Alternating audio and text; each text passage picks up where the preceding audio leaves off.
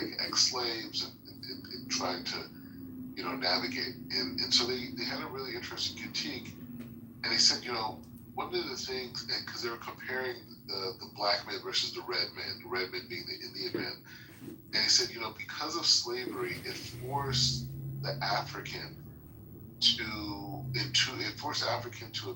achieve two elevations. One elevation was they were forced to master or attempt to master the market system, being industrious, being innovative,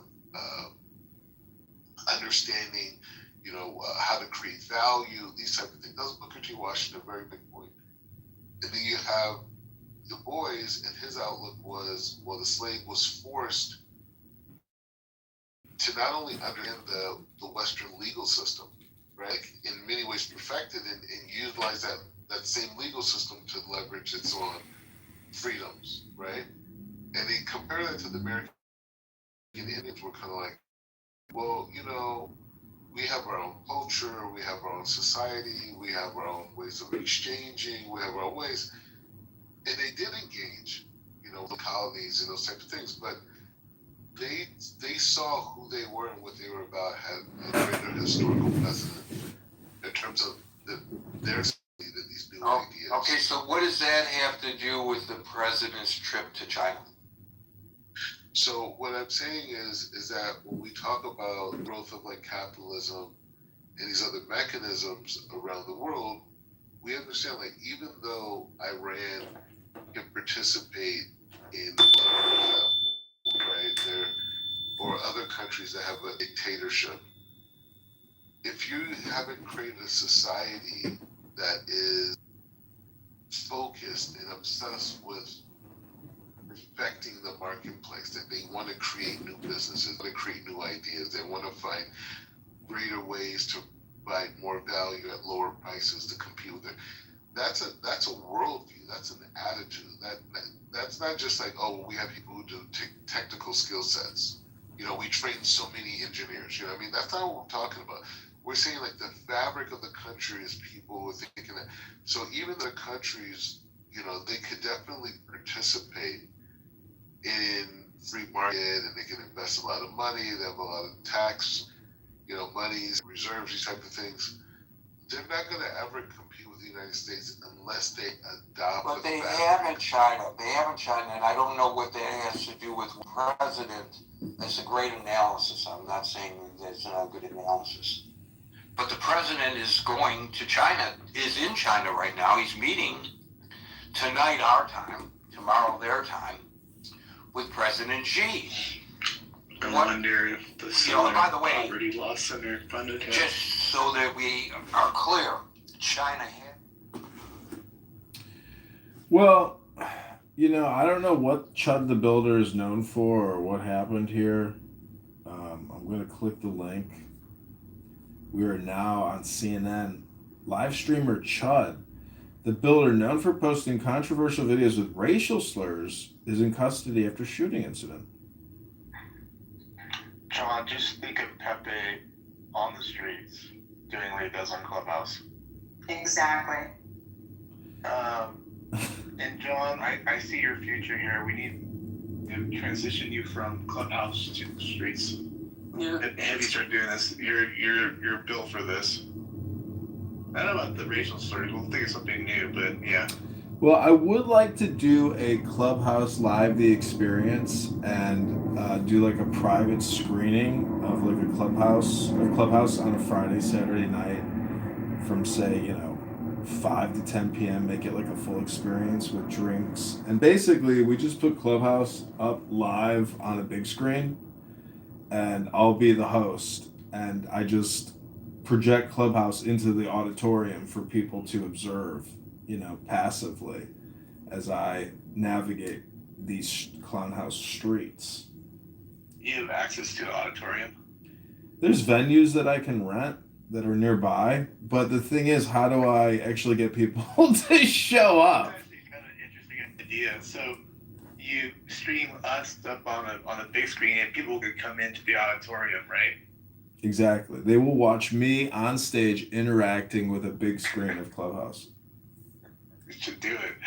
try to figure that out. I think people would find it entertaining because people will pop in and go, "What kind of, the public?" No. The whole thing is the videos that I'll create of the experience of people watching me interact with. So the whole thing is just to like film as many videos in the auditorium as possible. Is it like Science Theater 3000? Remember that? Exactly. It'll be like that.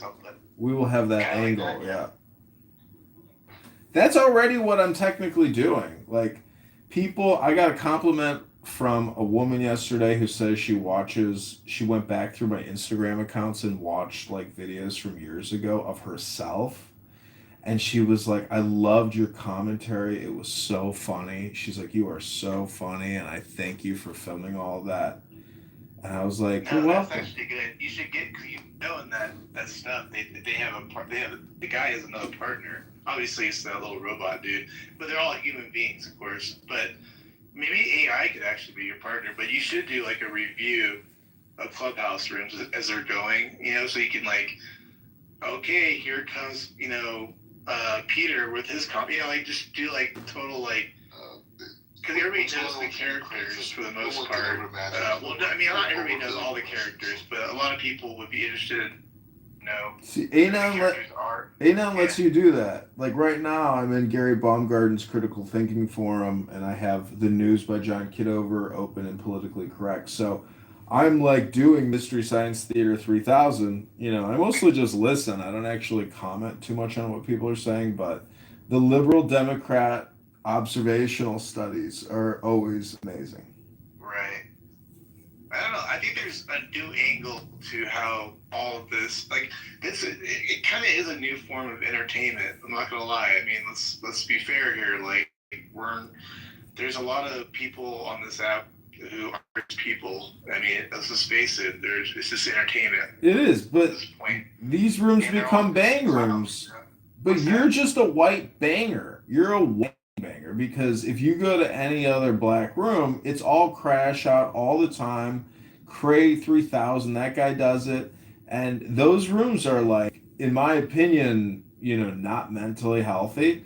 But if you can. The sound I hear John Woodley but it's huge. I am really impartial, I promise. You are not. I am just listening to you. But John is more racist, so. I don't know what you said. The gym. Call you racist. I think that's what he said. He just insists on that word strongly, and that makes the sensation. Still losing me here. Take it easy. Of those he loves. But yeah, anyways. John, you do need to work on some kind of. You need to totally reinvent media. I think you have a shot at it. I don't know what it looks like. I can see what you're doing. No, it's the Kill Tony tour doing what we're talking about. The Kill Tony tour and Joe Rogan and the Austin Comedy Mothership. They do these types of interactive shows. Nobody has like taken Clubhouse and made it into like a live show. It would be an experimental thing, and I'm willing to do it.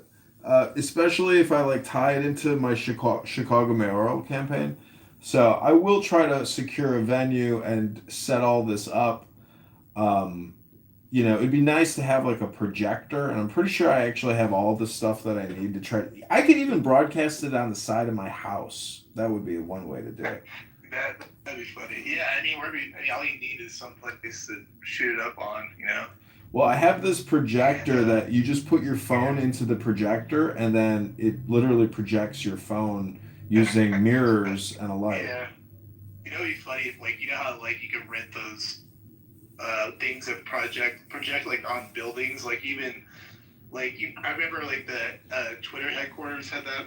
They had people projecting things about during the campaign, I think, but, obviously, or they were mad at him moving. I don't remember what it was. It was something to do with Elon or whatever. So if you were able to like project something on like the Empire State Building or some building, if you did Clubhouse onto that and like I don't know if you could do audio on those big building things. I just realized that. I don't even know. Yeah, I could have like two big speakers, Bluetooth. Yeah, I could do Bluetooth. Like I could have a big Bluetooth speaker tied to. All I need is two phones, the projector, and a Bluetooth, and then other cameras to record on tripods. I'm already doing this in my studio. This is the nice thing about doing it in an office is you just contain it all in one office and you don't do anything in the streets. You don't wait. You like, because in a way, this is like the really efficient way of creating media and content. But like, how do you 100,000 people? That's the goal, right? I mean, that's kind of the goal. I mean, like, just like you get like just a shit ton of people watching your shit, and just actually, if we're enjoying it, we're all still here. There's got to be a whole segment of people out there that just like that aren't tapped into this. You know what I mean? Well, the way to He has to start streaming. He has to like the Chad the Builder guy and all these guys. They're all on Twitch. No, the way to spam this out is to recruit and hire influencers, which is pretty much local hot chicks that have 30,000 to hundreds of thousands of followers, and get them to actually project and spam and film and publish all this shit, which a lot of them probably won't do. But if they get paid to do it, guess what? You can't. They do it. You can't like on Twitch. You can't use the N word, right? Like, so that's the thing. Like if you had Pepe on the stage, like you would just get banned eventually, right? Is that how that goes? I don't even know these days. Maybe he could bleep it out. Have like a No, you can't bleep this stuff out. It's too toxic and it's too annoying and actually when I hear Pepe talking now, if I'm in another room, I run back here to my main recording studio and I actually turn the volume down and put something else on because personally, I'm just sick of hearing him, and I don't want to record him and keep publishing him because I think a lot of people know that I'm recording, and they actually step up their activity when they know that I'm recording. They get you in trouble too. Like he's using rape lately a lot, so it's like that gets like really. That's true. Yeah. Yeah, you can't. I mean, to me, that's just. I agree with Edward last night on that. I'm like, dude, you gotta like just chill out on the raping thing. It's a little weird, but I can see how he can. Just a little. I mean, he says he wants to kill hitchhikers and rape them in his van. Like he says all kinds of fucked up shit. Yeah. Well, he's type A, like, in the like Reddit, 4chan, dark web, Pandora's box, and so He says he came from the neo-Nazi streets of Discord. That's where he's from. The white trash Nazi ghetto of Discord. That's where he came from. That's where he was grown. That's his mythology and his backstory. yeah, they mix in with a lot of incels, and then that's what they fall into. Like, rape becomes the thing that gets them off. You know what I mean? Like that. It replaces all the other joys of vices. Yeah, I get it. Yeah. So I don't know what you do with that. I'm sure it's just all for entertainment purposes. It is all for entertainment purposes, but the sad thing is, I think the way that everybody talks and sounds and acts is really who they are, or at least who they're projecting who they are. And if that's what you're projecting all the time, well, Jesus Christ, you are one unattractive, unappealing, obnoxious, horrible, to quote Acek, horrible, terrible person. Hello? Putting him because you could get him into a lot of trouble. Yeah. He hasn't done it. That's why BB so attracted to him. Yeah, BB likes it.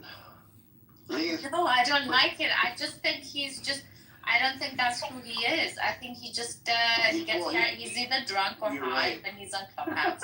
Well, no, and you're then absolutely he right. just says things for entertainment you're right. value. He admitted last night he doesn't do this, and like he's a completely different person on the app than he is in real life. So there you go. You got your answer. Both you and John. Information technology protection. Essentially, stop the Chinese from stealing our tech. I think all of those things would be a win. So I'll just leave it there. Thank you, Marshall. We'll go now to Mansif, followed by Moran. Hey, thanks, Gary. There is not a lot of patience from this visit, as from all the analysis I read. The U.S. actually needs China right now more than China needs the U.S., and that's not a good position to go into a summit or a meeting and expecting to win. So the best case scenario that Trump can consider a win is to get China to buy more of our agricultural products, soybeans and all that stuff. But it's not like from what they were before. Selling soy to China has been a very great business until Trump came and destroyed it, starting with his first presidency, and then with this presidency with the trade tariff wars and all that. Our export to China from soybeans, anyone that can look this up, has been on a steady decline to the benefit of other countries. Anything that we don't sell to China, they turned around and made other markets that benefited from the horrible relationship that we had with them in this particular field. Brazil now is the main supplier to China. So if we only get back at 70, 60 or 70% of what we were selling them in the past, that would be considered a win, believe it or not. But that's something that we always talked about, Gary. You destroy something and then, you put up a fire, and then when you show up and start, taking it down, you declare it a win like you put up a fire, forgetting that you're the one that started this whole damn thing. So, the delegation this time, the business delegation that there's a lot of talk about is much smaller than the 2017 delegation that went to Beijing. There is this view of the whole world that Trump is stuck in what he's doing with Iran. We don't know how to solve that crisis. Every single thing that we were. That's possibly the situation. Listen, I just want to say, BB's like. You put the link system in the chat. BB is like, I could get Pepe in trouble. Well, I'm not trying to get Pepe in trouble. And the fact is, if Pepe gets in trouble, it's not because John Kitover got Pepe in trouble. It's because Pepe got Pepe in trouble. Hello? Yeah, but sometimes people come on this app and for whatever reason they have the right to crash out from time to time, and it doesn't mean that we should somehow. Okay, where's Mr. Edward? Where is Mr. Edward when we need him? Because you know what he would say? Am I in the Matrix? Personal responsibility, guys. Personal responsibility, guys. You know what personal responsibility is? That's right, personal responsibility, guys. The government isn't coming to save you. Personal responsibility, guys. Guys, I control my life, and that's it. That's a more perfect union. Lima, will you play one of those, please? Oh, what did you want me to play? In the chat, there's 2 links. Has not been established. Play this. He had this great. He always kind of comes up with this thing, bombastic stuff like this is the end of the world, and if by tomorrow at noon you don't do this, you're going to be obliterated to the Middle Ages. And then 48 hours, yeah, I guess we're going to take another look. We were told that the U.S. Navy ships are going to finally open the strait. That whole I did for, I think, 24, 36 hours, and then we're back to Silence. Beautiful child, stand us on the dragons of the deep. I invoke by thy name of Apollo. I invoke.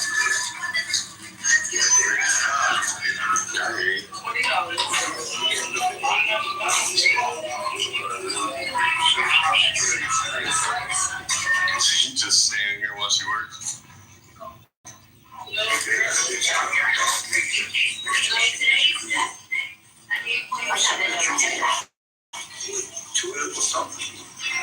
Am I 12?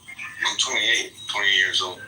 No, I was asking your age. I was asking you 12. 12? Isn't that a number like 12? Hey, watch this. Hey, homeboy. Hey, what is 12? I don't speak Ebonics. Oh, so you know who I am. Yeah, back the fuck up out my face. That's what I thought. Posture up. I really hope you want to. You want to step outside? Come on, nigger. Let's go. Oh my God. Come on, nigger. Yikes. Batteries and all that shit. So we quickly scrambled, went back. I was like, oh, okay, we'll do a truce. And it's been like, I mean, they agreed on a 12-month truce, which, with this visit, there's an expectation that the truth will be extended. So this is, again, what I said before, it's getting back to how things were before. And then when they say we're going to extend a truce, and the tariffs are going to be lower, and China's going to keep selling us their rare earth minerals. This is how things were before. We destroyed it. We're going to fix a little bit out of it, and we're going to declare victory that we did it. So, there's not a lot of expectations. This is how I see it. This is how a lot of geopolitical analysts see it. I listened to a lot of news today from Europe, and people are actually laughing. Literally, news people are laughing at us. I mean, this is saying this is not the United States that we are used to, that is expected to be the strong power.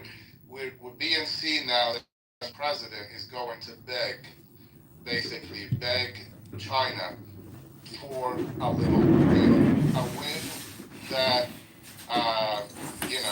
like I said, is please let us get back to where we were before.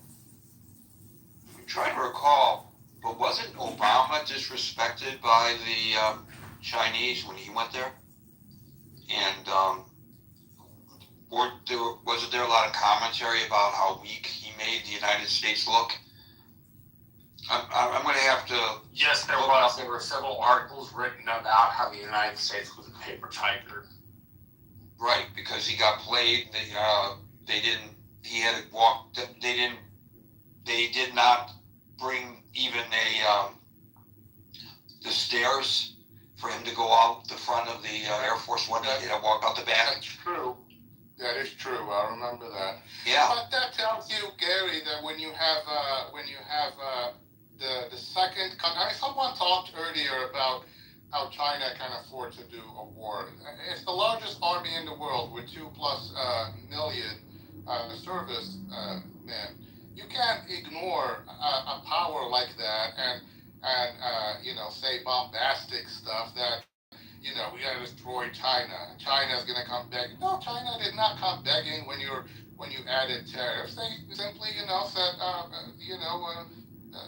fuck your, sorry for the whatever, buying soybeans from farmers. U.S. farmers declared bankruptcies or whatever. The United States ended up paying $29 billion to support the farmers. China won because they got their product elsewhere. We ended up, we ended up paying the price for that. And you just, that's not very, there is no diplomacy in doing radical stuff like that. So yeah, China is we love the United States. China is a formidable, adversary. Minimizing their power and hegemony on the world or whatever is only make us look, like fools. Well, they are trying, as was expressed earlier, and not just in Africa, but in Southeast Asia in particular. They have been trying to expand their influence. I'll use this example. Expand it back into traditional Chinese areas, places like I think Vietnam and Korea's would be specific. Oh, absolutely. All the way to Central America, Gary, and all that. I mean, all the ports in the world. I mean, that's been Marshall talked about it and how they do in Africa and all that, and how they, control the seaports, the infrastructure, how they, and they go build those hospitals and bridges, Marshall, and they don't even employ the local population. They bring Chinese people to work there because they want to employ their people. So, sometimes you gotta look at your adversary and not be foolish in thinking that you're just that you just had them before you actually do. Thank you for that, Monsef. By the way, I mentioned very briefly earlier that there were the leaders of our high-tech industry participating in this summit, and William was kind enough to list the names of all of them, and they are all posted there on the main chat if anybody's interested in seeing who is there with the president. I thank William for that. Moran, followed by Daryl. Hi, Gary. Hello, everyone. I understand the passion that Cartman displayed, and it is true that any form of anti-Semitism and anti-Zionism is abhorrent, but it has nothing to do with our China policy. And our China policy, if anybody has read anything from any reputable think tank, is the main strategic challenge to the future. If anybody reads even the Chinese writing, they know that's what they're planning. Their plan is to challenge us in the coming decades. So what we should be paying attention to is what CCP is trying to do, what sort of strategic challenge they have, and the main important thing, if anyone PTRs, I have replaced a map of Southeast Asia instead of my photo, and we see the first island chain, which starts from Malaysia, Philippines, goes through Taiwan and Japan, and the second island chain, which is further away. This is a plan to control and maintain Chinese expansionism, CCP's expansionism. If you read the military plannings that the Chinese have, their own writing, all their military is planning to break through this chain. And right in the middle of it is Taiwan. If you see right there is Taiwan. By taking over Taiwan, you're basically breaking the first island chain, protecting us from Chinese expansionism. This is what it's all about. I mean, if you look at what they're planning to do, that's the main important thing we should be thinking about. So this is something for the next decades, and it has nothing to do with any other policy that we may have. Now, going back to the question of the room, what is a win? Well, as Marshall said it, I agree, and I think Gary mentioned it too. The most important thing is to manage the trade tensions we have with China. That's the most important thing, without giving anything about and if we get a plus, if we can have the Chinese to help us managing Iran, that would also be a plus. Again, all of this has to be done without paying anything about Taiwan. And everyone is kind of scared because we all know the president is the man who can go off script. And we're all worried that, the Chinese, if anyone paid attention when he arrived, the Chinese put on a big show, sent their vice president, and as you guys said, Obama didn't receive this treatment because they know how to treat this president to get something out of him. So what I'm hoping, and everybody's hoping, that the president can not go off script, pay attention to our strategic plans, and not give up anything on Taiwan. But if in the meantime he can manage to ease the tensions, trade tensions, and get some help on Iran, that would be a win. And that's all I have to say, Gary, and thank you for your good rooms. Thank you. Of course, the problem he has with that is that he said he's hoping to get some help from China with regard to Iran, and then he backtracked and said, no, we don't want their help. We've got it well in hand in Iran. And so, is it a win if he gets that help, or is it a loss? Because he said, we didn't need it. I guess no matter what, this president has shown a remarkable ability to declare victory no matter what. So I guess it would be viewed by him as a win. I don't know whether we would view it as a win. I think so. I think if we can bring an end to the war in a manner that resolves the nuclear weapons issue, really resolves the nuclear weapons issue, I don't really care who gets the credit for it.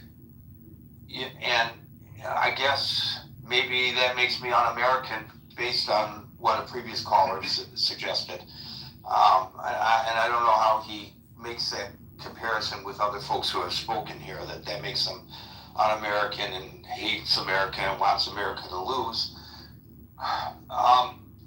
Because I thought that was the goal, to eliminate the nuclear weapons. I would like to see the goal to also be the removal of that regime, but I don't know how that's even in the cards anymore. I think that was overly optimistic when that was suggested by this president. Thank you, Moran.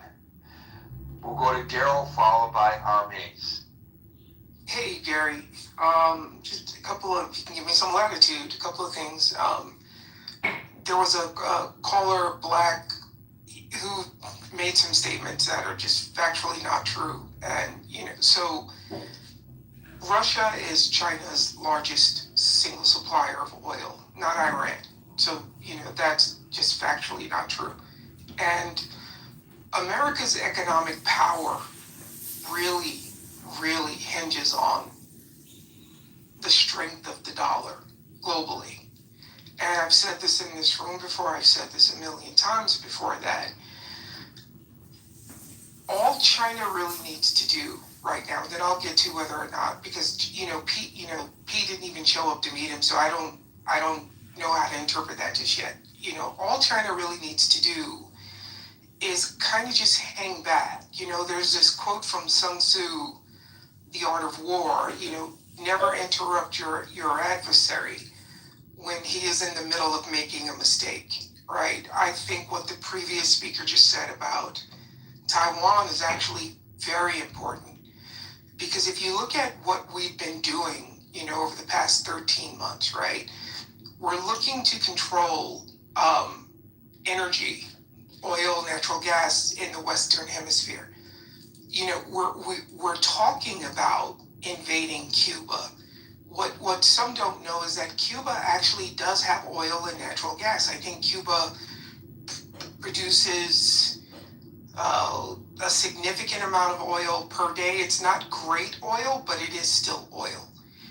And if you were to look at this from a perspective of like global geopolitics, right, and just hemisphere control, if the idea is that OPEC nations, because I don't know if you saw yesterday, but Trump basically said, screw OPEC, right? So, which I don't think was bright. I think he has no filter.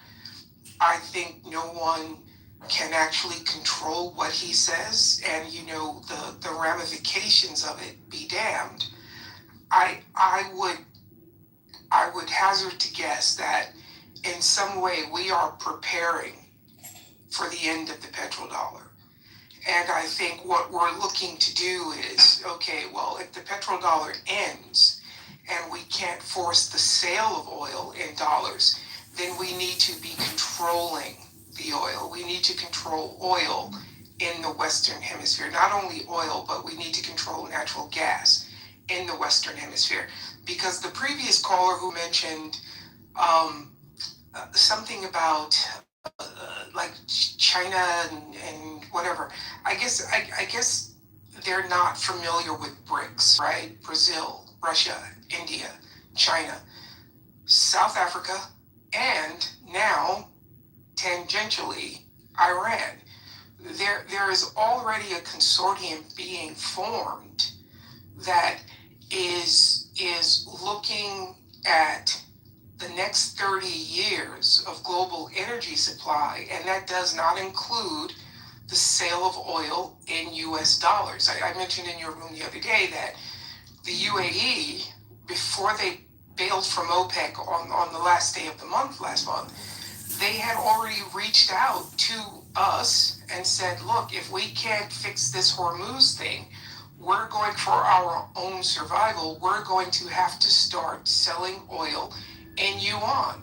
So that means that playing card is now on the table, and that playing card is also now on the table for the other OPEC countries. So all China really needs to do is kick back and watch how this progresses. It's very important I think more and more people are going to start to realize this as our economy really tanks. And again, I think China doesn't have to do anything but hang back because they are the world's manufacturer. And I think Trump taking these tech execs to China was probably the best thing he could have done because, like a previous caller said, he can't get in a room and talk this stuff with these guys. He needs Tim Cook and Musk and all these other guys because the future is going to be about rare earth minerals. And that means the future economy is going to be based on rare earth minerals. And China controls a significant amount of rare earth minerals. And if they were to go into Taiwan, then it's going to become this, okay, you have the oil, we have the rare earth. I don't see any scenario where there's actually a conflict, like a kinetic conflict with China because it's just not necessary. To the question of what is a win?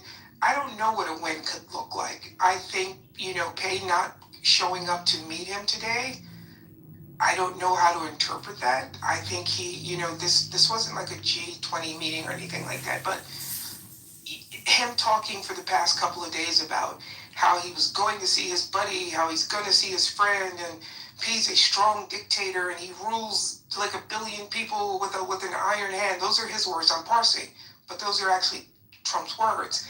And he shows up and Pei doesn't meet him.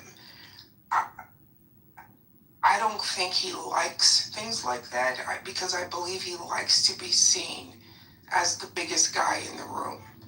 But hopefully the smarter guys that he took with him are focused on the future of business with China. So the New York Post, which is not adversarial toward the president, their headline is, China made a revealing choice in its airport greeter for Trump in Beijing. President Trump arrived in Beijing without a tarmac greeting from President Xi, but the apparent snub was actually an upgrade from his last welcome in 2017, according to an expert. That's the way they're spinning it. It's actually quite revealing from a protocol perspective, said Isabel Vladoy, founder of the U.S. Institute of Diplomacy and Human Rights. Xi Jinping did not personally greet Trump at the airport in 2017 either, but this time Beijing noticeably upgraded the reception by sending Vice President Han Zeng along with both ambassadors and senior foreign affairs officials. He does appear with a grin on his face, but I think you're right. This is really not what he probably anticipated or wished for. There is a red carpet. So it's a massive upgrade from the way Obama was treated. And it's a way of taking a dig at someone who you know has a massive ego, who probably wanted the press and the photos of him being met at the airport by another head of state. I'm a head of state, he's a head of state. He's a dictator. I don't want to be a dictator. This is how I want to be a dictator. I'm being facetious, Gary, so don't hold me to that. I'm simply saying these are the little things that get under his craw, and I think China knows that. Thank you, Daryl. We'll go to our Mays, followed by Andrew. Good evening, good afternoon, everyone. Gary. This is, I gotta laugh. When I look at that, for Trump, what constitutes a win, I think he's going to do what he did in the Middle East. He's going to try to figure out how he's going to make money. It's got nothing to do with the U.S. He's looking out for himself. And China knows that. China knows that all they have to do is stroke his ego, and they're going to have Trump in his pocket. Thank you for the mic, Gary. So that's an excellent perspective with regard to, or analysis with regard to the Chinese perspective. But what about from the U.S. perspective? What can the president come back with that he can declare a win? Well, I think that if he had some kind of agreement with China that that they were going to help manage Iran or something along those lines. I think that would be a win for the country. Okay, thank you, Armaze. We'll go to Andrew, followed by Jerry. Good afternoon, Gary. Can you hear me okay? Yes. Sorry about that. I was managing the room and couldn't grab the microphone. Yeah, I'm not sure what would constitute a win. I don't think it really matters to Donald Trump. He'll sell it as a win, whatever it is. I think, with the tech bros going over, that could possibly be a good thing in terms of investment flowing that way to some degree. But I just want to point out that when Donald Trump went there in 2020, I think it was January that year, he came away with 3 or 4 MOUs, memorandums of understanding. One of them was for $200 billion. One was $78 billion for West Virginia, I believe, which is more than their GDP that year. And that was for power and gas and some other issues in West Virginia. But really, what the proof is always in the pudding. And unfortunately, those memorandums of understanding, the real investment has fallen much, much shorter than what was to be understood. So if he comes away with those again, he may waive them, much like Neville Chamberlain waived his little paper in coming out away from Berlin. But if they don't follow through, then you're stuck with nothing, really. And China's not a reliable trading partner. We've noticed that here in Canada over the years. They retaliated against us by kidnapping 2 gentlemen, 2 Michaels, as they're famously called here in Canada, and held them for over 2 years in prison in retaliation for us holding the telephone executive lady, I can't remember her name, in Vancouver at the behest of Donald Trump and the administration for violations of whatever trade rules that she was accused of violating. And then, of course, they tacked on canola as a bargaining chip as well. So they're really a tough nut, China is. And I'm not sure what you can expect in real tangible results. That will bear out, I suppose. But I do believe that whatever he comes back with, he will pronounce a win on that. So, thank you, Gary. Thank you. I think it was Gerald that was talking about how the president may view with admiration the way Xi runs his country.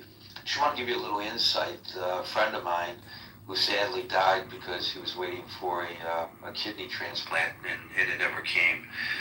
He was a longtime correspondent, U.S. correspondent, foreign correspondent in China.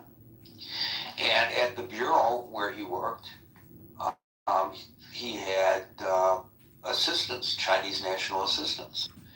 Well, the assistants came from a pool provided by the Chinese government. So he had no choice but to hire minders. And they didn't do their jobs and didn't try to arrange interviews and act as fixers, as the saying goes in my business, where a local will go and talk to folks and try to clear the way to get you in for the interviews. Those are called fixers. They did their jobs, but their other job was to report back everything that was discussed in the bureau, all of his movements. If he wanted to travel outside a certain radius from where he was located, he was forced to get a permit from the government, and the government would, they accommodated him by providing him a guide. Well, obviously that guide determines who he could see, what he could talk about. The people who are talking to him mind what they say very carefully because this so-called guide is there in the room constantly.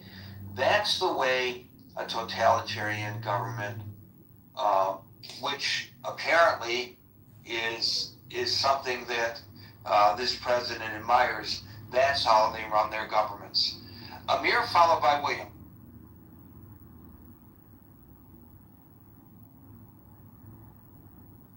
Amir, yeah, you're up. Oh, okay, thank you. Thanks, Gary, for the opportunity. Probably I'm just going to echo some of the sentiments that's been expressed already. What constitutes a win for Trump? I think if Trump could convince President Xi to pull the plug on the regime in Iran, that would be a massive win for him. But the question is, what kind of sweetener would have to be dished out to President Xi to convince him of that? Now, the fact that a whole host of tech giants are accompanying Trump, it could be that the sweetener is actually to roll back on some of the tariff wars that's been going on. I don't know the exact details of that because I don't live in the US. But perhaps to shift some of the even manufacturing that was pulled back, maybe not too technologically sensitive, but more of a less techy manufacturing to help with China's unemployment. I'm just thinking aloud here, really. But the jewel in the crown for Trump, I think, is to sort out the situation in Iran. He would be able to, he would probably stretch as much to achieve that and to get Xi on his side on that. Can I just say one thing? I think someone mentioned the relationship between China and Iran. I think a lot of people have got that wrong. From what I understand, it's a pretty one-sided relationship and it's all in favor of China. I know for decades they were milking the cheap oil, obviously because of sanctions. And of course, in place of that, they would just ship over, shall we say, second-rate goods and some military stuff, of course. So my point is, there is no real strategic relationship between Iran and China would be willing to, given the right price, to drop Iran. That's what I would imagine. So I would imagine the right price would be another source of oil, and theoretically, Amir, that could be from Venezuela, and theoretically, we've seen these pranks where titular motherfucker walk up to a man and a wife at the grocery store and grab the wife by the hands and try to mac on her in front of her husband just to see what her husband does, right? Those type of pranks. Though I don't appreciate that type of shit because I say, hey, if they get whooped, then hey, that's what the fuck they deserve. And I've been saying this shit for a few years.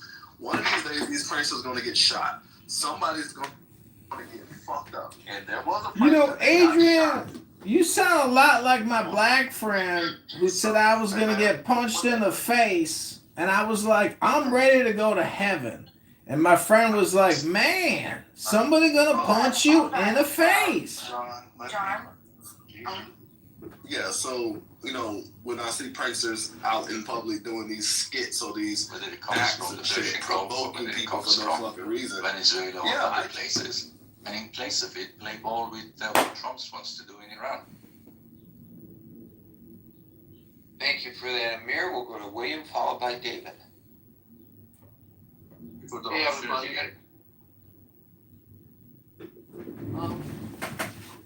Is an adversary of the United States in East Asia. China is hemmed in by the first island chain. That's been a long-term strategic structure of American national defense, which includes Okinawa, Taiwan,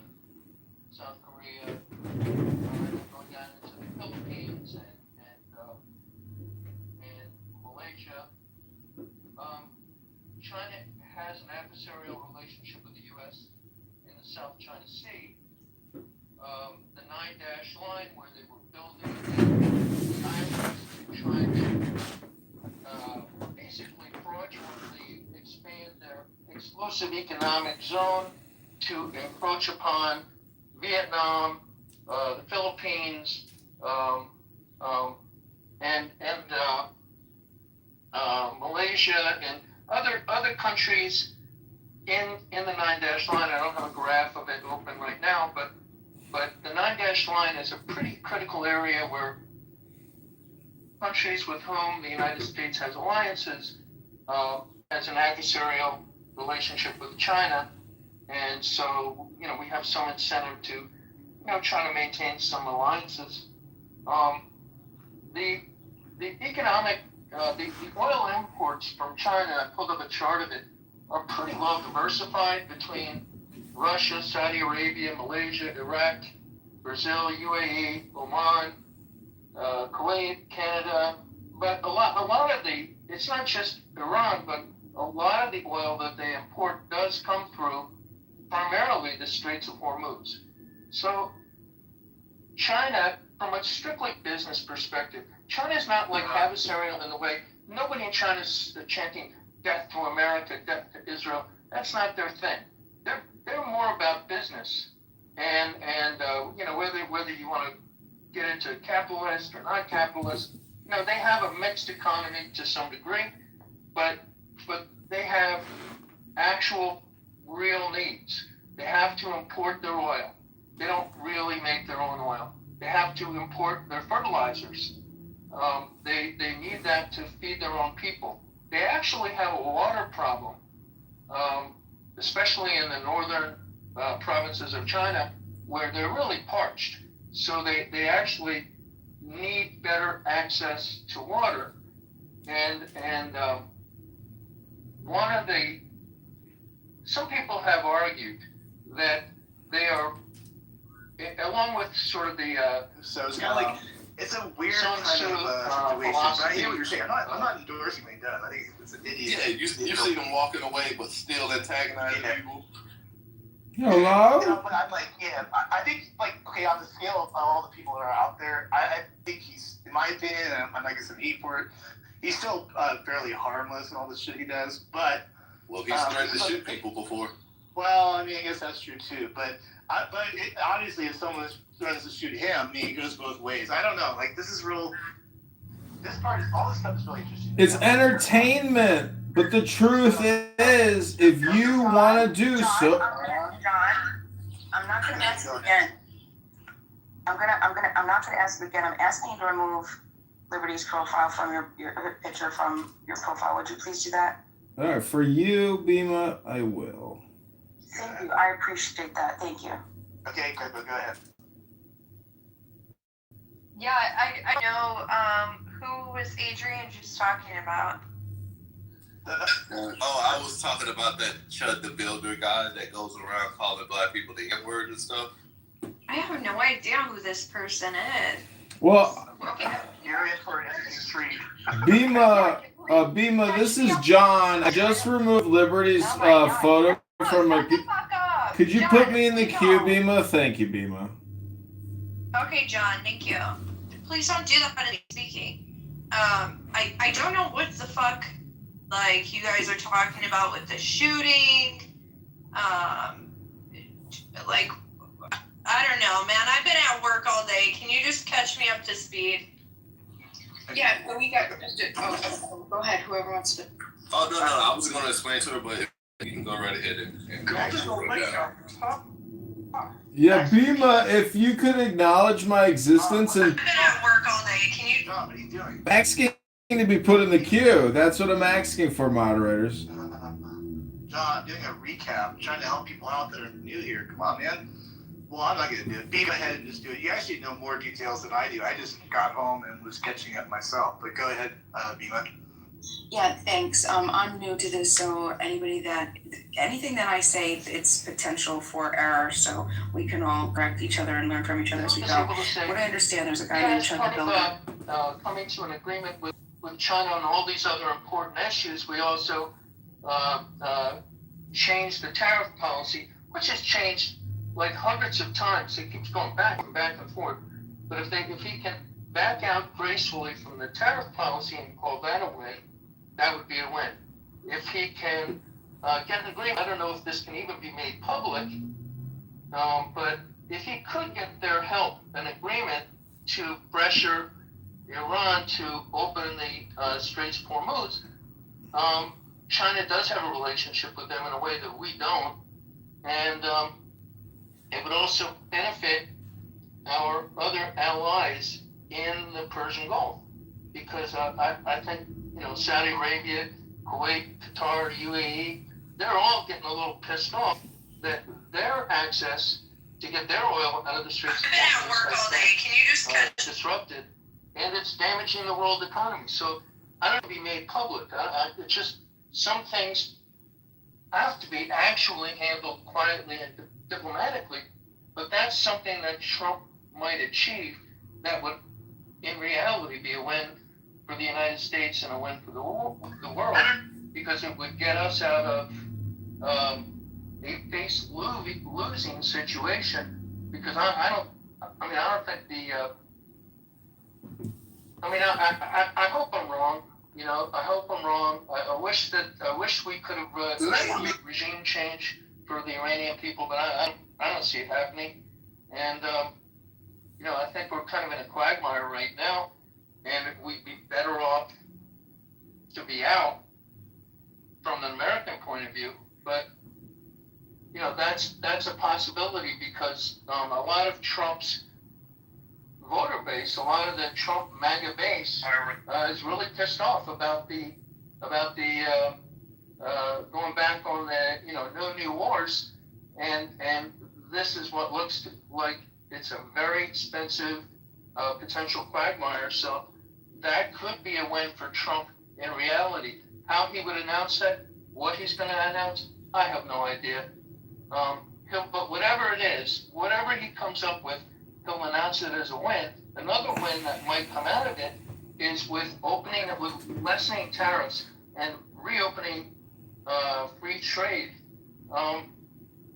He's got all those really confident tech guys with him, and other captains of industry, somebody from Visa, somebody from various banks. That's something that can open opportunities in a way that Trump can publicly declare as a win that would benefit our economy.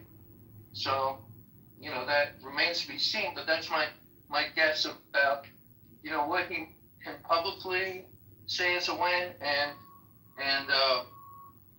what is privately maybe going to happen that we're not going to know about right away, or maybe we will. Who knows? Because Trump is pretty impulsive.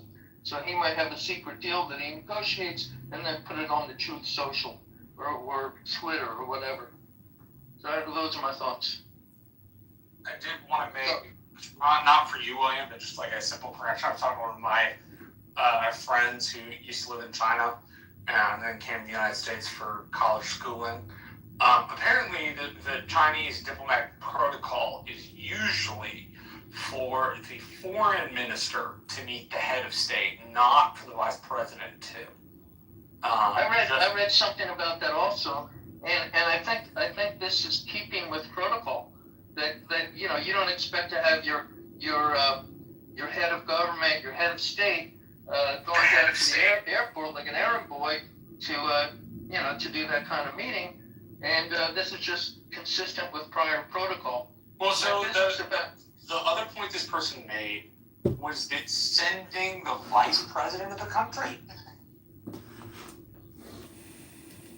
And if you decide to, reach out your arm. Hey, Coco, I hate to interrupt, but moderators, if you could put me in the queue, thank you. You're in the queue, John, right after Coco. Jesus, why do you keep doing this? I was next. Oh, wait, sorry, John was waiting. Go ahead, Coco. It's just really annoying, John. Honestly, bro, you sit at home all day. I just got on the app. Can you chill? No, So, just yeah, I was like gonna if say, I'm like, actively engaged in activities with you, just yeah, tell me what's up. even Like, if I don't went and conceal I things from said me. just a bunch Because of that's when egregious, problems really start nasty occurring, and I'm not there to be comments in manipulated. public, Concealing is like in not my just state, like you know, what point do they need to tell you this just out of nowhere? You know, fuck your Versus mother, like you're a bitch, you're I guess what I'm saying is I'm choosing to be more of a hermit than to like meet more people at 43. Like I am more discriminating and discerning, not discriminating in terms of race or sexual identity or political identity. You know, if I ask a liberal, hey, because you know, decided I'd to like to start take with to the physical dinner violence. and give you a And gift. from what Do you you know have what told the me, number is on random what is guy, the gift like? And then what do you want? Guess what the number one response is? You know, well, you went way off the question because I asked if it matters to you. You said no. Just want to be transparent. But again, if you have a friend who is now, at what point does he need to mention that he's gay if he happens to be gay? At what point should he just say it out of the blue? No, I would never expect or request anybody Yes, to disclose something like that. It's just I mean, these are I'm like just there's a saying that difference like between you morale know I and legality. appreciate transparency. I never actually ask any details about somebody's personal life. Like I just don't care because I'm with that person for specific purposes, which is to like meet women, to have fun, you know, to be artistic, but not gay. So I don't know, that might change things around if whoever's representing. You know, a woman at the bar the other day who has a husband, she was accusing me of being gay. And I was like, well, if I was gay, you know, I'd be upset about what you're saying right now. But since I'm not gay and confident and happy, like, you know, very funny. Ha ha. Hee hee. Can you touch your toes? Can you take a deep breath? And all I'm saying is when you look at my hairy armpit, because my armpit looks just like that, you know? Do you think that I mean, I could take a photo right now and you'd be like, yeah, we can't tell the difference whose armpit that is. Maybe you could tell by my muscular, physical excellence. What was the point of putting that picture? Do you think you were calling Liberty out or something? Nah, she kept telling me to adjust my PTR, so I just screenshotted the pity. Not out of like mockery, but just like, you know, hey, look at that pity. Because pits. You know, does anybody here ever get skin tags on various parts of their body? Because I recently had a skin tag on my pity, and I picked it off. Yeah, skin tags are gross. Like, do any of you rubber band your skin tags go to the dermatologist? Like, I've tried to see a dermatologist for so long, and it is so hard to see a dermatologist. It's like impossible. I've been waiting for this. I have a question. At what point I've been saying, okay, we're waiting for this guy to either get shot or shoot somebody. And sure enough, it happened, but I was hoping for it to be on screen instead of just sound. Matt, hold on. I have a question. So, let me know if I get the series of events fucked up. So he comes out of the courthouse. You see these people pointing or saying something about him. He approaches them. Starts the dialogue. And then soon after that, an altercation happens. Because he's walking away, and then an altercation happens. During that altercation, he pulls his weapon and shoots someone. Not only shoots someone just else, like if but I'm he shoots actively himself. engaged in activities with you, just tell me what's up. Like, don't conceal things. If I'm actively engaged, that means he had his gun on him when he walked out of the courthouse or was in the courthouse. Exceeding. How the fuck did he have a gun in the courthouse? You're feeling Did they allow him to have a gun in the courthouse? I just don't know what maybe he's so angry. infrared is versus any other sound. No, it's the cheaper version. It's the cheaper version of the song because when you heat the song, it takes tremendous amounts of gas or electricity, but the infrared is its own heat source. So, in my opinion, infrared thriving. When he left, they gave it back to him. I mean, that could be. I'm not discounting your thing. I mean, what you're saying is they let him into the courthouse with the gun. That would be problematic. I'm assuming that he had already had his gun on him when the altercation happened.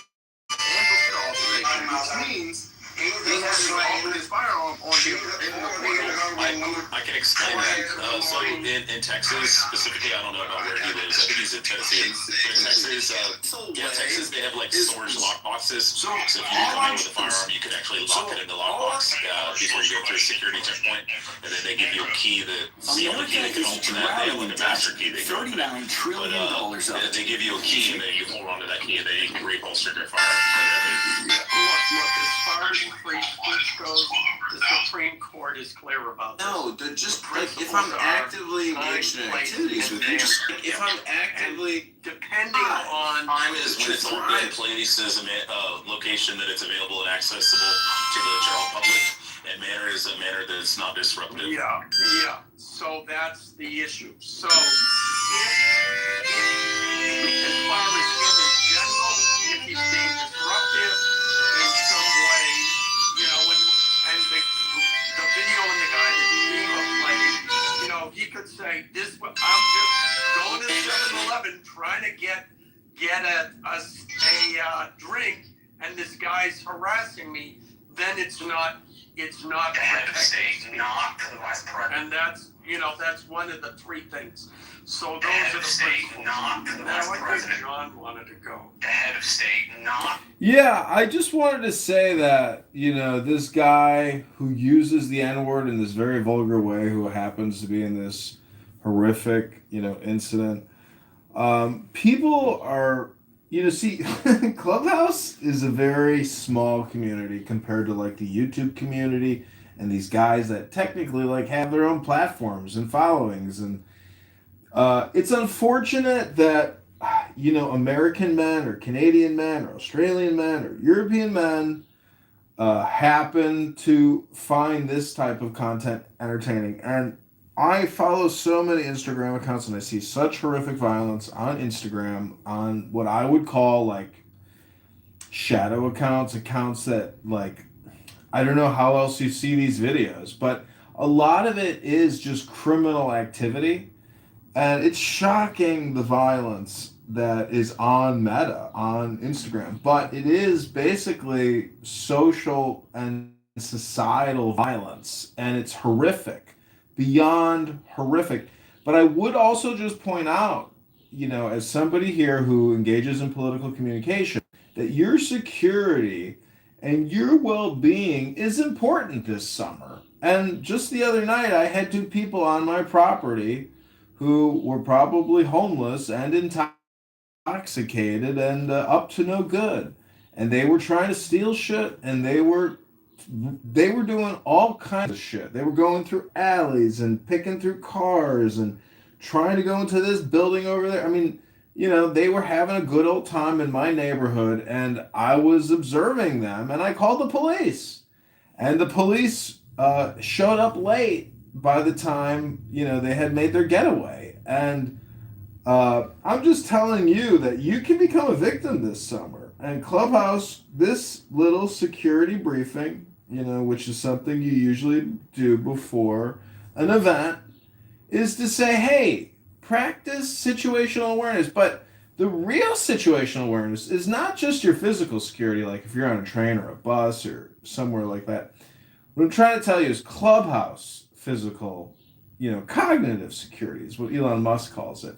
And in my opinion, listening to racist, vulgar, profane hate speech for days and weeks and months on end, to me is a waste of my life, my existence.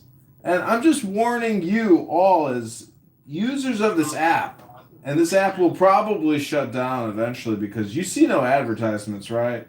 You see no like real subscription. I mean, let's just look at the pluses in here.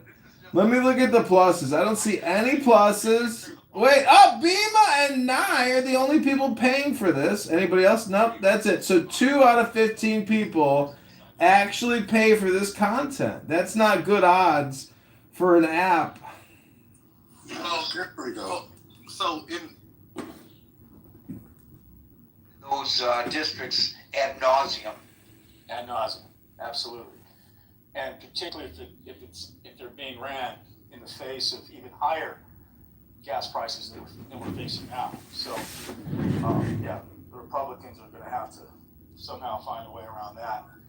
But Gary, the win here also, I think, is involving, can China bring Iran to heel on some level with our military and our economic might? Can China carve out enough of a win with us to do Trump's bidding backdoor wise and try to help everybody save face here? Because, buying that much oil, that deal that they cut with Iran would absolutely go up in flames and be one less oil source for them. We saw how we kind of checked them on Venezuela. So, I know China's got a stockpile of about 4 months of reserves that they're sitting on. That gets burned up really quick. We've got a massive economy like theirs to churn. So, I think Official proceedings are in progress. We'll wait for This those. applies regardless of whether you have a handgun carry permit or a carrying under Tennessee's permitless carry law, which allows eligible adults 21 and older to carry handguns openly or concealed in most other places. So whether they have lock boxes or not for you to put your firearm in, you can't bring that motherfucker in there regardless. Period. Full stop. Yeah, but under Tennessee law. Yeah. So back to the observation. How the fuck did he walk out of a courtroom or enter a courtroom and get into an altercation with someone outside the courtroom and produce a firearm? Where was that firearm the whole entire time he was in that courtroom, in the courthouse? Good question. So, because he didn't go to a vehicle and retrieve it, he got into an altercation after he came out of the courthouse.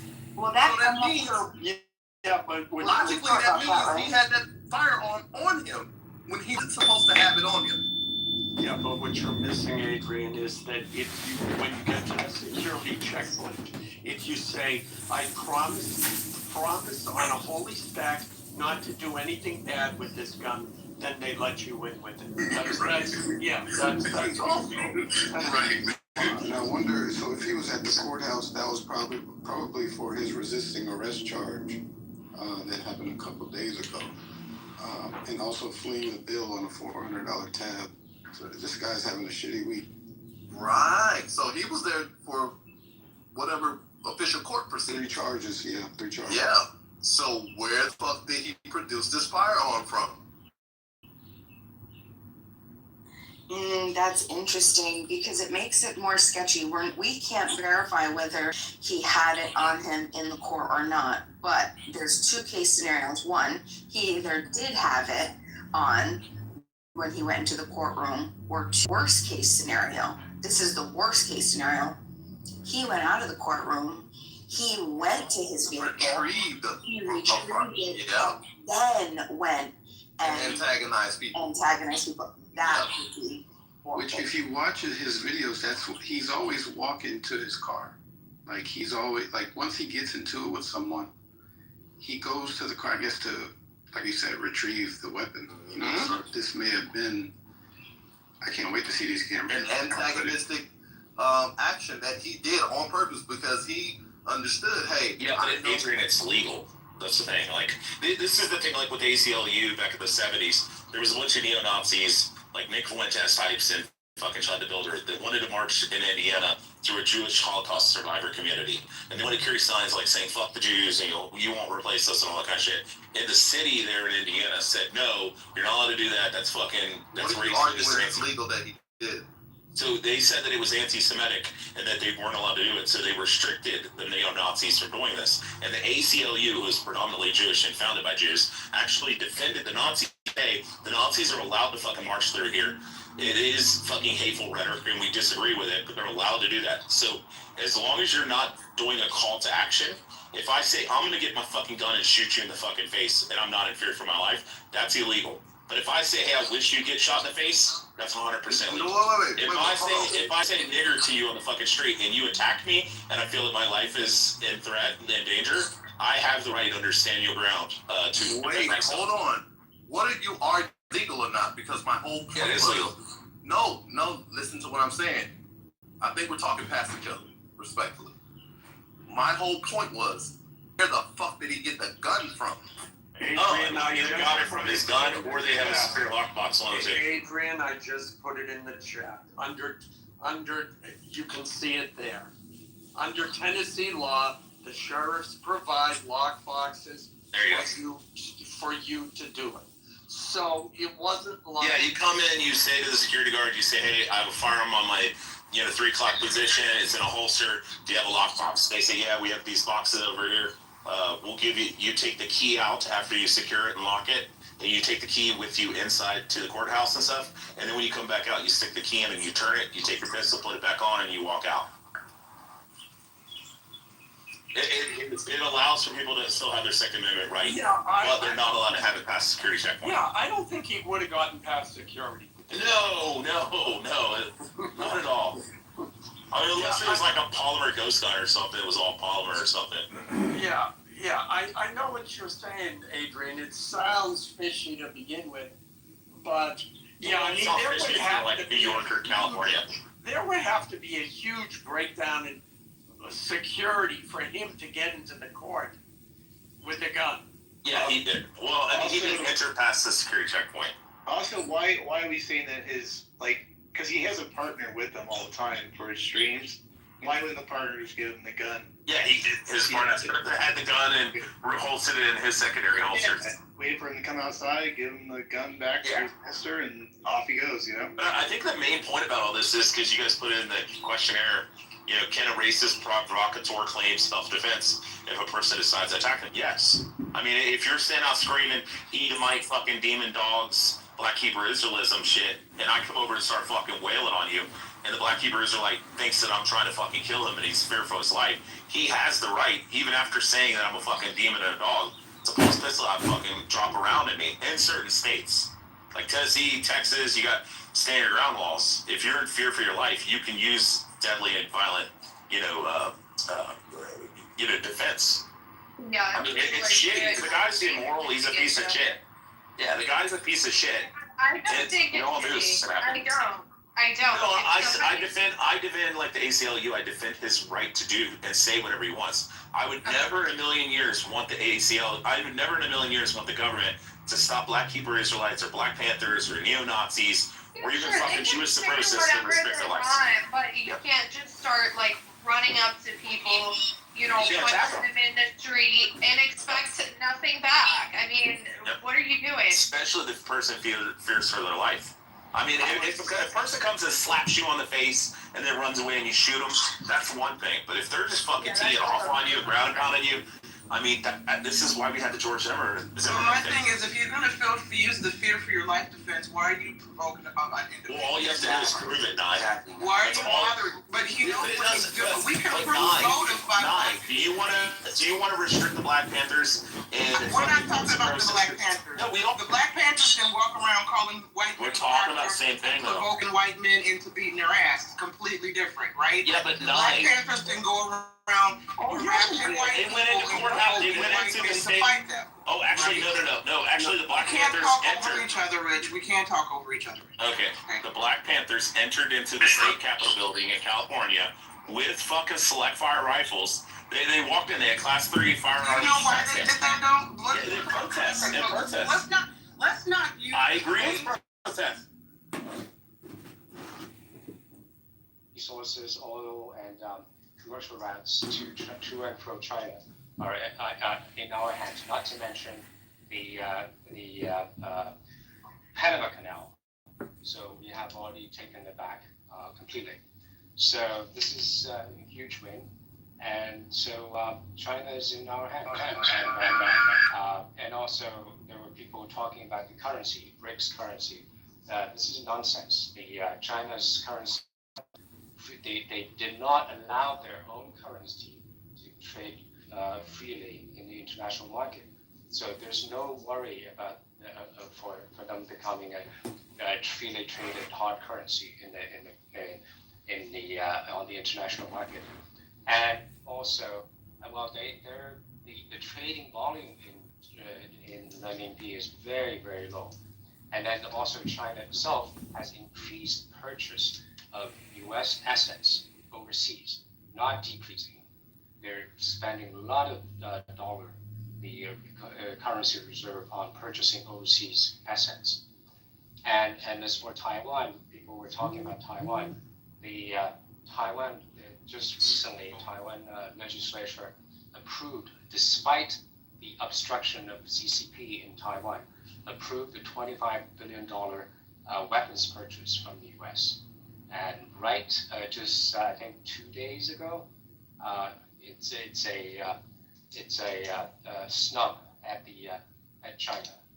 Just 2 days before Trump's trip to China. So we have a strong hand, and President Trump's trip to China is a victory lap. I'm done speaking. So Hansen brings up a very important point that heretofore on this stage has not been discussed, and I have to acknowledge with my overabundance of listening to the pundits talk about this trip is also, I haven't heard it, maybe some people have heard someone suggest this, but it is absolutely true that 90% of Iran's oil goes to China. 90%. So, in reality, what's going on with Iran, I know it's a global market. I know it's sold as a commodity. But the reality is that China is in a whole world of hurt over what's going on right now. Exactly. So they have an extreme vested interest in, the topic of the room is not what would constitute a win for China. Well, it could be, but it's implied that we're talking about for the United States. But you bring up an excellent point. What would constitute a win for China? And that would be getting that oil flowing once again. And I think they're at a position probably right now when this is a critical question for them. So, we've discussed before the threshold of pain that Americans will endure is very low as compared to other nations. And we're crying about the cost of oil and the effect on the economy. And I think rightly so, people have reason to be concerned about that. Yes. But I'm not finished. But I'm not finished. But that being said, the pressure on China right now is immense. 90% of their oil cut off. So, we should probably expand our view of this, and it's a little late to do that now, on this stage, but I'm just saying that we should collectively expand our view of this and try to look at it from the Chinese perspective. What do they need to get out of this?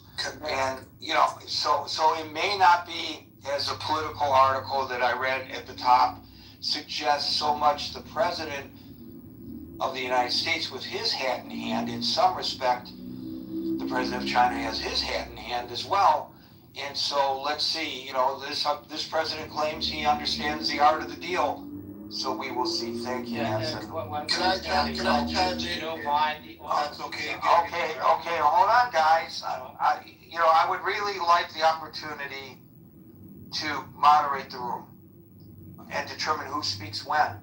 And I'm sorry if that sounds autocratic, but that's the way I run the room to avoid the kind of crosstalk that we nearly devolved into just now. We don't want that in this room. Why? I will tell you, because it confuses me. And I presume if it confuses me, it confuses other people. And it's impolite, and we try to run a polite room. So had you been patient just for a couple seconds, you would have already been speaking. Simp, you're up. Thank you so much, and I appreciate it, Gary. Great room, by the way, but I would like to push back a little bit on the things that I heard that Hansen was saying just earlier. I don't believe that this, the fact that Iran has blocked the Strait of Hormuz and that America is blockading a blockade is really affecting China to the way you guys are saying. You have to understand that China also in recent years have diversified who they purchase oil from. They purchase, especially since the war has started, they've been purchasing tons Hold of on oil. a second. They hold on a second. If they get 90% of their oil from Iran and they're trying to diversify, that still means they're heavily dependent upon Iran. Yes, but since the war has started, they've been heavily buying oil from the Russians. And they also been buying oil from the Brazilians. So they also have 6 months of oil reserves, one of the most in the world. So they'll manage, right? Or they're able to take the hit. Unlike the Americans, let me tell you why. The Americans are in extreme pressure to get the Strait of Hormuz open because their allies, India, Japan, and the South Koreans, heavily depend on this oil flowing through the Strait of Hormuz, way more than China. The brethren shall be diligent in preaching the law of the Lamb. In all writings they shall be careful to use the... Yes, but when specifically with the oil... Action or sit tight! Tell me it's... open, and I guarantee you, from these allies to open the Strait of Hormuz. So I believe that the Chinese understand it. The Iranians, well, also the Iranians a couple days ago said they also want to have control of the internet. If you don't understand the cables that run under the Strait of Hormuz, and they're able to cut up these wires and basically cut off the internet going to Asia, going to India, and other parts of the world. They also want to charge money for this internet being in the Strait of Hormuz. So it's even getting worse. Forget about the oil, now they're talking about the internet. So it's very important. Mine is the head of the hawk. I don't think he's coming with the leverage to Abracadabra. I think it's actually and the opposite. I think that Trump is in enormous pressure. He's going to capitulate and probably say, hey, you know what, the Chinese, we're losing this, and, we'll give you an amazing trading deal, with Apple and all these other companies that you could build factories in America, and, it'll make these Chinese billionaires more rich. I think that's the avenue Donald Trump is going to go for. So therefore, then the Chinese can go to the Iranians and be like, hey, we have $1 billion or $6, trading deal with Trump now. He doesn't want to put any tariffs on us. He wants us to open factories in America. He has the Apple CEO meeting with us in China and all of these, tech coming to China. I think that's the angle Donald Trump is going to go at. And that's the way he can capitulate to the Chinese to basically put pressure on the Iranians.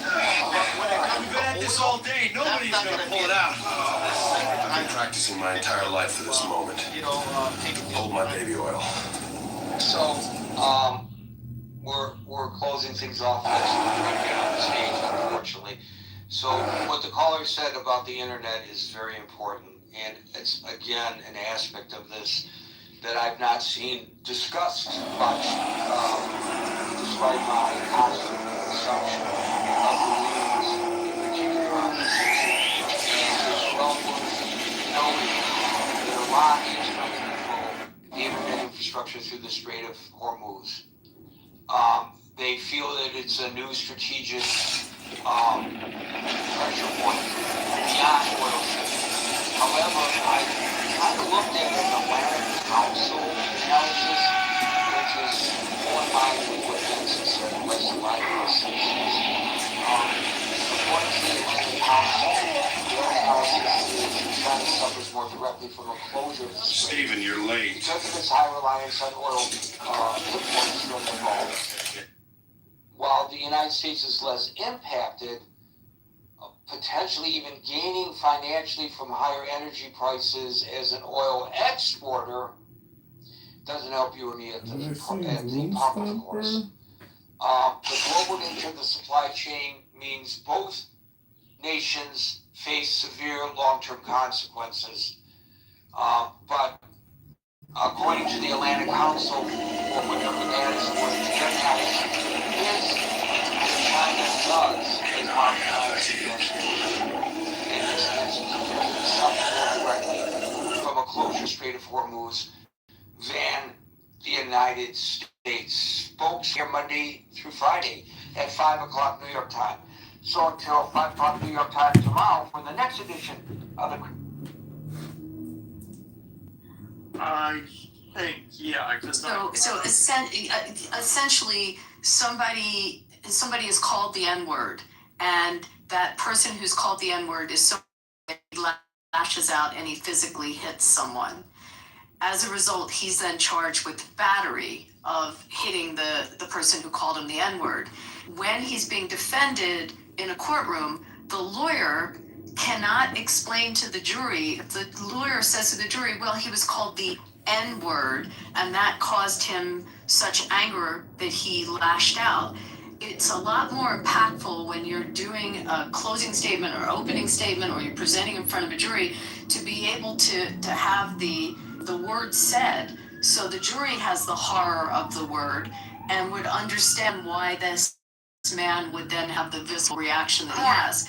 But if the lawyer says it in court, he then gets destroyed for using the word, even though he's doing it to then help the defense of his client. Does it make sense now what I'm saying? Yeah.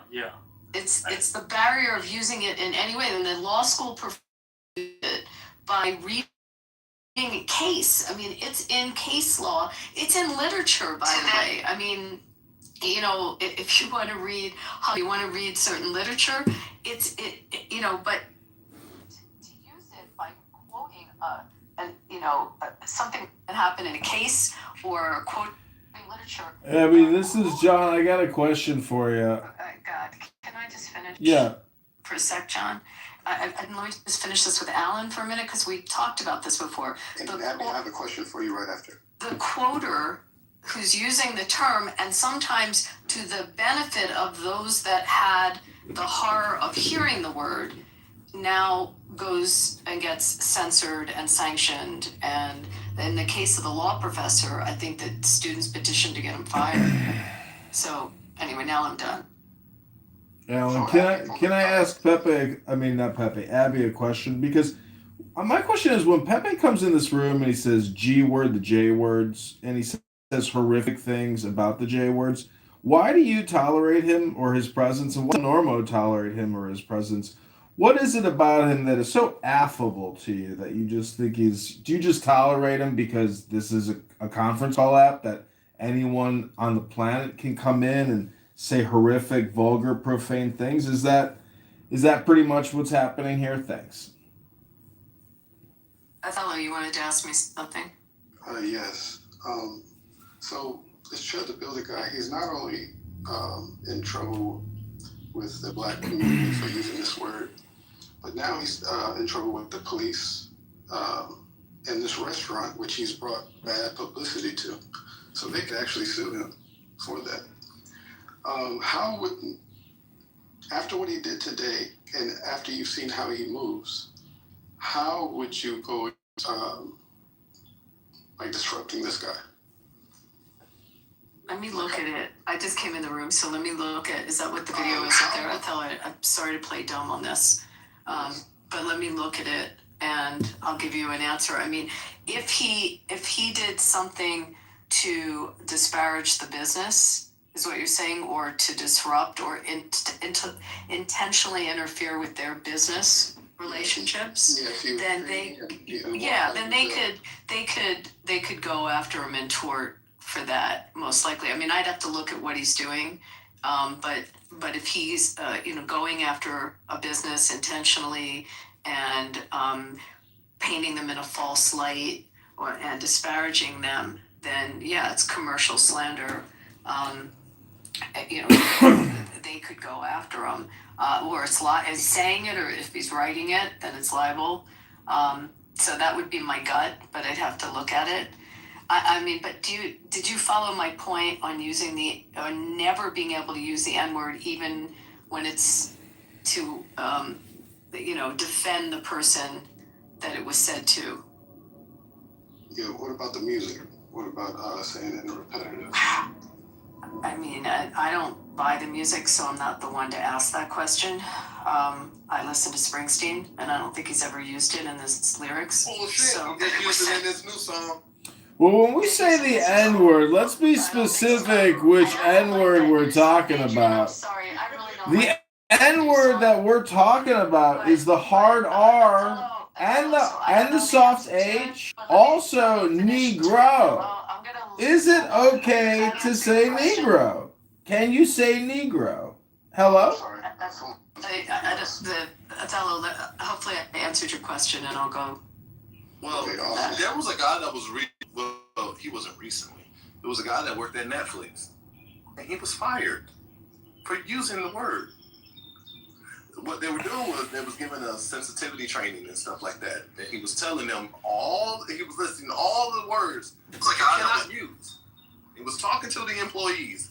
He said, these are the words you cannot use, and these are the words that are offensive. It's the grammar police. Right? He said the N-word. They fired him. Someone went and complained for using a word that he was telling them, y'all can't use. Do not use this word. It is a sacred word reserved only for N-words. I was in a room. They were talking about how they have to protect the word. That we should only use the word in limited amounts because it's so sacred. The N-word. Hello? We also have some new speakers, and I'd like to open up to Viking and Big Mom if they want to get into. Go ahead, Coco. Okay. Thank you. I would like to get it. And then Coco. Okay. Coco, then Alan, then Viking, Big Mog, and Viking. Go ahead. Thank you, Bimo. Okay, Alan, you, and then me. Yeah, I was just wondering what you find more offensive. Shiloh Hendricks raising, it wasn't millions, it was $800,000 for using the N-word on a child, or Carmelo Anthony raising $500,000 for stabbing and killing another boy. Which do you think is more offensive? Using the word or killing somebody? Yeah, I'll leave you with that. Okay, yeah. I don't condone murder. So that's if it's. Do you have to publicly state that you don't condone murder so everyone knows you don't condone murder? Isn't that just a given? Isn't that an obvious statement? Why would you even have to say that? Why would you have to preface any statement saying, I don't condone murder, and I don't condone murder. I'm sorry for interrupting. I just thought I had to say something. You want to act like people don't actually go out and murder people in our fucking country? You want to act like we don't have gangs in our country? It's literally every fucking color in this country has murderers. Whether that be fucking biker gangs, whether that be street gangs, whether that be, other militia types we have. There's people in every race of our society that what do I think is worse? Murder or, this other scenario with words and somebody been given money for, using racial slurs. Please, don't police my speech. I don't know what's wrong with you, John. Honestly, every time I was even know what a tariff is, how it works with super micro and macro econ. You should take one in political and politics, and then you'll know that yes, one mode of persuasion is through the emotions. Aristotle called it pathos. Yes, welcome to high school student government. Hey y'all, I want to be a student government president, and if I'm the president, we're going to get rid of 7th period. Yeah! And everybody votes for him. You still have 7th period. Yeah. Welcome to it. It's pretty basic stuff, bro. May I go now, or are you done? I don't know if you're done. I'm sorry. I muted up. I'm done. I'm oriented now. I'm back in my vehicle now. So I can answer you more succinctly. So I agree with you. Both sides use emotion, Okay, everybody on the political spectrum uses emotion to animate their base so that they can, generate political power and all that stuff. So I'm not saying Democrats are the only ones that do it, but Mr. Wesley, whatever his name is, Wesley Hunt, is responding in kind. So yeah, you're right. Roly Poly's audience despise Wesley Hunt, but it makes the rounds. That clip is gonna get clipped up. It's gonna get put on somebody's feed. We're talking about it in here. There's a lot of Roly Poly followers in this room within the sound of our voice, in the audience or elsewhere, who is gonna hear that term, that statement. And I understand most people are gonna throw it out of hand. There's gonna be that one person who hears it, who's in Roly Poly's side, and maybe just about sick of the whining and crying and complaining from people like Roly. He's still on his side, but he's kind of teetering back and forth. And this 50th time he heard somebody like Wesley Hunt say it clicked. And now he turned his back on the Roly Polies of the world. And now he becomes a new baby conservative.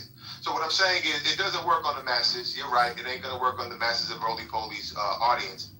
But there's people in the middle that follow Roly Poly that when they hear Wesley Hunt's Reddit for this 50th time or the 60th time, they heard, what's his name? They heard that guy Larry Elder a million times, and they always Repeating yourself. Come on, bro. I want to land. Want to speak. Okay, I just want to land with the emphasis. When you hear it multiple times on that multiple, it's not working here. Do you have a new point? Come on, man. This is kind of frustrating. I'm answering your question. That's the audience. That's the audience. All right, cool. You said that 7 times. Anybody else want to speak? God. Yeah. I'd like to speak to the West Hunt situation. Also weave in a little bit about what RJ said about history, which was wild to me. Like, what's the worst kind of Negro? Him saying that slavery and Jim come back is exactly why RJ brought up about Black history. It needs to be taught, honestly, to white Americans. Because people hear Jim Crow and they think it only means separate water fountains and somebody yelling, the N-word. They think racism only counts if it looks like a old black and white ass picture. But history evolves, language evolves, systems evolve, right? So nobody is saying that we're literally back in 1950. You already covered this, man. But the point is that we're watching all these voting protections get gutted, affirmative action dismantled. We know the drill. Black political power diluted. I mean, just in Tennessee, they cracked the only majority Black district through redistricting, then removed every Black Democratic member from committee assignments. So, that's the problem with people who don't know history. They think oppression has to come back wearing the exact same outfit to be recognized. And if we had more actual history, white Americans might not be getting duped so easily by MAGA. You know what I'm saying? If they had been taught real Black history instead of patriotic mythology. Because once you understand it, you start recognizing the same strategies using against you. And then you go on and you scapegoat minorities and this manufactured fear. They feel like America is unstable because of Black people, because of immigrants, DEI, the new term wokeness. The playbook is old as hell. And part of the reason why I work, or the reason I got to work with so many mediocre white people is because of a false sense of identity. They're raised with this, that they're natural achievers, like America was always a meritocracy, and whatever success their families had came from hard work, which is bullshit. But when you actually learn history, you realize the playing field was never level to begin with all of the things that come with our history. And I'm not saying that white people don't work hard, I ain't saying that, but ignorance hurts them. It hurts us, but it really hurts the hell out of them, because if your identity is built around believing that your position is entirely earned and you're morally superior, and that any attempt to level the playing field, that feels like oppression to you. All of a sudden, they're the oppressed ones. That's why they lose their minds over all of the programs and, what, even if you say systemic racism, they're losing their minds. So Black history just isn't about teaching us. It's about teaching everybody. And if they understood division gets weaponized and how ordinary people get manipulated every day, we might not be in the state that we're in right now. So, are you done, Madison? Oh, good. Okay. So, sure. Let's wake something up. When Wesley Hunt said that he doesn't mind if there aren't any Black federal lawmakers, what he was saying was that he doesn't mind if we go back to 1901. I just decided to do some digging, and I found that by 1901 there weren't any black U.S. representatives in Congress. And that remained the case until 1929. I also see here that no black U.S. senators were elected again until 1967.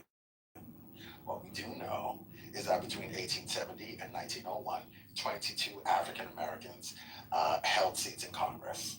So Wesley Hunt is saying that he doesn't mind if we go back to a time when there were no black congresspersons, and that time was 1901. I don't need to tell people what life was like for black people all across the nation in 1901. But that's what he's saying. He doesn't mind if we go back to Jim Crow. So. What were the political affiliations of the 22 that were in office for 1870? I'm sorry, what's your question, Monica? The political affiliations of those representatives. You mean the parties?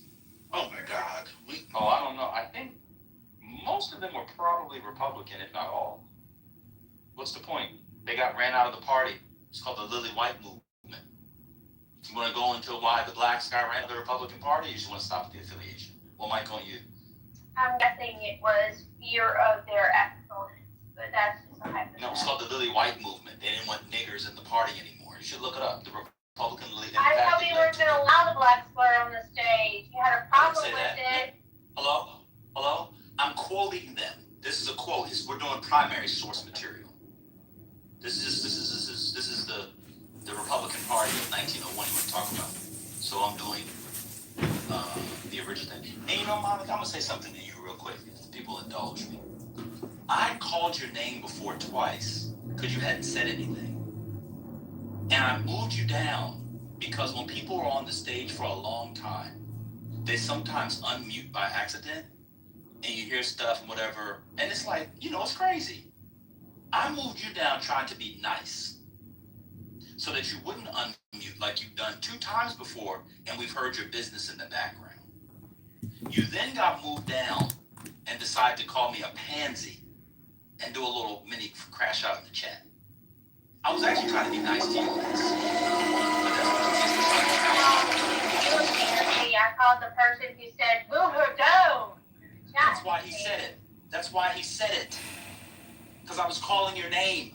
He was because I wasn't responding because I wasn't near my phone. Exactly why I moved you down. He didn't want me sitting on the stage without contributing. You said no thanks. And then I left. Or whatever you said because you left because you thought I was moving you down. That's exactly what happened. I'll tell you from now on, when you come off mute, we'll just keep you off mute. You've done it 2 times now. I was done trying to be nice to you. We heard you watching your silly television show, cackling like somebody was tickling your hairy underarms. Big Bang Theory? Why are you so nasty? No, it was. Were you looking you have hairy underarms. It was Big Bang Theory. It was not Big Bang Theory. It was Big Bang Theory. It was not the one I'm talking about. They had a British accent. It wasn't Big Bang Theory. It was. Anyway, talking about his story about being. Oh, now you don't want accuracy. You just want to. It doesn't matter what the TV show was, man. I was trying to be nice to you. Well, do better, because you. Shut the fuck up. Yell at me one more time, you dumb bitch. I'll block you for life. Get your bitch ass up.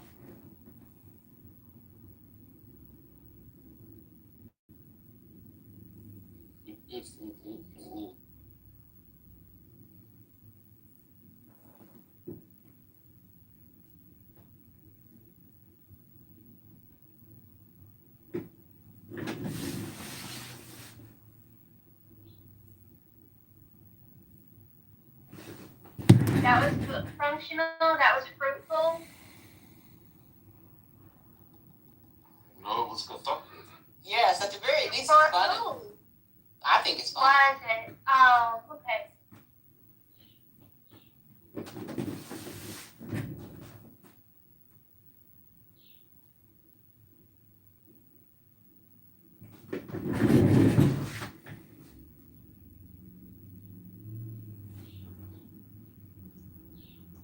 Monica, do you have an OnlyFans where you cosplay as a baby?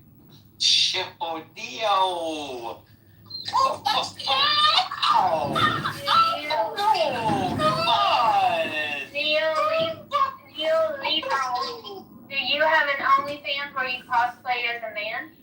Wow, that was such a great comeback. Oh, jeez. I'm gonna live it there.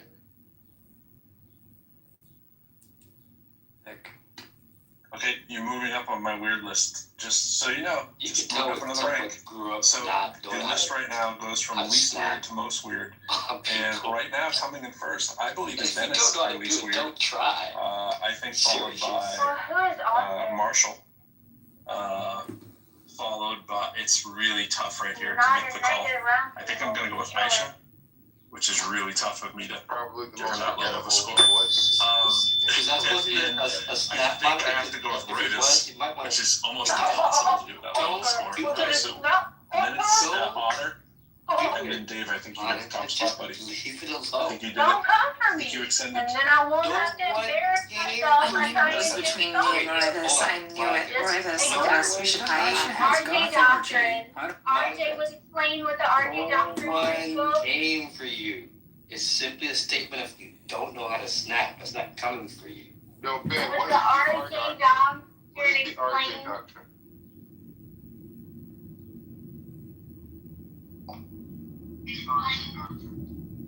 Ben, what is the RJ doctrine if you're home? He's not going to contribute. I can fill in the spot if no one else.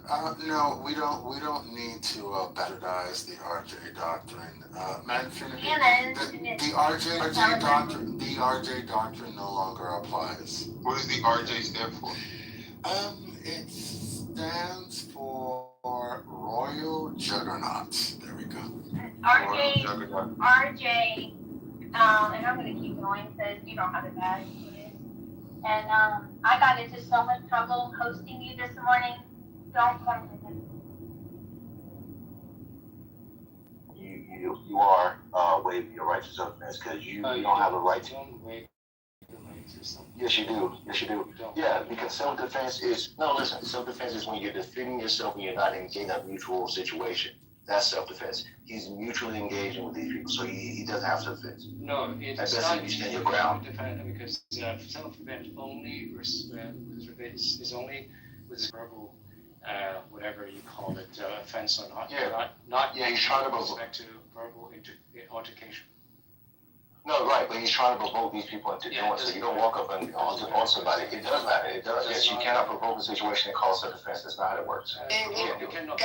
Guys, you can't use physical defense to fighting words. Fighting words are actionable in terms of what you can go after. They're not protected speech, so you can go after the person who used the fighting words, but you can't use physical to the fighting words. It's not. Go ahead, do it, and you will be charged.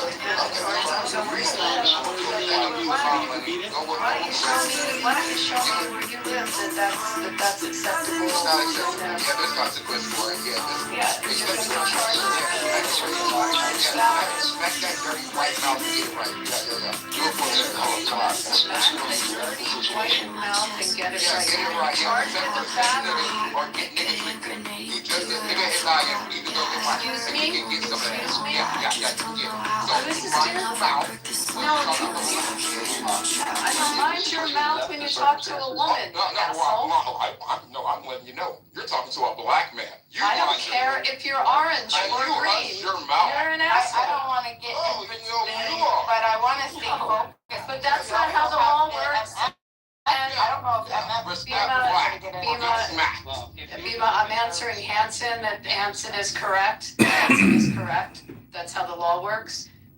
You can go after the person for unprotected speech and for fighting words, but you can't use physical contact. It won't mitigate, and it's not. You're going to be charged with a battery. Respect black or get smacked. Well, you should be smacked. Saying the N word is fighting words. I don't know what. Yeah. And we can get some niggas. Okay. Yeah, that's how we do Do you know what a fighting word is? Do you know what fighting words are? Yeah. What's fighting words? What are fighting words? Refer to that nasty What are behavior that fighting they words? involve. Well, let's have this conversation. It's all fighting words. Bima, would you like to tell them what fighting words are? I'd like to refer to the professional. And we still don't know why they couldn't control themselves. Okay, like that way terminology that's derogatory and it incites all type of discriminatory emotions in somebody else, knowing that you're trying to just reincorporate some nasty shit that you should have evolved from because it's disgusting. So, if you get beat up, I want to open this up. Hold on. Look, if you get your white pasty face, Bima, why don't you pull up the definition of fighting words and you can. No, it is, yeah. This is white people You can't justify it with yours. You can, but you're gonna be arrested. You'll be arrested. Yeah, I'll smack the white person. Okay, I want Free Range wants to make a comment. If we can I'll just, smack the fuck out the end. we can circle back around. Free Range and then Did you say he was gonna hurt anybody? Did anyone just hear that? Yes, you're saying that kind No, of no threats, no doxing. About free speech. No threats, no doxing. Okay, Free Range, go ahead. So I think we all agree that he's been an aggressive and provocateur in the situation. I'm not saying that words just inherently means that you can, subject yourself to violence. But I asked the question: if you provoke someone into fighting, can you claim self-defense, right? And that's what he's doing because, of course, there's other clips of him saying hit me and shit like that. So he can pretty much use, mace or taser or gun, whatever he has. So it says generally, no, you cannot claim self-defense if you provoke a fight. If you're the initial aggressor, which he is, or intentionally bait someone into attacking you, you lose the right to claim self-defense, as you cannot create a dangerous situation and then use force to defend yourself. So that's what I'm saying. He's doing this with the intent to create a hostile situation, just so he uses the force. But the words can't do it free. The words, there's no justification for physical. Yeah, anytime a white person is antagonizing you, I agree, but that's a separate issue. Yeah, but that's, you're absolutely right. If someone physically goes after you, then you physically respond. But physical to physical is different than words to physical. I agree with you, Abby. I agree with everything you're saying, except for if it's a white racist motherfucker trying that shit, smack their ass, bro. That's the exception. Beat their ass up. Yeah, because you would not tolerate that. Beat their ass up. Beat their ass the fuck up. Really? Yeah, straight up. They shoot each other in the neck for less. Okay? They shoot each other in the neck for less. Would you do that? Would you do that? I wouldn't do that. I don't shoot white people in the neck for freedom of speech. Would you hit someone if they said it to you? If a white person doesn't know how to behave and they want some nigga treatment, they can get nigga treatment because white people What would you do to them? And they don't think they are. And sometimes you have to remind them that they can be a dirty white nigga. And how would you remind them? Nigga treatment. You understand what I'm saying? How would you remind anybody them? else can get nigga treatment. How would you do this? What would your method be of reminding them? I would take the white people method in Utah. I don't know. Maybe I might consider that one. I don't know. I might just go to the extreme. What would you do? Yeah, what do y'all do? What do y'all do to people who like freedom of speech that are white and named Charlie Kirk? What do y'all do? What would I do? Yeah, what do y'all do? What do y'all do? Bima, you want to take this? What do y'all do? Adrian has a question, but I just want to pause there because Big Mom brings up a really good point, okay? Because let's think about Charlie Kirk, okay? There was a reason. Sorry, Adrian, just real quick. Thank you so much. There was a reason that Kirk got the response that he did from the public when what happened.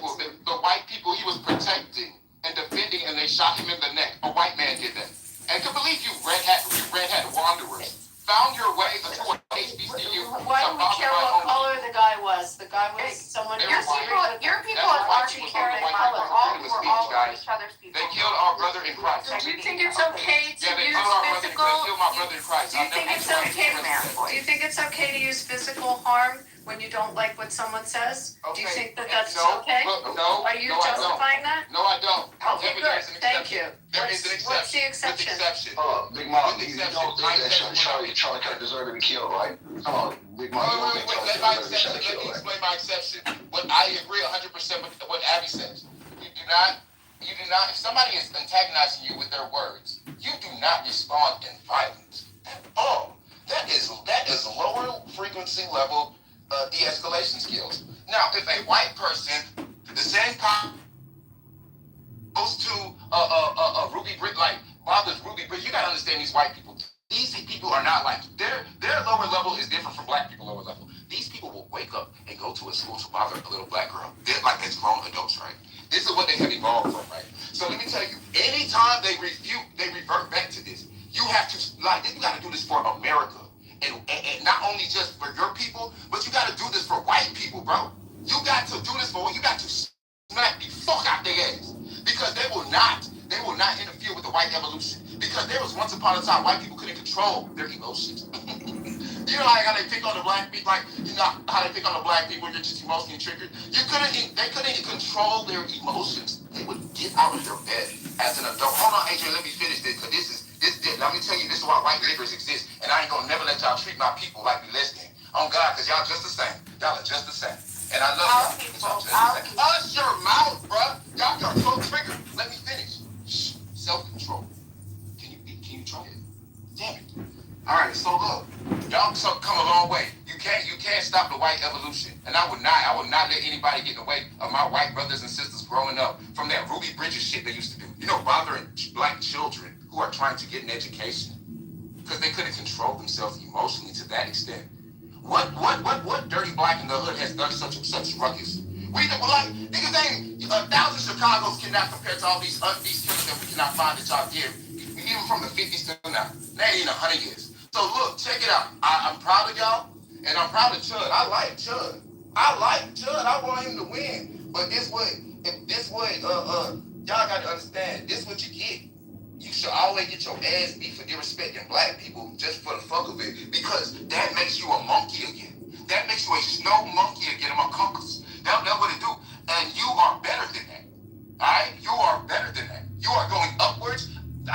White people around here, like they behave so damn good, respectful, all that. I'm not gonna let, we can't let no judge bring that back. So we get his ass smacked up, it's good. So he is the exception, all right? But it's right up, yeah. Y'all got that shit. Free to add context what actually happened.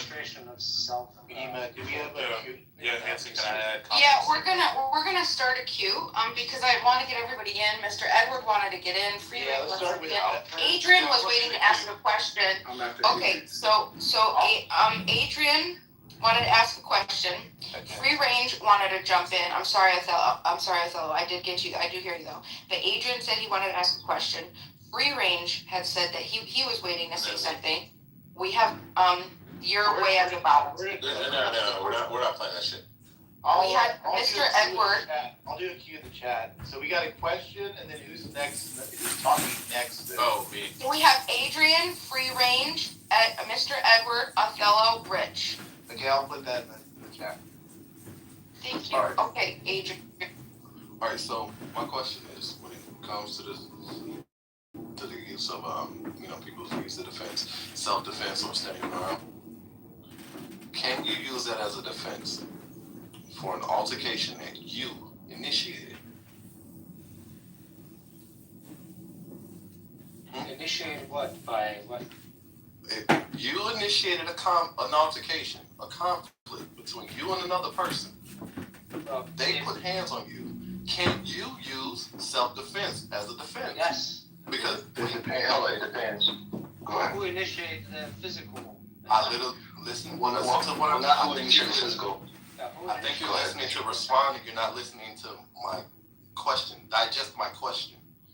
Can you use self-defense as a defense if you initiated an altercation or conflict? Verbal altercation, right? No. No. Verbal. It's in general. A legal answer to that, Adrian? Yeah, I got it. Go ahead. Adrian. Let me just answer. Do you want to okay, do you want me to? I was gonna go right. I'm not in the queue. Well, just quickly, it depends, okay? Depending on how the conversation is addressed. Of course, me just addressing over the phone, clearly there's no reason for us to physically contact each other because we can sell this with words. But if I address you in person in a fashion that provokes violence, meaning like, what's with all that shit you talking?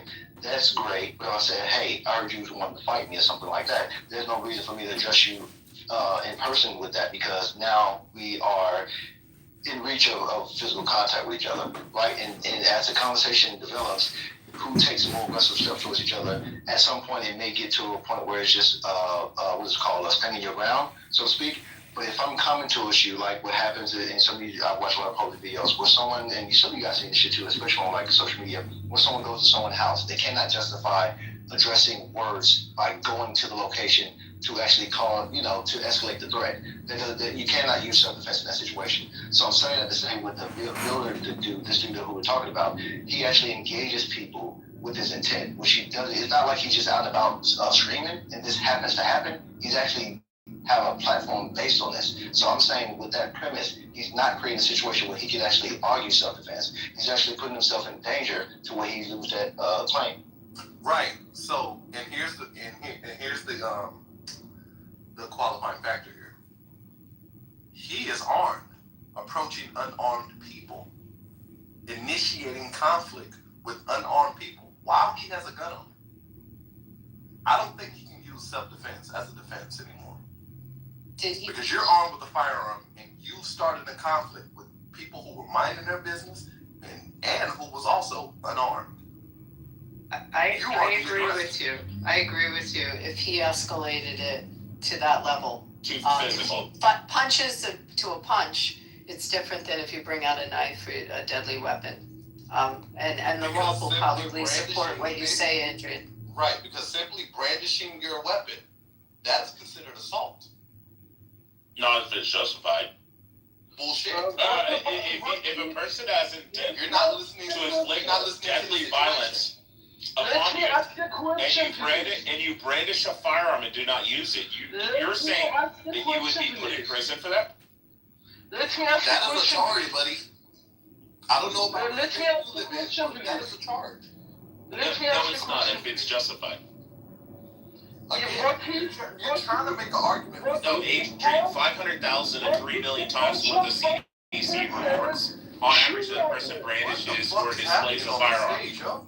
You're asking a question I'm trying to answer. No, Peter, one person killed other. Here, this isn't Tehran. It's US. One other person's punch. You know that, right? You know that. You want to intentionally support the crime. Understand you. Somebody's punch is not just stronger than other person's punch. If somebody threw a punch, the other person for self-defense need to use a knife or something, otherwise he would be killed. Ima, can you translate? Oh, he said if a person punches you, you're legally justified in using self-defense. If it feels like Not if you escalate. I put it in the chat. He's considered to be killed. He couldn't let lose his life. Have you have one question? Yeah, we're gonna get back in the queue. What is your question? Okay, Do we have a legal you solve? ask and give the question, answer Adrian. She agreed about brandishing a firearm. Okay. Did you ask a question? Yeah, because I was asking conflict with someone. You just started with minding their business. Also, you had a firearm. You're starting a conflict with people who are unarmed, minding their business. You are the expert in that circle. You escalate by attacking for no reason at all. I recommend self-defense as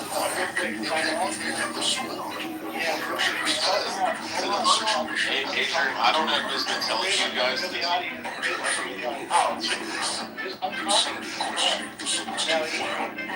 By our count, he's walking away.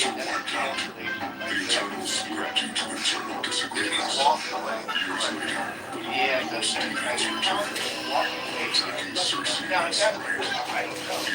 But I'm just pointing out, you're good with you. I think you're walking away. That's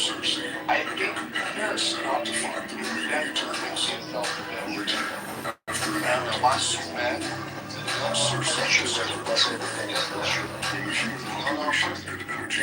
guy came up to the started shooting. But the question we felt threats by this person.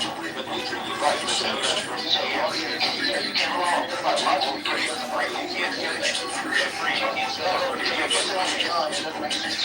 While they're walking away. Can I explain how this all started? So this guy was just a kick streamer. He was just a kick streamer. He wasn't doing any of this racist chip shit, chipping out, getting words and all this kind of shit. He was just a regular kick streamer. He was parked at a gas station, very business, and an African American guy pulled up in the car and started screaming at him to his fucking car. So while he was on the stream, he's like, bro, chill the fuck out. I'm almost done on that shit. You know, I'll move out of the way here in 2 seconds. The guy starts screaming and getting in his face. And he's like, oh, fuck you, nigger. He's like, now you're fucking chimping out, you fucking monkey. And then he just started in this spiral. Every time he comes the breath of the celestial. I will personally descend to Earth to judge and reshape this world.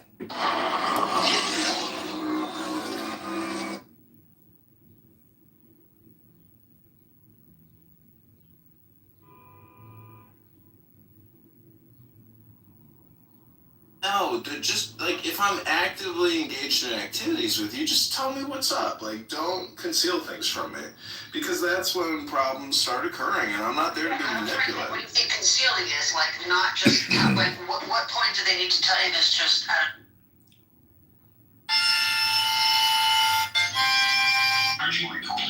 America is if China owns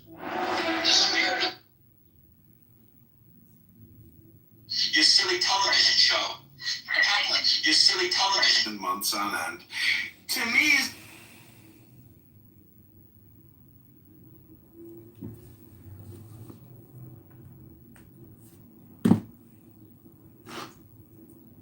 Here we go. This is Rich left off where he steps outside of the courthouse, where he's at the courthouse. Okay, so here we go. They're pointing at me. They're laughing. They're pointing at me, and I said, "What's up, guys?" I said, "Y'all like the new suit?" He said, "Walk away from me." I walked away. He literally said, "I have PTSD. I feel like I'm in." He said, "You start saying all that chip out shit to me, I'm gonna hit you." He hit me. Started wailing on me.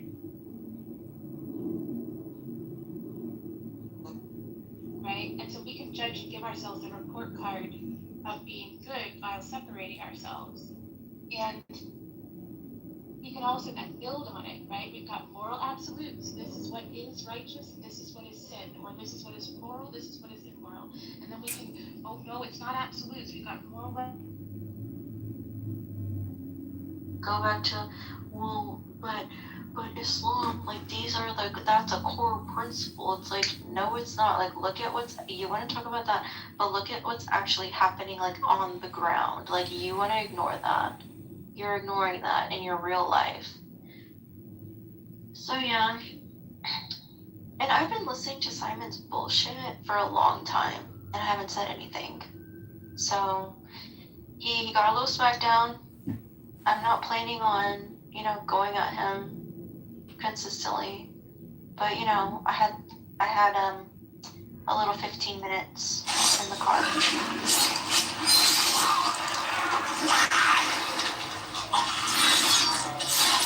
Go. There we go. I am your only future, and my path your only path. Who among you dare say otherwise?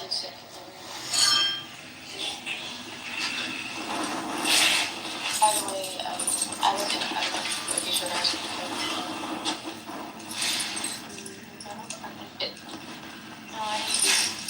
Oh yeah, you don't get so yeah, I really said anything to you. I said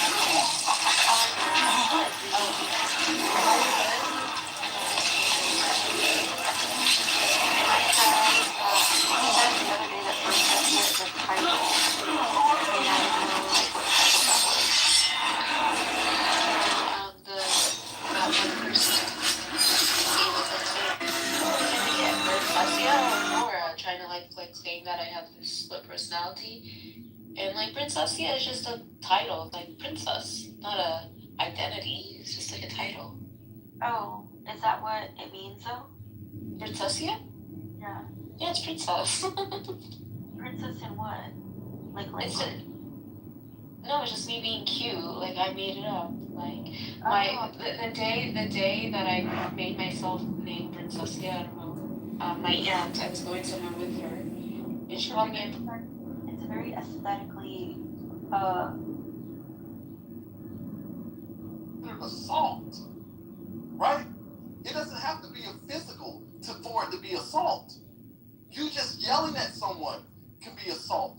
You playing a loud ass megaphone 2 inches away from someone's ear, that is considered assault in certain jurisdictions. Okay? So we need to be very clear on what assault is and what provoking a response from a person is, right? Because you, being a person with a gun, and you came up and started assaulting people with your words and racial epithets, guess what? You cannot use self-defense or stand your ground as a justified bona fide defense. So Adrian, the second that I say nigger to you, you have the legal justification and beat my ass. And I can't defend myself. Be right all the time? No, you're like a TikTok lawyer. That's what you are.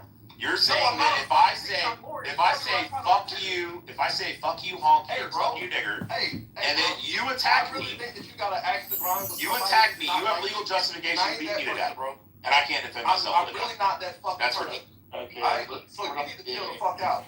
Okay. What I wanted to say to you is stop citing the lockbox portion of your submission, because we have already established that is not settled law in Tennessee. Alan already looked it up. There is lockboxes in Tennessee. I debunked that already. That is not settled law in Tennessee. So stop saying. You keep saying you said you can't bring a firearm onto the courthouse. Bro, I'm simply saying you cannot. I understand what you cited. I heard you, but what you're misunderstanding is that they have lockboxes prior to the fucking inspection area. Where prior to where the metal detector area, you're not allowed to bring it. You're not allowed to bring it past the secured area. But this is why they have lockboxes where you put your gun in there. Jesus Christ, you're not allowed to bring it past the security checkpoint. You can't do it, period. You're not listening. They have fucking security lockboxes. We already looked that up. Alan already showed how they have lockboxes similar to Texas. When you enter with your firearm, you inform the security officer or the sheriff's deputy. You say, hey, I have a firearm. They say, okay, there's a lockbox. Go over and put it in the lockbox. All right. Place it in the lockbox. Take the fucking key. Walk inside. Jesus Christ, you're talking about on the premise, past the security checkpoint. I agree. Okay. You're not allowed to have it in a courthouse, or you're not allowed to have it in the courtroom and or adjacent, and you're not allowed to pass past the security checkpoints. It's a state bill. They literally fucking have lockboxes though. Jesus Christ. Why they have lockboxes? Fucking idiot, bro. God, you're SB 2352 fucking TikTok lawyer. is not settled law in Tennessee. People, shut up. Thank you very much. Beeman, did Free Range already go or no? No, he did not. Okay, Free Range, you're up, and then Edward. Go ahead, Free Range. Yeah, I'll try to keep it quick. We made a lot of points that already, kind of satisfy the issue. But yes, if what Rich is saying, that is not a situation where he will be held accountable for, assault or whatever charge. It's self-defense, in other words. With Big Mark, if he's still here, real quickly, I think we all agree that words shouldn't lead to violence. Most of the time, it's very rare. Yeah, I know a lot of us are very sensitive about our loved ones, particularly our children, so people can say things to provoke violence. It's rare, but those are extreme situations. I say that to say that when we look at this situation here, most of the times we don't want people to be using racial slurs like that because, we know what can happen, and what happened has happened based on this guy having this history of it. And again, I'm not saying he's always doing this, but he does it enough to where you expect it from his content. The point of the matter is, if the story that's being portrayed based on the article is true, then like I said, it's a legitimate case of self-defense. I'm just saying this, and I'll end on this. If we are going to keep this principle in mind, then we have to start addressing the violence that comes to us from the left to the right, based on them just attacking us for our so-called violent rhetoric, which they use that shit saying Trump, that he always goes around saying shit that leads to violence. Meanwhile, the violent actions of the left is not compared to the right. So I'm just saying that if you guys are going to try to justify this, then you have to be, or at least, play this game that shouldn't happen. You have to be consistent. That's all I'm saying. Can someone tell me, who's the person that said that there's actual law on using a racial slur? Because I'd like to know what state you're telling me that that's considered an actual assault. I understand hate crimes pretty well, and I work with them every day. So if someone just uses a racial slur as a criminal offense, no, has to be coupled with a threat of harm. White people who don't know how to act and they want to antagonize people. It's okay. What state it's okay. do you think? I'm sorry. They shoot each other in the Mom, neck. just remember, next time you get arrested, Abby can represent you. Okay. Could someone tell me what state you're talking about? Because that would absolutely be an infringement on your free speech. You can say horrible things. Unfortunately, you can do that. Yeah, and look. However, so could you tell, who said that? Could someone tell me what state you were talking about? Act like a deranged white person, and then you want to get smacked for it. That's good. Who said it, dude? Okay, it was Adrian, he's gone. Oh, Adrian. Adrian said it, yeah, it doesn't, Everybody got a you have to couple it with the, you have to. That's right, and smack up. Watch your mouth. Okay. It'll escalate the crime to a hate crime, but the speech in Watch your white mouth. Brown, black. And I have a, Bima, are you alive? Well, I have a question. Yeah, I'm. We got accused. Oh, sorry. You should be prosecuted too. Everything's working how it's working. Why are y'all complaining? But not the last person. He attacked the foolish white boy. The white boy is in jail. Or who cares? We can add you, yeah, Mr. Edwards next. Yeah. Mr. Edward? He might not be. Yeah, he might not be there. I wanted to also add this, and I'll just add this now because I think this is good to support what Big Mog is saying. So we were talking about fighting words specifically a little earlier, okay? So please, again, remember, I don't know everything, so if you have anything that you'd like to add to correct, this is what we're here for.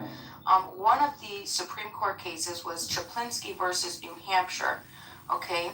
Now, this, basically, this guy said something to a marshal, the city marshal. This guy Chaplinsky said to the New Hampshire city marshal that he was a goddamn racketeer and a damn fascist. And the court upheld punishment because they were considered direct face-to-face insults to a specific person in a public setting. So there's that criteria, okay, that has to be met in order to be considered fighting words. It has to be said directly to a person, face-to-face. It can't be a general comment.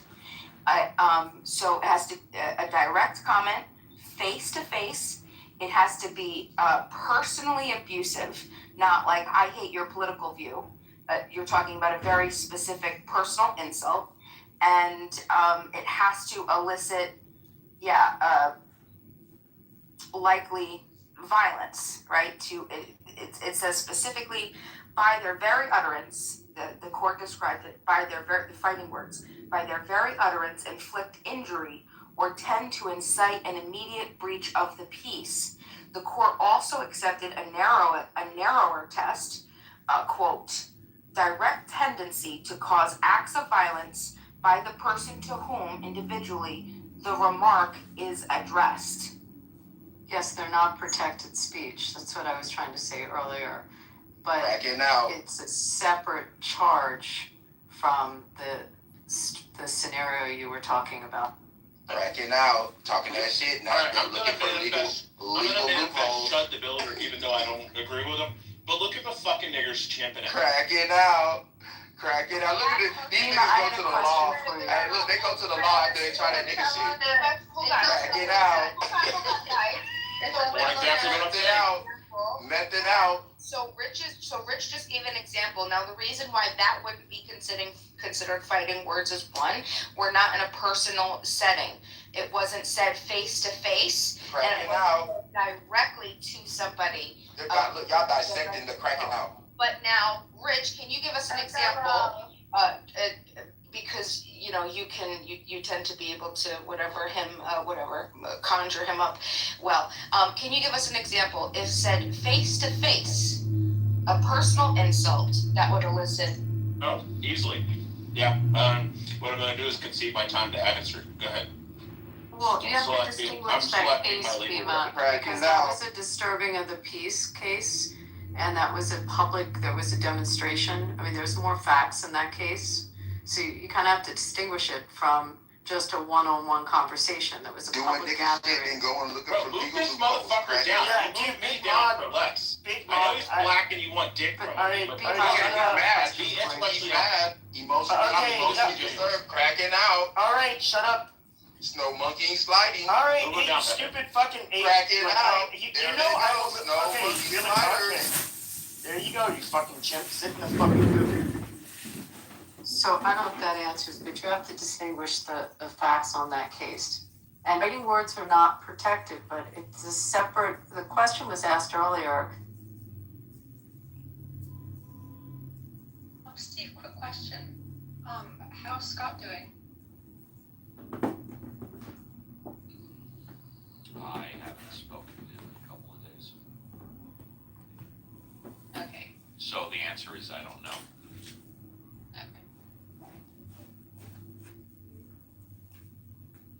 If I knew more, I would tell you I haven't spoken to him in about 3 to 5 days, so I don't know.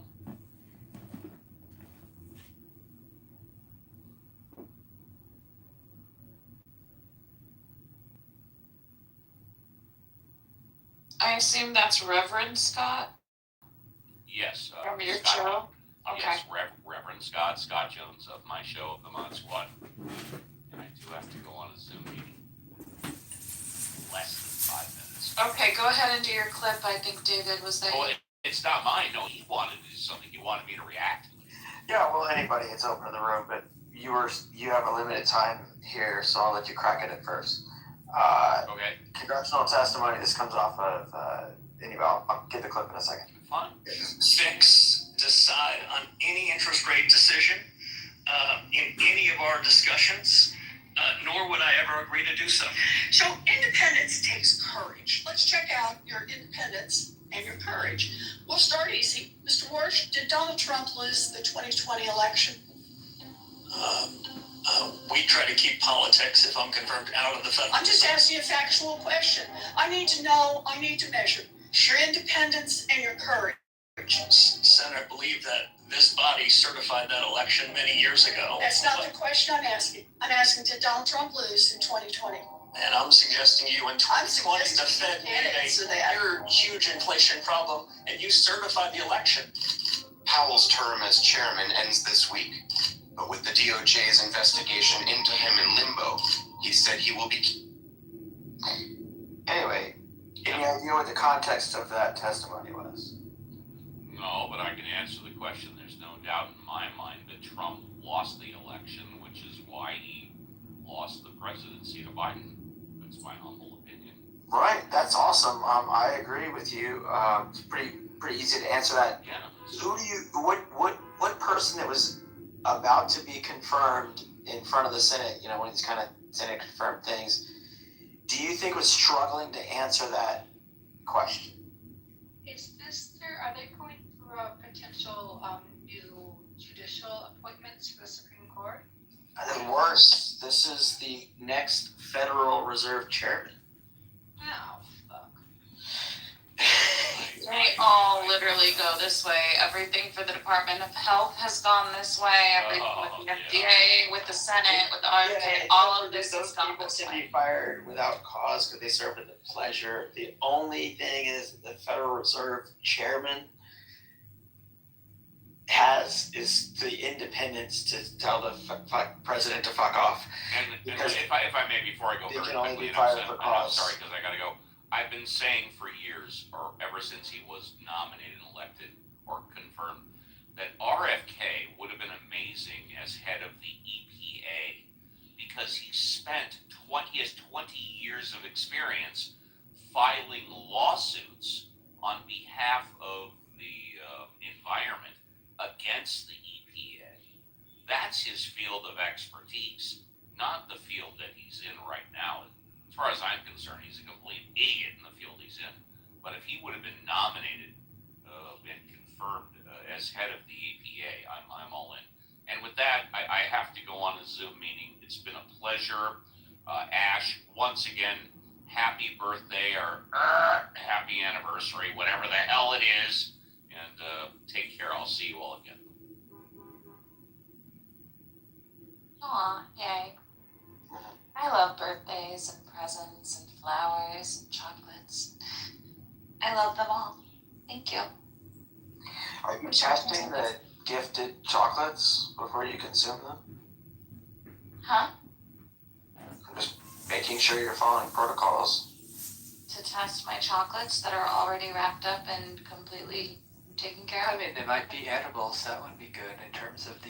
Oh, that would be bad. Yeah, no, I don't test that. No, Oh, okay. I mean, I would hope that the Godiva chocolates that I get normally are not. I was a Sweet definite chocolates. consumer of a lot of edibles before my wife got me to stop doing that in 2024. Well, your wife got you off of Instagram, and your wife made you stop consuming edibles. What else has this Wonder Woman done? I was officially on the whole thing of it is getting me off Instagram. The only thing it was me needing to sign in and delete my account. I'm totally teasing you, but also No, we've been together 33 years. Our daughter's grown now, and I'm very happy to. What is your wife still getting you off to now? Oh, I wasn't going to discuss that because she tends to be pretty private about those things, but it definitely still happens on the regular, so that's all good.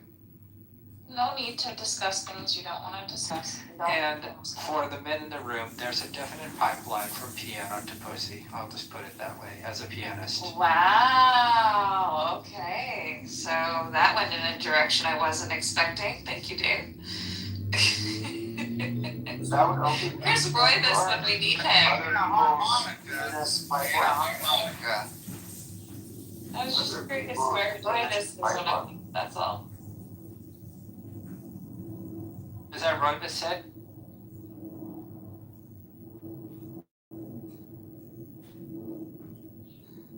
It's just it would have been a Roy-this comment. That's all. Oh, you know what's funny is to tell an incel that, and then they're like, "What are you saying?" I'm like, "You know what? Stop pestering the girls and go start practicing your piano. It'll take you about 10, 15 years to get good, and then Well, at least you're trying to help the others. I don't know if it's helping them. At least it's maybe helping them not be pests to other people if they actually took me seriously and went and did that. But I don't know. I'm not their father. I have one daughter to worry about. So. Well, I appreciate that. Thank you. Okay, so now everybody heard the clip, and David wanted responses. We can go back to that.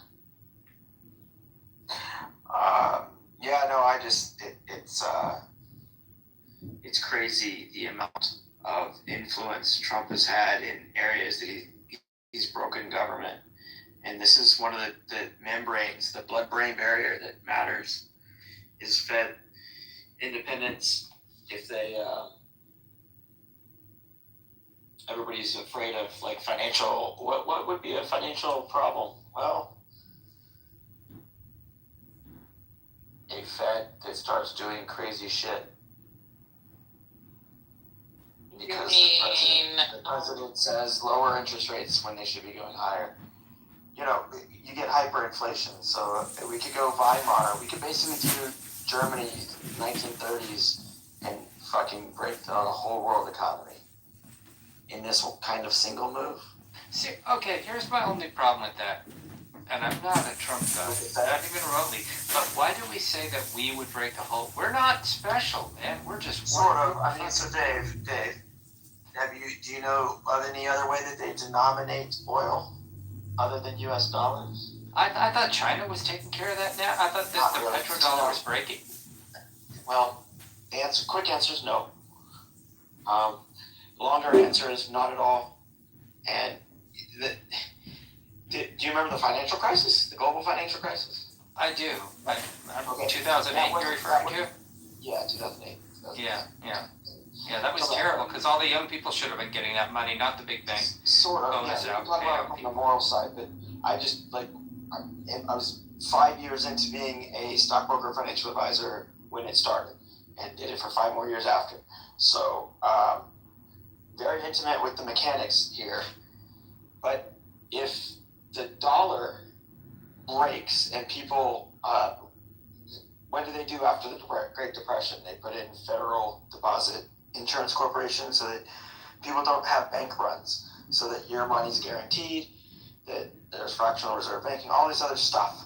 But the Fed, their independence is because they're not actually a government entity. They're not run by the government. The government is not directly setting these interest rates. It's essentially a bunch of banks that agree on the policy, and they have this weird, hard to understand thing, a dual mandate to keep inflation low and employment high, which are contradictory things generally, and it's a weird balancing act. But essentially, they're the one mechanism that says set interest rates as if the future matters. So Donald Trump, as a real estate developer, only knows, just like tariffs, it doesn't matter what all the economists say that this is a dumb thing to do, and the tariff war is bad, blah, blah, blah, blah. He still will do it because nobody tells him no. So the reason I played that clip is he won't even, his testimony won't say who won the 2020 election because he's trying to please Trump. He's there to be a yes man. So if Trump tells him to lower interest rates when you're not supposed to do it, the Federal Reserve is supposed to not be influenced by what the president wants or what one person wants. They're supposed to set it for, again, this kind of weird invisible hand long-term future. No, I get that. I think when you said fuck up the world, I guess the conservatives would call me a bleeding heart. Says, well, we're not the world. We're not the fucking world. If it will fuck ourselves up, but then wouldn't other people just sort of step in and like, okay, that empire just price fell. anything if the whole backstop breaks? Because don't you have to assume that something about money? Yeah, but okay. So my opinion is probably wrong. I had thought that the petrodollar was breaking apart. I thought that other people were trading in oil without U.S. currency. Maybe I'm wrong about this. You basically are, because international trade has this counterparty risk when you go across currencies. So basically, you have to have one more dominant currency that is essentially fixed, and everything else floats around it.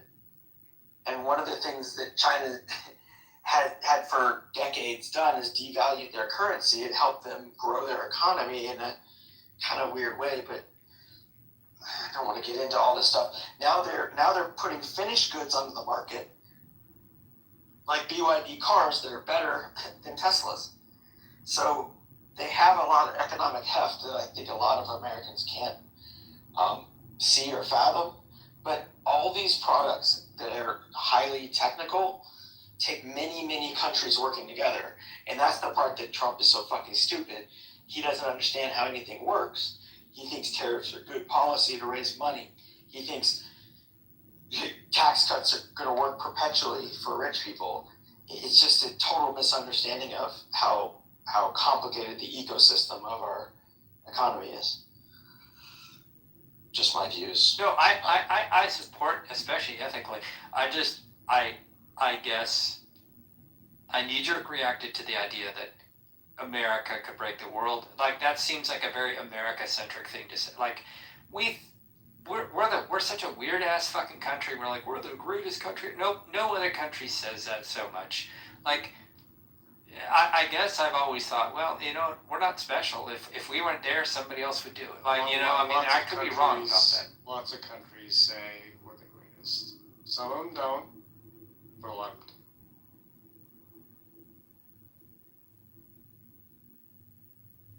It's funny to me how we can get blamed for fucking shit up so much, but then when we try to not fuck shit up, it's like, why do you think you're so good that you can fuck shit up?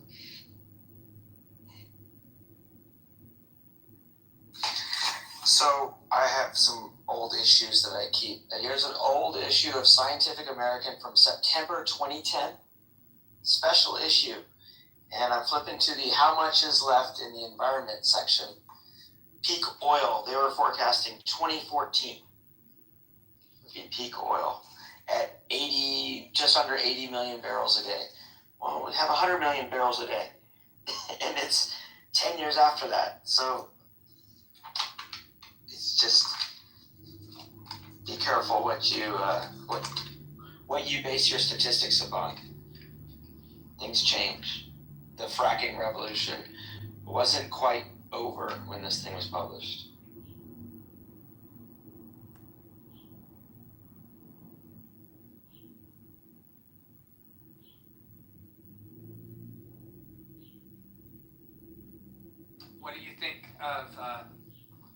What do you think of McPherson's claims about 2030 being the deadline for, like, if we don't fix our shit for the environment by 2030, then planet's fucked or whatever? I used to see those videos like back in 2020 during the pandemic. McPherson videos. I don't know the specific reference, but I mean, it depends how you want to measure it. But there are different tipping points along the way that are going to fall like dominoes. Because I mean, I'm here in Central Texas. You remember hearing about the floods that killed all those girls? They just finally stopped their application to reopen that school. They're not going to do it. That's pretty crazy, but yeah. To think that they wanted to put the school back in the fucking floodplain where it got swept in the first place. The air, anyway, yes, it only recently, Marshall's here, he could probably explain it. They were, they had to get state approval to reopen it, and they finally, on like the second attempt, were convinced to pull the application. They were still in the process of trying to do it.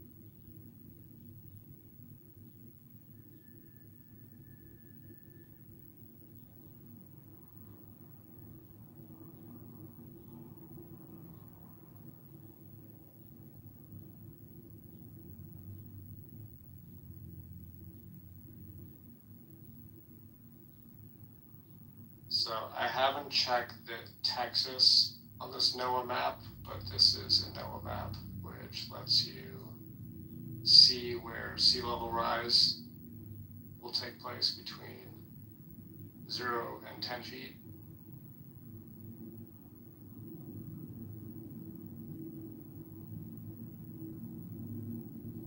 Map there.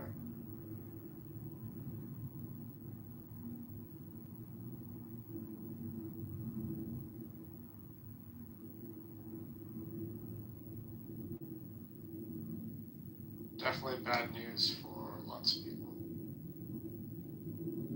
What are you looking at? The GIS map from NOAA, which shows there's a little slider on the left-hand side where you can plot what an No, extra. but what do you mean bad news for a lot of people? Give me the cut and dry fifth grader version. Also, Sea level if the rise sea will level fuck a lot of rises, people. if the sea level rises 10 feet from where it is currently, imagine where you are. Right. I don't know if you're by the coast, but basically anything get that's that. coastal. I thought you said Texas was in real big trouble or something. I wasn't sure what you were. No, I haven't looked at Texas. Oh, okay. I thought you said Texas, and I was like, oh, really? What is that like? Okay, got it. Yeah, no, I mean, we already know climate change is a thing, and people refuse to acknowledge that. I got a lot of work done earlier in the day, and now I just can't keep myself up to do any more. Rest is not a reward, it's a requirement. You're funny. I have to worry about clinicals coming up. I'm tired. My bed is very comfortable. Any tired brain is going to have a harder time retaining information. I don't know. Have you ever tried CoQ10? Well, you're the second person to mention that today. I actually know the man who brought it to the US. He just died recently, and I was at his memorial.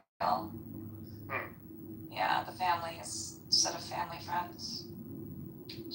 So it's really weird when people are like, do you know of CoQ10? Yeah, like I know the people who helped bring it to market.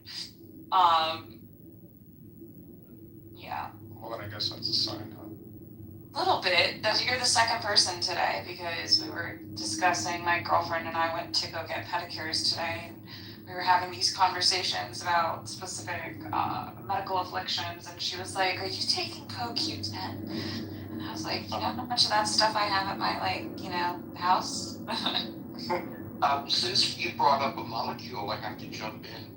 So, my understanding is that ubiquinol, as opposed to ubiquinone, is the preferred modality as it has higher bioavailability.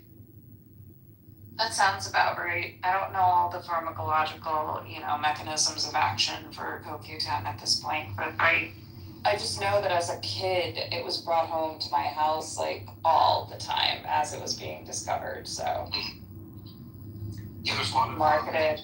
There's a lot of pharmaceuticals that deplete CoQ10 in various ways and affect mitochondrial function. So it is a really, really useful supplement. Yeah, for sure. What are the signs you need it or you would benefit from it? I mean, in general, I think everyone can benefit from CoQ10. Do I know the contraindications? Not at the moment. I mean, it's helpful, but everything in moderation, right? Obviously, I'm not really sure of the contraindications for it off the top of my head at all. Actually, if I'm honest, I haven't learned the contraindications for it, so not yet. Can do. It's hard right now with the emphasis that social media and wellness grifters have on peptides without knowing what they're doing, without, having the purity of peptides going on right now anyways. There's a lot going on. Sorry. I just wanted to go smell my roses. That is all. I always encourage people to stop and smell the flowers. Yeah, I've got my orchids and my roses. Close your eyes when you smell the flowers. I actually do. I actually do.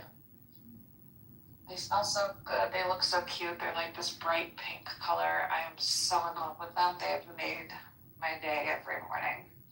Did somebody get you roses for your club anniversary? I wish someone got me roses for my club anniversary. Shout out to everyone if you want to get me roses for my club anniversary. Man, she didn't even know it was her club anniversary. That stupid balloon showed up. Yeah, I wished you happy club anniversary last night after, I guess. Yeah, you did. Yeah, I thought yesterday was it, but I realized now that it was probably after midnight your time. That's so sweet, Otter. I appreciate it. Okay, raise your hand if you're trying to get a club anniversary. Dennis, you are just jealous that you are not getting love on your club anniversary. It's not my club anniversary. I'm very lovable. Dennis, you have a gold medal. Come on, be happy with that. Yeah, I don't. That doesn't make me happy. Yeah, he wants a real gold medal. Lots of gold. Those medals are, well, you know, their value goes up and down, but they have a constant weight to them. So yeah, I wouldn't mind them. Well, they're not even real gold anymore. I was looking at something from the medals from like the like 1910 or something, 1920s, and they were actually. It's not real gold anymore. That's not surprising. Yeah, it's plated. So I think you actually had. I don't know if it was actually solid gold, but you actually had like a worth a lot gold in like the 20s, and this last Olympics, it was just gold plated. Which I mean is still cool. Like it still looks awesome, but it's gold plated. I got a gold medal coming in the mail tomorrow. Ha ha. Ha ha. It's not real gold. Pretty sure. Gold medal. Mailing it. It's the safe way to mail gold medal. Just ship it. Amazon sending it. Oh, you mean like You purchased something on Amazon? This is a shocker. That's not what I said. I said Amazon sending it. So, but you mean like a gold bullion or something, right? Not like a gold medal, like a sports medal. No, it's actually a gold medal from Amazon. What for? I'll bite. What for? He got it from Amazon. I completed a course with Machine Learning University, which is Amazon owns. So they send you out a gold medal and a little certificate. You know, doing the paraphernalia promotion thing. I'm dead. It's gold. Stop. Find out how much gold is in that medal and see if. Pretty sure 0 is the right number. Pretty much like this title. But the odds are it's less than 0. There's so little gold that there's less than 0 gold. You owe them gold for sending you the medal. Now, if it's antimatter, that would be very precious. But it's antimatter gold. No, seriously, the worldwide cosmetic supply of Botox fits into a 16.9 liter or ounce bottle of Coke or whatever bottle. Less than half before it gets, diluted down and supplied to the whole world. So if you think of how much revenue that generates, What? way more valuable. That doesn't make sense. Not way more valuable than antimatter, but Definitely not way more valuable. I don't know if you've got a buyer for that much of a market. antimatter is Highly valuable. almost infinity. All that Botox gets sold on an annual basis. Who's doing what with that antimatter right now? You don't have customers. Well, yeah. Experimental, labs. Right. But I just meant anyway. It's It got doesn't last long pretty much enough. infinity. You can't follow it up, right? Exactly. It's got infinity value. I've got an NCAA championship ring coming my way. Yay. Do a Google Google search and see theoretically if you had antimatter at like an ounce, what it would be worth. I'm gonna guess it would be hundreds of trillions of dollars. There are valuations on antimatter, and the quantities on Earth. It is the most expensive substance on the planet. Right. Give me It's the not ounce. really on the planet. Transporting That's is kind of a trick question. You have to store it on site. Yeah, what's more expensive than nothing? What's more expensive than the opposite of stuff?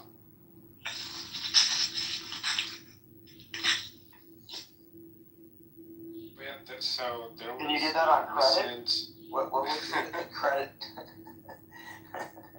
There was a recent, I saw a headline about an experiment with antimatter, and they thought it might have anti-gravitational properties, and that was not true. We're gonna buy this gold bullion.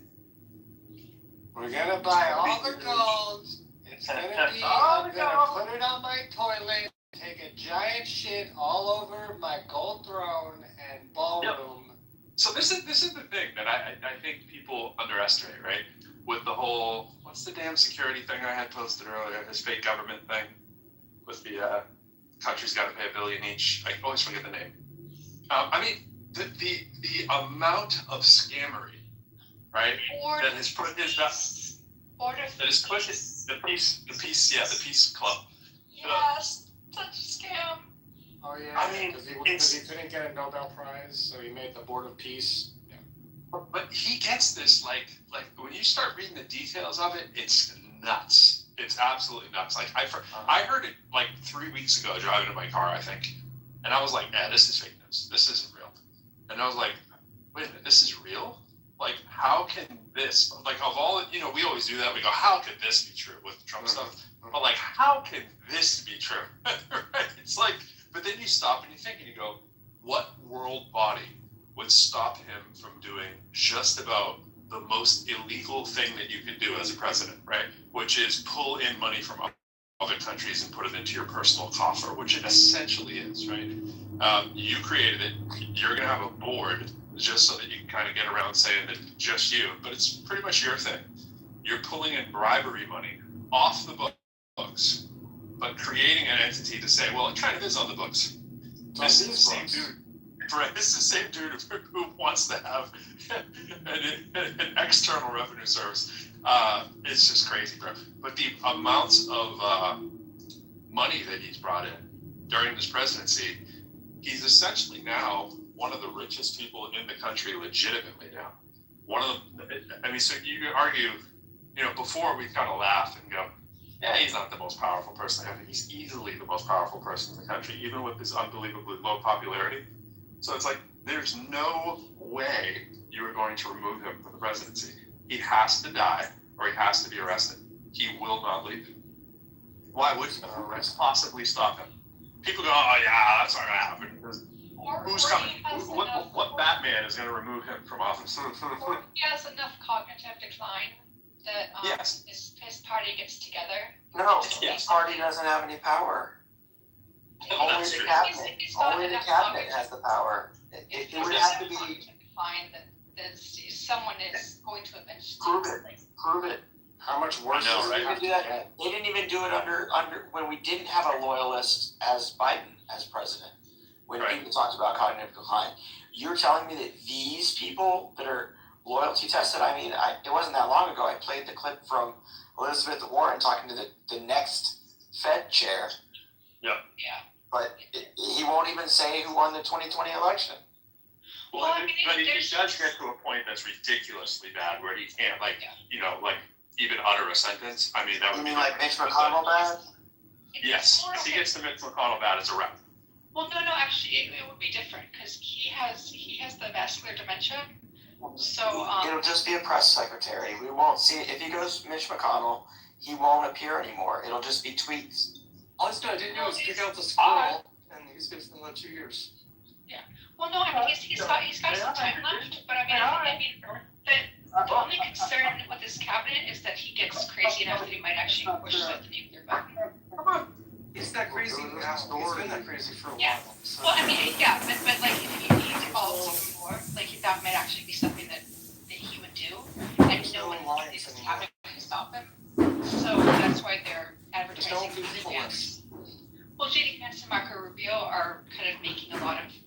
such good people. They don't have enough. But they are infinitely better people. There's nobody you can name who is like I get so triggered on the these people they're an awful replacement. They're fucking light years better. Light years. Who? Give me the worst person in the country to be president. They're way better. Better. In a second. I would change it in a second. Who? In a second. Who? You know that Trump is Harvey Weinstein. What the fuck are you talking about? He's Harvey Weinstein and he's a fucking ridiculous dumb skull. You think Harvey Weinstein is as corrupt as him just because he's a racist? Trump's a racist and he's corrupt on top of it. Yeah, exactly. Yeah, I feel like Trump's the full Monty. He's the full Monty. He's a full-blown narcissist who has no moral compass whatsoever in every area, and he's as stupid as it gets. He's a loose cannon. There's nothing like him. Yeah, well, who's head of the KKK? That guy might suck more. He doesn't have the resources. Yeah, he's not going to be a billionaire. He's not going to be like worth $6 billion. I mean, Sheldon Adelson, like that kind of like, but you're not going to be stupid. You know, like he's the trifecta. He's the quadfecta. Stephen Miller. He's the full Monty. Stephen No, Miller. No, you can't do it. He would be. He's way too smart. He's way too smart. He's the Klan, but he's way too smart. He's evilly smart. He's smart in the way that people don't pick up on his evilness. Yep. Give me him tomorrow. Sign me up. If I had to replace him with Stephen Miller, it's instantaneous. Really?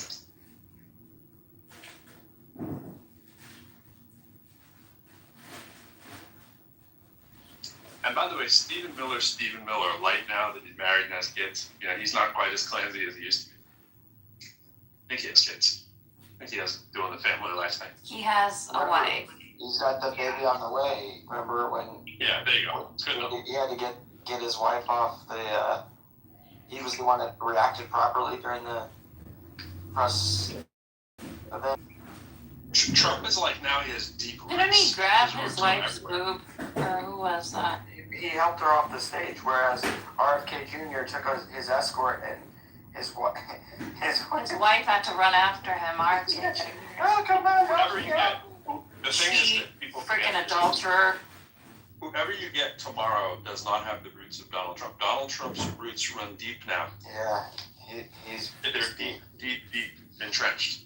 He has more power. Nobody has been talking to Putin for the last That's right. years as much. He's all over the world, all over the country. He's got his tentacles into everything. So it's like there's no comparison. All these like little wimpy, whoever you pick, it just doesn't compare. Unless you brought in like Putin to be president, maybe I'd still vote for Trump then. But I'm saying, you know what I'm saying. But in the country, people who could be Trump could change it. Trump could probably make it so Putin could be president. That's how bad it is. People are like, no, that's crazy. No, there's nothing. We have nothing. People are like, oh, we got a court system. Do we? I think Trump should leave office and become president of Iran.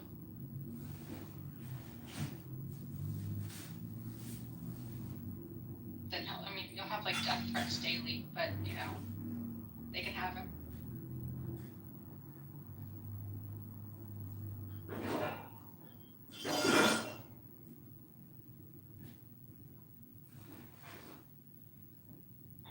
So, bro, does the bunker get built?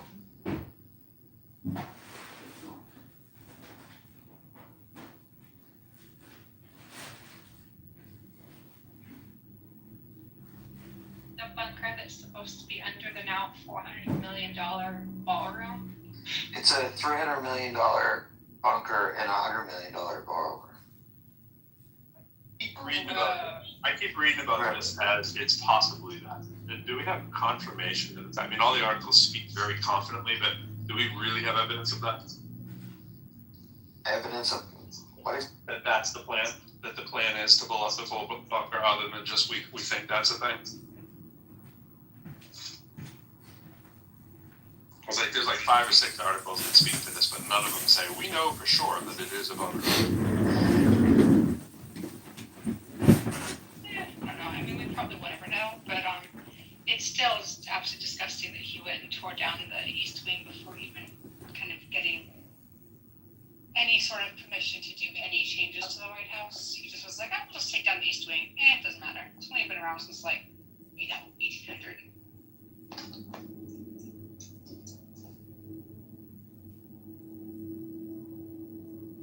refuse to play into this productivity game.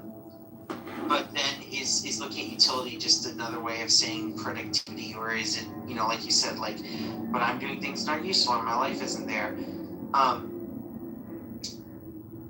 My gut instinct is to say, like, but maybe if whatever you're doing right now isn't useful to anything, including yourself, then maybe it's good to recognize and make change. Like, how do we know when to make change? What if something about how we're living isn't good, even for ourselves? Like, I'm going through a lot of recovery right now, and there's some days where, you know, I'm not feeling good. I got a migraine. You know, I'm trying to just deal with like physical therapy and get through the day.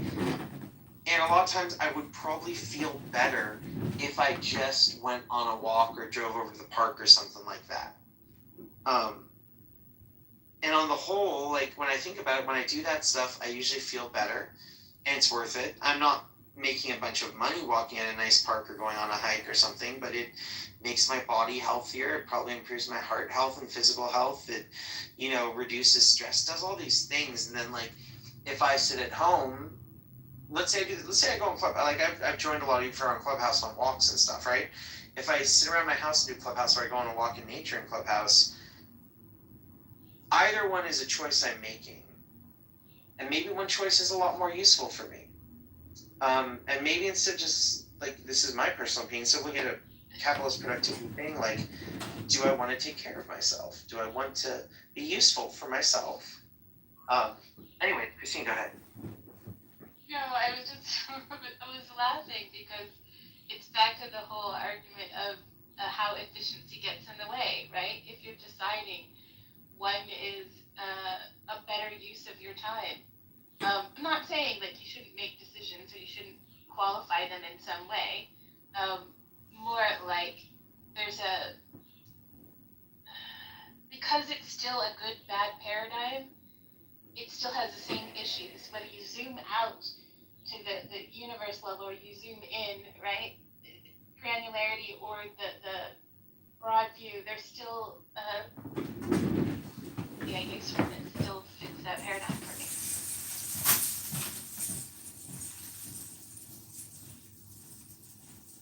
You know, I'm saying that, but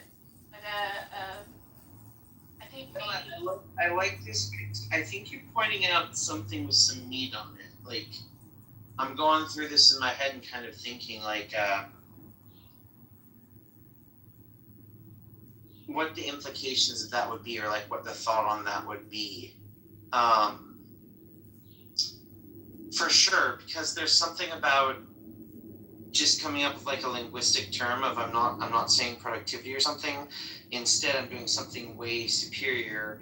I'm saying utility. But what is utility but a proxy for productivity or goodness or badness or something like that? I mean, is it a good idea to be allergic to that or even to embrace it? You're definitely getting on something where I'm thinking about that a little bit. So feel free if you want to expand on that a little bit, or I'm not sure if you feel like you've said all. I'll add this to release any tension, if there's any, for anyone. And it's that I think even in asking these questions and exploring this, the way I think about this for myself is it's like I was raised and conditioned within intersections of systems that caused me to view the world in a particular way. And while I'm trying to deconstruct and reconstruct something different and new for myself, I will essentially always exist kind of, the visual to me is, it's Marvel. Vision is half in the side, the bubble of the town, and half out, or the Matrix, right? 1 foot in the Matrix, 1 foot out. There's no fully escaping this. There's an awareness that it exists. There's the contradictions that exist, and then how do we like resolve them? Can they be resolved when, for example, I want to lean into the floating grasses in the field when the wind blows and I'm a vibrating atom just like if along with I'm everyone else and actively engaged in activities with you, just tell me what's up. Like, don't conceal things from me. Like, if I'm actively engaged. The power dynamics of cultures that I have to sometimes pull out the power games in response because people don't necessarily necessarily understand this language or this way I'm looking at the world, but alone it's not shared with all. Those methodologists who are boring. You know, if you go to comic context and detail, and I just wrote back equity and economy. The virtues one knows to be just the virtues one knows to be rational. I never. It's like my hero in Die Hard. Snap the coast, we'll get together and feel that. I love it. Right? But it's too. I don't want to exist in that paradigm. I don't want to play those things. That's not the world I live in. It's still a part of the Incorporated. And I have a MOM. Like the systems don't. You cannot be the same body before the germs, after the germs, right? We're always changed by. And so this, like, there will always be the residual concepts and ideas in which I was raised in order to perceive the world.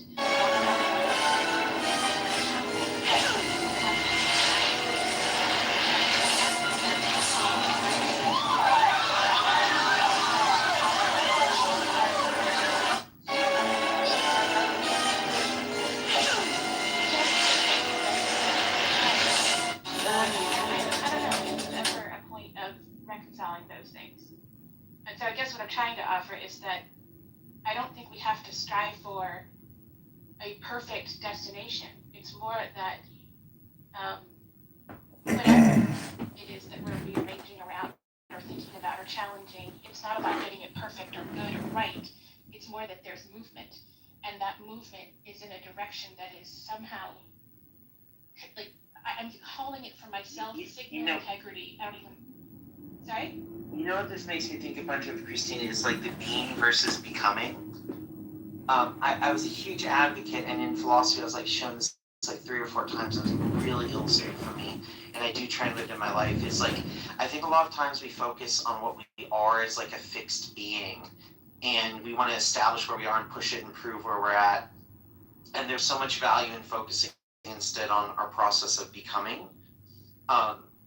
It's much more, not just forward looking, but it's like acknowledging the process nature of what we are as living creatures, and opens ourselves up to a different way of contextualizing that I've found, to use that word, very, very useful in my life. So I think like, it sounds to me like you're hinting at that similar thought of focus not just what we are as a fixed being, but focus on what we could be becoming, because we are going to be in that process inevitably. Like you're using the example of the, we're not the insane after the infection. There's something different about us, and I resonate off that. And by the way, I think she's integrating some awesome things. You guys are really bringing up. You chime in, go ahead. Sorry, I do want to be involved. I don't want to. All I want to do is couple what you guys are saying, and now I feel sort of integrated. Sounds good. Feel free to chime in.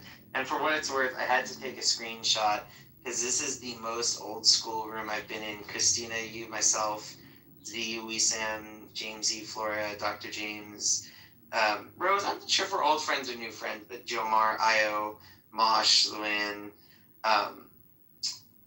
There was 2 cats and Rachel's from back in the day. I'm not sure which you 2 are. But it's just like a super old school room. So it's just kind of fun to see all these like old school people come back together again for a second. That was cool. Anyway, back to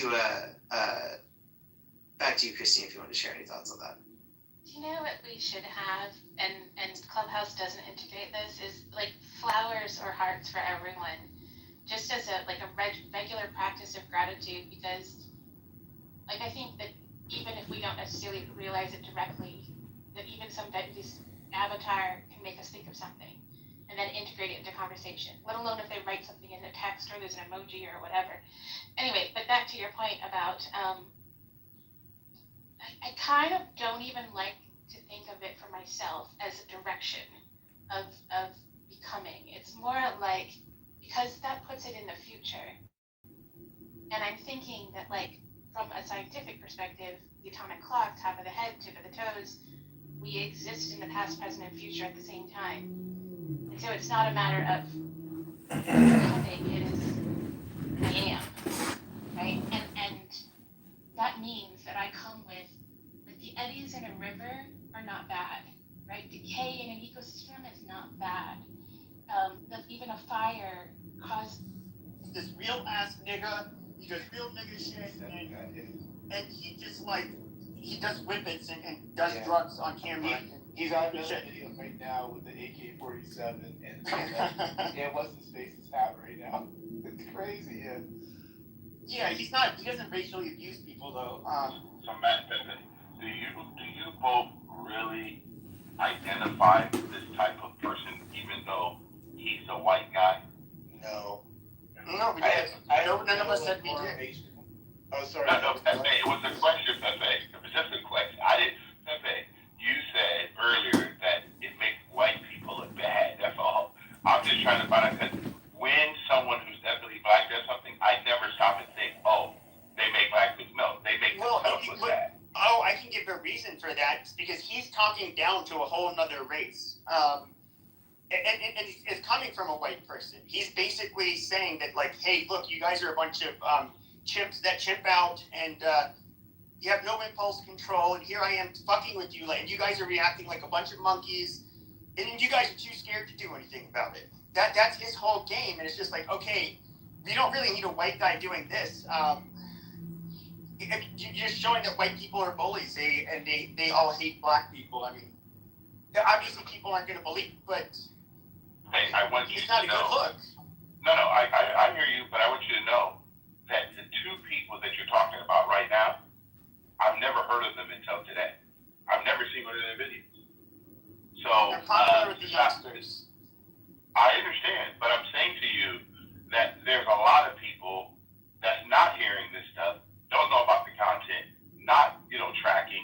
So for me, I've heard enough of it just from you guys, and it's quite interesting that this is what we're feeding our young. That's why I asked Free the question. It's just really sad. It is sad. I mean, there's no question about it that this is pathetic. I mean, the reason why I bring up race is because that's what's being associated online. Obviously, they're saying, oh, another white person's doing this, so I have to reference it when I talk about it. You know what I mean? Otherwise, I just be like, yeah, it's just another bad human being in general. You know what I mean? But yeah, I mean, because at the end of the day, that's what we got to focus more on. Is that the behavior? I think even Pepe said earlier, it's a low person, low individual. To me, this is something that I think it's really sad, because a lot of these young people are out here doing this, and it's pretty sad. They're using the challenges that we have as adults to really push the envelope. And then there's companies, then there's companies paying for this. They're supporting it. It's just crazy. They're monetizing, and I don't know, Ed, you heard me bring up about. I know this got a lot of people's hair up on their arms about, demonetizing stuff like this. I mean, I thought maybe this was something that's already being done. This is insane, but maybe he's in crypto. I think he's crypto streaming, so there's not much you could probably do. But what do you think about that, Ed? If the money dries up, all the fun stops. So you think, or no? Because he's making money off this, Edward. You know that, right? Yeah. He's monetized. No, I know. There's a lot of stuff that people monetize on TikTok and stuff that, for me, is not my content, and I don't even know why companies think that this is what they want to promote. But I do believe, like you said, if you want to defund something, you have to stop, giving these young people this information, and the only way you can do that is by parents or adults looking at this and saying, how do we stop our young people from watching this stuff? Like, I have a 10-year-old granddaughter, right? We have to put parental code on all of her devices, her iPad, her phone.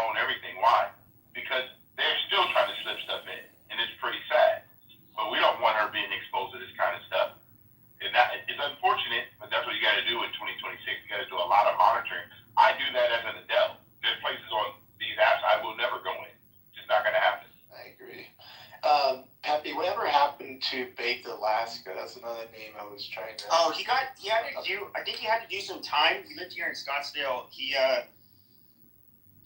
for his part in January 6th, I think he actually went to the Capitol. He did, yeah.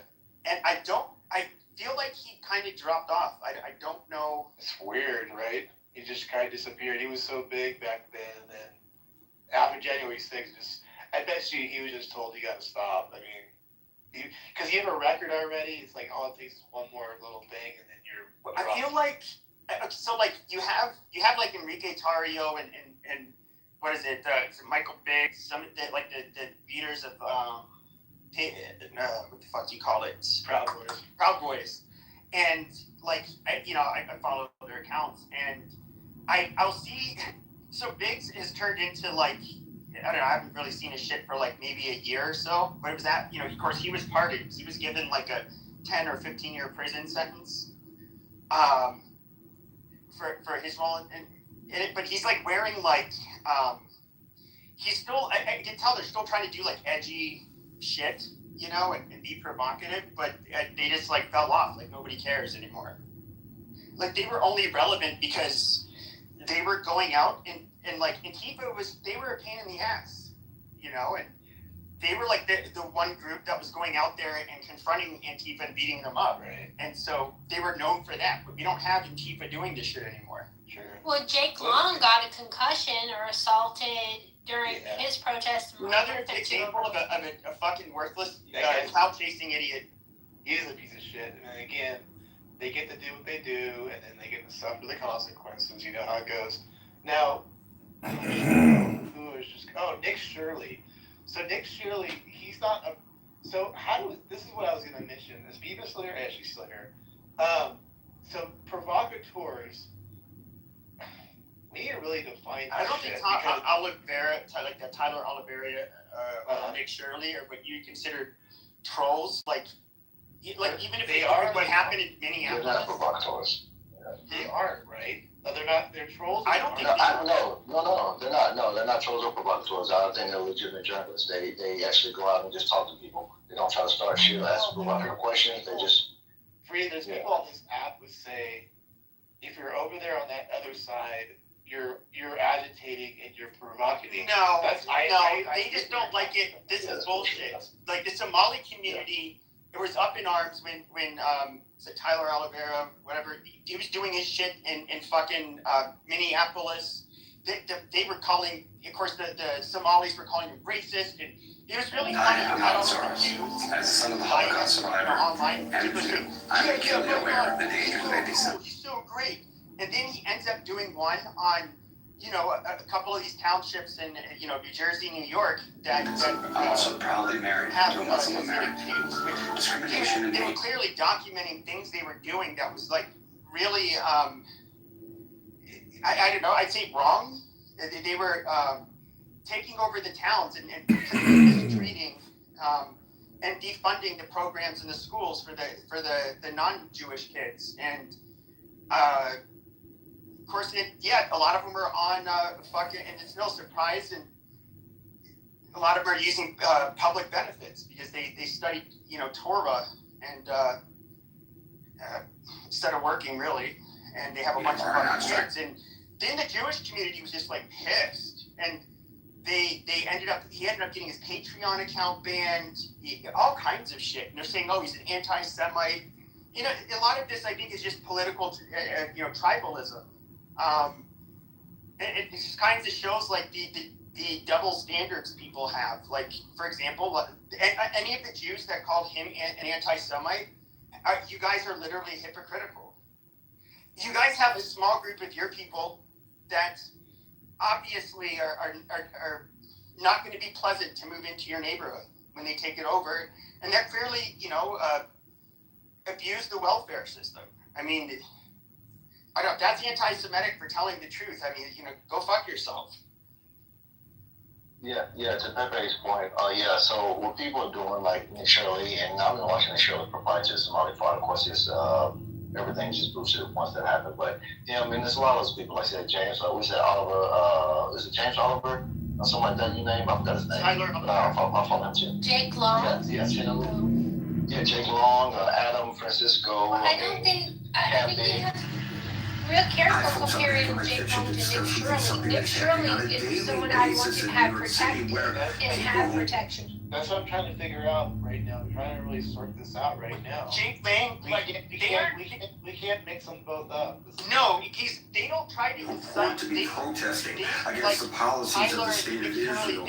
Go to civic. They will do like the reporting and uncover things, and of course everybody celebrates it when they're uncovering somebody that is not. I won't even get into it. I've already said what I was going to say. But then you have people like, what is that, Jake Lang? He's just a total fucking grifter. What was he doing? He went to protest the Muslim communities in Texas by carrying a tray with a chopped off pig's head with the Quran in its mouth. The Dearborn, Michigan did the same thing. Yeah, and it's just like Dearborn, Michigan. We have a shit ton of Arabs. Like, that's real fucking smart. He does, like, the amount of that is like, you're literally provoking people when you do that kind of shit. Now, I'm not saying that it's illegal or anything, but and was he's so screaming at the city council members of Dearborn, just like they're Arab, obviously, right? It's majority Arab in Dearborn, and he's telling them, "Oh, you guys all need to be fucking deported and get the fuck out of my country. It's the American crusade." Like, it was crazy. Well, like, these are he's a fucking Jew that converted to Christianity, like, within the last year or two. It's so fucking cringe, like, listening to this Christian nationalist hardware bullshit. Yeah, he's the guy in New York that went to Madani's thing, with the pork, the pig, outside his place. In fact, that event is the one where the bomb went off. Remember the guy threw the bomb, whatever thing that was his event. I'm pretty sure that was it. I'll double check it, but yeah, he's a complete idiot. Go ahead. He also beat people on January 6th with a baseball bat, and he was convicted for this, but he got pardoned for 5. I wonder if he's a Fed at this point. I mean, I don't think so. He was posting shit from, they can get cell phones smuggled in from prison, but he, like, converted to Christianity. He was, and he tried to, like, brand himself, and even at that Carmelo Anthony. Good evening. Yeah, we can hear. Yeah, they did a protest in the stadium. That was ugly. That was super ugly. So he's like live streaming from this bus where he's going to Texas, and he's like, yeah, us white people, we need to do all this. It's like, dude, when were you ever a white nationalist? Like, what is this? And of course, like, barely anybody showed up. It was just really, he's just a real cringe. So cringe. And we're not saying I don't believe he's a real Christian. I'm sorry, Matt. I don't mean to keep interrupting you. I just really don't like Jake Lang. I feel like he's one of those people that are, like, using Christianity just to get his point across, even though he's not a real Christian. Like, it's like he's, like, making a mockery of the religion. I don't know. That's just how I. That is most of it. To be fair, even though he's like a Jew, I guess I kind of slipped that in because it's it's far more bizarre for somebody Is this like to the become prophecy? a Jew. Why don't Republicans just decide on a 4-year term? Republicans. While you're a Jew, Why and is then this go so straight highly to this Christian nationalist shit. I don't think I've ever heard of anybody doing that, but I would say like probably 90% of the people that you see online that they just say, oh, I'm super based, I'm Eastern Orthodox, or I'm a traditional Catholic, and these people are just wearing it as a fucking uniform. Like, these are not serious Christian people, and like anybody who knows, religious people that have been religious most of their adult life, you know that they're not a bunch of like edgelord racists that hate women and all of the shit that these guys will say. They're just fucking imposters. But again, Pepe, I got a quick question for you, Pepe. Do you believe that humanity started in Africa? That's starting to be, just from the expert's mouth, that theory is starting to look like it's unlikely. So where did it start at? And all of that was the theory? I thought that was largely accepted. It was largely accepted, but you can look this up. David Reich, he's the leading geneticist on human populations at Harvard. He's been speaking to the media quite a bit recently. He's had something published that was a little, it wouldn't have been published a few years ago, but as they're uncovering new evidence, especially in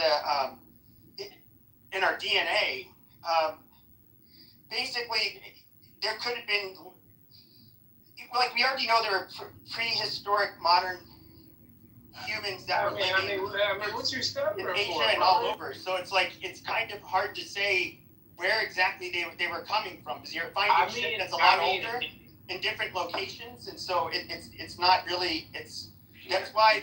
But yes or no though, can we not agree that humanity started in Africa? I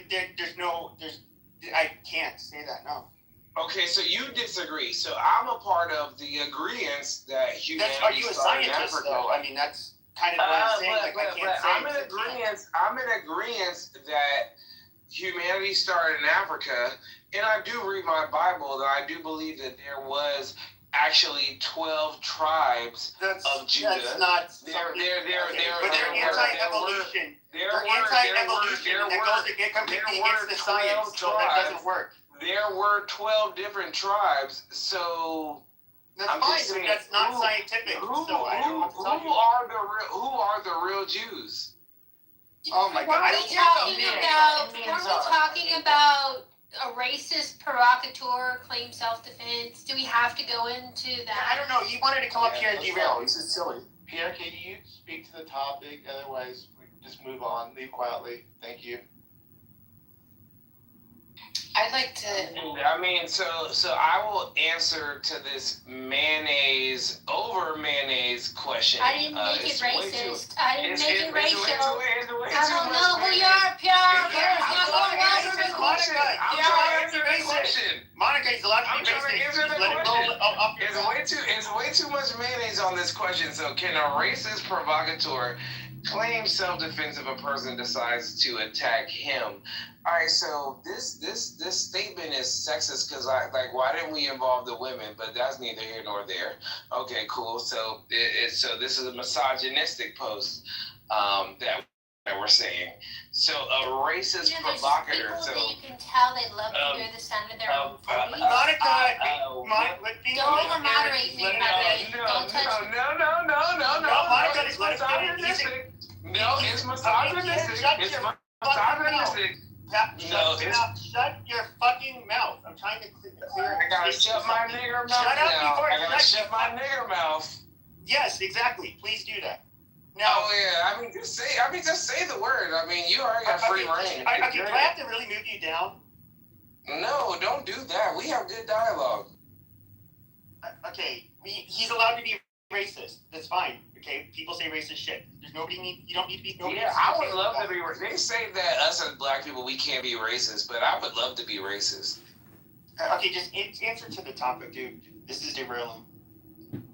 I do not think that, if you provoke someone in a racist whatever, you definitely can't claim self-defense because, you baited them into that. Really, after all that was your stimulating statement? I mean, shit.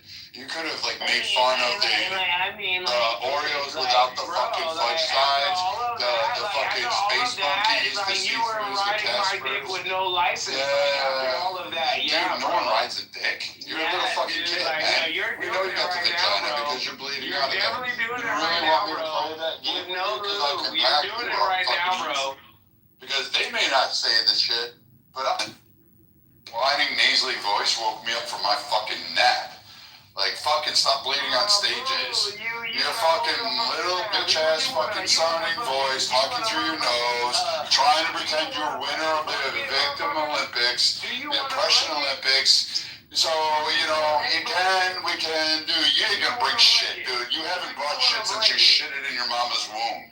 You haven't brought shit since you smacked the last slepahoe that you fucking tried to manhandle after she got done with your ass and fucking smacked you out of her fucking place. Dude, the only time you act tough is during cuffing season when you need a fucking check and you need it out of the IRS. So shut the fuck up. Go on, Pepe. Yeah, it was way too much mayonnaise on that retort. All right. Really? Mayonnaise? All right, do you want me to say there's too much pile of shit sitting there? There's too much of a dung beetle sitting there like fucking crawling? Do you really want me to kind of keep going on that one? Because he may not say it, I'll do it. Jesus Christ, you guys were having a somewhat decent one. It was a nice nap. Yeah, I was just listening to you. Pierre, I have a high tolerance, but I mean, this was so derailing. Fucking guys buying Walmart weaves and then thinking they're fucking tough. Go ahead. So that is like white boy spasm. Are you done, or you still got some more left in the tank? Okay, we're not fighting, we're moving on. Psychological disease. Life has to be fun. Life has to be rejoicing. It's fun.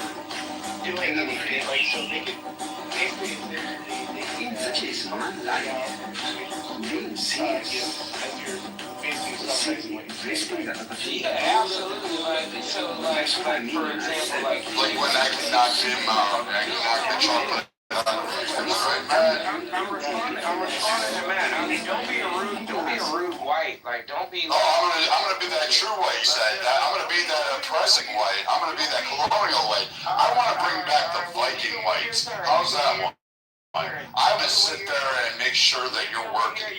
I want you off of EBT. I want black women safe from you, so they don't have to worry about taking an abortion pill. I mean, shit. If I was a black woman in your community and you were in the dating pool, I would have fucking the morning after pills like Tic Tacs on the nightstand, because ain't no way a woman wants to have a kid with you. Shit, worried about getting the milk. Shit, this motherfucker would have still staying around. He'd have to raise 2 kids. He'd have to provide for 2. You'll see, he'd have to get diapers for 2. This is what? Hold on. Okay, Pierre, if No, just like if I'm actively engaged in activities with you, just tell me what's up. Like, don't conceal things from me, because that's where if I'm actively, I appreciate it. I If a thrive. black guy, like you're doing right now, kind of, it starts saying mayonnaise, cracker, blah blah blah, are we allowed to punch you out? Just and maybe even go further. What are your thoughts on that? Oh yeah, absolutely. And this is what I was gonna say before I was rudely interrupted by the trailer trash. Keep it So on me. Keep it like on me. like so like me and Pepe, right? Like I dialogue with Pepe often, like weekly, right? So if I go in here and I call him like a cracker ass cracker and some mayonnaise eating motherfucker, right? I cannot be a victim and be all sad when he be like, man, shut up, nigger. Okay. The fuck, like you can't, like you can't, because you started it. So and he's trying to finish it. So either you're gonna like go back and forth, or it is what it is. But like, no, you cannot talk shit about somebody and then expect to like be pampered when they talk shit back. Life doesn't work like that. Okay. So, are we making progress here? You've probably seen Miss Joyce on your phone. That's what you wanted to happen? That's the answer you're looking for? You don't need to be at a Oh my top God, the Martin Luther King speech of the fucking year, man. Holy cow. Yeah, I mean, oh, now can I have him? Can I have the chocolate snow bunny there? Can I take the chocolate snow bunny for a ride now, Matt? Am I permissible? Okay, so here we go. I'm gonna assume that's a yes. So, like, I let the conversation happen, and I was trying to be nice, but now I'm gonna back up Martin Luther King. Listen, dude, the last time you actually sounded like you had bass in the voice was when you were echoing in that fucking tunnel of a hate crime called your mama's womb. That is probably the same as last time you saw fucking pussy. But I digress, because you are a walking pussy. You are something that's fucking variously wrong with society today. You are the guys that fucking can't be counted on to build anything, can't be counted on to do anything. Fuck, your job at Walmart's in peril because you're just like, girl, they don't know what I've got. While you snap that fucking fake ass cornrow makeup on your fucking head. You're the motherfucker that tries to actually draw eyebrows on there so it looks looks like you have a pair. I bet you when she pulls your pants down at home at whatever fucking slut waffle you picked up at the Waffle House, I bet you she sits there and goes, damn, I thought black guys were hot. I guess that's a trope that's not true. You know what? I think you're right. I bet you cry more for women than any woman has spent their time putting their hair up. I bet you're the motherfucker that goes, honey, I want to split the check only because you have $12 in the bank account and you think you can go to fucking Red Lobster. I bet you're pissed that you can't even smuggle out the biscuits to go home. Right? All of that shit. I bet you're pissed because daddy left for milk, you ate cereal with water. Anything else you want me to do? You can't even make fun of white people properly. Like fucking what, Casper, the ghost? We don't wash our legs, so like fuck, that's why we always have hairy legs? You think our women break razor blades for nothing? Shit, man. Steel can't even fucking cut through those fucking bristles and those porcupine quills that fucking rub us together. That's why house fires happen in white communities, because women fucking rub their legs together and that fucking tinder goes up in smoke. What else do we have? Oh yes, white people, when they chipped out, they colonize a fucking nation. That's like you could have went down any kind of racial stereotypes. You could have fucking attacked it, but you went with mayonnaise. Dude, you've drank more cum than is in the mayonnaise jar. Like, we know that. Don't have a whole lisp, a nasally voice in high pitch, and then come up here and go, mayonnaise? Like, Jesus. Fucking grow a pair and have it, and come up with some real fucking white racial slurs. I would have tolerated yeast yeti. I would have tolerated snow bunnies. I would, like, fuck that. You could have had all of us. Like, literally, you could have said, hey, Frosty's up there, man. Get fucking going. Get back to work. Shit ought to be there. You should be building shit. But no, you don't have it. You still can't make fun of it. So I have two comments. Y'all, real quick. Here, can I have to reply because he went on a tangent. But after you reply, I'm gonna go. Wait, I'm sorry. See, again, you have to cut in front of a woman to go ahead and try to be masculine. So why are you cutting in front of the white woman? Why aren't you respecting that fucking crystal clear queen up there? Why aren't you fucking monitoring that fucking, midnight ballerina up there that you never see on the stage? Why aren't you fucking honoring that? Huh? Fucking lack of gentleman, man. I can tell you were raised by a fucking hood rat, right? Because I betcha. Go ahead, Beamer. This is the... Nah, man. No. Don't come off mute. I'm sorry, dude. You can't have it. Your shadow's gonna stay on that wall. So I had a couple things. I wanted to know, this is my ignorance. But did you know the most powerful cosmic characters in MCU? There are many powerful cosmic entities in MCU. So let's see the 3 cosmic beings that are very powerful. Like, what is an apostate? Like, that's language that you meet somebody with violent language and you like attack them. Like, does anybody understand what accosting just means? Like, it's to like abruptly to like dump on them, whether it's like to be critical, to be insulting, to accuse them of something. Let me look up the definition. Yeah, what is it called when like you like to fuck your cousins and shit like that? And you're upset. It's called being a fucking black man pretending you have a do-rag on and thinking somehow, listen, that's your fucking sister, that's not a wife, alright? Understand that shit, okay? Pookie and Ray Ray season is kind of coming to a close. Black women are like far exceeding you. This is why they're going, hey, I want white boy winter, man. I don't need these fucking guys walking around with do-rags, fucking fake-ass Walmart weaves, fucking painted nails, thinking they're great with their underwear hanging out with shit stains on it. That's you, hollering at them from a fucking BMW from 1980 that's barely held together with duct tape and fucking glue. They don't want you, dude. They want successful men. They want men that they can count on to protect them. They don't need the motherfucker that's gonna watch a girl get stabbed in the subway. No. They don't want you. That's your problem in life. Because you know what? Here, I'm advice. Get yourself a pair of pants that can, get rid of that pregnant pot belly you have on that front. Stop having fucking premenstrual cramps all fucking day, every day. Then work on your voice, work on your articulation, go out and split wood, go hunt a fucking bear, go fishing, go camping, learn to drink bourbon and tequila give her straight and not ask for a fucking pink drink with a straw and an umbrella in the fucking shit. And then learn to eat fucking meat. Rare. Blue is fucking great. Learn to do that shit. Put down the fucking Popeye's chicken so you don't have fucking grease dripping down your chin while you're trying to yell at some girl. Go for some white boy shit. Learn that a 3/4 zip actually looks good. Hey, how about a nice button-down shirt that goes down like every other successful black white man in America that has fucking done great things for this nation. But yeah, I gotta listen to Pookie and Ray Ray named Pierre. Can't even come up with a fucking black name. You gotta coin it off of some white French man. Like fucking A. Stop your shit, man. Shut the fuck up with that bitch ass voice. You don't have it. Hey, dude. Yeah, you definitely don't get no pussy. Hold on. I'm talking to Bima. So I just Googled it real quick and it said, accosting is the act of approaching and speaking to someone in an intrusive, aggressive, or threatening manner. It often involves stopping a stranger in a public place to make demands such as asking for money or to engage in unwanted interaction.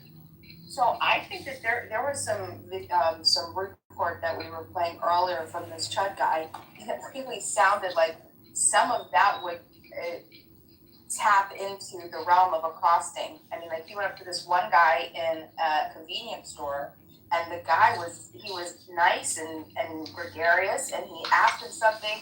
The guy responded, right? The gentleman responded with like, yeah, just live and take it one day at a time. A nice comment, and then Chud tries to push it to the extreme, saying like, slowly, I don't know about that Ebonics BS or something like that, and then he started calling him. It was a white cracker that did that. Right, yeah, but it was this guy that we're having the topic, that's the conversation. So then he started calling the N-word, but he while he's inside the store, he repeatedly kept calling him N-word, like loud across the store, like, come on. Bima. Like, I don't know how many times. Bima and Matt, do you guys remember the girl that walked around pretending she was twerking her ass and smacked white people saying that's for colonization? And then some fucking hood rat like Pierre smacked her upside the head and she's like, I did nothing to deserve to get hit like this, right? And it was all fucking comical because guys were all like, oh my God. And she tried to play the racial thing and it ended up being that she caused her problems because guess what? She was hanging around Pookie and Ray Ray like this guy. She was hanging out with this guy right here. So, you know what? Yeah, you get to defend yourself. You just got to be able to back your words up. Like people like Pierre, they're only tough online. They don't amount to much in anywhere else. McDonald's assistant manager of the fly coach section. I mean, shit. You cannot. Really? I can't. Amazing. I can't. I've been so many years of doing this. Yeah, okay. I know you box like once like a fucking month or something like that. You like once saw a gym in a punching bag and then you thought it was great. And now you box. The most you box right now is lifting off of your dude. Like, yeah, just try putting the plastic bag on your head and breathing deeply. Because that's about the only extent there. I'm gonna help you with that like firm abortion thing you wish to have. You wanna be me? Beat you? Beat you, dude? Fuck it, who's on this stage? Fucking Bima, Nye, Coco could beat you. What the fuck do I need to beat you for? You couldn't even get past the first round with them. Like, you couldn't stand a chance at all. Really? Never knock you the fuck out. Yeah, right. Dude, your Call of Duty days playing video games on a fucking PS1 is not going to be fucking great. Dude, Atari wants their fucking logo back. They're not going to go with Tyson's knockout, dude. I mean, shit. You are not fucking smart, intelligent. You have an IQ of what, 10? Shit. The dog has more than you. Like, fuck. I mean, shit. You know what? I'm sorry I didn't leave you with a baby brother or sister, man. I know it hurts. You had to grow up alone. You gotta hang the pork chop around your neck to get the pit bulls to play with you. I got you, right? I got you. Yeah, I know that white skin. You are the waste of white skin. Go ahead, Bima. Go ahead. Look at your voice, dude. Listen to your voice. Listen to your voice, dude. Go practice that. Record that shit. You like hearing my voice, don't you? No, listen. No, I don't, man. If I was a guy and I talked like that, I'd probably fucking murder myself. You are a waste of white skin. Like, really? You're white and broke. I still conquered you. I still come out on society on top over you.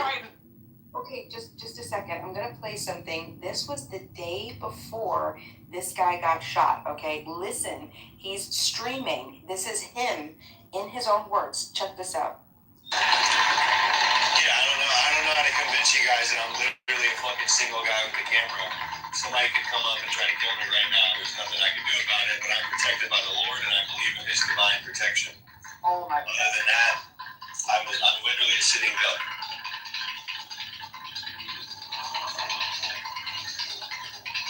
And he's sitting just in a city street while he's recording this. Okay, what's he saying? It sucks. He said it sucks in the end. Isn't that interesting?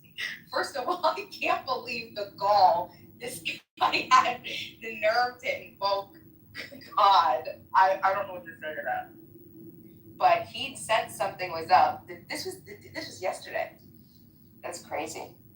And so remember now, even that this was yesterday. Now the day before, or I think this was yesterday. The day before yesterday, he had gone into a store.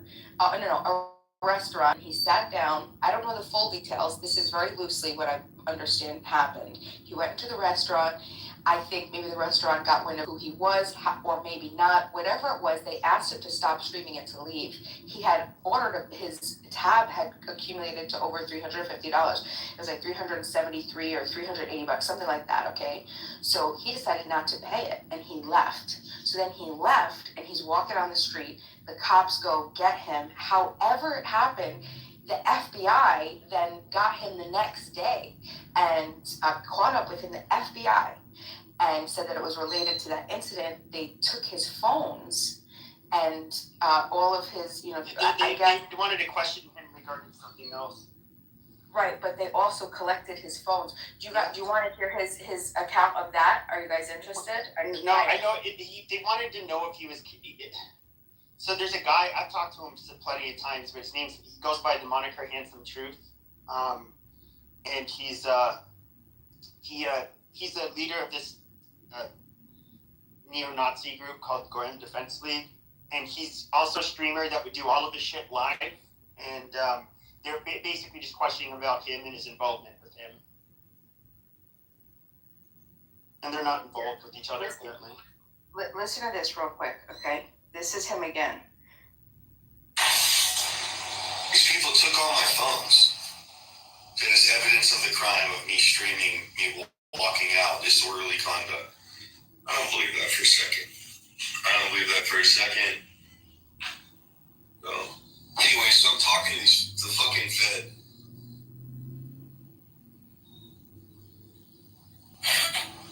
And it basically got to the point where they were like conceding in a way, like, listen, like basically saying like, we got nothing on you. And after talking to you, we actually see, like, as humans, want to just give you this piece of advice. They're like, you know where this shit's going. This shit only escalates. And I do know this. I just have profound faith in the Lord that things might not go the worst way possible. Which is anybody getting hurt. Because I don't want to see anybody getting hurt. And they basically said, yeah, regardless on which way it goes, whether you get killed or you have to defend yourself and you end up killing someone, there will be massive riots. And these guys are basically in charge of preventing these massive riots. Or maybe they're in charge of manufacturing them. I really don't know. The guy seemed like he was a pretty decent person. I still want to have faith in the fucking judicial system and the police and these federal agencies. I genuinely want to have faith in them.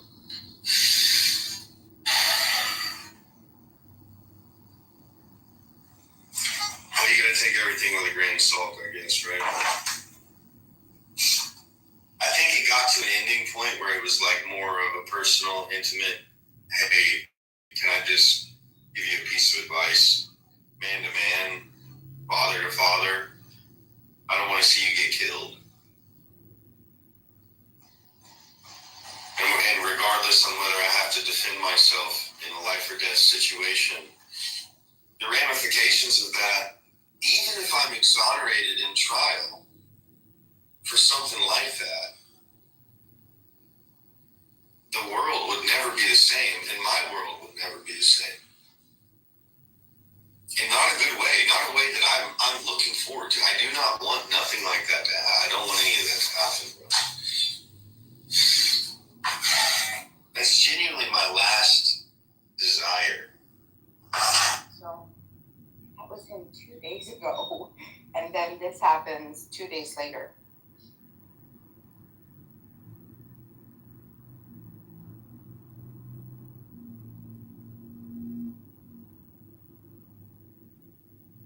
I am so confused.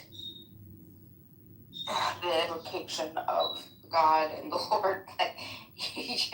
What Bible is he? Oh, I was gonna say a mean religious joke.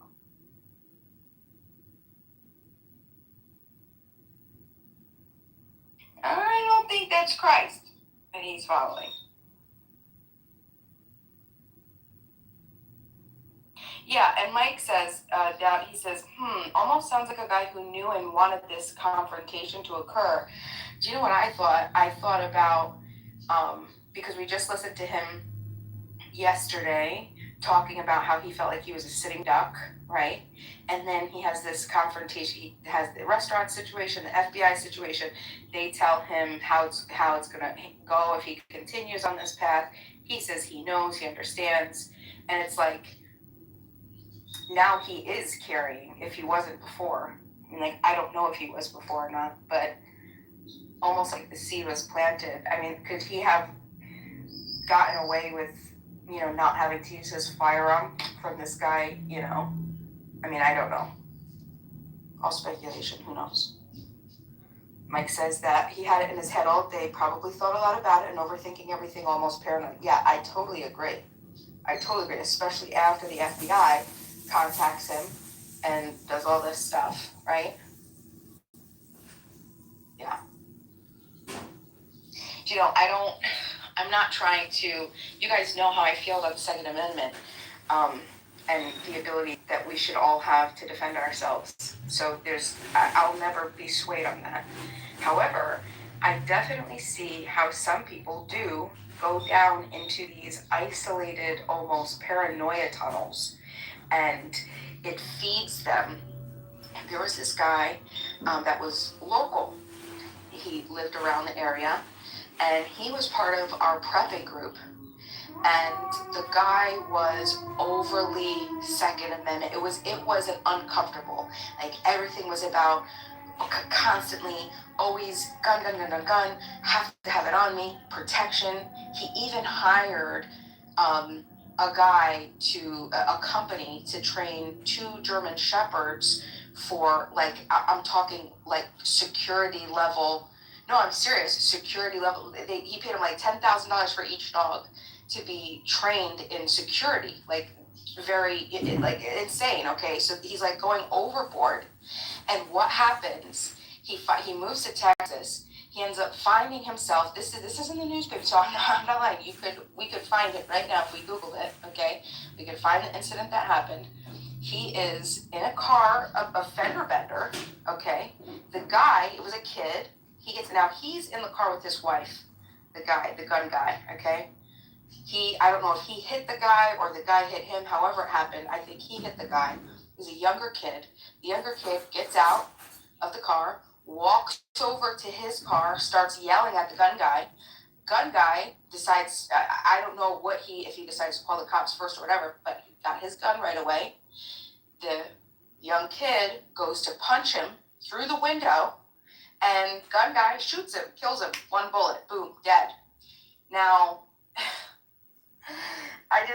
there's so many issues with this, right? People will say, oh yeah, definitely self-defense. And I mean, obviously I want to say, yeah, it's self-defense, but also, right, you're in a vehicle, you don't try to tell me that you were threatened. You could fucking drive away. There's a million things that you could have done. And now what did the result? This guy had to go into the secret, the hiding, what is it called when they have to hide your family? He had to go into a secret, what is it called? Does anybody Protection. know? Thank you, witness protection, because this guy's family was pissed off, and his family and friends was started to harass the family, started to harass his young kids, started to show up, throwing shit through their window, crazy like that, and so threatening him that they were gonna kill him. So now, God knows where him and his family are. I don't know. I didn't stay in contact with him or whatever, but I think like something like that, right? Like that didn't have to happen. And I feel that if he didn't have that mindset, it was almost, I know it sounds weird, but we were talking about this yesterday, like how our thoughts attract, right? Magnify and whatever. So, I mean, ultimately, I don't know if this was like a setup, because this is it's so, I don't know. Does anybody else feel like it's so coincidental that all this stuff happens and then all of a sudden the actual case happens that he uses a firearm? I mean, not really, because he was on tour. He's basically doing a streaming tour or some shit like that. Was this in? I don't know if he's back in his home state where this happened, but I mean, he's now known for this, and people there's a private chat that I know Matt said this before. So is Beaver. You've all predicted this was gonna go south. I mean, I don't think there's a coincidence that he was thinking about this, because I was fucking thinking it. So were other people. It's kind of like common sense.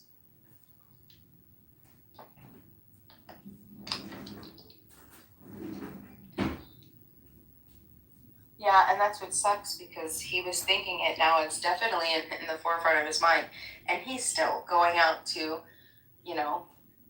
what is it called? Instigate. He's still instigating, Mm.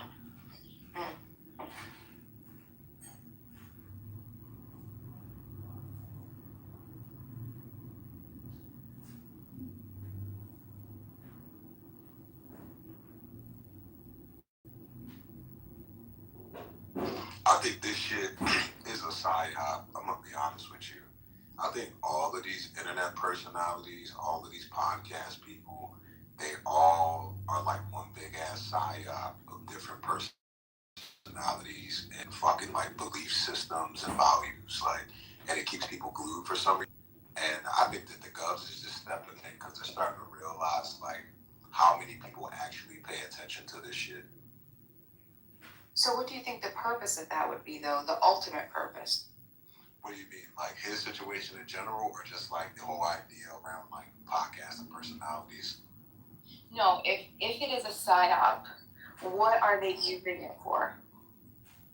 To start more racial tension. That's what it's about. You feel me? That they want more racial tension. They're not seeing the racial tension between black and white people like they thought. They're starting to see more black and white people actually team up, because they don't. They're starting to agree on immigration, economics, shit like that, resources, all these fraud and scams that have been going on. And now it's kind of like what happened during the 50s and 60s. I did I did a study on this in college, where the owners of the factories saw that black and white people, black and white men who were working in the factories, they were beginning to agree on a lot of things, like the white picket fence, a good education for their kids, the dog, shit like that. And when the motherfuckers saw that, they sent the niggas to the mines, and they sent the white dudes elsewhere. And then you had that fucking movie about that fucking black dude who did something to the black girl come out later. And it just stirred racial tensions. That's all it did. And that's what you're seeing right now with a lot of this shit. All of these personalities are a new thing to attach your hate to. It's like what you saw with Trump. They do it with Trump all the time. Trump is supposed to be the face of racism or white supremacy. But those with the brain know that's not the case. But the idiots who feed into the dumb shit and what they just see on video, or what it's clipped as and showed to them, those are the people who bite and take the bullshit and eat the bullshit up, and then it spins out of control and it fucks everybody else over, because they don't understand what's at play. So it's just stirring up a racial tension, it's stirring up a conflict, It's stirring up a whole bunch of different shit. Well, yeah, okay, well, you said it best. That shit is MK Ultra, right? I got it wrong. It's MK Ultra. It's not a psyop. It's MK Ultra. Like, they're using these personalities, and they're like getting people to agree with the personalities, but then on the other side, you have the people who don't agree with the personality, and then that's what it is.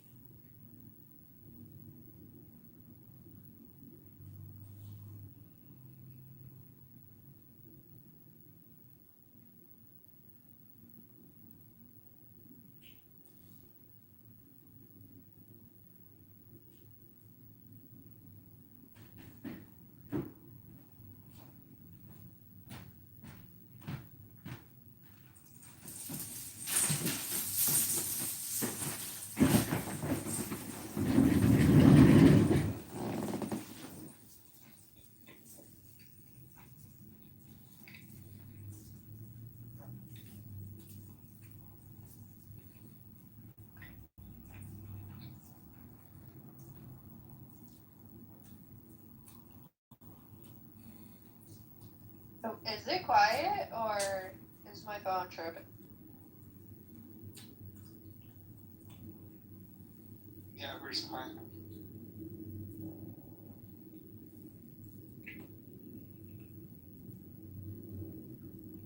Where did the guy go that was just talking about MK Ultra? They were just chasing kangaroos in the desert, for example. Something like that.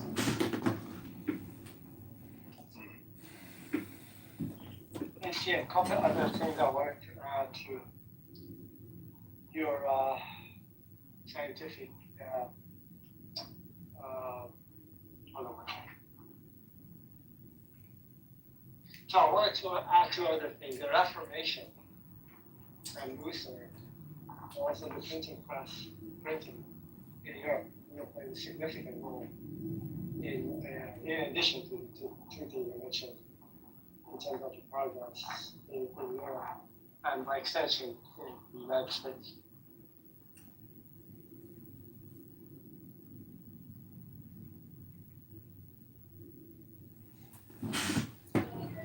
Well, what Andy just said about the institution, that also makes a lot of sense to me. I mean, even if your institution is a Catholic church, like just having institutions like that will lead to some amount of stability that will be able to allow for innovation in other fields. That's like evidenced by Kepler and Galileo. Even if the institution itself was almost actively like trying to suppress it, I guess there's ways around it. You could say, "Oh look, we're just discovering God's design." I guess the church was they were okay with that. It was more like evolution that they were like against. That just directly contradicted their whole.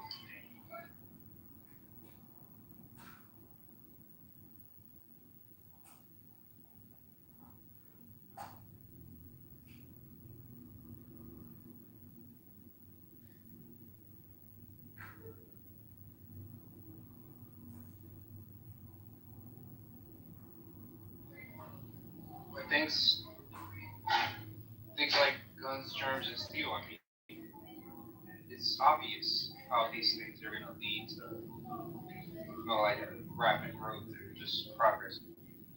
Germs it causes the necessity for medicine. I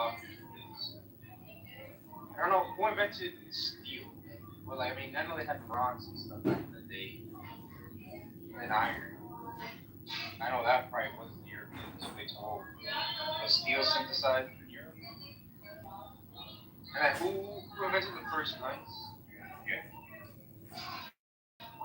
Must have been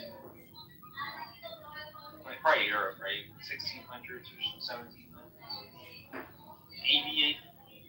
Sounds like probably 1700s. That was the first little cocking those little pistols.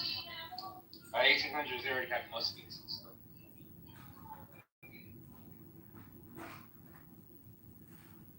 I think steel was kind of created around the world. Because like there was, like in the Middle East. Well, yeah. There was like Damascus steel, like the whole. This is there's good research here that I'm discovering. Matthew Restall wrote a book when Montezuma met Cortes, and he's arguing that the conquest of Mexico is more accurately described as a Tlaxcalan-led Spanish-assisted overthrow of the Aztec Empire than as a Spanish conquest of Mexico. It's only had 500 soldiers in effect, with long supply lines. And okay, but this is what I'm thinking. The Aztecs had 1 million soldiers. Now, they already had guns, right? No, I don't think so. Cortez didn't have, not like. Well, maybe, but. They might What have year like, did they they had have, like like, musket cannons or type something? stuff. I mean, that's good. 500 Spaniards against Aztecs, empire of millions. I don't know how many soldiers he had with his millions of people, but the fact was that Aztecs were really abusing. They were the abusers of Mexico, and they were holding the other people, the Tlaxcalans, in this kind of state where they had huge taxes to pay, and they would just take their people and sacrifice them. Constant supply of humans, sacrifice. Now look, here's the problem. This is why Christianity is popular. Okay, it doesn't require a sacrifice of anything. Ridiculously, it's based on a human sacrifice, but at least it's virtual. You never have to do sacrifice. One sacrifice, right? But these guys were constantly sacrificing humans, and people hated them for it. That's why they fell. They didn't build a system of kindness that everybody wanted to defend.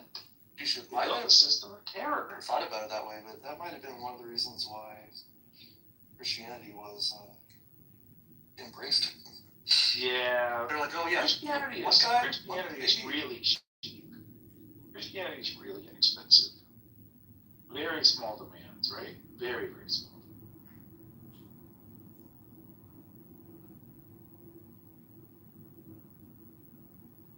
Got to go for a while.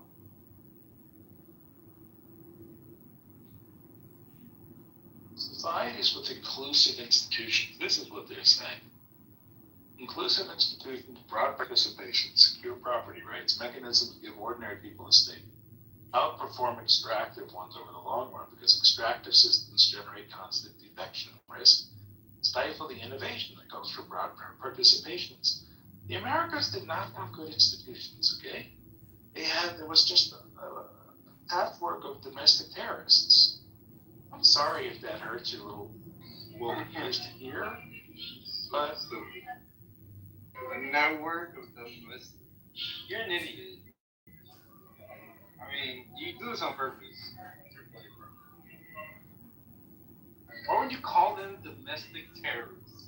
So stupid.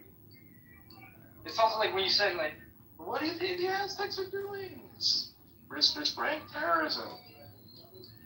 I mean, the empires of terrorism. You can, that the Aztecs were more or less whatever, abusing neighboring populations or whatever. You can say that about every single empire. No, they were holding everybody in a state of perpetual terror. I mean, okay, yes, they had crazy parts to their religion, and they were doing human sacrifice. Excuse me, crazy parts to the religion. What if Donald Trump needed to sacrifice one human every day, and he would go into inner cities again, it's a group of people from different Okay, cities yes, and everything. like Andy said, I get it. How that would not be popular. So, That would not be popular. Well, that's one way to put it. yeah. So very often.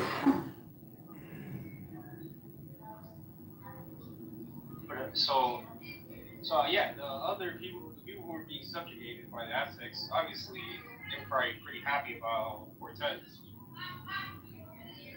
But that would be the case everywhere. Like, there's probably, when the Han Dynasty fell in China, the Asians living the Korean Peninsula were probably pretty happy. They were probably being held down by the Chinese Empire. Like, I mean, you're gonna be able to find this everywhere. I'm sure they weren't to the Koreans and Japanese, they weren't thrilled about the Chinese dynasty. Now, you can argue that the Aztecs were probably more brutal. In some senses, they probably were.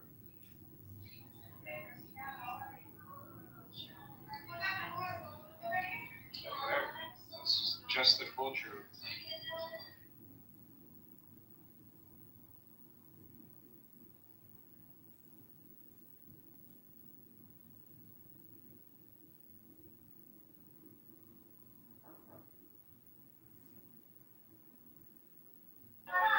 Oh, you saw the room title that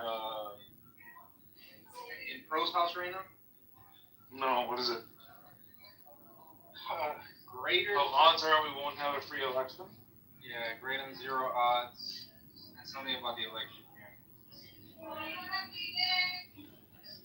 Yeah. Now I can. Oh yeah.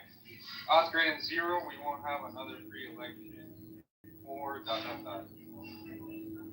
Oh, actually, I was gonna say there's more people in there. Aisha, David, Pro, Dennis, Otter. Actually, no, there's 9 more people. Quite a few people.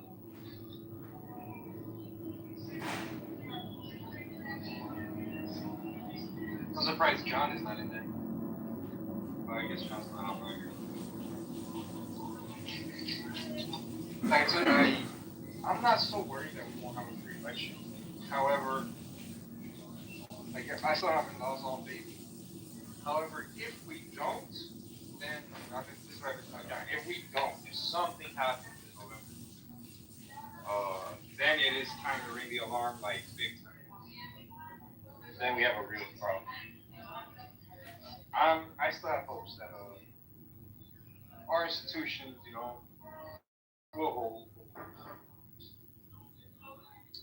I mean, because them just saying odds greater than 0. Probability, just say probability greater than 0. You can say the probability is always greater than 0. Even in, the 90s, during the American heyday or whatever, probability was also greater than 0. But Christina said, Benjamin smokes weed? What?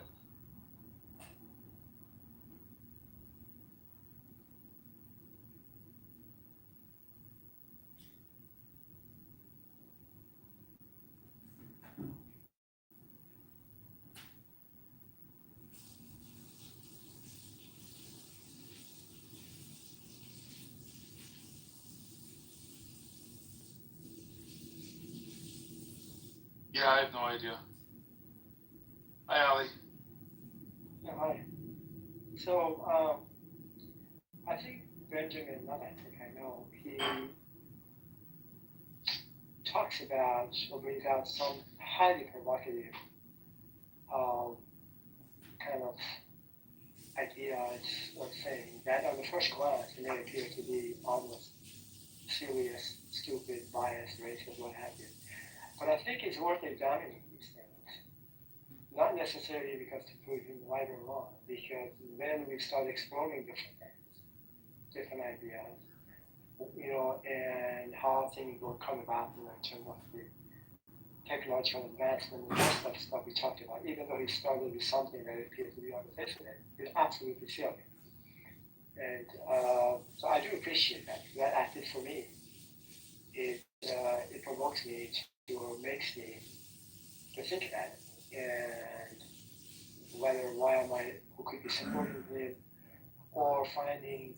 that maybe have something to say about his thesis here, it may not be correct, not at all, or maybe substantial. So that's me, Benjamin, and I do like that, appreciate that. Yeah, we pretty much hear him out on his little theories almost every day. And to be honest, completely fair, they're not really stupid. A lot of times he's wrong, but being wrong is not really the case. They're usually, what he said, at least kind of like thought-provoking, or at least make for good discussions or good debates. Like if he was just uttering stupid things back to me every day, it would get to a point where we're not even willing to hear him out. That's never been the case. This guy, he draws crowds.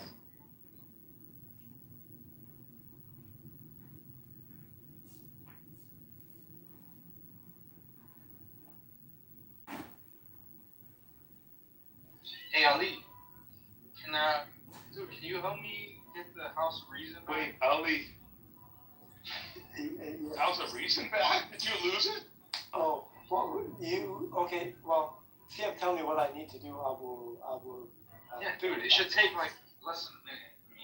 Yeah, dude, this is a new account. So I got banned for posting a meme of like Andrew's head on a plate or something. Oh, I see. They never really told me that's the reason, but they told Daniel Nero, that was the reason he got banned. And I did it too. It was me holding Andrew's, it was like a meme. Thankfully, Daniel said he emailed them, they responded. I emailed them a few days ago, they still haven't responded. He said, I don't know, I'm trying to get the account back, hopefully, but if not, I don't even care that much about the account, but I care more about the house. So, yeah, dude, can you help me real fast? Look, just click on your own profile, go to your little club, your houses, right? And click on, bro just pinged me to this room. Click on. Hey, Ali, before we run into Pro's room, because that's where I'm going to go, I have this thought, because I think, there's something about our conversations when I put out something that's really provocative we do tend to have a good conversation and we explore and we learn some things and we found out about like the Nobel Prize in 2024 and we reviewed that and the literature. It's good, right? So here's one thesis, is that when I say this like provocative stuff, like all the snowflakes leave, they blow up, it explodes their brain, it hurts, and they just appear. And then whoever's left has a reasonable conversation because all the precious snowflakes are gone.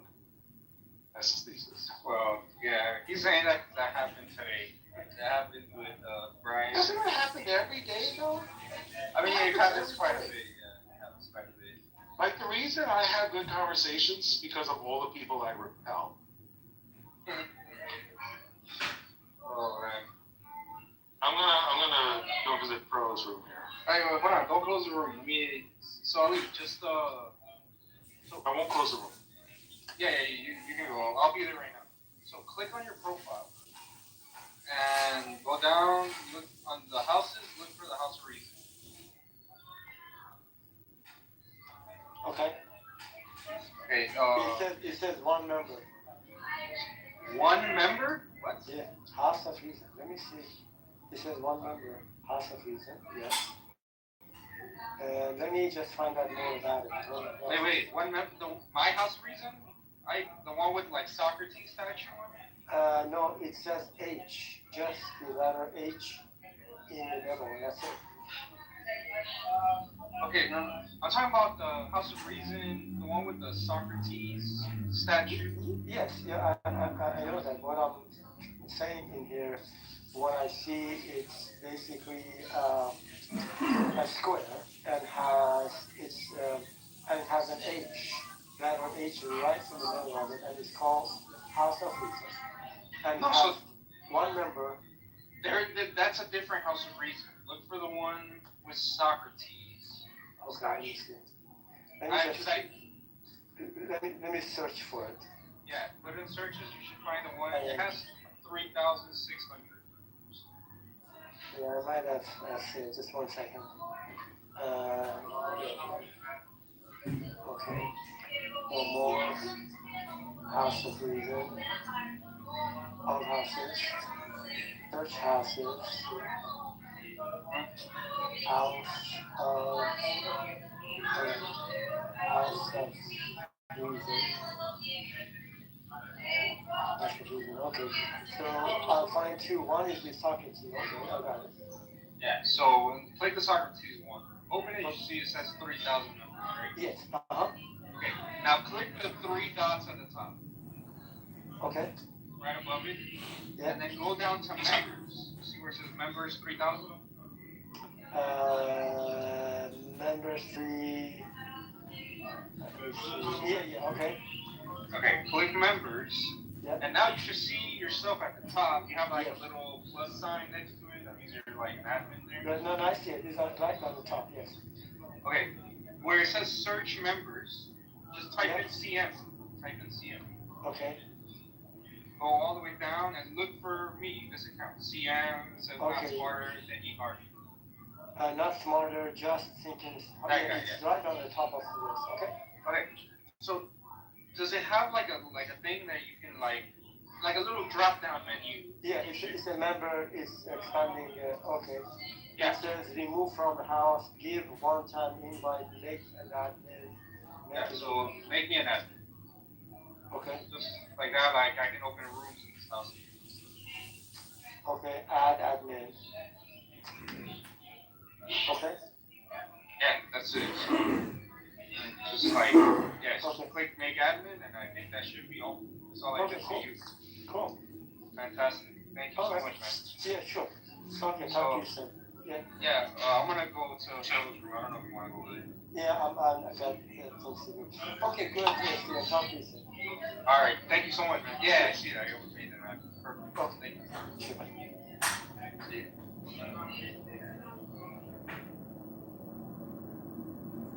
Normal to be, bro. Well, I mean, because all I can do is run, because I can't even do bench presses anymore.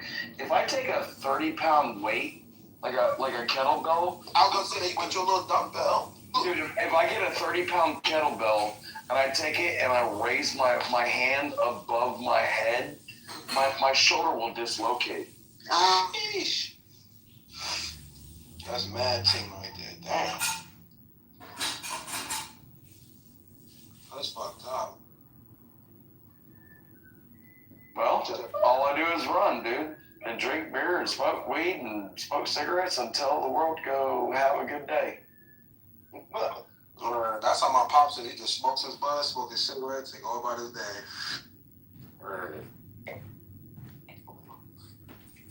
I don't think he's ever gonna quit smoking. Until the day I die, bro. Till the day I die. Like, seriously. Like, if you get diagnosed, like, oh, you've got lung cancer, it's terminal, like, okay, you shouldn't smoke. I'm like, why not? I'm already... I guess it's still the same. I just felt like that new piece of information, kind of like, I love a good roast battle because they get out of order. So I can't agree with that or anything. I didn't know Kevin Hart had no.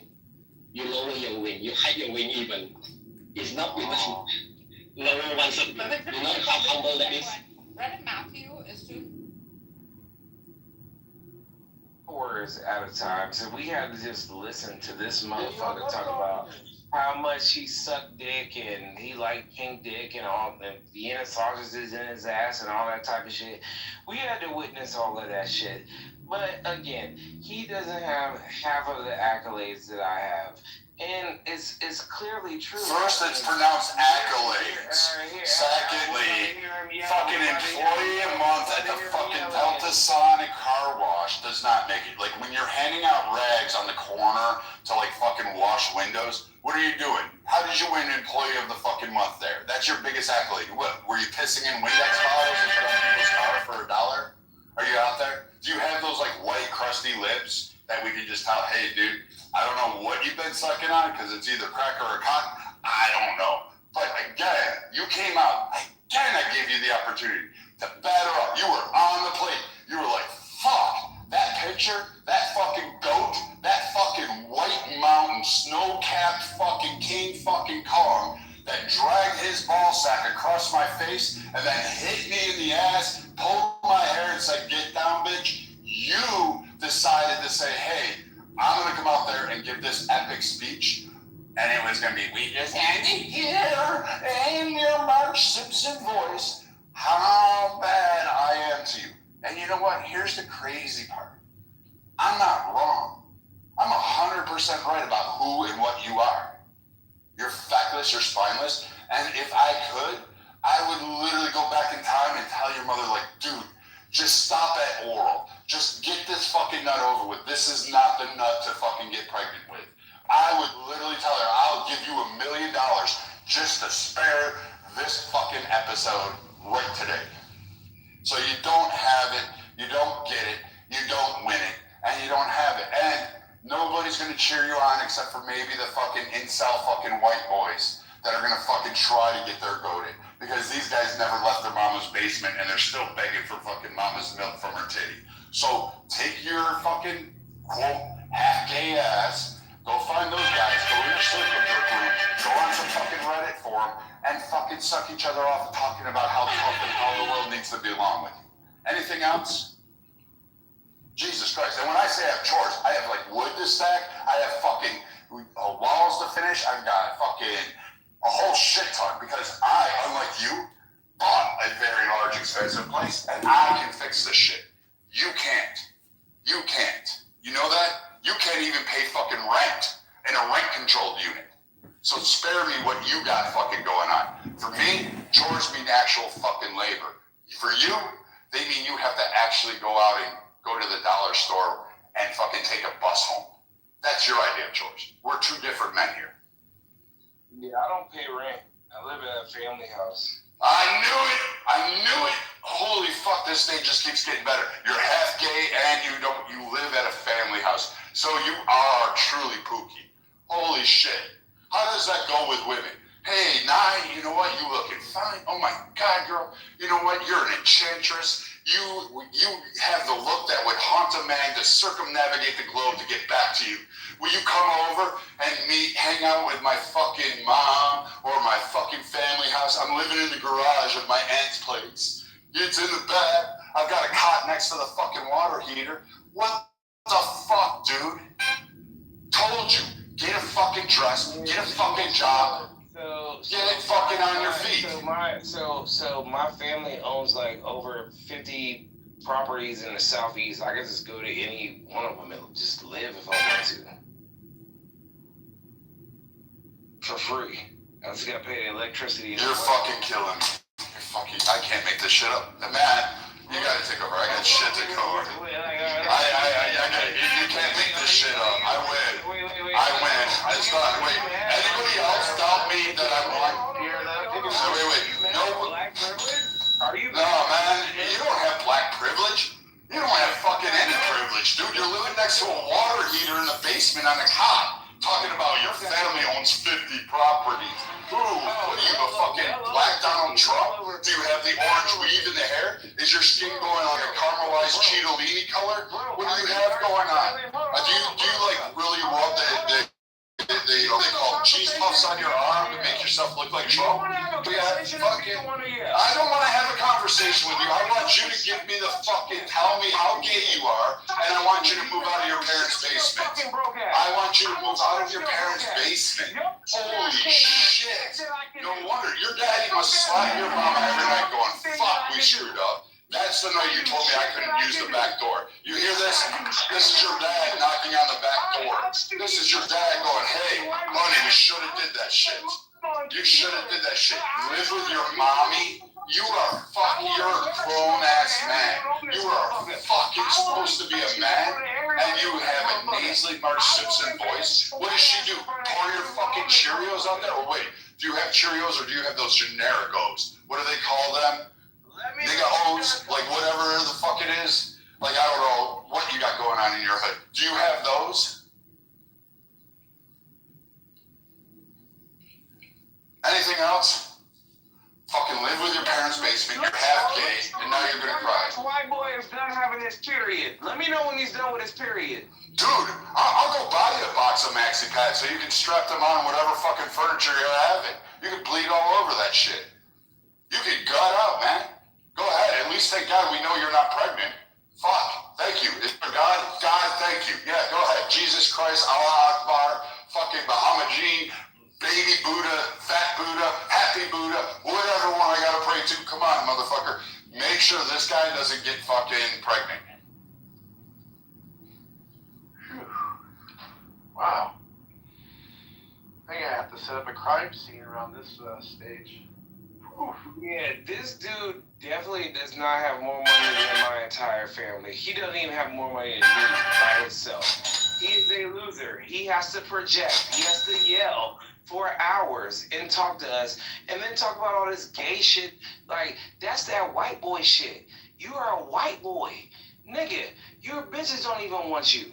Nigga, why you think it's all these biracial kids in this fucking Because they're going after white boys like me.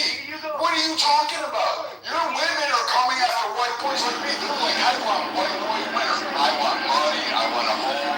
I want a guy that can build me. They want fucking 800 different animals. They want horses, dogs, cats, fucking goldfish. You know what? That's why there's biracial babies, because they're coming up to me going, hey, get me pregnant. I want that for you. I want to give you babies. I'm going to cook you meals when you get home. I'm going to allow you to do this because you're going to build me a cabin on 22 acres overlooking a fucking cliff on Lake Superior. You're going to fucking build and design this world for me. You're going to fucking go to work every day. I'll never have to worry about money in the bank, bills being unpaid, bouncing fucking checks. I don't know if they still write checks anymore. But like your ass, we know your ass is living off of people. You didn't do shit. You live in mom's basement and thought that was a flex. You thought that was a flex. Bro. No, bro. I don't homo. Like, no, bro, I don't do homo. Wait. Well, no. I said I'd make you my bitch. But that's it. That's it. You can't. It's not gay. You just gotta breathe in the whole time, man. Go like this. Go like this. Like they do in the bars. You just hold that shit out there. You know how when women give birth, you do those breathing exercises. You'll be all right. Grab each cheek, spread over. You're used to that position. All you and the homies do that. Fucking A, live at home with mom and dad and act like you're gonna flex because you got mom and dad to pay your fucking bills while you live in their fucking HUD house. Get the fuck out of here.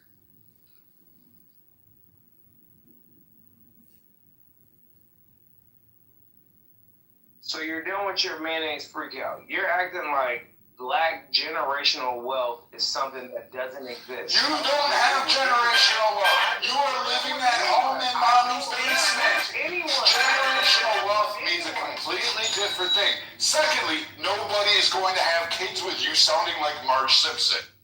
Nobody's going to do that. And that Walmart weave, I get it. You got to get rid of it. That fucking Costco corn roll is not going to fucking impress women. You can't do that shit, man. You gotta fucking cowboy up. You gotta sometimes take it square in the face. You gotta let it hit you. You gotta let it drag all over you. You'll get used to it. It's been happening to you your whole life.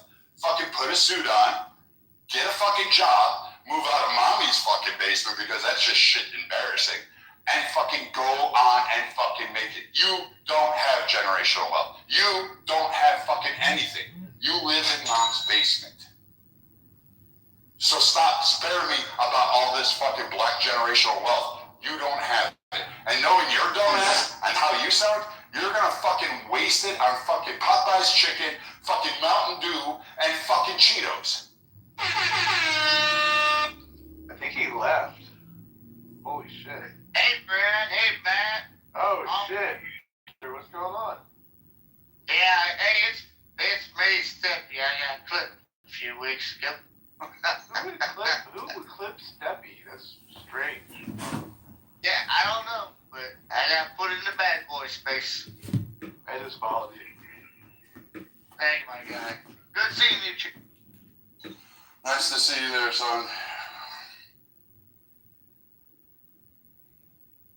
Brad, you feeling good? No, actually, I was really excited to hear more of what Coco says. I just can't stand fucking Pookie's coming up and fucking like her and I have been like pretty much, you know, really rocking it out and having like really great comment. Like every time they comment, it's kind of nice to hear, and I like listening to them. But I mean, fuck, man, like I can't stand some of these cats on here. Literally, the motherfucker said he's half gay and he lives at mom and dad's house, and then he wants to talk to me like he's a full fucking man. Like, what happened to men in this era? Like, I'm not kidding you. I know a lot of you guys are men. Like, I'm not busting your balls. But when did we allow these fucking, like, testicle roaches to fucking sit there and hang on and fucking speak for us? Like, when did that ever fucking happen? Like, we need to bring back the backhand for these fucking kids. Like, I'm dead serious. Like, there is nothing wrong with allowing a man to fucking just smack the fucking... it's not even feminine with them. I don't know what it is, but it's like a disease. It's corruptible. We should like do, I don't know, bring back fucking Sparta. Like only those strong survive. You know, that kind of shit. Let's have that kind of fucking masculinity. Like women will forgive a lot of our transgressions, not the horrible fucking shit, but they'll be like, yeah, you know, man, if we actually worked out, could see our own dicks, fucking ate healthy, provided, built, defended, and sat there. You know what? Women be like, yeah, you know what? I'm gonna leave the office early. That guy's coming home, and I am gonna give him the best fucking humdinger there is. That guy's, I'm gonna suck the sheets from his asshole to his cock. That guy's soul is going to leave the body. He's gonna elevate by the time I'm done with him. But you know what? We can't do that. You know, and it doesn't take much, guys. Literally, remember to buy flowers once a week, send fucking postcards, write letters, literally sit down and learn to write. I know you guys are all used to iPhones and shit like that, but actually write a fucking letter out, telling her how she means to you, what she means to you. Fucking take her out on a date. Just because she's living with you or married to you doesn't mean you stop fucking dating. You take them places. You go on trips. You build an empire with her. Because you know what? The game is the fucking game, and you have to have your fucking women come to you and have it. You want to know why your grandparents lasted 6 years? Your grandfather wasn't no halfway fucking Pookie. He was a man who went to church on Sunday, dressed in his finest suit, who went to work 5 days a week and didn't complain. Gave his paycheck over to his wife and his kids, and if they went without, he fucking made sure he doubled up and fucking worked his ass off. Now, some of you had shitty family members. I understand it. You're like the fucking small portion of it. But you know what? There is a vision of what a man can be and what should be. And you should fucking have it. Fucking A. This is all women been asking for.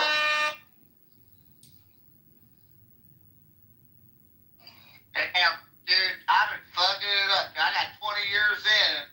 I ain't never had my wife suck my dick through the sheets or however you said it.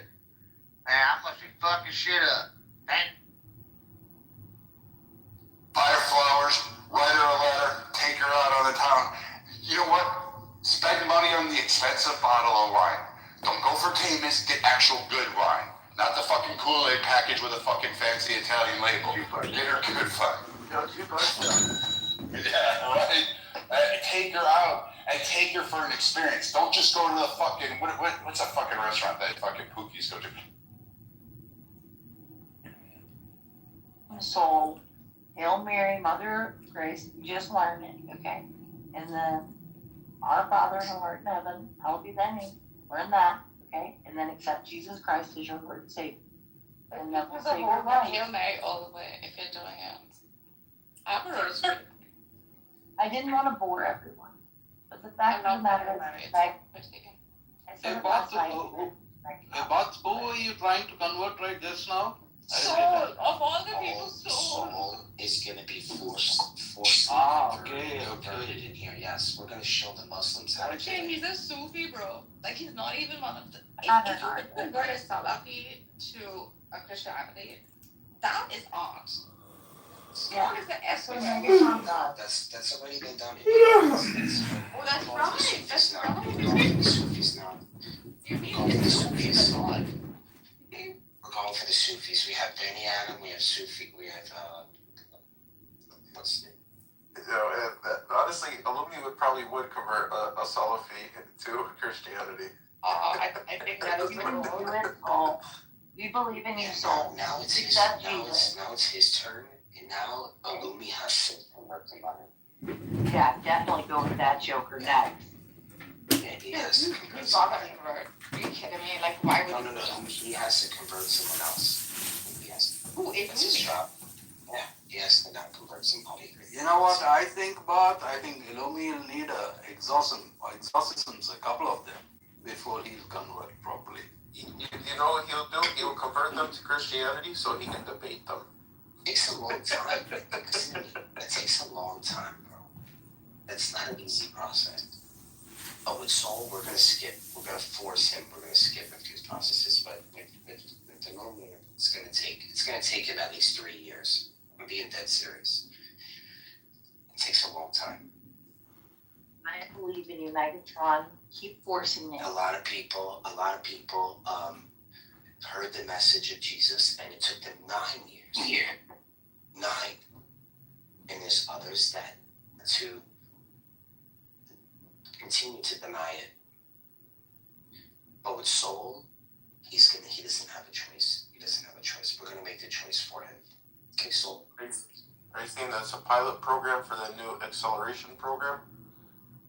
Rabbi, we're saying he's going to accept Jesus as his personal Lord and Savior, and it's going to save his life. It's that simple. That's it.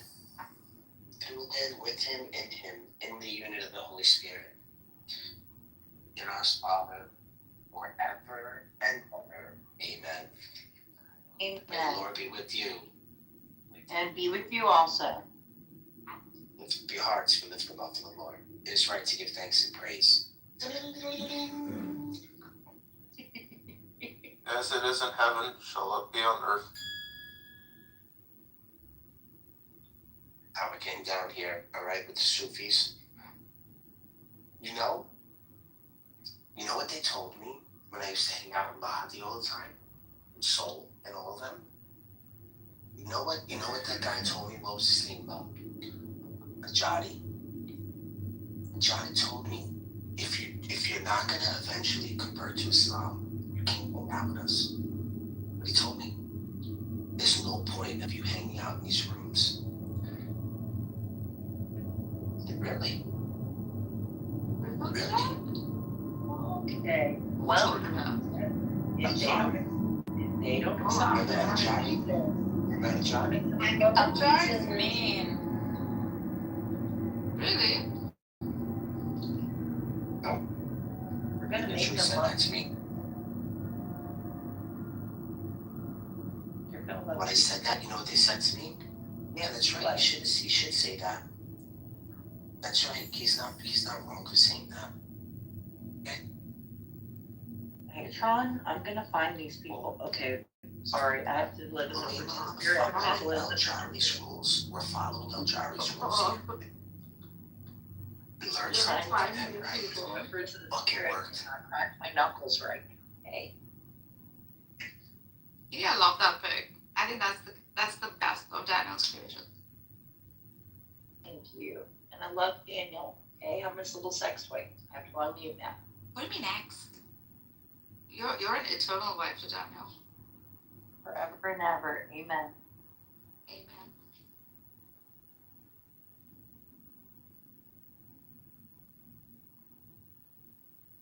I just handle snake. That's all. It's strange. Danny boy doesn't talk anymore. This is so strange. How is everyone today? Doing what? You? I can't complain. So it was saying that this room is only intended for those who intend to convert to Islam. No, not this room. No, different. Yeah, different. No. Oh, because otherwise, la ilaha illallah. With that weird shit, okay? I'm less than my favorite, and I. Yeah, some days we're leading with the sword with Islam, but then it's Christianity. Are you ready to take the poll? I'm ready to think Constantinople, not Istanbul. Good. You're getting closer to Rome.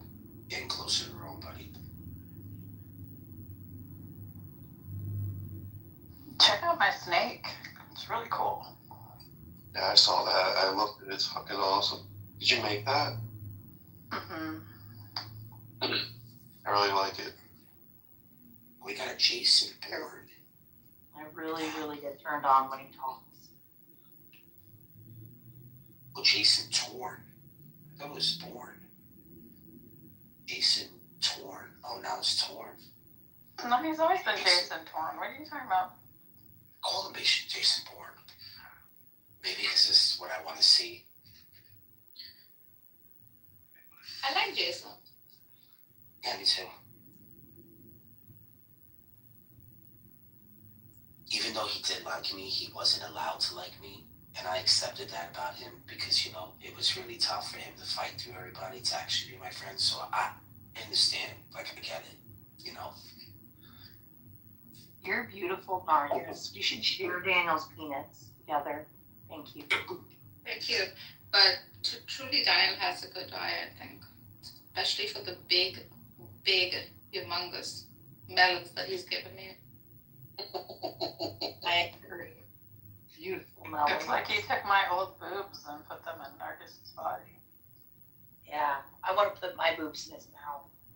I'm not gonna lie, like, nice set of tits is nice too, but like when a girl has like a flat, and she wears like a nice dress, it's like so sexy, bro.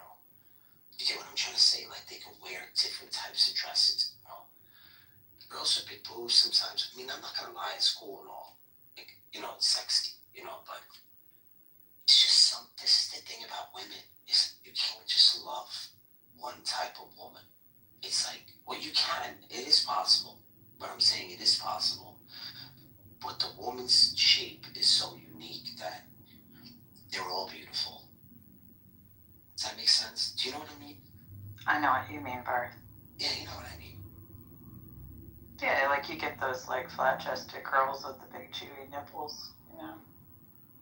Yeah, or just, you know, they know how to move, they dance salsa, or, you know, or they're dancing to some Arab music.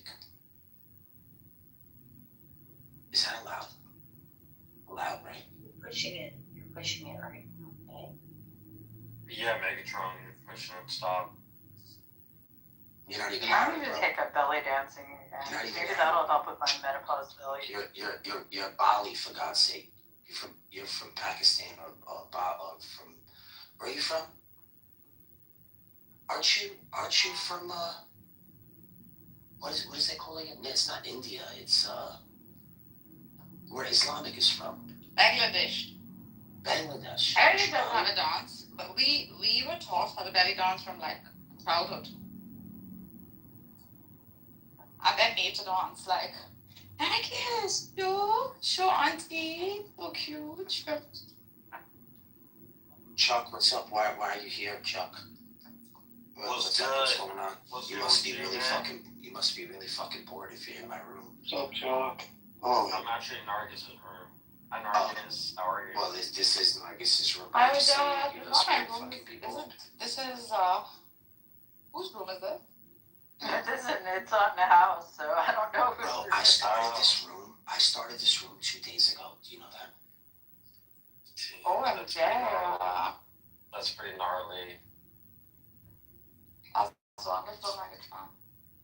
Megatron, you look like the guy that like stands outside and guards a room with your PTR. You just like PTR? You're like you're gatekeeping. You see Jim Bar, my PTR. Who is that? Just the pick. This is like a real GTA pick. Are you gonna play GTA 6 when it comes out? Nah, I haven't played video games. My God, no. That's supposed to be a freaking, what's his name? Mikhail. Nick Mikhail and me. Sick. I know. I could upload that into ChatGPT and write a whole fanfic, sort of like romance novel story around it. Be kind of fun. But who? Soul doesn't like it. He's putting it next. Well, Soul's not allowed up unless he converts to Christianity. No, he's on your stage. On your stage. Oh. No, I didn't do it. All you need is that. Let me get the sword out. Hold on. Sorry, Wait a soul. second, like, Except okay, Jesus. so there's this thing with like Amish romance novels. Like if you go to like any library in like Pennsylvania or Kentucky or Southern Ohio or Wisconsin or Tennessee or whatever, they're gonna have a whole effing section, particularly in the rural areas, of nothing but Amish romance novels, right? So like, would it be bad if you like use AI to generate Amish romance novels, but then like publish them on paper? Like, it would be kind of like fooling them into like reading like computer generated stuff. I don't know. As long as So you that put actually somewhere could- in that there would work, it's except like that- you except generated that they the use of speak- AI. Well, just let me point out a simple thing is that the Amish don't speak English, they speak Pennsylvania Dutch. So we would first have to train an AI to know their specific dialect. No, of they their- do speak English. Believe me, I've been around plenty of Amish people. The Pennsylvania Dutch is like what they use when they don't want people to understand them or when they're just among each other, but they all speak English. Okay, no, but their romance novels are going to involve Pennsylvania Dutch. No, I can easily like adopt like you probably only need to learn like 5 or 6 phrases, you know. I've read a few. So you're imagining- the trope is generally like this sort of tension of like semi-independent Amish woman inherits land, men pursue her, she finally finds a man that's supportive of her. But aren't all the Dutch? So if you imagine Amish porn, all of it would be in Pennsylvania Dutch. Have you ever seen like an Amish courting ritual? No, I'm just imagining. Particularly among the people that have like really strict ordinance, like How would you actually write this novel without Pennsylvania Dutch? Is what I'm asking. Again, I've read many. I've spent time in Amish areas. I've read these novels. Like my boyfriend who lives in Kentucky is across the street from a library in Robertson County, Kentucky. And they have the whole Amish novel section, and I would spend a couple weeks at a time there during the summer, and I would read these just for hoots and giggles. So you don't need Pennsylvania Dutch, no. But it's fun to throw a few words in there now and then. If I can learn all of the dialect that's used in the Dune series, I can pick up enough to do an AI novel, Amish romance novel of Pennsylvania Dutch. So. Which is actually German, but you know.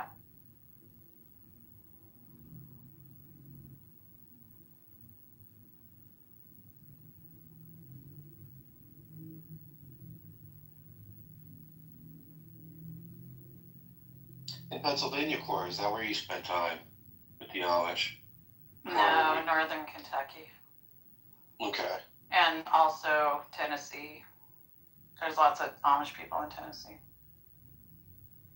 You're in Tennessee. I'm in Tennessee now.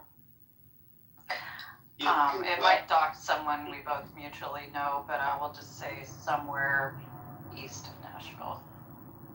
Or excuse me, somewhere west of Nashville and somewhere near Chattanooga. There's a couple communities that I'm familiar with there. Yep. I know. I love you. Look at my picture that came out messed up. But if you see what I'm trying to do here, but like do what Mikhail's came out, I'm trying to fix it.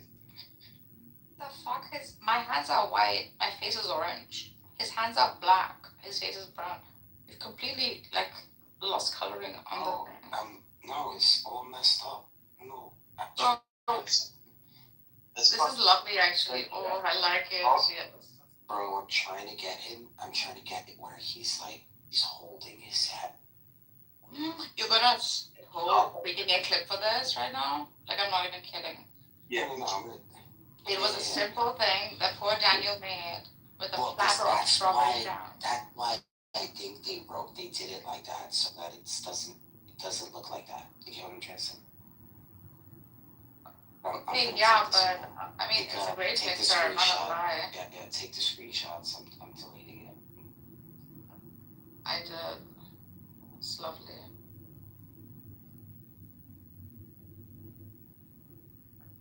She looks like my sister. He does not look like Miko.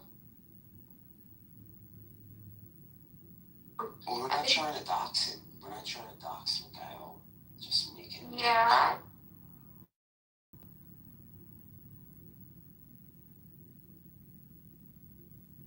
Dude, that one is fantastic.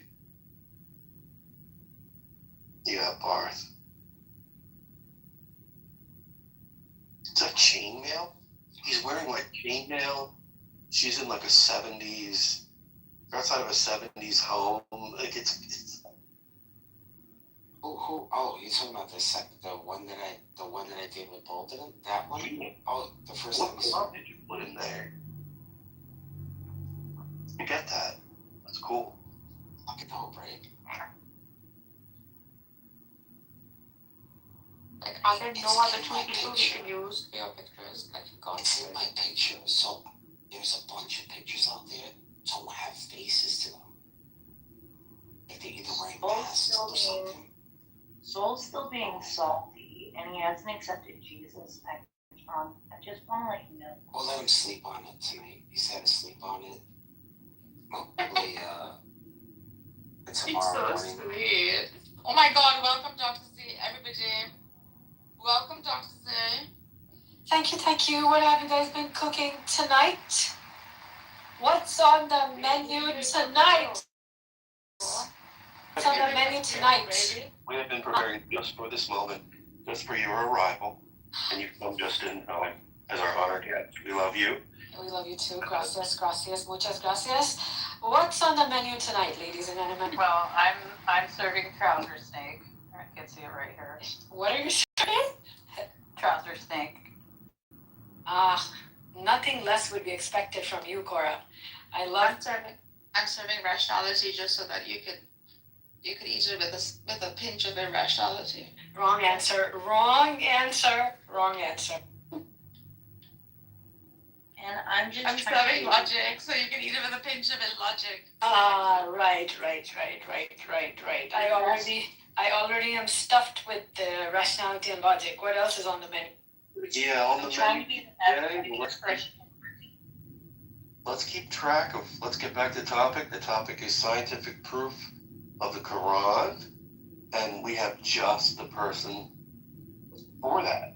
So let's do it. Did you just change this? Great at that. Did you guys just change this topic right on my arrival? No, your scientific explanations of the Quran are fascinating. Please.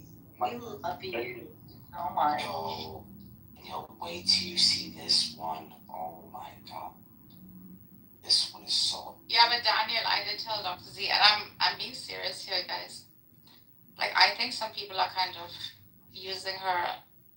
Like, she spent time doing this, and I appreciate like any kind of work. Sometimes even if it's irrational, that is being done in any field, right? So that seems to be like quite the liking for this approach, the scientific approach. Kitty, you're not listening, but just sending hearts to Daniel. So I think that could. I'm really sorry. I was thinking about his penis. Okay. That's disgusting, you fucker. So I'm saying there could be a possibility. 1 second, you ADHDs, you animals, I'm talking.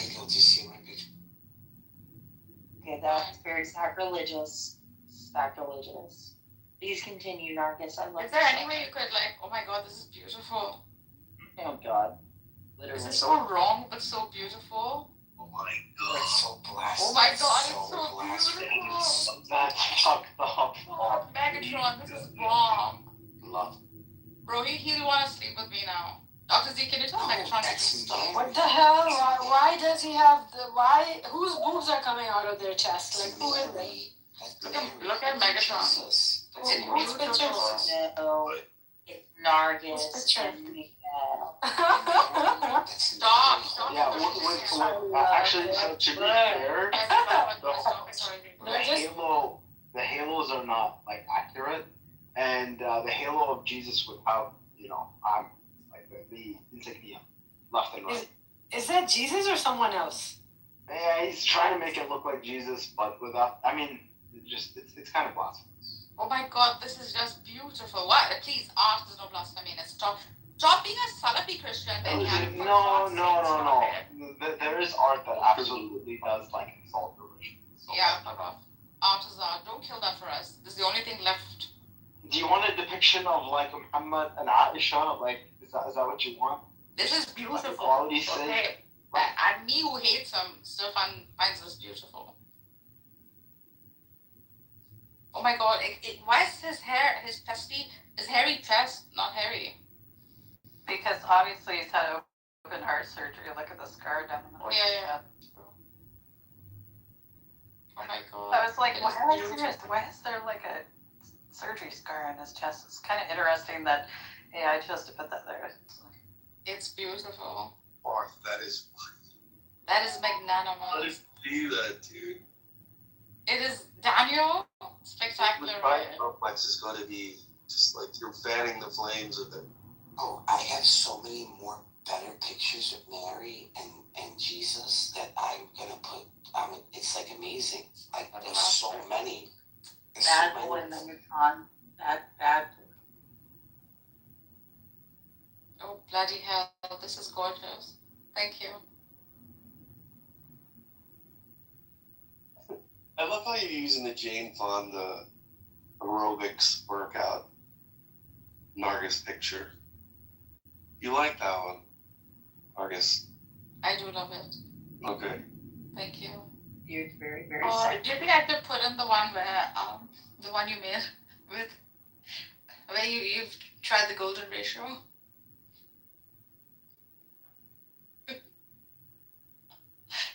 How are you enjoying this, Daniel?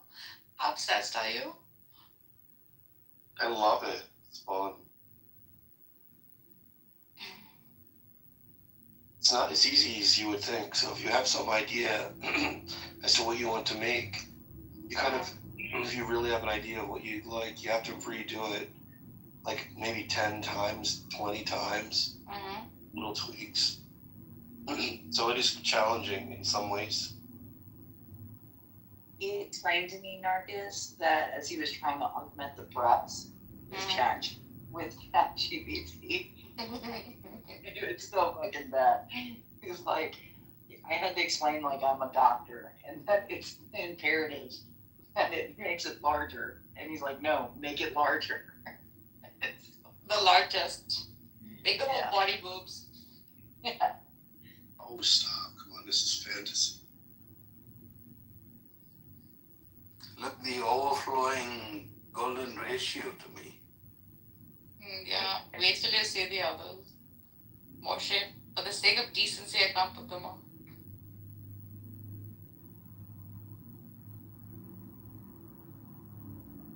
Yeah, so I one of the chronic miracles that I've been presented is this idea that with the bees, the fact that that they knew that bees were eating fruit and that there were male and female bees. I thought that one was pretty interesting. That was known at the time, or it was miraculous. How would they know it, though? How would they seen such little tiny genitals? Yeah, genitals, yeah. No, there is something obviously like quite spectacular. So I can tell you how they could figure this out. If you guys want to know. Fine. It's impossible. They didn't have any. They couldn't. They didn't have microscope. I'm gonna let you know.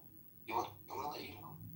Don't ruin it for me, man. It's like the only miracle that's keeping me employed to do my job, man. To ruin it. I'm gonna ruin it. So every year during the season, there's always going to be maybe one or two queen bees, and then when they're born, then what happens is the queen bee flies really, really high up in the air. What she does is she literally has an orgy. I'm being that serious. All the male bees, what they do is they try to check her with like, they fertilize her for her lifespan. But once the male fertilizes the female, male is dead.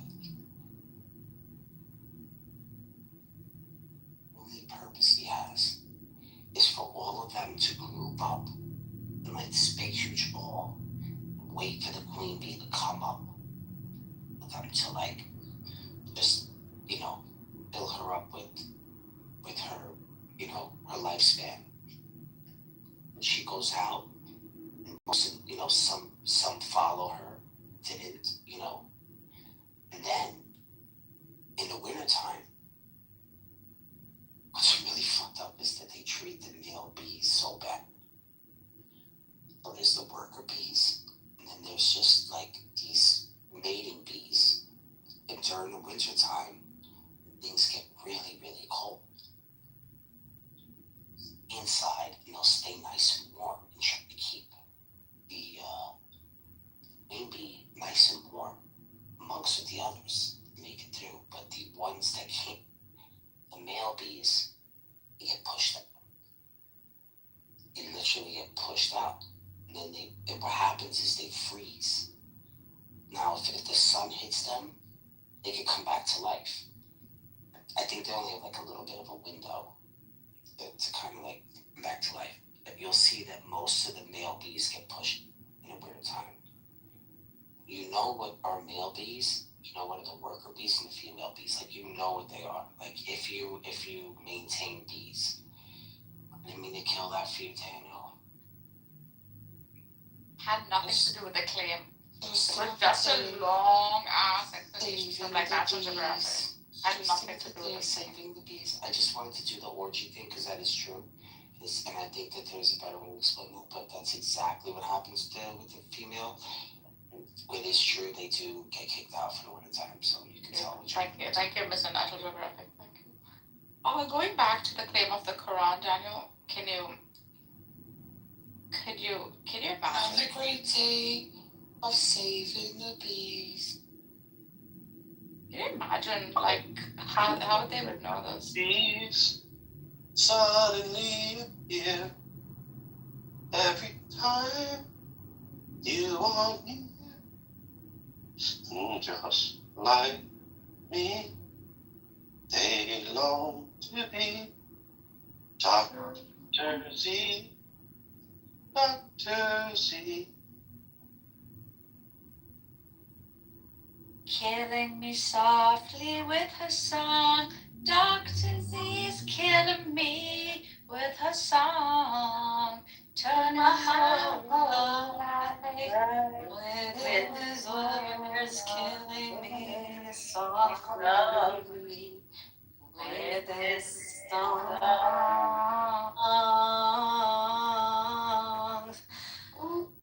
La la la la la. La la la la la la la la.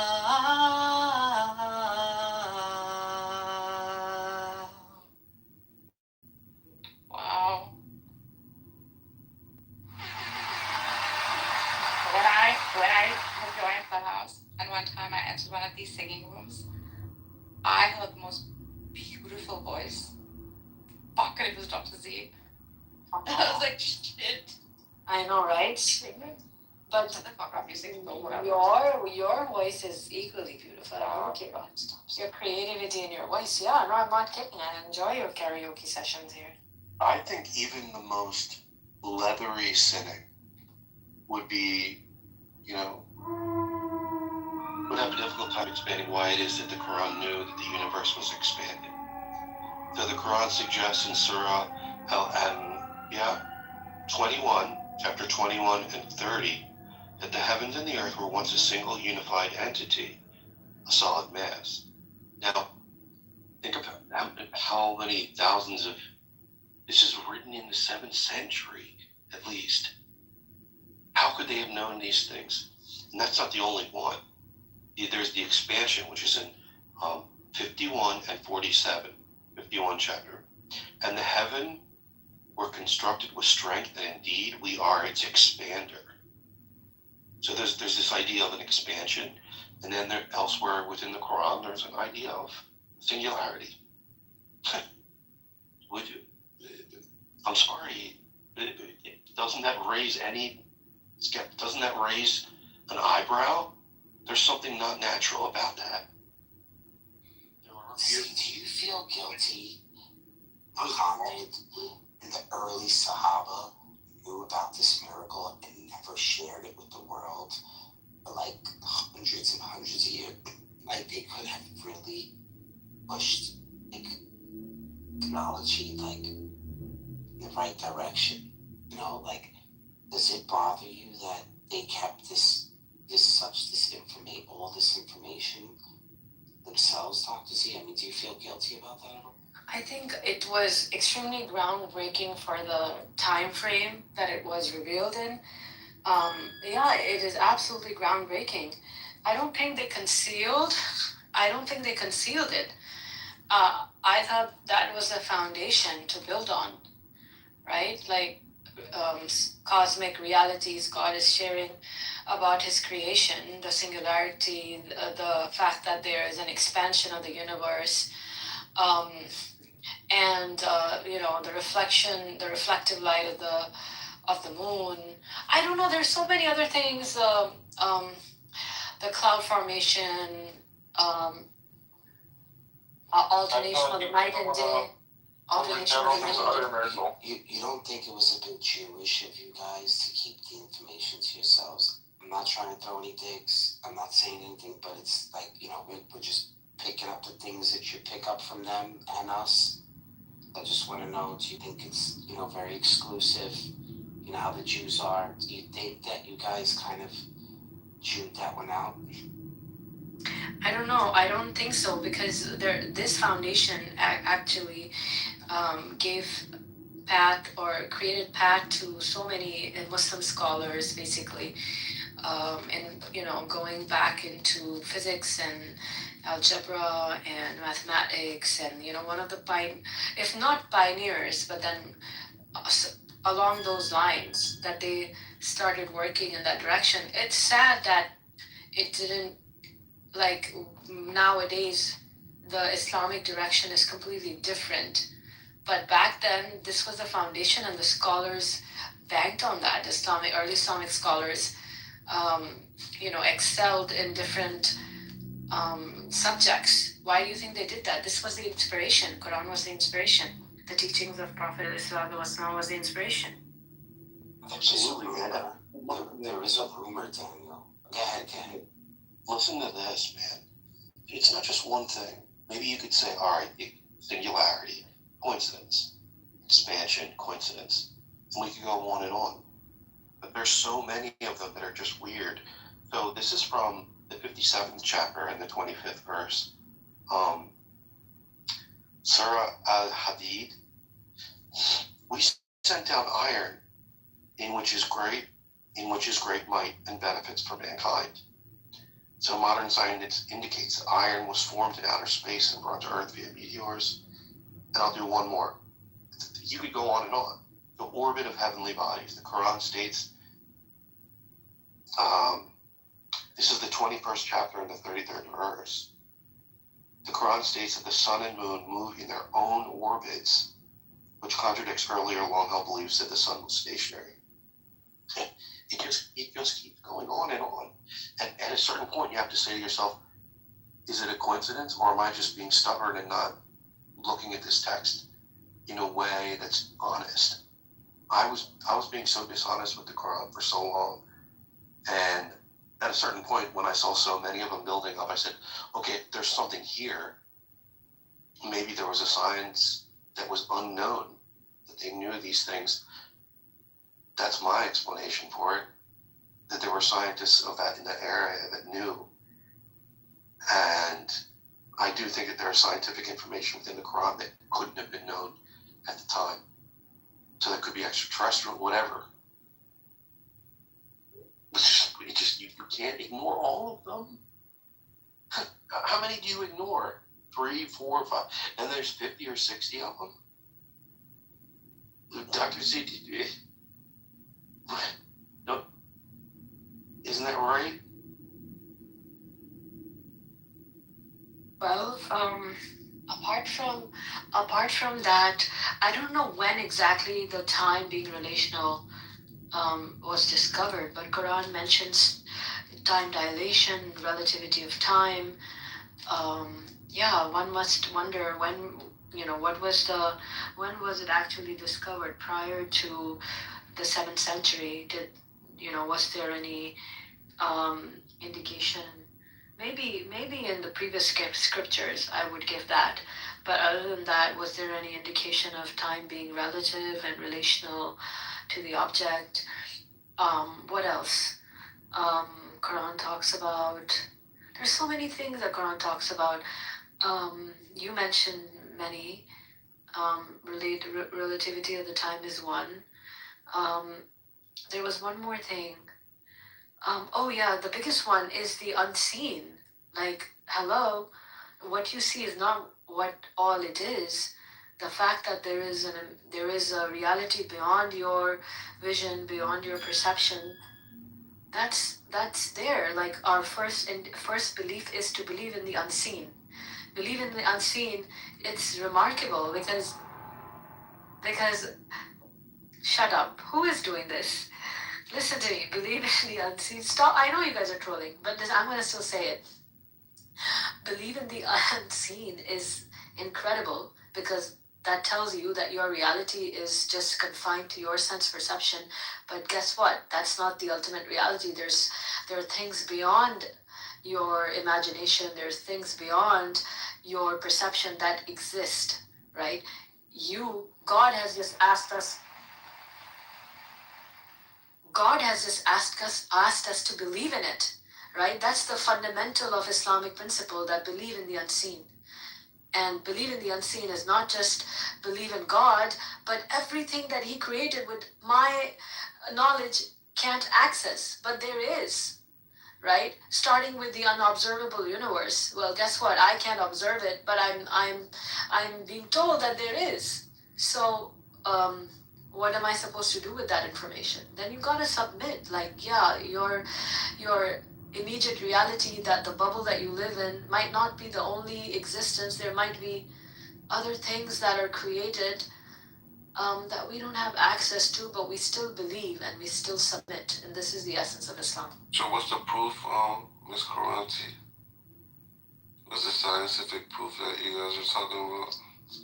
Scientific proof that was stolen. The Jews. What was the proof? And there's tons. There's so much scientific evidence, and we know this, and this is the reason why they kind of shelled themselves away from the world, because they didn't want to let these secrets out too early on.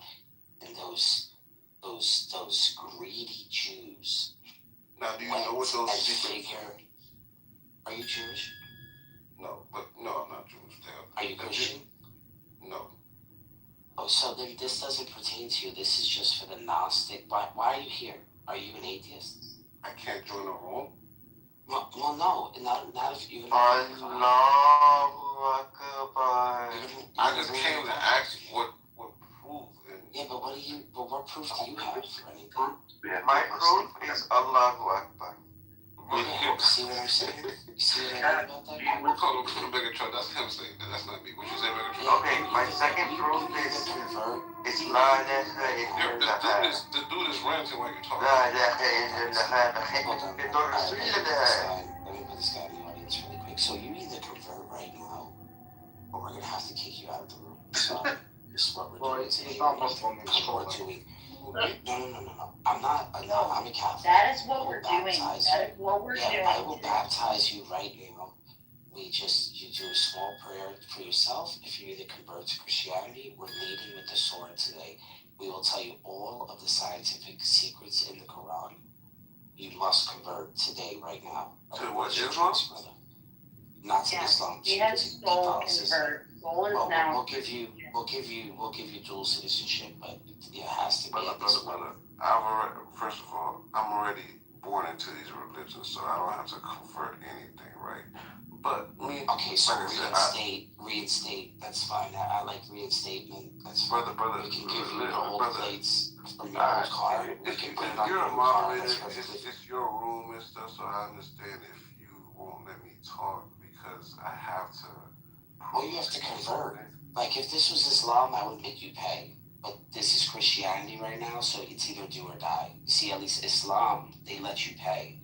Like, this is, like, the Catholics don't want your money. I don't have You to either convert convert or die. You either convert to convert or what? die. That's it. That's it. Catholicism right now. That's not how it works, brother. That's exactly how it works. That's I how just it want to works. ask, That's how it works what's for the 1,500 years. So why is the title about Quran and not the Bible? It is about the Bible. We're talking about the Bible and the Quran. But so do you understand what these truths are? Do you yourself, I was trying to ask basically, what did you guys discover as the truth? And do you understand what the real truths to the universe are? And Yeah, that's what I'm saying. We're a Gnostic group. Do you understand it's we're a beyond the Gnostic group, Quran? and you have to believe and in beyond God. the See, Bible? you can't even be a Mason if you don't believe in God. Like, what makes you think you could join groups like this? But I believe in God. All right, that's all you had to say. All right, he's converted. All right, so that's not converting, bro. So just you're gonna ruin it. I guess. So this is the thing, right? We're talking about the expansion of the universe, quantum mechanics, time dilation. These are all scientifically proven to be. Okay, right. I understand that, but most of the fathers of Quran don't understand that. So you do understand that everything is really about frequencies and consciousness. Is that what you understand that, right? No. Okay, then you gotta do some further investigation, because this new scientific proof, scientists are always the last to know everything, which means the people that wait for the scientists, matter of fact, they're actually the last to know. Scientists are one of the last people to know anything. The followers of scientists are the last to ever know anything. But people already know this truth. Like, if I show you a guy named Darius J. Wright, people have outer body experiences, and they already know this truth. I listen to them. I already know all these truths to what happens after you die and all that. But it's like, why the masses, they're always the last to know. So it's like, why are you just figuring this out? That part is true, right? Like, I'm a scientist, right? And fuck, man, I'm always the last to know that there's a party happening somewhere, and just that the guys are going out to a bar. Nobody would. Yeah, like you have to wait for just prove there's time dilation in the Quran, bro. People that have outer body experiences and go through the 7 different realms, the different heavens, they come back and make YouTube videos about their experience, and explain this stuff. So it's like, it will resonate with you, because the truth is the truth, but everything is interdimensional. There's multiverses. Everything goes back to consciousness, frequencies, and that's really what it's about. That's why Jesus came. Jesus came to teach people about that stuff. And no, Jesus didn't die for our sins. Like, that's some bullshit. But he did come to teach people about that type of stuff, and he died because of these teachings. So yeah, I mean, that's closer to the truth, I wish people had a better understanding of what dimensions actually are. Yeah, I wish people did too, to understand that, there are these different dimensions, right? In the Bible and Quran, they probably explain them, but people don't realize what they're talking about. No, you're not understanding what dimensions are. Dimensions are simply methods of measuring position and vector, right? And so, like, if you have more inputs, you have more dimensional, like, inputs, basically. So, like, the 4th dimension has 4 inputs, right? The 5th dimension has 5th. That's how you find the coordinate of it, right? Yeah, that's right. I mean, to give an example, like, to give an example, like, in Teenage Mutant Ninja Turtles cartoons, like, Krang is from dimension X, right? So, like, the position, like, if you're in that dimension, is just X, right? It's on. So dimensions are basically. Just one thing, Taz, really quick, because you said something really that bothered me a little bit. You were like, oh, he didn't die for his sins, but you knew how the sacrificial system had, right, with the goats. There was a scapegoat, and then they would sacrifice the other one. The sins would go away with the other goat. You know how that's did it in the Old Testament. I'm not too familiar with that. All right. So you know the New Testament that they had the other Barnabas guy, right? Or was it Barabbas? Right? And then they had Jesus, right? Mm-hmm.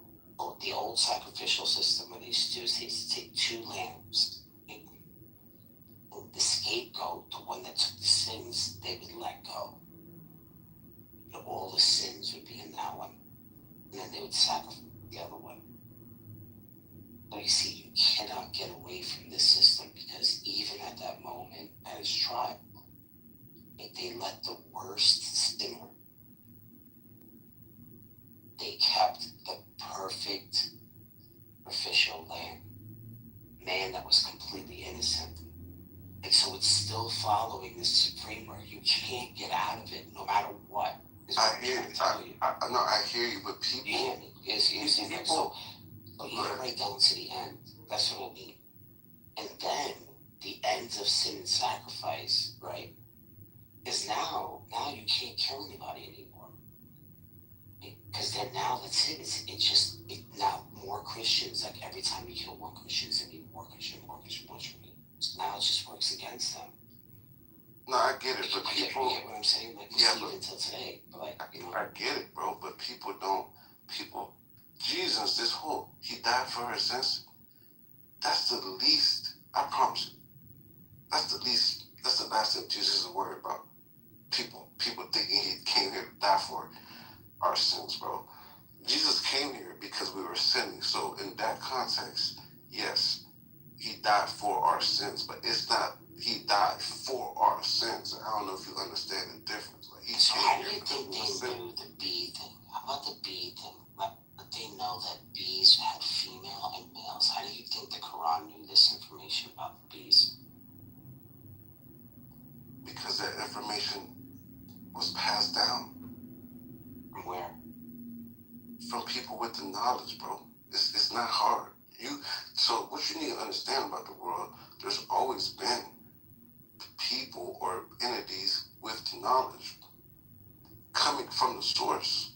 So it used to be common knowledge about these things. People used to know this commonly. At some point, things fell apart and people lost a lot of information. And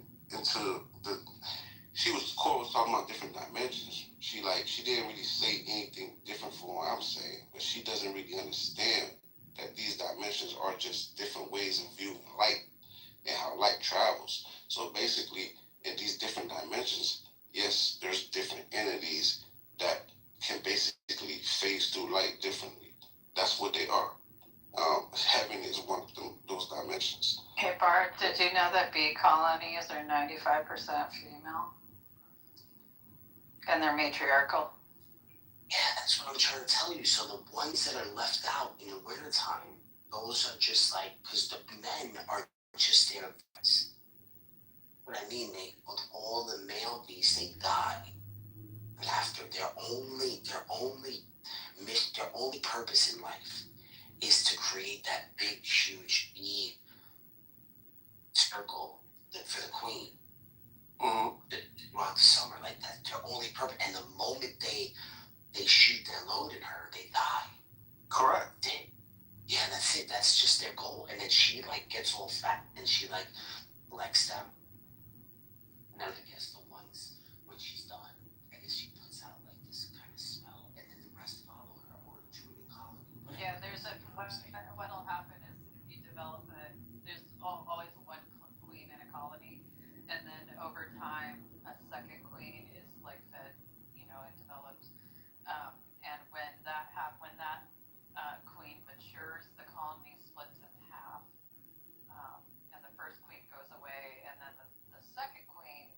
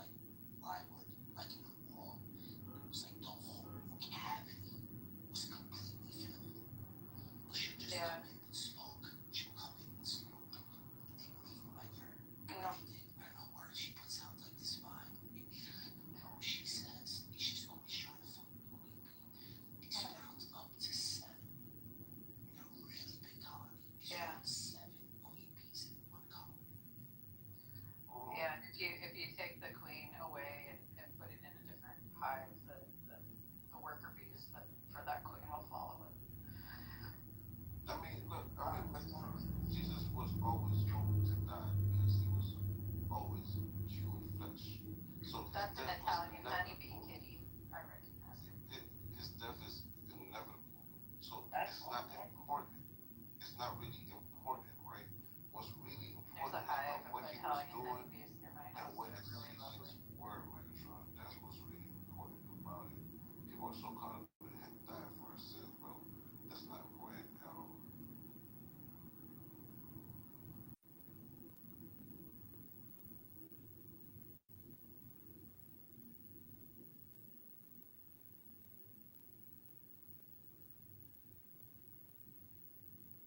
10 out of 10 would recommend. Italian honeybees are really docile.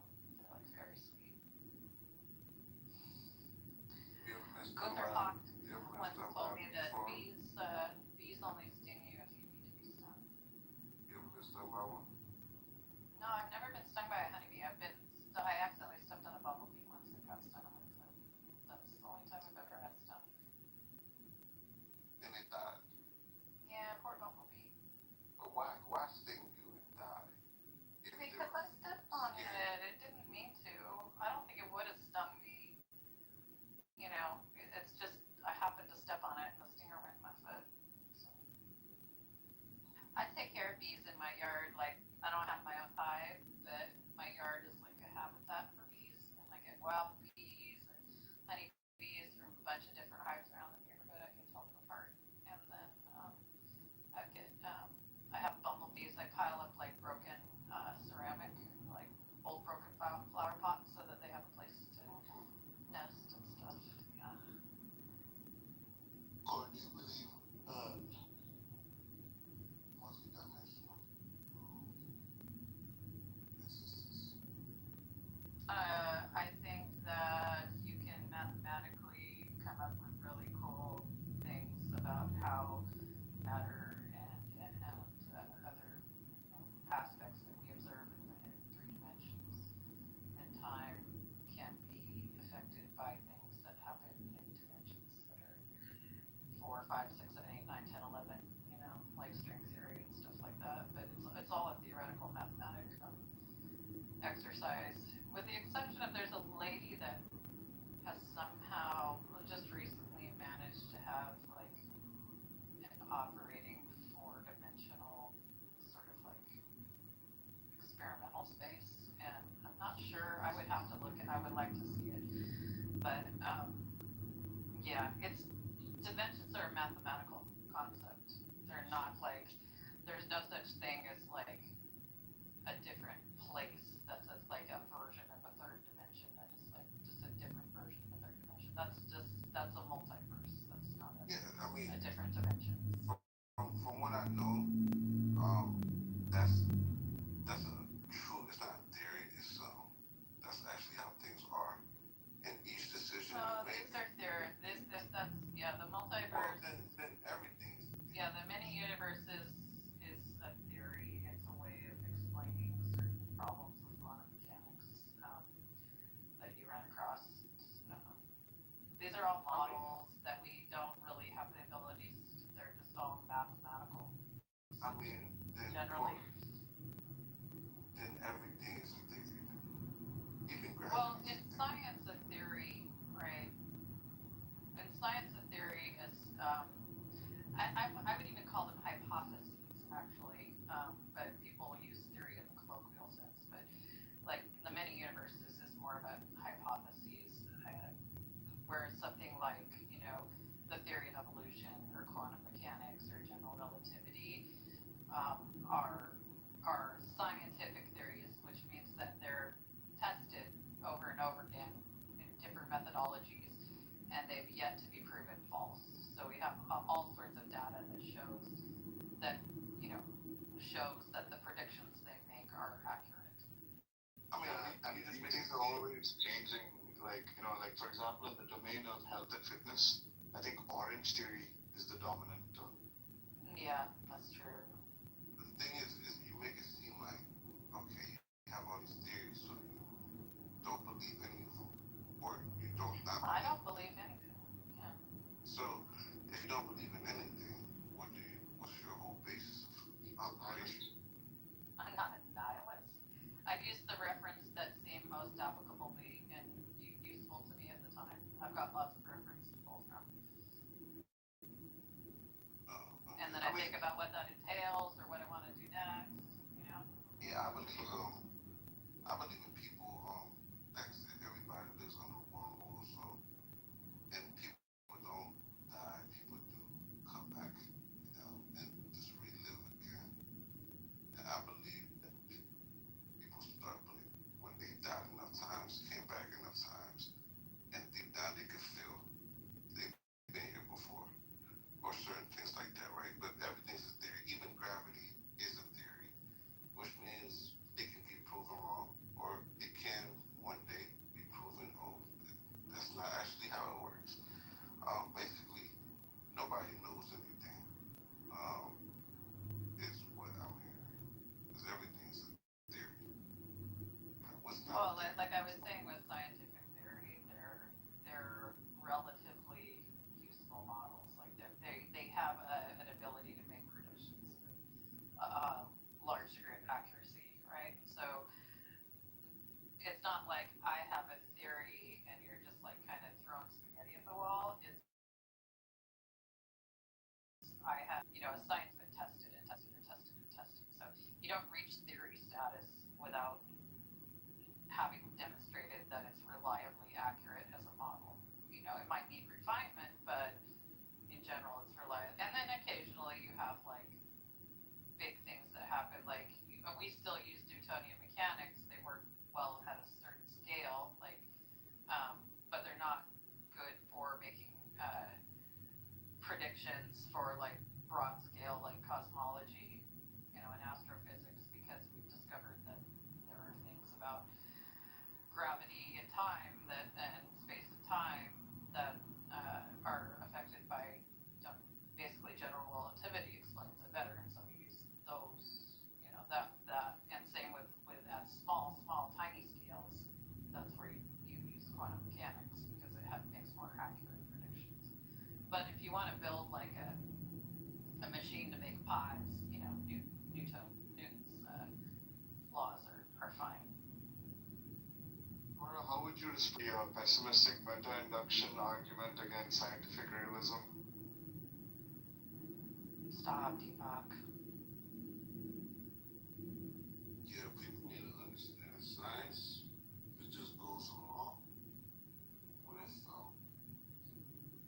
the things religious, I guess, religion tries to teach. But the thing is, with religion, people need to understand that most of the things that are speaking in these religious books, they're not in there.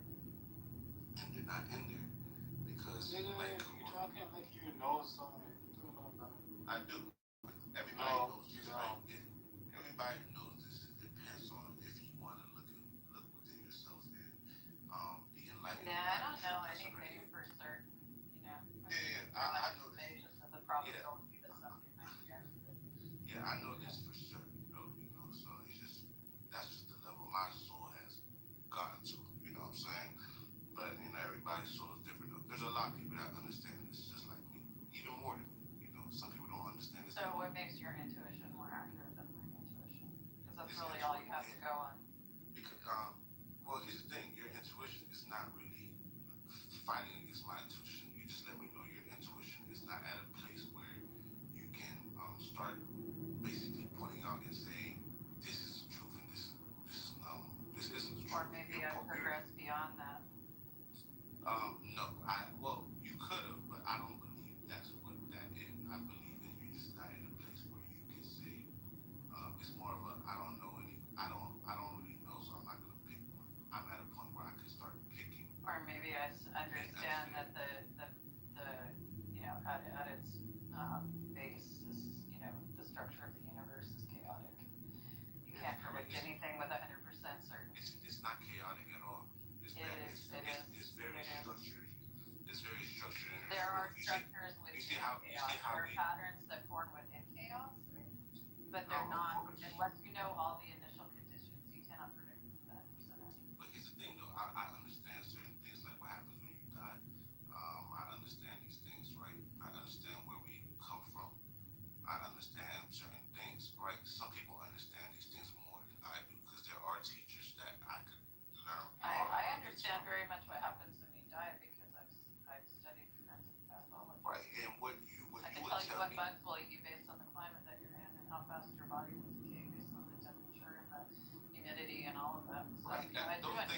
things don't really matter to me. Those details, because those don't change anything. You know what I'm saying? Well, actually, they matter. What Can I ask you a question real quick? What happens? Yeah, for sure. I'm not trying to be here, but Yeah, what really matters is just what happens to your so-called soul. That's what I'm talking about. I'm not. Who cares what happens to your body? It's not even your body. Go ahead, Ben. Yeah, I was just wondering, just like a tangent. What if somebody was married in like the Middle East, Gulf region specifically? How long would they keep the money? Gulf region. Oh my goodness, and buried what, like in the sand? Yeah. In the sand. It's pretty dry there, but it's hot. No, it's very humid. Oh, it is humid. Okay, so hot and humid is a pretty. That's a pretty fast decaying rate. In fact, like I think the world record for like someone being seen alive and then found completely skeletonized was like a 14-year-old girl that got murdered in like New Orleans, Louisiana, and like they found her in a swamp with a Naugahyde couch overturned on her. So it was like not only like the heat and humidity of like Louisiana, it was like all the extra heat that you get if you're like a synthetic, couch cave thing, and all the bugs and stuff like that. So I would have to look at like the entomology of the area to see what kind of bugs there are. If there's a lot of like moths and other like anthropophagic bugs, that'll probably help.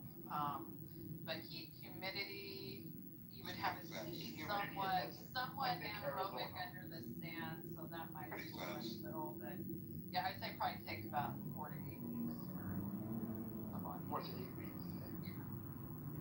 If there's no bugs. Yeah, It's because or other animals. That's the other thing. If there's animals, it's less than a week. Not necessarily. It depends. Yeah, but it's all sorts of fun stuff. Yeah, in the cycle of like most people know about rigor mortis, right? But like the other thing too is that your intestines continue to like build gas after you're dead, and so eventually like your entire abdominal cavity will like explode. You kind of see that with like roadkill, where you get like this big puppy raccoon, and then come back a couple days later and it's like blown up. Other fun stuff is like if you're in water underwater for a long time, eventually all the fat and the will start turning to soap, and your skin will start sloughing off, so you'll start making like suds in the water. That's what I want. So. That's the body stuff, but then I was talking about the soul stuff, to where your consciousness, your identity, and those sorts of things that people know, but they don't want to teach you about these things because it's too liberating. So that's the world you live in, right? So the people that know, the scientists, well, the world leaders that know this information, they want to keep it as vague as possible because they don't want people to know these certain things, because then people will be free. People wouldn't really care about dying or certain things, then they will lose control. So what I would tell you, Adam, is if you want like an old like cleaned off skeleton, the best thing to do is throw it on an anvil. Cure that shit fast. You ain't trying to kill nobody. I think what you're saying is that Deepak is the man. He's trying to keep everyone down. Of course, Deepak is the man. I mean, the man. He's out there building our AI overlords, like we know he's doing. You guys don't know Deepak is like the son of the Maharaja of South India. I mean, he may not have told. Sorry, Deepak. Deepak,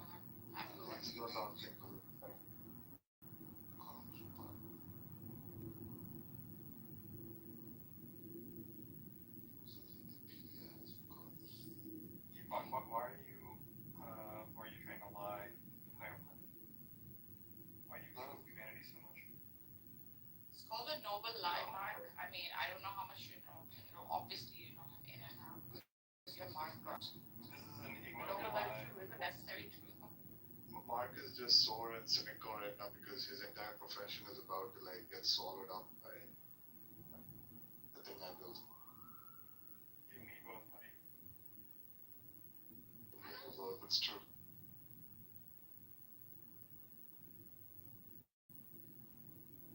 I'm fine until they actually have useful self-driving cars that can operate on all parts of like the transportation grid. So I'll be retired by then.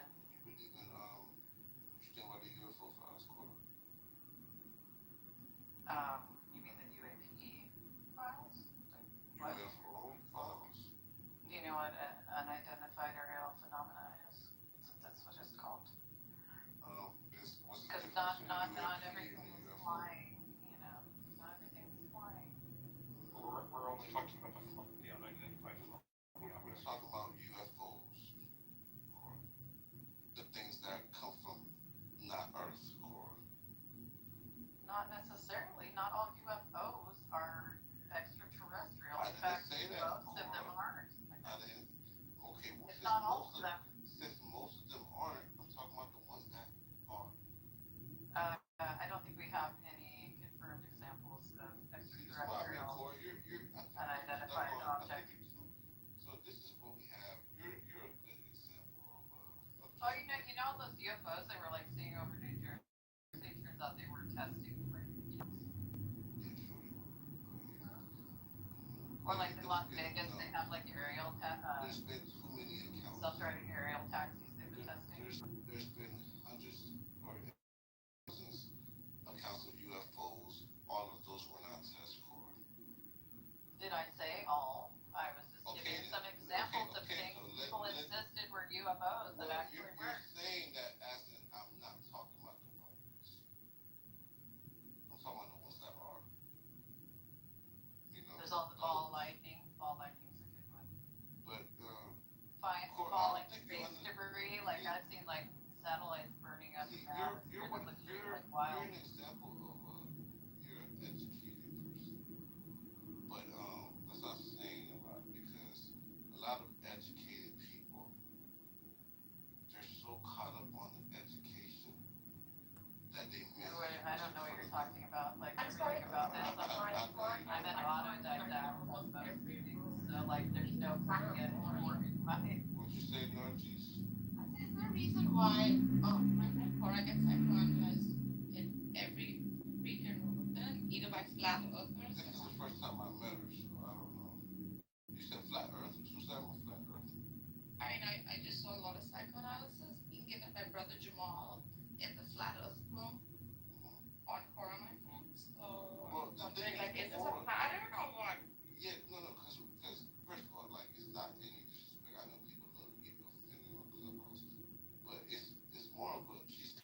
But there's something wrong with me because I don't just accept mansplaining.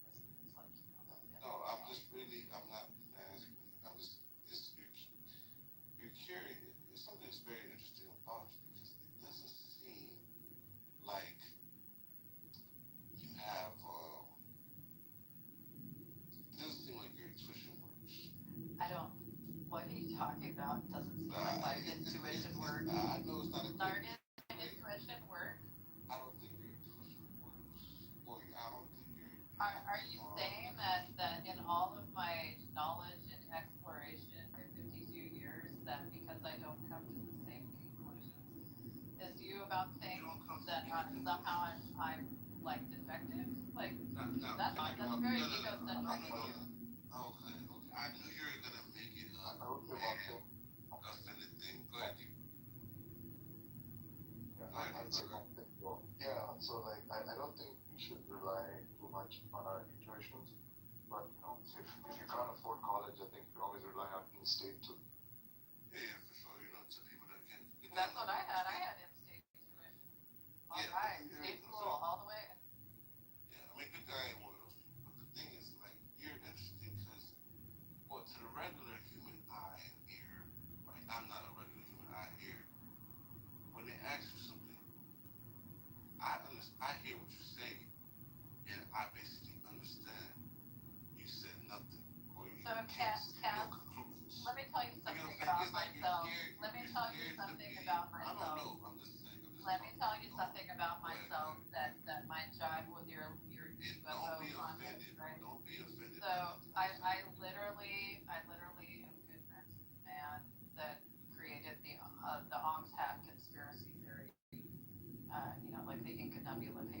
back in the late 80s, early 90s, right? His name's Joe Matheny, right? We're friends. We've been friends since about 1998, I want to say. So yeah. And he's been on Art Bell many times, all this stuff, right? I grew up listening to Art Bell. Seriously, I had a AM transistor radio that I would hide under my pillow in bed and sit there and listen to like KGO out of San Francisco because I could only get it at night, right? And I would listen to Art Bell all night. It was great. Um, and so like I'm immersed in all this stuff. If you think that I like have no sort of exposure or curiosity about it, you are just absolutely wrong. Like Whitley Strieber, you know, Linda Moulton Howe, right? I've heard it all, okay? And I also know the other side of it, the money making side of it, right? And that once you create some sort of conspiracy or put some information out there and then you try to like reel it back or just say, haha, I got you all, it's fake, I made it up. They're like, they got to you. You're part of the conspiracy. People don't let go of this shit. And so we just kind of sit back and laugh. We're like, okay, we'll just sell you more books. Fine, you guys should have it, you know. Whoever made up what they made up, right? I'm not too keen on the details, but I feel like I ran into you before. That sounded like I remember a girl saying I think you were the same girl, but whatever. First of all, yeah, I'm not a girl. My name means girl, but I'm a woman. I'm 52 years old. Okay, but whatever this person took back, if people are not buying it, it's because there's more information. No, they totally bought it. You can go out and. Listen to what I'm saying. For example, if I went to a group of people and I told them aliens are real and stuff like that, right? Now, when they go around believing that, and I told them I was joking, and they said, "Well, I don't care. We believe in that stuff." They're not believing it because I told them that. They believe it because they already have information elsewhere that cooperates with that information. Or that's what they have information about sexually aroused psychics and like eggs that like project other people into other dimensions and time travel. Like they have information. Yes, because exactly near Hat, New Jersey, of all places. Yeah. Yeah. Okay. You know why? Because the person is talking about different dimensions. A lot of people don't believe in that. So when somebody starts talking about all the different dimensions and stuff like that, right? So I see. Or could it be something that's like confirmation bias? Yeah, it could be closer to confirmation bias, but they're just looking at it like, why is they can't read the situation. Oh, this person is just joking around, but this person did mention some things that I know to be true. For example, if you just told me some information regarding my mother, and then you just say, oh, she had some Jordans on, even though my mom don't wear Jordans, but let's say you said she had some Jordans. I'd be like, what the heck? How does she know my mom wears Jordans? Even though what you're saying is bullshit, but I might pay attention because you got something correct by accident, and it resonates with me. So that's all I'm saying, though. But to me, it doesn't seem like you can stand firm on anything that might be true or might not be true. Like you can't say. Yeah, I'll tell you what actually has the probability of being true. People see things in the sky that they don't know what they are. Sometimes technology that other people are testing, like crash lands in places around the United States, and we take it secretly because it's like a national security issue, and we like dissect it and reverse engineer it and see what people are up to, right? Which is like could be anybody on the planet, could be any other foreign power, right? Why we go to aliens before? Why most people go to aliens before they like think about like the more probable like Occam's razor sort of like scenario is beyond me, right? So until you can eliminate right the more probable scenarios, you can't just walk around saying aliens are true. Well, here's the thing: when you have a lot of evidence, right, that aliens do exist, when the UFO files told you that when they so and so land on the moon,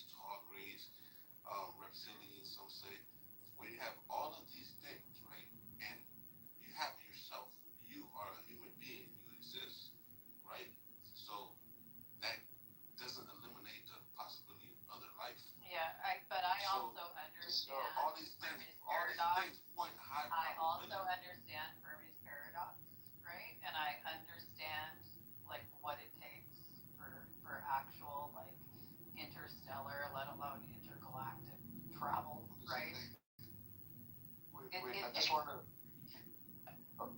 I just want to say that there is actually now, like, again, scientists are late to the party, but now they have like come up with their own terms of like the fact that there are like all these secret extra dimensions, right? I just posted a paper in the in the chat, right, on like large extra dimensions from higher dimension inflation. And like here's like the quote from the paper, right? So like for notational simplicity, we use brackets in the measure, transforming a density. Okay, blah blah blah. Where's the part I wanted? This is just like here's the part. Yeah, no, this is important, right? Like the vacuum solution of the higher dimensional theory is a 4 plus d-dimensional de Sitter space-time described in flat slicing a uniformly exponential expanding universe of external and internal dimensions, right? So the vacuum solution. So clearly trying to do this with a vacuum stream. And where do you think the capital of the Dyson company is? New Jersey. I love you, Deepak. This is just an economics paper talking about the economic fallout of the Trump tariffs on USD inflation. It has nothing to do with right, exactly. It has nothing to do with the extra dimensions that only disembodied consciousness is. Yeah, but you guys can only, most people can only believe what they see, but don't understand the depth of what they have. Like you have a consciousness. There's a lot of depth to that. Where does it come from? People don't explore that, right? But it's Well, there's like plenty of models of where consciousness you're talking about models, but it's you're talking about plenty of models. I like to use about Roger Penrose's or Kovar theory. That one's always interesting to me, just because I think it's like fun to like call the wave function collapse in the microtubules in your brain, at the quantum level in observation. I think you're too keen on the terminology, the scientific terminologies of these, instead of the broad aspect of what's going on and what it's connected to. But you're too deep into terminology and education, like based off from people that are figuring things out where the information already exists for everybody. Like scientists are discovering things that people already know. Everybody has feelings about things, Kaz. I will give you that. Scientists are discovering things to be true that people already knew. That's just a feeling. That's the problem. Why are these people with just so-called feelings, even though I know where it is from, it's just they're using their common sense, right? But why are these people with just so-called feelings beating the scientists to the punch years before? Years before. It's extraordinary how these people are getting all this shit right. And these scientists also. Really, there's like some guy in a deli in North Carolina that like was like, yo, Higgs boson. Who's that? I don't know who that is. Well, I mean, I think if it was some nonsense like that. Damn, feed the babies alone.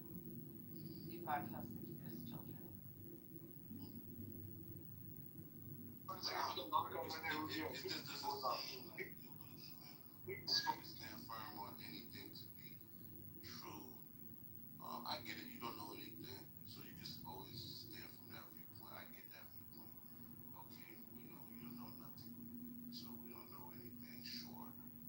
But it gotta be like I wonder, like, do you understand the structure of the earth? Like, do you understand, like, let's say politics? Do you have a viewpoint on politics, or is it just another broad answer that No, I have a very detailed view on politics. I worked in large-scale public infrastructure for many years. Public infrastructure finance. I understand the Department of Transportation inside and out. I understand the federal budgeting process. I know general political theory. All of this stuff I didn't learn in school. I taught myself because I was interested, or it was like part of my career path. So I have an anthropology bachelor's degree and a master's degree in real estate development. So if it was part of your career path, that means your learning was very structured already. It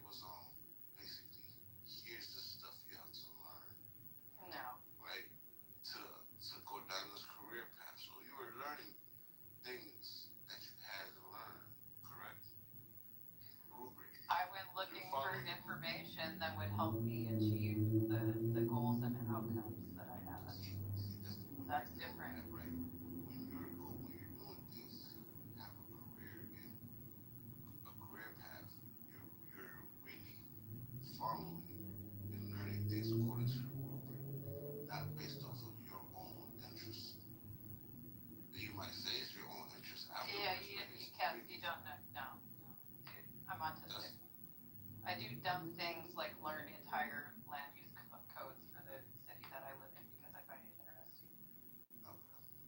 So do you believe in a deep state? No.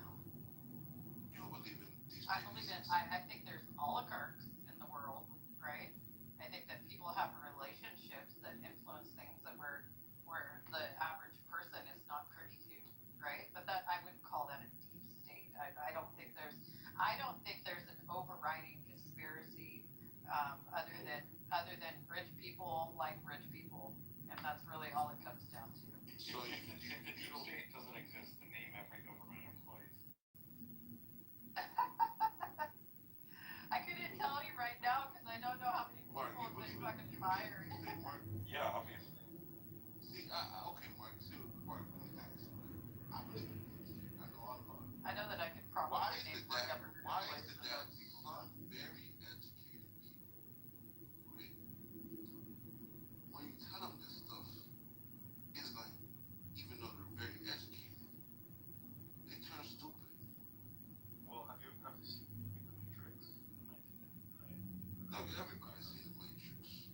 Right. It's like they're plugged into the Matrix. So how do you get somebody that's smart?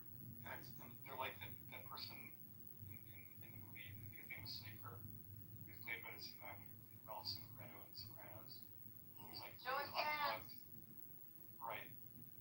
But he was actually, he betrayed humanity and tried to negotiate with Agent Smith to be plugged back into the Matrix.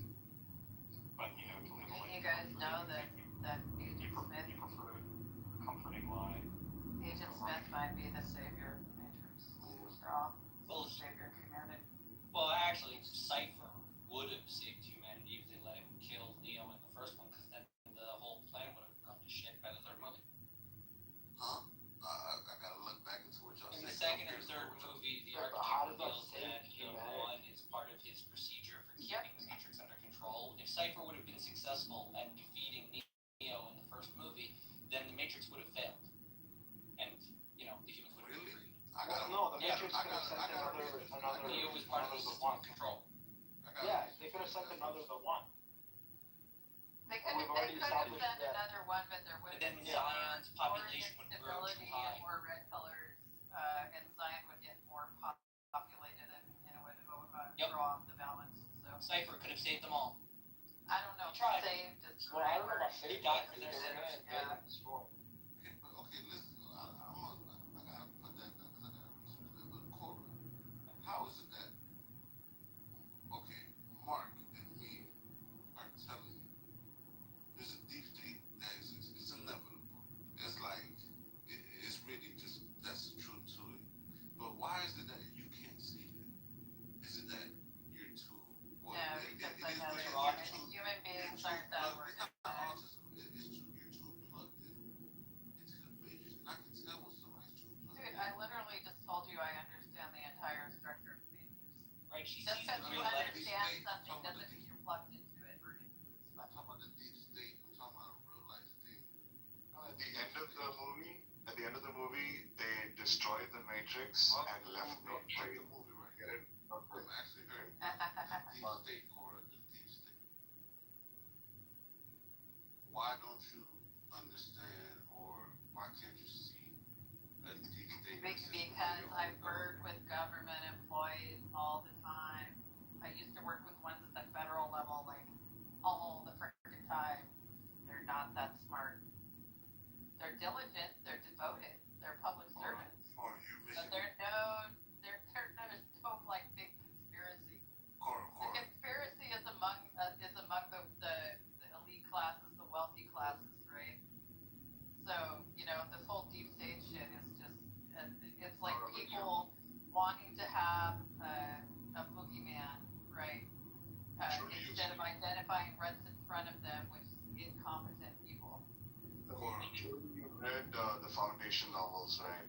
And Oh, of course. there's a second foundation that's manipulating the first foundation. Yes, the first exactly. foundation Yes. Right. So there's that's what we mean by the deep state. Yeah. So basically, the people you're around, of course they're gonna be stupid. You know, but it's just like, why don't you understand? See, it's like there's a point where you're too educated to where you're blind by. It's like you start missing certain important information around you, right? So yeah, I don't think you understand what you're saying. Like having. You don't understand because you're too smart for it. Having more information doesn't make you less capable of understanding things. You might seem that way from the ignorant, though. Because I feel like because you're looking at it how you were taught to look. Yeah, you're not responding to this the way all the dumb people you told them to do. Gotcha. No, listen to me. Say he's trying to be funny, but it's just like you're educated enough, but are you intelligent? You know, can you see abstractly? Yeah, that's the question. I can visualize the non-Euclidean topography of the universe. So do you understand? Yeah, that's what I do when I meditate. It's real fun. You think 9/11 was fake horror? You think 9/11 was inside job? No. You think it was inside the towers? You think it was an inside job in the U.S. Certainly not inside the Matrix, right? Cora, can Judge Bill Meltz It was less about that, and it was more about the actual construction of the tower structures. So they had these floating floors that came off of a central steel columns, right?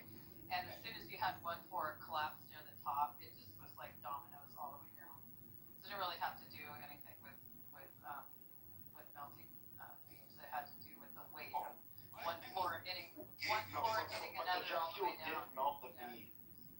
Oh yeah, the beams were melted near the impact site, but it didn't melt like all the beams.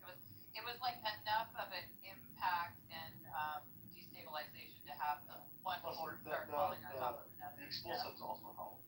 Or no, it wasn't blown up from the bottom. Like you could literally watch it.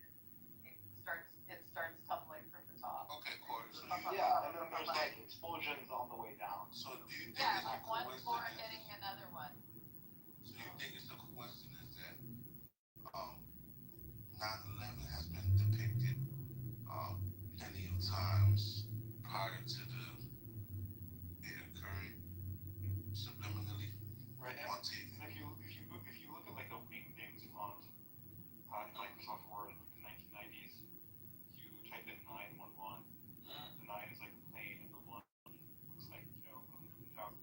Oh. Boom. You don't think it's funny when you fold a dollar a certain way, it shows the Twin Towers falling down? Oh, like those mad. You don't think? But here's the thing: it's not the one aspect. It's not the one individual coincidence. It's when you pile up all these coincidences together. That's what we look at. It's not the dollars is falling a certain way. Oh my God, no. It's the dollars like this. If you watch The Matrix, right? If you watch The Matrix, at the start where they show his ID, his birthday is like 9/11, 2001. Or it's more I likely. knew Neo was a Virgo.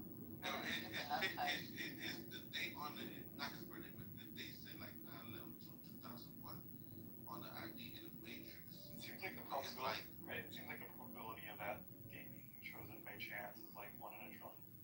Correct. And now people that are educated, 1 in a trillion, or the 1 in chance of that 365. trillion. No, there's 1 in 365 trillion. That's right. Right, so it's like when you have all these things, right? Basically saying this, like foreshadowing these events, plenty of events, it's like then you start understanding you're in a world where everything is just pre-planned and it's not really a coincidence. Now ask yourself, why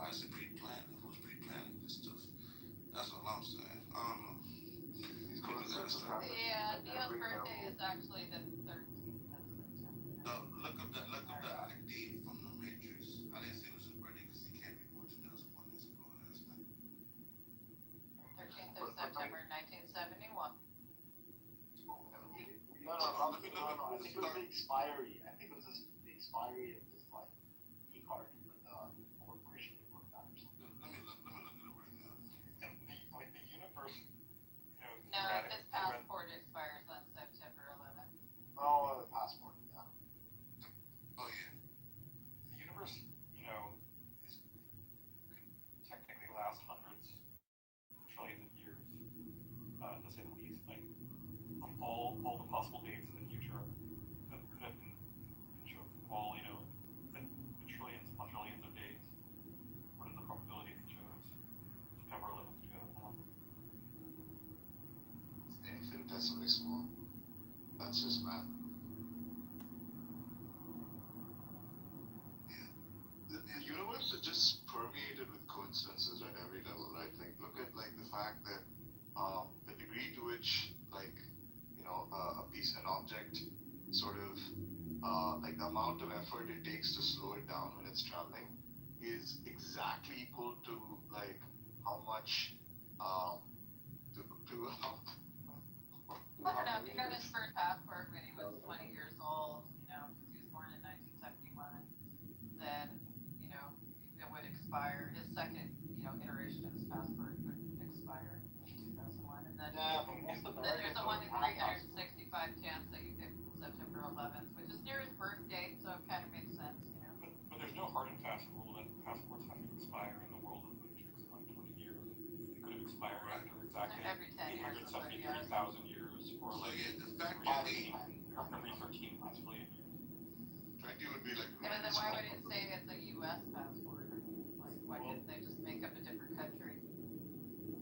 I mean, why would they have to? Like, it's more qualified. Well, the architect did say that they did base those versions of the Matrix on, mid-90s United States. So why wouldn't they put in the parameters of the normal United States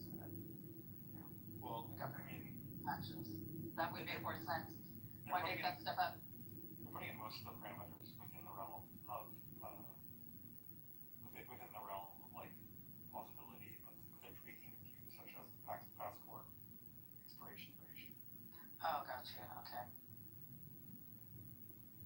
So if you like, an anagram of the name Neo is one, right? Like the one. That's like. Also, So Eon. Right. There's a lot of like small, hard to notice differences between the world of the Matrix and the real world. For example, in the real world, the person who looks like Neo is actually Keanu Reeves, not the hacker.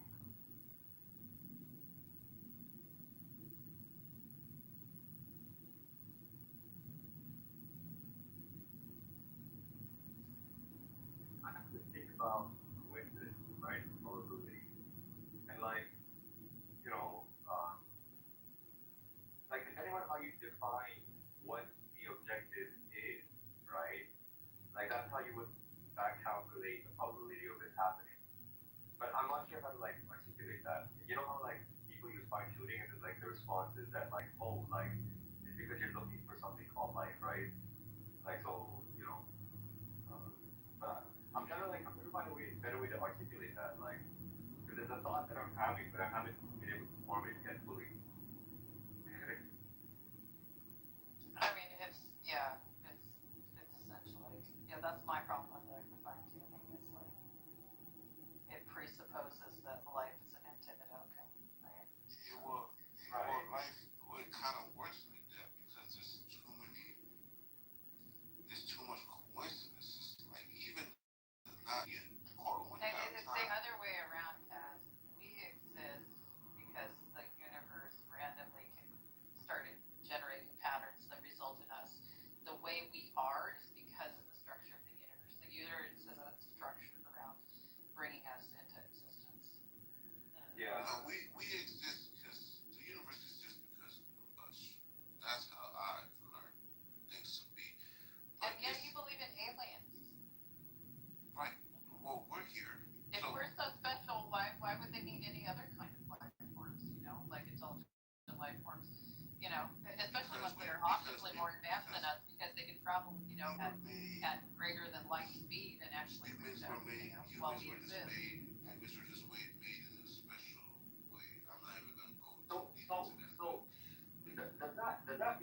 does that mean that like if we take that as a given that life was an intended like aspect of the universe, then the fine tuning argument goes through, right? Like then it lands. Or are there like other problems? Somewhat, but there's actually like people act like it can only be one way, but and CM has a chart of it. There's actually a range of potential.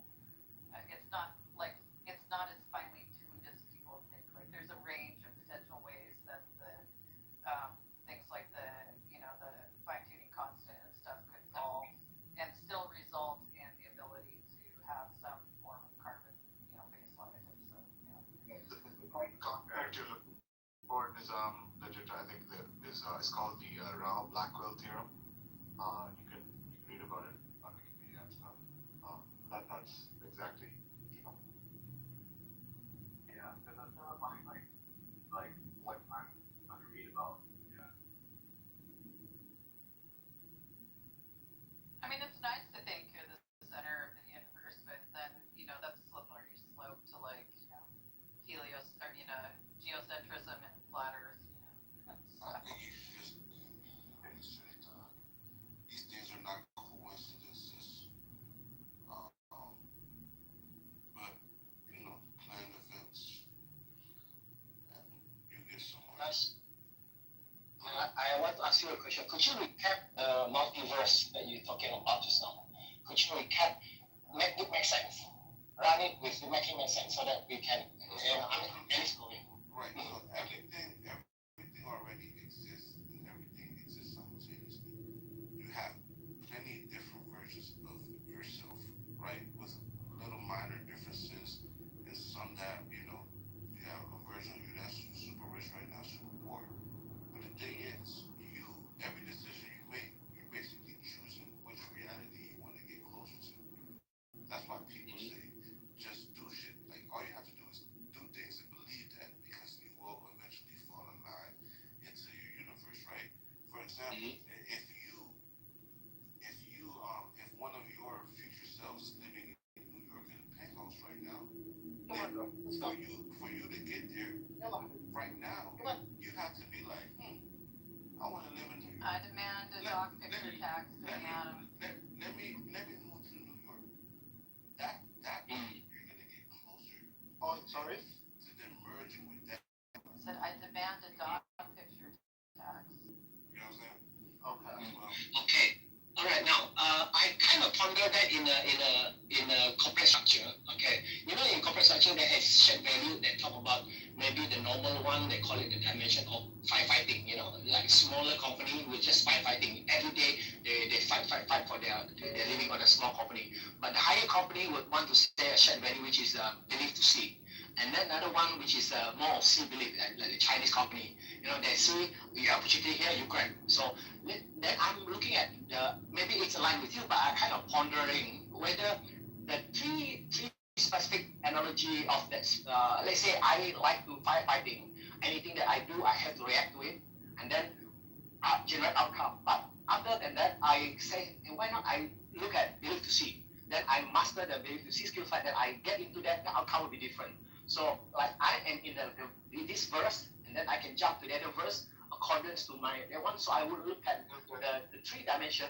Does it make sense that it is like three combination of spice that I can select? I'm going to use this spice, then I'm going to expand this spice, and I'm going to mix this spice and that spice, and this is how I generate the output that I'm getting right now. But, correct. So for me, correct. So, Deepak is an expert in spices. This is great about my name. Deepak the sorcerer. It's such a trivial thing to. I find I'll just like. So basically, yeah. So I see what you're saying. So basically, for you to get the outcome you want, you have to start aligning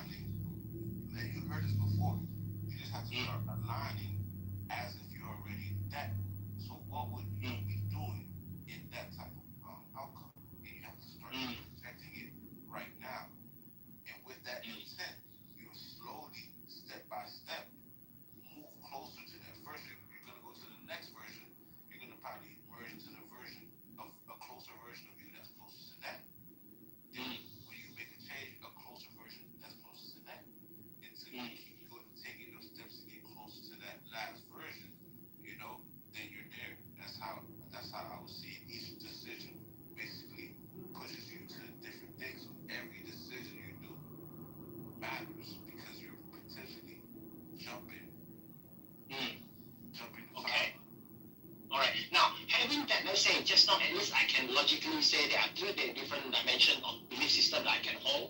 The one which is the lowest, firefighting, the one which is highest, belief to see. Now, having the dimensions that I'm doing, now, how do you personally able to ponder like, hey, how this guy never met me is talking about it, and suddenly I'm here also looking at, hey, I've been thinking about the same understanding, but I run with it in this manner. You run with that you are talking about. And how did you get hold of that? Is that somebody, or you are like, how did it happen to you from not knowing until you pondering, man, this might be true, or this is, confidently say this is true? Okay, that's a real interesting question. So, from a child, I've always been somebody I like to debate, meaning I like to see things logically and find out the truth. So maybe just that just led me to coming down certain, timelines to where I got this information from. I can't even recall where I got it, but I can tell you it always resonated with me. I probably always thought it was true with just through intuition. But then I started learning about certain things. I might run into certain information like randomly or intentionally. It depends on what it is, and then the information starts slowly building to where I can confidently say, "This is the truth. This is what this is. This has been my long understanding of things, right?" And if you've been going down the timeline, I'm going down the timeline, and we having this conversation, it's just for a better understanding. Because like that, because we were both looking for a better understanding of that, or to spread the information, or to get more information about it. Okay. In short, what you are is more experiential knowledge, right? Because you are kind of like experiencing it, and then over time you pick it up. Okay, I'm going to get it more, accumulate. Because I do find what my experience is more like experiential knowledge. So I'm kind of trying to see whether you and me, there is a frequency that we can even get hold of. Hey, wow, I mean, between you and me. That's why I'm trying to look at that possibility of that frequency that I am more on the experiential knowledge. I did not even go to bookstore buying books, but I'm trying to ask something beyond the book. Like let's say there's a book that in bookstore, I will keep asking, who write the book? Why he is writing this book? Something like that. Like you talking right now. Hey, who is this guy? I don't listen to your word, but I listen to the value behind your words. So because of your humbleness that you are portraying that, hey, this guy must be something like that. Right. So basically, I had experience with it too. So I wanted to be somewhere in life, right? And one day, years ago, I was sitting in my mom's room. I'm in my mom's crib in my room in the basement, and then I decided, and I had somewhere to be at 10 a.m. And I decided I'm not gonna go there. My cousin comes in the room, right? And my cousin comes in the room and says, "Dude, you didn't go. You're tripping." So I'm like, "All right, I'll go." So I end up going. I get there last around 2 p.m. Right, and then that's when I was the last, it was an interview. I was the last to have the interview, and when I had the interview, the person that interviewed me, he ran out of spots. He's like, "Damn," we just started talking about whatever life, and he really liked me. He ran out of spots. He asked his manager, "Yo, can we hire this person?" His manager said, "Nah, we already ran out of spots." So he runs next door to a different manager on a different sector and asks him, "Yo, can you hire this person?" And he said, "If you trust him, I trust him." And then he's like, "Hey, yo," he said, "You can start Wednesday." And then as I'm leaving, he tells me, and then that little decision, and everything had to happen exactly like that. No, And then the next 3 years, my whole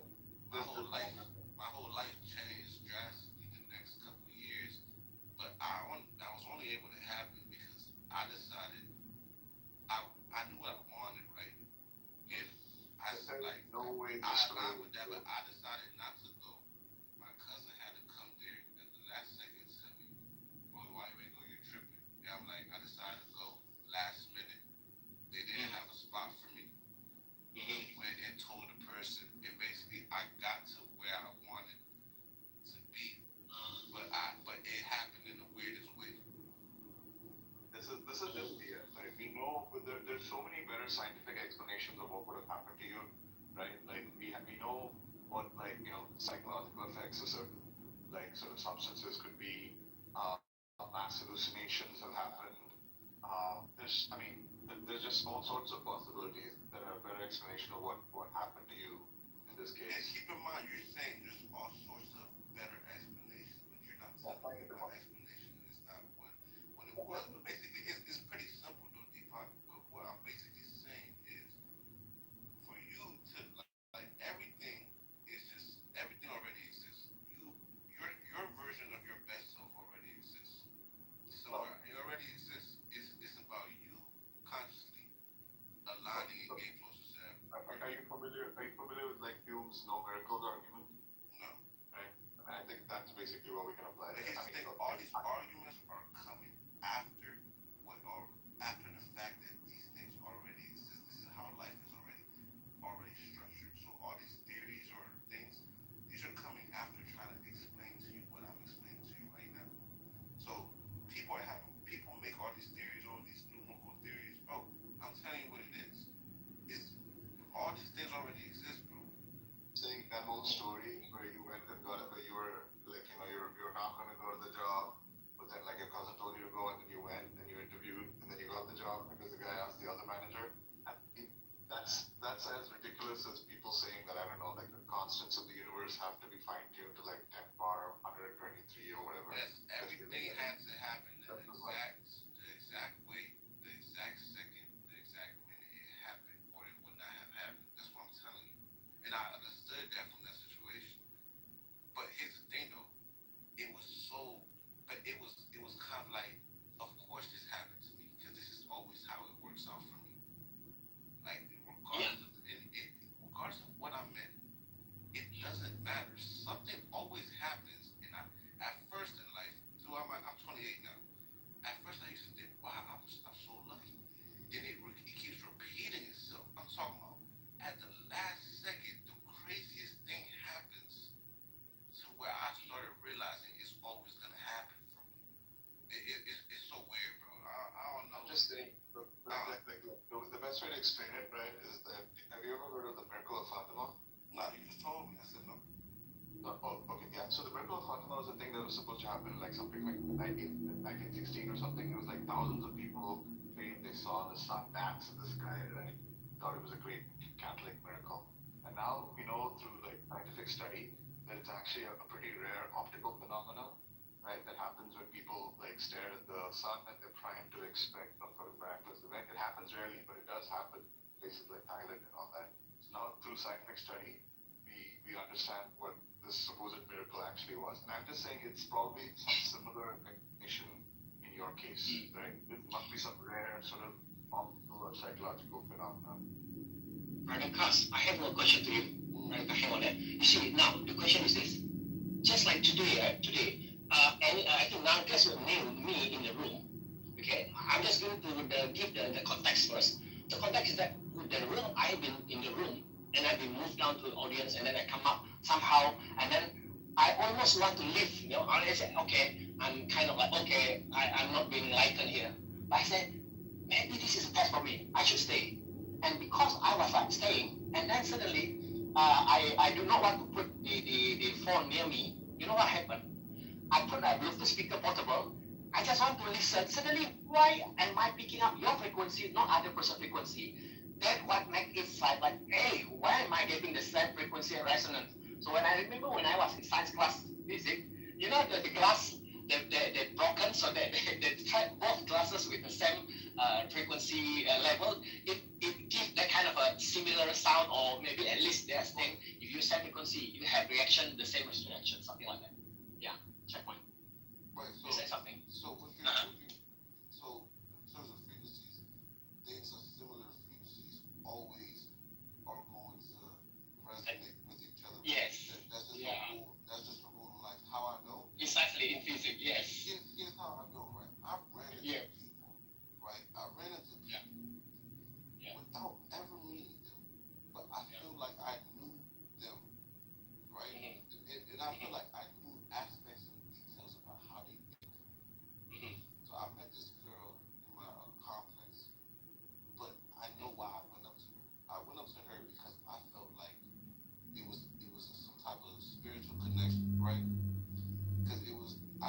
she was just the type of person that could see the world how I see it. That's really how I felt. So when I met her, I asked her, I was texting her, I said, yeah, I just got her number, I don't know this person. I asked her, yeah, what do you believe? She didn't answer. Right when she didn't answer, I knew I was right. Because she purposely didn't answer because she felt like her answer would be too revealing. You know what I'm saying? But when I met her, she's exactly who I thought she was. But the way I knew about this stuff, like, because we talk about it, I'm like, yeah, bro, because we talk about how weird it was that I told her, like, that she felt like, and she was kind of speaking the same way, but I just knew because of the frequency, bro. And it's something that I could see, but not with my eyes. You know what I'm saying? But it's just like, it's just my body knew, not in a sexual way, but it's like something in me knew this about her without me ever knowing this person at all. Like, now okay. Now, how do you balance? How are you going to balance between something? Let's say this one time back, I was like supposed to be having some kind of MOU signing the next morning, So what happened is that then I wanted to drive my car on the same morning. Prior to that, I prepared myself for the MOU. What happened is that my two tire of my car punctured. So what I did was I kind of looking at two scenarios. I pondered back what that episode happened. One episode is like, if I react in a negative, in a firefighting manners, I would just say, oh, what is this car? Because I had this important meeting. And then I will kick the wood, and then maybe my face going to be hot anger. Okay, now that's one scenario. Okay, another one, I say, God, are you testing me? Are you testing me? And then it cooled me down. And then suddenly in front of those, in front of my house, there are individuals that come and stop. Hey, are you going somewhere? You seem to be having some kind of problem there, from the body language. But I did not react. I just see to believe or believe to see in that, but not firefighting. And somehow they offer me, hey, you have something to do, but maybe this is not the direction that you're going to. I talk to him. It's no problem. I'll send you. So the kind of experience. Then I look back. If I were to just have in the car properly, okay, maybe on the highway on the 5 minutes after, I'll be hit by a trailer. How do you see that silver lining by not able to prove it? Because you have to really drive the car to be hit by the trailer, but because you are given a positive vibe with the test, you are okay, so you are safe. So that silver lining, how do you balance between that and the one that you are having your free will saying, okay, I'm going to choose going for this and that, yet you are allowing that with the flow. How do you balance that so that you get the silver lining? Yeah. I think I'm trying to understand the question. I don't know if you might have to repeat the question in a different way, but I would say, because what I do, right? Because now, sometimes what I do is I think about, okay, if I was in the position that I wanted to be, what would I do? What would I do if I was currently that right now? So if you want somebody that's unhealthy or trying to get in a perfect body, right? You wake up, okay, what would I do if I was in super good shape and super confident about myself and like what would that person do? Because the thing is, when you become that person, you will be doing these things. Yeah. So the key is to do these things. Wow. Oh, that's how you go. What's next? Yeah, when you have situation as such, that's how you're going to. What's next? So what you're going to do? You will be pondering that, and then give yourself a pause. And what would I do? With this situation, what would I do? That's how I know what I'm not. That's how I know when I do something I'm not supposed to do. Because I know if I was in the situation that I want to be in the future, I wouldn't do this right. I wouldn't be doing this. That means what you are saying align with my analogy about if I do firefighting mode, that means I don't even start thinking. I just react to it. That will be a losing end for me. But if I start looking at what would I do, then I ponder maybe believe to see. At least I'm not fighting in that understand character of a person. That means I'm getting a better one output from how I myself. Yeah, you gotta be engaged and aware, because when you that's why people meditate, because that it lets you take away those distractions and just be aware. So you just gotta be engaged and aware, and it's very simple things that you probably heard plenty of times, and I probably heard it plenty of times before I started realizing like what how severe and how much it weighs on you. So anything I do now, I might do the smallest thing and be like, that doesn't align with what I'm trying to do. Because now I'm actually thinking this one little thing. You gotta start understanding. Everything in your life started from one small decision. I wasn't putting me telling you that story. The smallest decision you make, it could be anything. Just the route you take to work tomorrow could affect the next 30 years of your life. And you wouldn't even know they're connected to you making a right turn at the light instead of a left. Because that like, it's so crazy though, but that's how kind of look at things though, bro. Yeah. So having that logically, I can even I put up the three power button. Either I press the button or level firefighting, or I press the button believe to see or see to believe. That means I get output that which is whichever I decide, that output will be the one that I'm getting on. Achieving or getting like the output that I generate from that action that I did. So hence, if that is the case, multiverse to you makes sense. To me, the three different power button makes sense. So that is what it meant by multiverse that you're saying. I mean, are we aligned in that understanding that you're talking about multiverse and my button of firefighting, see to believe and believe to see? Is that aligned? I mean, it sounds like it's aligned, but I think if you're doing something and trying to make the right decision to get to where you want to be, the outcome, right? The outcome of these decisions, even if it doesn't look like it, could potentially be pushing you to where you want to be. So for a job, you might want to get a job, right? Because you want to reach. Let's say you want to be a millionaire and get into this field, and you try to get a job, you don't get the job, right?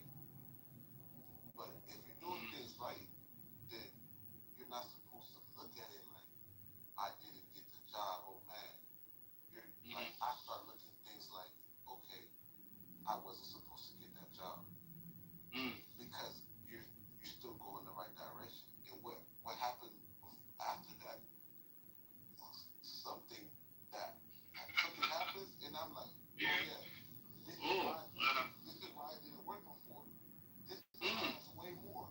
Like, honestly, it's happened like that plenty times. I'm just giving an example as a job. To you, it happens several times, right? Do you have that kind of experience that it's like what it means is like you have a plan where to do, but that plan is superseded by the designer plan that is special for you that you don't even realize. Right, and oh my goodness, that is interesting, man. And when I get there, for example, right, this is an experience that I had. So when I got somewhere, right, because a couple places did. And keep in mind, these places I went to, it's people I knew that were trying to get me in these places. Like, I had inside people, and for some reason it didn't work out still. So I go on my own place, and then it aligns, and then the person tells me, yeah, man, everything happens for a reason. That's why you're hearing from me.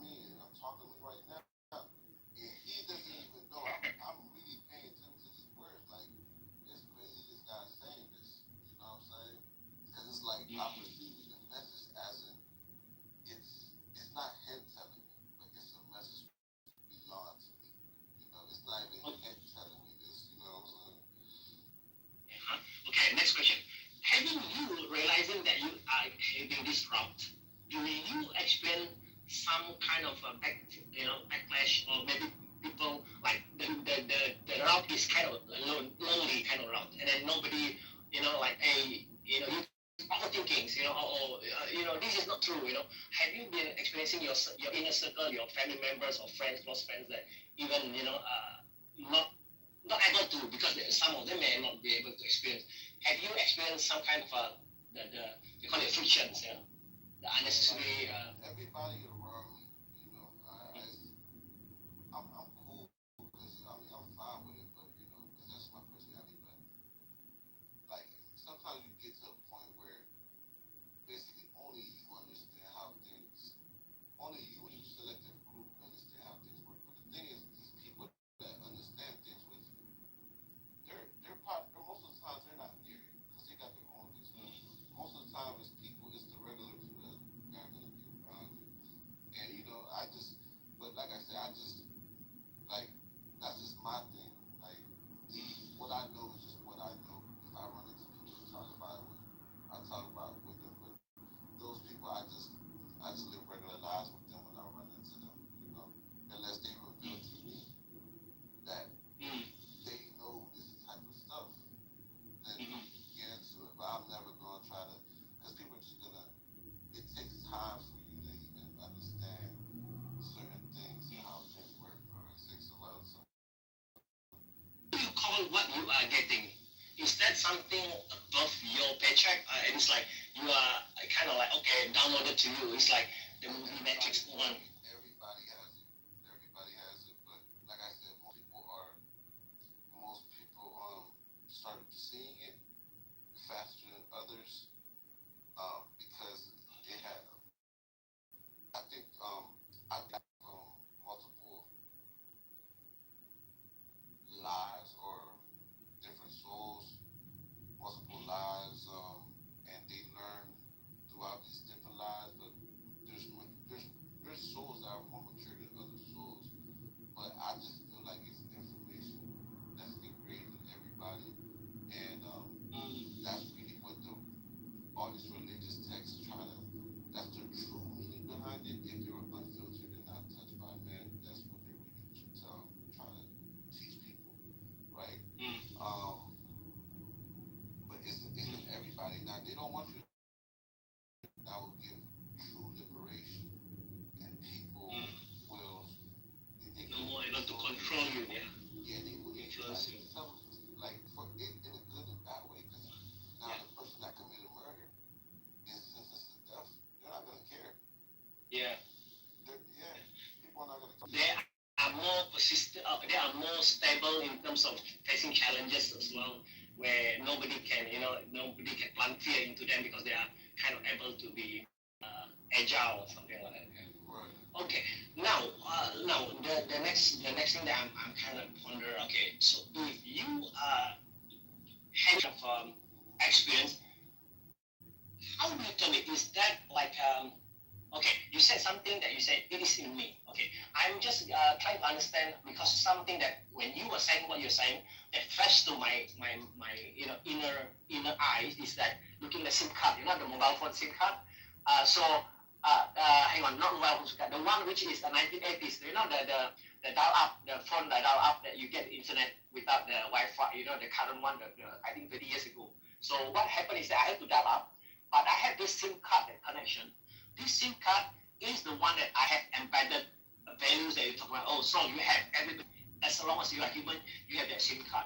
Okay. However, you also finding ways to get connection to the telco so that you can get more data from the data from the telco, maybe the raw material of to make it even more in terms of you cooking your meal. I mean, how do you look at it in that context? So it's like different machines can read SIM cards faster than others. Let's say you might have a USB 3, a USB Thunderbolt, USB-C, but basically there are USBs, but the information is just transmitted at a different rate.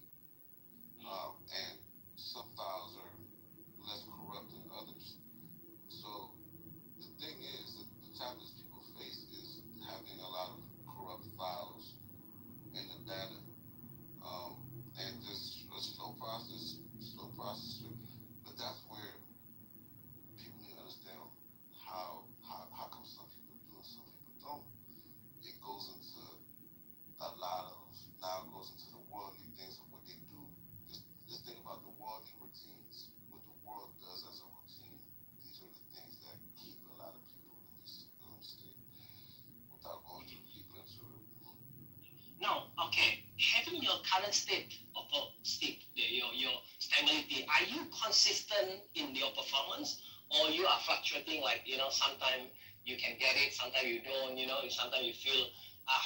What is the state of being that you are right now? Are you consistent in what that you are already having, like you are permanent user password, or you are just merely getting the temporary user password at the moment? What is your current state? Yeah, I mean, I definitely fluctuate, but it's more of a it's a fluctuation which I think is inevitable. But it's like I said, you're always headed towards your destination, regardless. But it's now I can acknowledge that, so it doesn't really matter anymore because now I understand the rules of the game. Yeah, how things go. yes. Yeah, very true. Okay, now there's something that I kind of like looking at. Does your family growing up self-conditioning helps in what you are, who you are, or it's more like by accident that you go somewhere, or maybe there's something that is nothing got to do with your conditioning when you were growing up? It has nothing to do with your conditioning, nothing at all. You have it, you don't, it doesn't matter how you were brought up, it does not matter.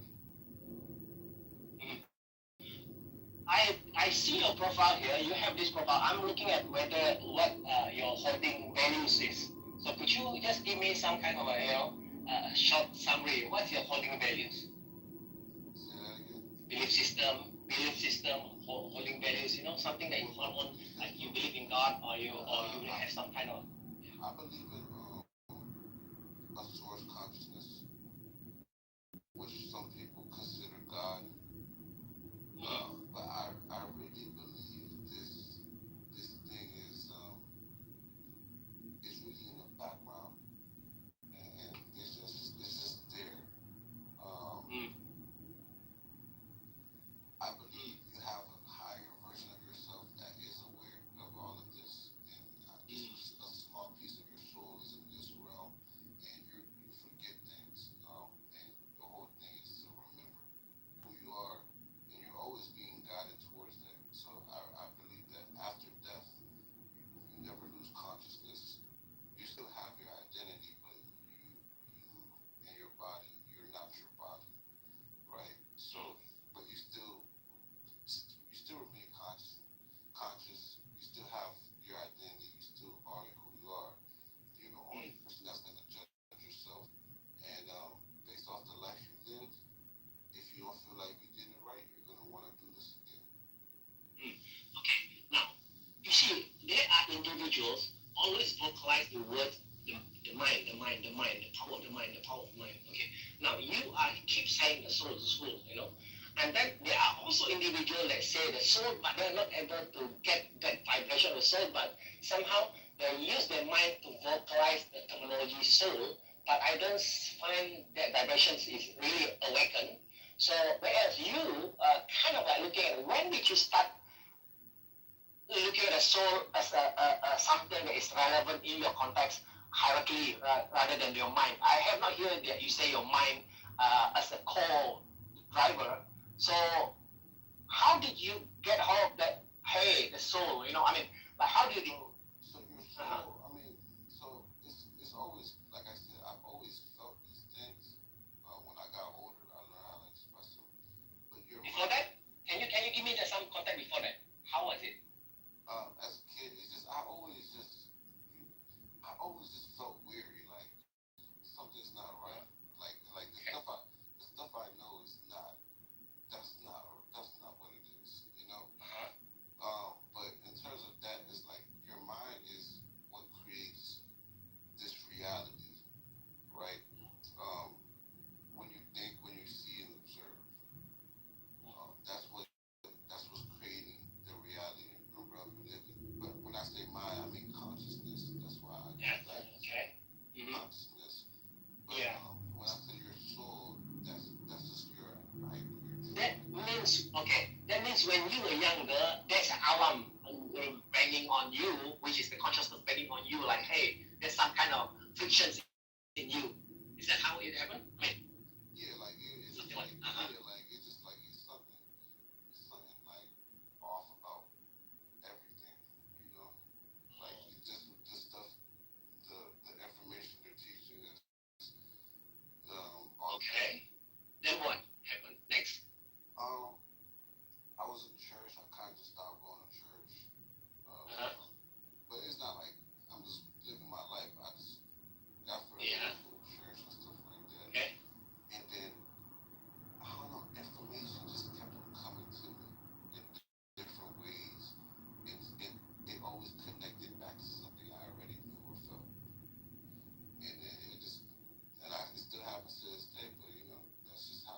controversial point. I want to bring up the one.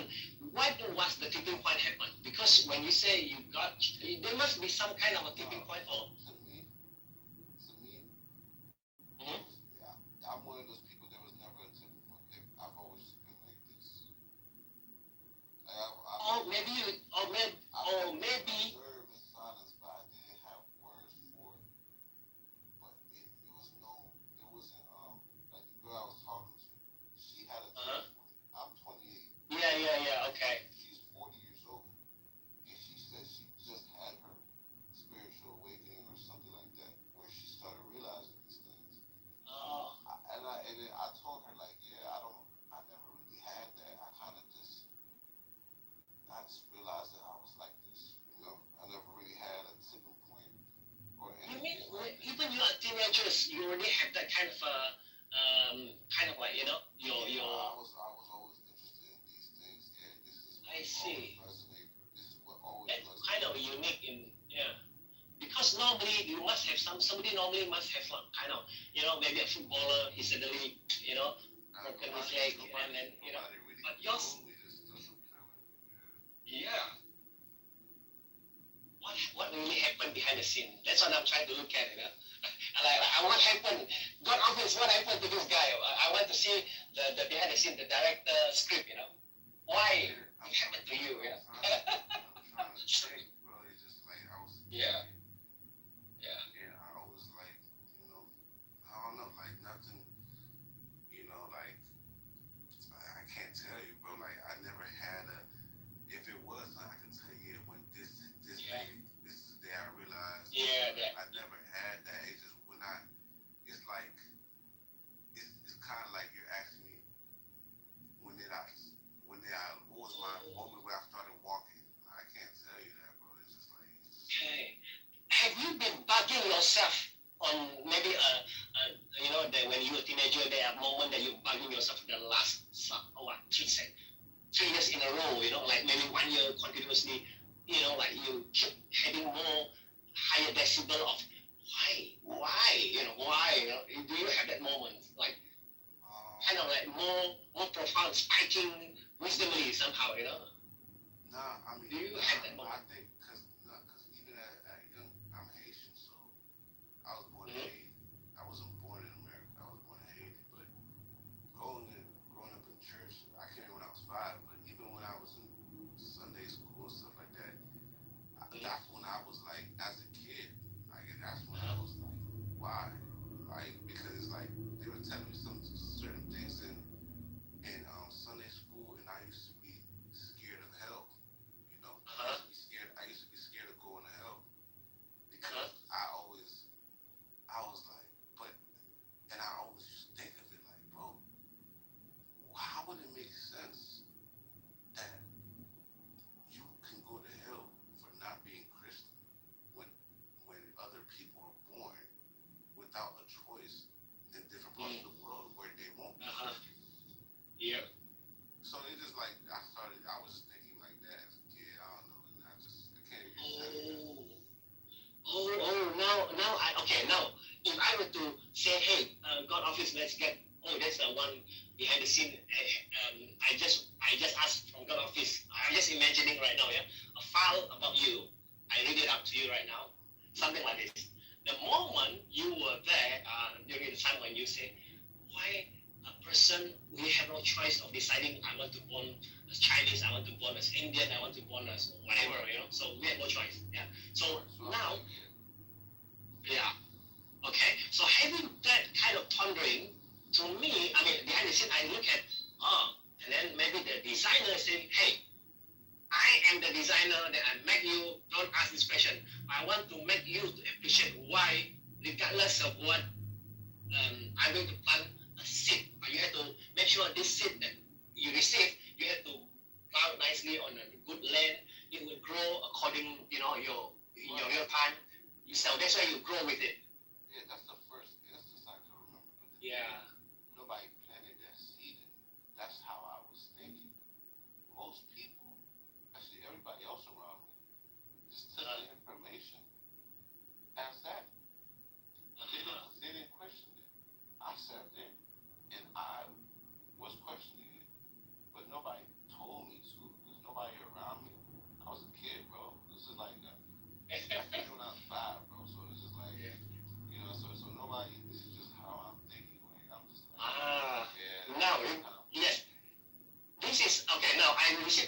true storyline. During during the time that you are pondering that why am I born to be this? I don't, it's not my choice. And then maybe you said something about how do you get it? You said it's already been in every of us. Maybe the seed is already there in you. You are knowing that hey, I'm going to plant the seed that I have. I'm going to polish the SIM card that I have.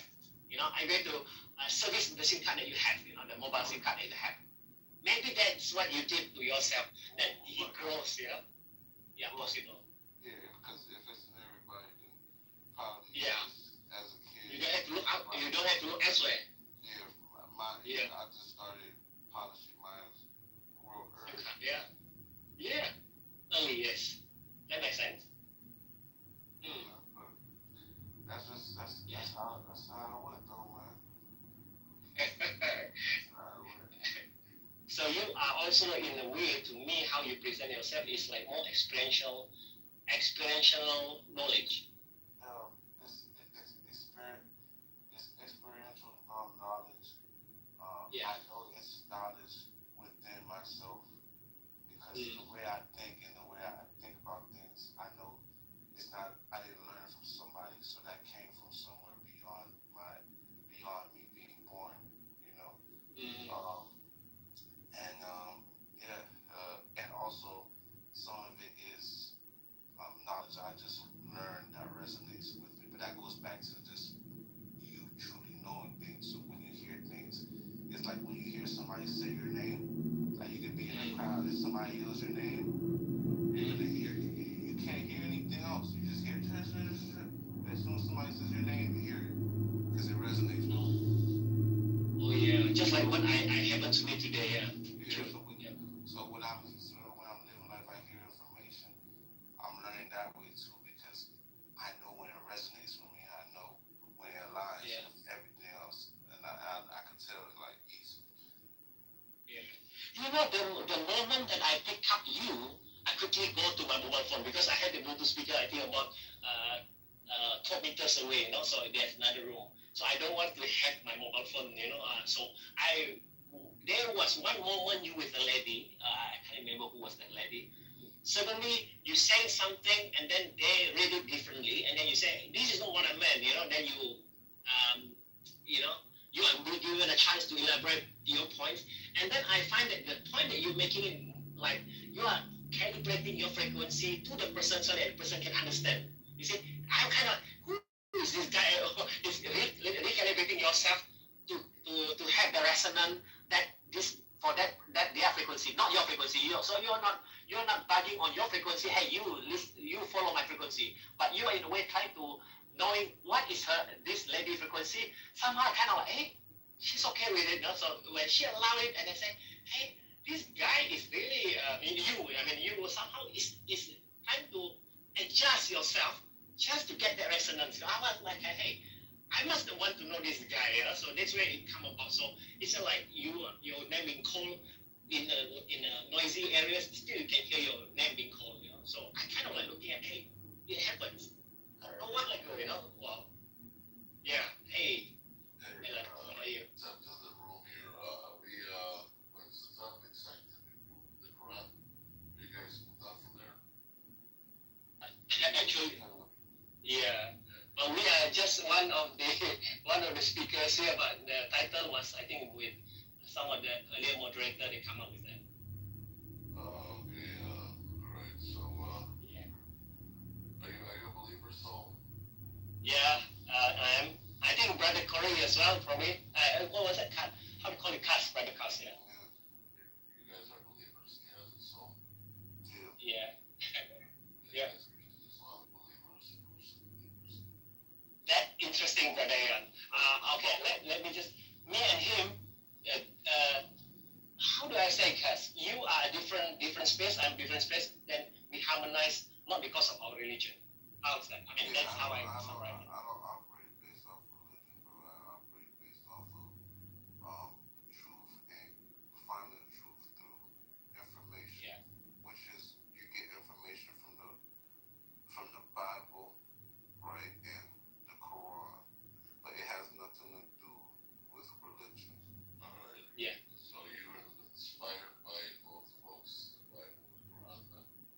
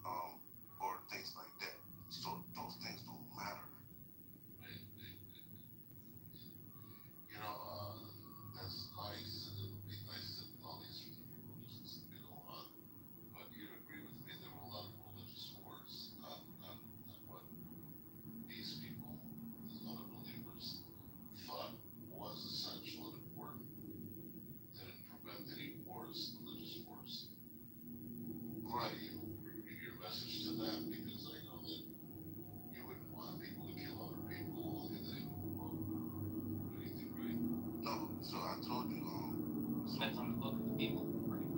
Right. So yeah, people shouldn't be people that get more killing because of the book. That's for sure. Sometimes they do. Let me clarify. Is that what you're saying? Oh, I mean, like in your charge of surely we don't want to be killing people because it instructs us to do so in a book. That is, in part, the premise of all laws. Yeah. Well, he said that Jesus didn't die, so Jesus didn't die. Okay. No, I'm saying Isn't that like a Christian heresy to say that he didn't die? some people say he did, some people say he didn't, but if they said he didn't die, then guess who didn't kill him? Sure, some people say he didn't die, some people say he did, but I think all of the Christians say that if you say that he didn't die, then you're a heretic. I think. But here's the thing is that doesn't, what I try to tell people. Listen, they'll call me a heretic too. I'm not like afraid of Christians calling someone a heretic. No, what I'm saying is, right, people debate about things that don't change anything. Yes, they do. That changed something. But why do you think that is? So Jesus dying, right? Like his. Are we moving on to something to debate that won't change anything? No. I want to finish what I'm trying to say here. Look, if Kaz says, and if Kaz has many people like him that believe that Jesus didn't die, Okay. Where do you think I'm driving to? I don't know. Where are you driving to? As a Jewish person, Tel Aviv. I'm not a Christ killer then, right? Because Why not? Jesus didn't die.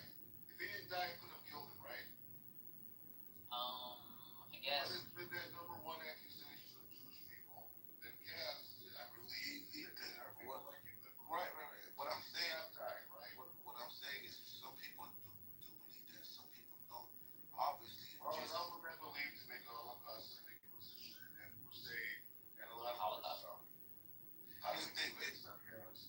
Here's the thing. Here's what I'm saying. If Jesus, I think you're missing the message. What I'm saying. If Jesus was a man, I love that you said that. Right, but here's the thing. Here's what I'm saying. If Jesus was a man, then yes, Jesus died.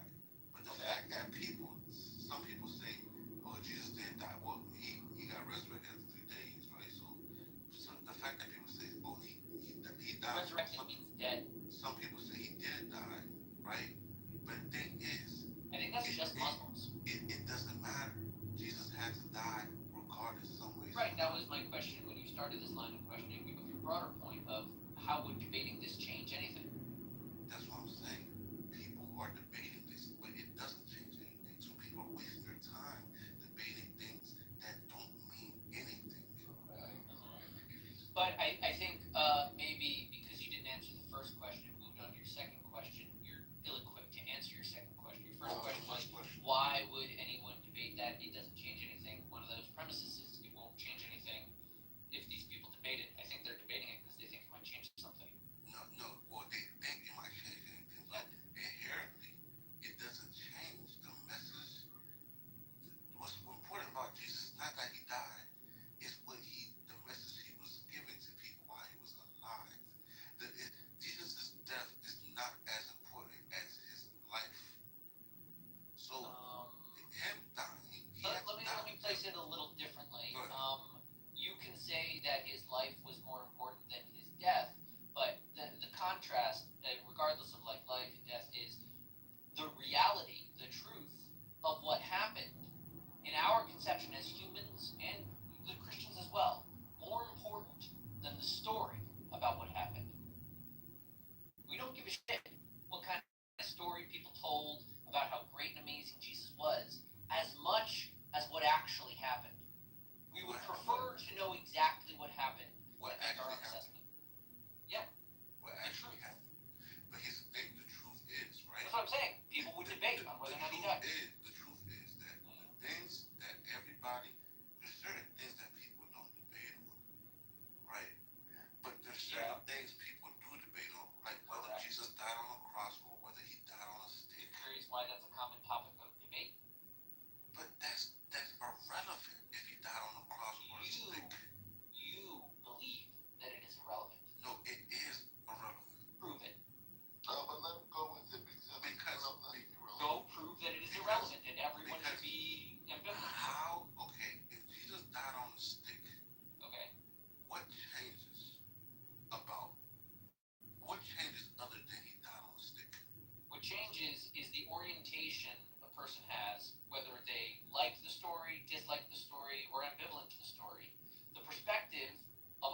understanding the story changes based upon what actually happened.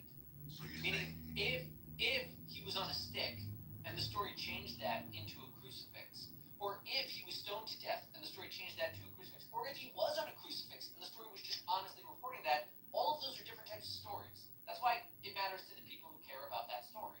but here's the thing that you guys, go ahead, I'll came out here, let me speak. Because you guys, no offense, but I've been derailed, okay? I wanted to talk about one of the biggest crimes in history until now this guy who did the carpentry. Okay, I'm sorry. I want to hear from Kaz something interesting about anti-Semitism. So Kaz, Why? that believed, okay, that my ancestors killed their God, you can say that they're wrong or that it's irrelevant, right? Is that what you were saying? Yeah. Okay. You're just really excited that he doesn't believe that the Jews killed Jesus? No, it is very important, exactly. Ethan, guess what I'm saying, right? I run into people that people, the people that killed Jesus. Yeah, so what difference does it make if this one guy doesn't believe that? The people that killed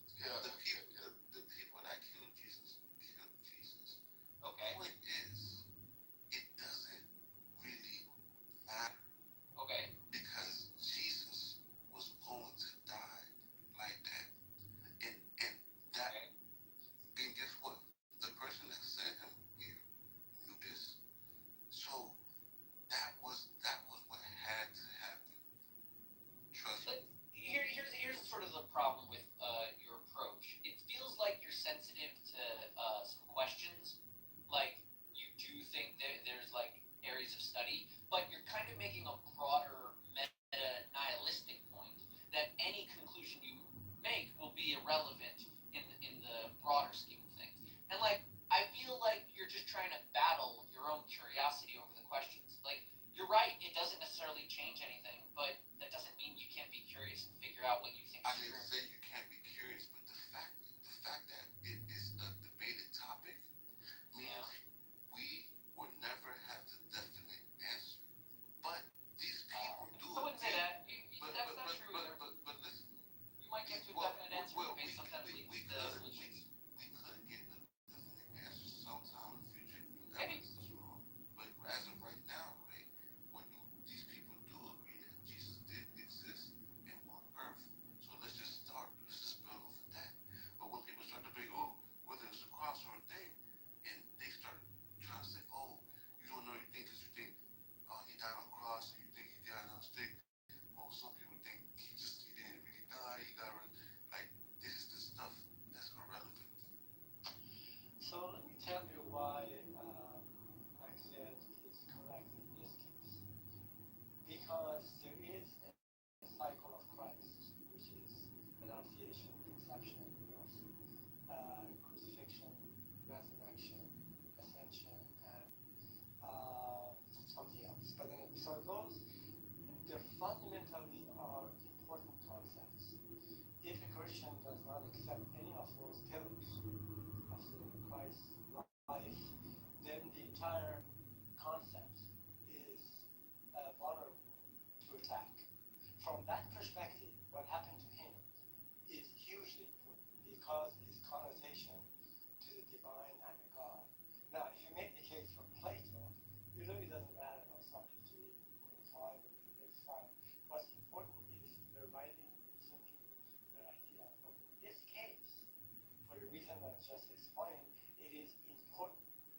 It's an important debate to be had because if any of these pillars are removed, then the whole foundation of Christianity in terms of the life of Christ, hence his divinity and being the Son of God, will collapse.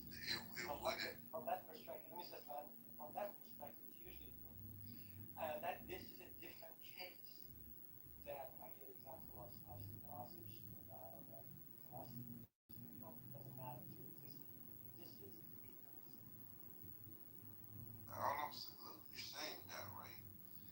The details, right? I'm saying the details. People get onto, Jehovah Witness think he died on a stick. Some people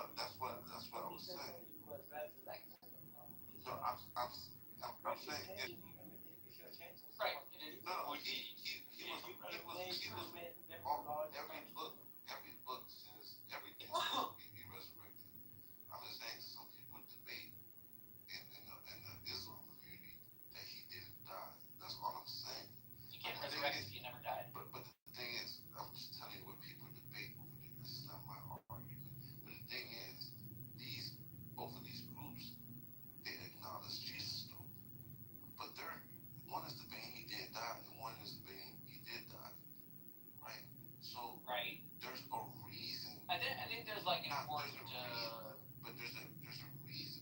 It is important to find out why there is a differentiation, like a different belief in that. Here's like your concern. Like you're trying to posit that it doesn't matter because everyone's trying to follow Jesus and listen to the story. But like if he died on a stick rather than on a crucifix, and the records we have from the Christians involve crucifix and events that we believe did not occur, then that changes the book from being a testimony of witnesses that saw a thing and then published it so that the world would never forget, into instead a bunch of people that heard a story maybe decades ago and at some point put into print a version of events that was useful to their purposes and memorialized a story for eternity that didn't actually happen. Those are two very different ways to relate to the story, which, by the way, is why you will find it in Muslim circles. Because having that debate at the very beginning as to whether we should accept any of the record about these events is when you have to draw the line between saying, yes, I agree with all of these teachings, but guess what? You've never seen them because your book is full of lies. Yes, what was your last thought on what you said? Yeah, I was just basically saying people are debating on little details that really don't You're change. debating on whether or not to throw the book away. No, you didn't say that. No, I'm saying that. I'm saying that's why the debate matters. The people that have accepted the book, they already have it. They don't care what you debate them. But the people that say, I like Jesus and don't like this book, this is when they're going to fight the book by saying it's a discrepancy. It doesn't fit what actually happened, and I can't trust this source. That theory is, I guess, you guys a question. People are debating things like, whether Jesus died on a cross or whether he died on or wasn't a cross, it was a stick. I think they say he got stabbed with a spear. But both of these people believe in Jesus, and at the end of the day, they believe that Jesus was nailed. Wow, I'm concerned to you because you made it very clear, and I understand what you're saying is look at the main message, not at these details that are not as significant. Look at the main point, right? Right. And it makes sense language in mind, we would call it the ikr, right? Does that make sense? Is that either? Yeah, I'm here. Why? No, because I just want to say we would call it the ikr, right? The ikar. Of the story? No, what Kaz is trying to tell us that we have to focus on the main point of what these books are saying, right? And people go astray and they go into all kinds of minuscule whatever ideas about something and they're missing the main point. They're saying trees, they're not connecting the dots or whatever. I don't know. So I think is that what you're saying, Kaz? Yes, people are the dumbest things to debate and pay attention to because the word crucifix, because it is possible to get crucified on a stick. Now the Bible never said Jesus was crucified on the cross. It never said that. That's a great point. Now I just want to move on to what would be a way to have more people think like you, because I happen to like that idea. I think people should focus on the main message instead of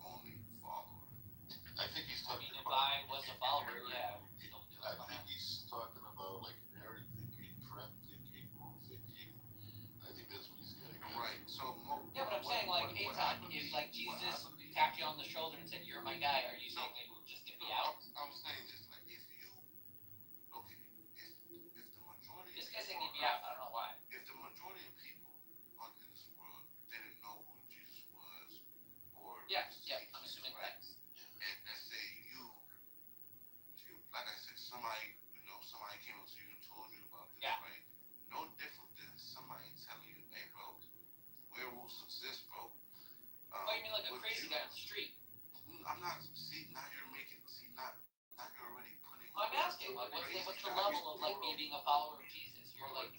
You're oscillating between him appointing me on a holy mission and him being a crazy person telling me to drop dead. This is what I'm telling you. I'm not saying it has to be a crazy guy. Somebody came up to you and told you, hey man, this Jesus existed way back then, man. He died for your sins. Yeah. And I'm talking about that's happened to me before. But here's the thing. This is a world where this is not the norm. You can't ask. So you're saying like if it happened, but that wasn't as common as it is today? Yeah, it's not common. You can't ask. Okay, so then a random guy shows up. That still just sounds like a bum on the street saying the end is nigh, no? But like said, call it a bum on the street for sure. Okay. But the thing is, he told you, and imagine this, right? He told you all the right information that you know now. Okay. You believe it. Who told us? In anybody. No, it sounds like a crazy guy on the street just trying to like change my mind into something. No, but problem before we go on, most people. There's no problem. I ignore homeless people on the street all the time. Yes. Do you agree that most people do not believe in Jesus, right? That's not true. I mean, I don't believe in Jesus. Wait. Let me get this straight. Yes, why do you say that most people do not believe in Jesus? Most people do believe in Jesus. Yeah, he said the opposite. Wait, bro. I'm sorry. Okay, why in a world, okay, where there are 4,500 religions, except please, I know what my voice sounds like, and it didn't sound like what I just said. So please let me continue. Where were we? Yes, you are aware that there are something like 5,000 religions in the world, right? Yeah. Okay, so I think all of those religions do not believe in Jesus, and Jesus' followers, okay, are Catholicism and Protestantism and all the other religions. Sex is maybe 25% of the world, and people tell each other within those sects, no, you don't believe the right way, you don't believe the right way. So you would agree with me that most people do not believe in Jesus, right? No, most people believe in Jesus. How? Okay, I'd like to hear that one, please. How? Prove it. The proof. I don't know why you're like so antagonistic to everything I say. I didn't mean it, but please. And listen, I made a declaration. I do not know. People believe in Jesus, right? So all you have to do is look up what religions acknowledge Jesus at all. Stop in your tracks because listen. Most religions do not believe in Jesus. Okay, Buddhism does not. Jainism does not. Okay, there are just so many of them that do not, and I know that you've heard of these religions. But what are the biggest religions in the world? But I just pointed out, you can be morality. We're talking about 5%. So it doesn't matter if there was. I didn't say Judaism. I said Islam and Christianity. Well, even if you Judaism's tiny. We're the So second it one. doesn't hold to that position. So guys, let's look at it from completely different perspective. Let's think about the population of civilizations, 8.4 billion people. And out of all of the Christians, Jews, and Muslims, that adds up to about 4 billion people. So that leaves you more than 4.5, 50% of the people on the earth that do not believe in Jesus. I mean, that's a very simple population calculation. So let me tell you when I say believe, right? This is what Christianity acknowledges Jesus. Therefore, they believe in Jesus. It doesn't matter if you don't like listen, follow it. Follow.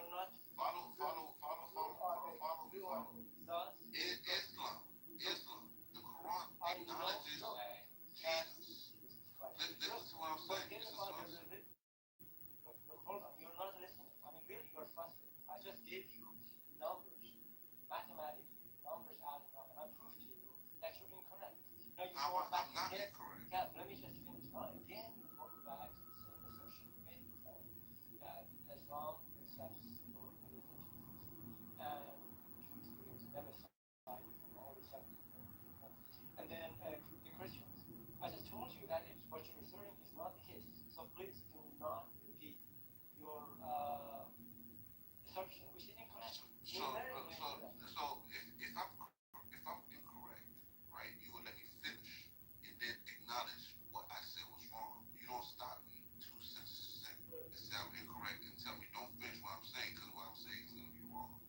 So let me repeat what I was saying, and you can listen, Ali. Now, Christianity has 2.4 billion people in it. That's 2.4 billion. Islam acknowledges Jesus Christ. So everybody that is Islam also believes Jesus existed and was a real person. That's 2 billion people. Now we're at 2.4 billion plus 2 billion people, right? Hinduism, no. Buddhism, um, no. Judaism acknowledges Jesus as a historical person by many scholars, but they don't accept him as the Messiah, but they acknowledge him to be a real person. And some Hindus regard Jesus as a holy man or guru.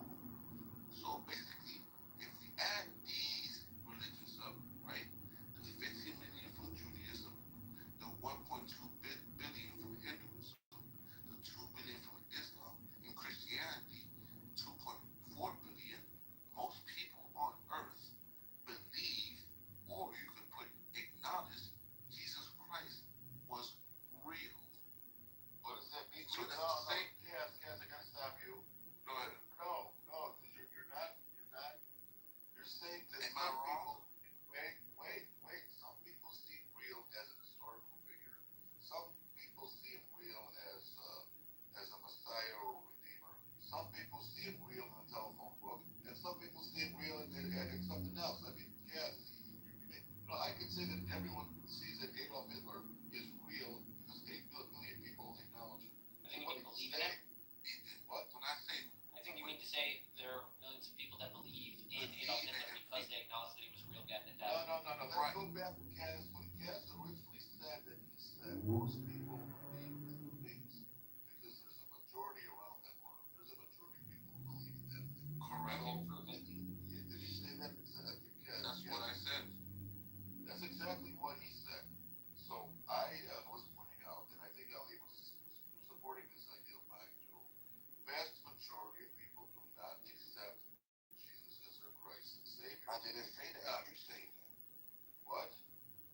You just said that sentence. I said the majority of people on earth believe Jesus Christ. When is They don't believe in Jesus Christ. No, you got to be careful how you say this. The majority of people do not believe. No, he wants to capture everyone. Okay, bro. What? He's trying to capture. That's why he's using a vaguer, broader notion of believe in. Believing. Yeah. We get it. I get it.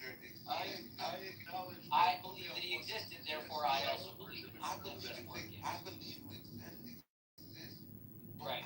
I don't worship him. Right. So I must be your redeemer. No, but listen. Let's get back to the point. Kaz made the assertion that people worship Jesus, and they would not have done so had it not been for a lot of other people worshiping Jesus. That's to a point. I can see what he's saying. All right, but for him later on to say that the majority of but when you're talking about Kaz is narrative thinking, what you're basically saying is people believe something because someone else believed it and told them about it. Is that right, Kaz? Is that what you're saying? That doesn't sound like this. Yes, and even if you don't, even if you don't want to I just be saying yes because you asked them and move on the conversation. Islam and Christians, they make up for more than half of the population of the earth. Just that alone. All right, but let's go. We've been down that road. Yeah, all those Muslims and Christians believe the exact same thing about Jesus. And why don't we make a point? And let's go with your point that there's an error thinking or a group think, or I don't even know what that is. Okay. I know he's just trying to diminish the definition of the word belief. I'm not. It means what it believes. Okay. It means what it means, bro. Okay, let me make a comment here. So I'm not going to repeat the first part that I did. When you mix in Hinduism into this thing, this is very irrelevant. I have no idea what. That's why I cut it into religious only. Because if you're only talking about two religions, we added up the numbers 4.2, 4.3 million people. Population of the earth is about 8.4, actually pushing 8.5 billion people. So from that perspective, you're not correct. If you're trying to mix in if you're trying to put into the mix some other groups, they have the knowledge of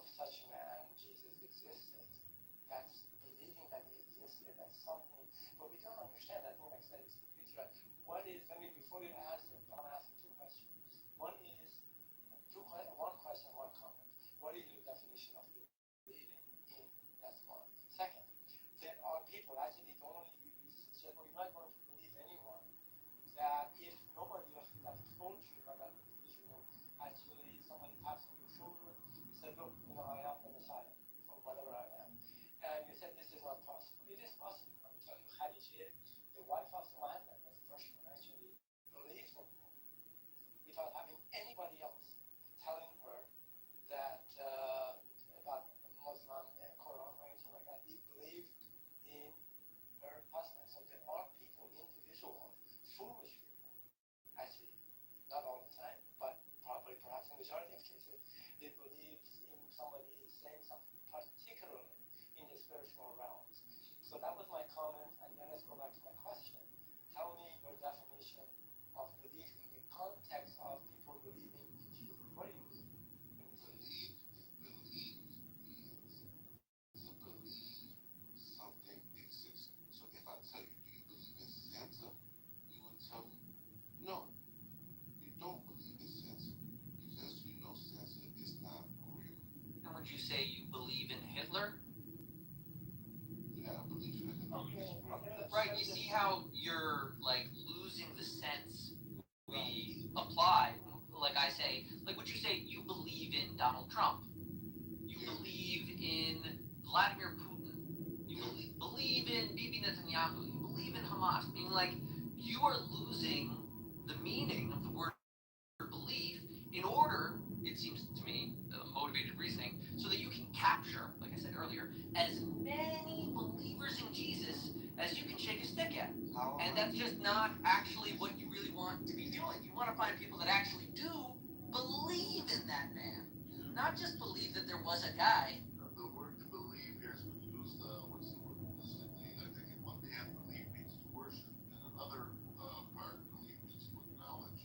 And what Cass has done here, I believe, is fused both of them into one little category, believe. Yeah, but the point is, Cass, what I think what we're really a more meaningful discussion about belief would be why do people worship when we talk about belief?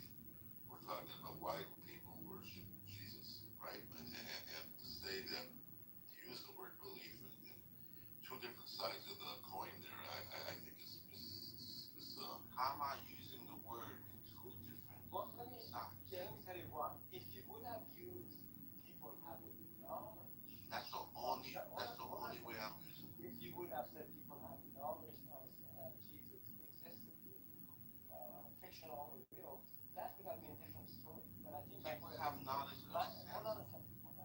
I think Max has really completely captured the almost, I would say, foolish and devious. That's not the right word.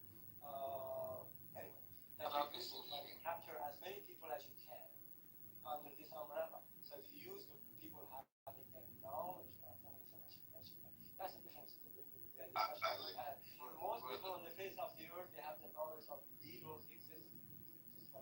The point was to start, the whole point started with Mick said, me telling him, if somebody came up to him randomly in a world where it wasn't just, the status quo to believe in this stuff, and told him that this man existed and he did this and that, the thing is, Mick said would not believe in it. That's my point. That's what I said.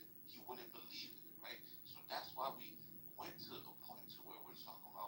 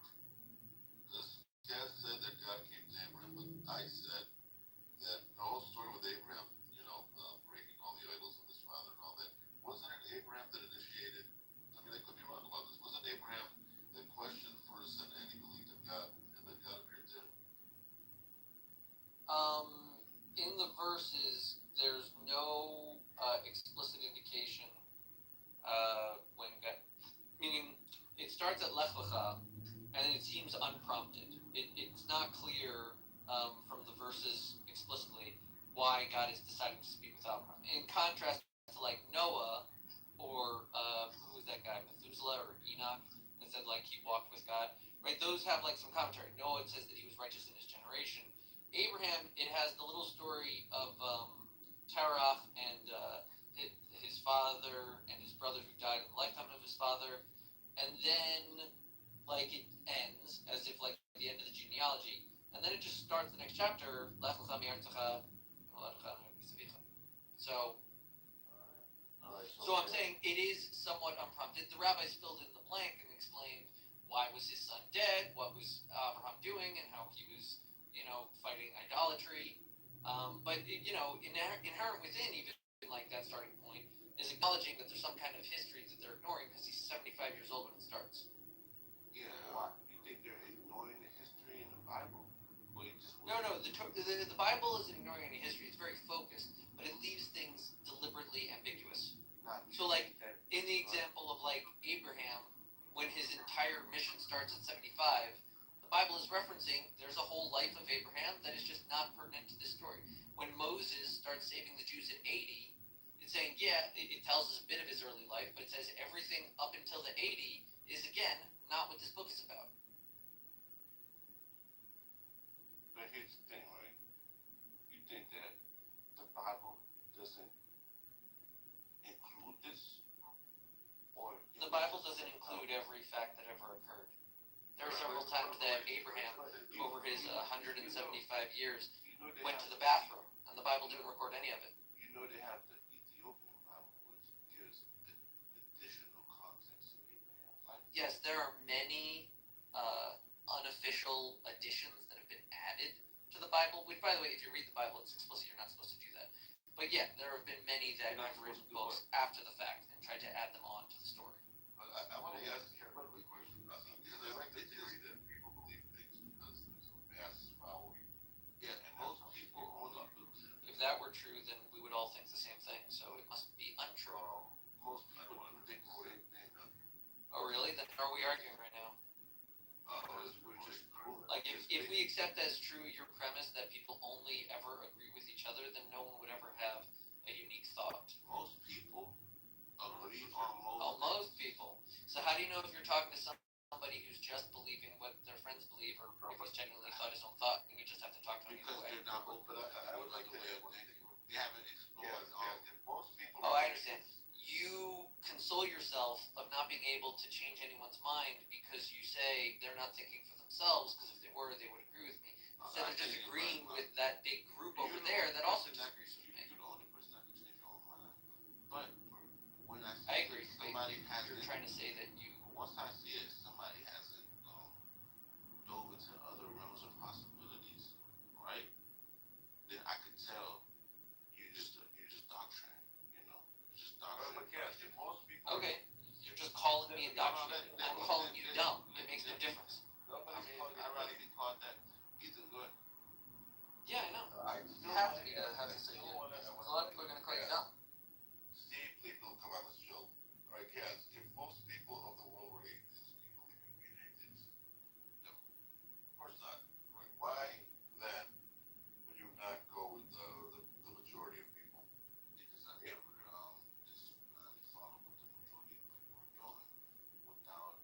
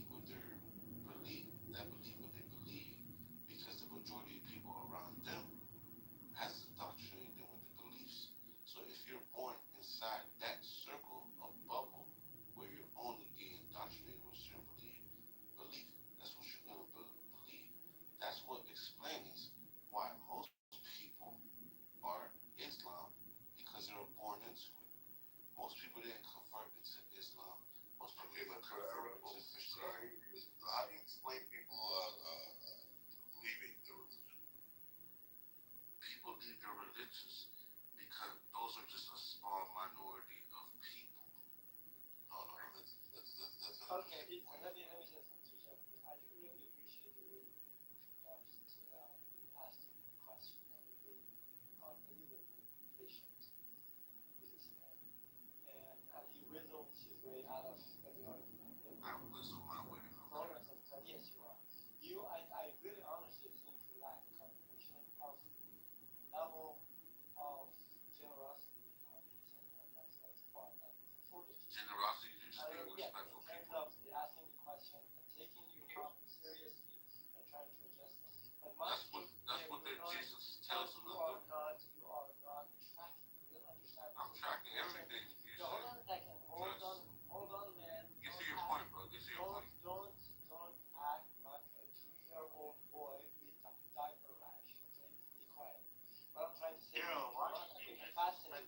we do not have the capacity to understand. Are you talking about me or the point? If you're talking about me, if you're talking, if you're talking about me, yeah, I'm talking about you. I'm talking about you. I can respect it if you're talking about the point.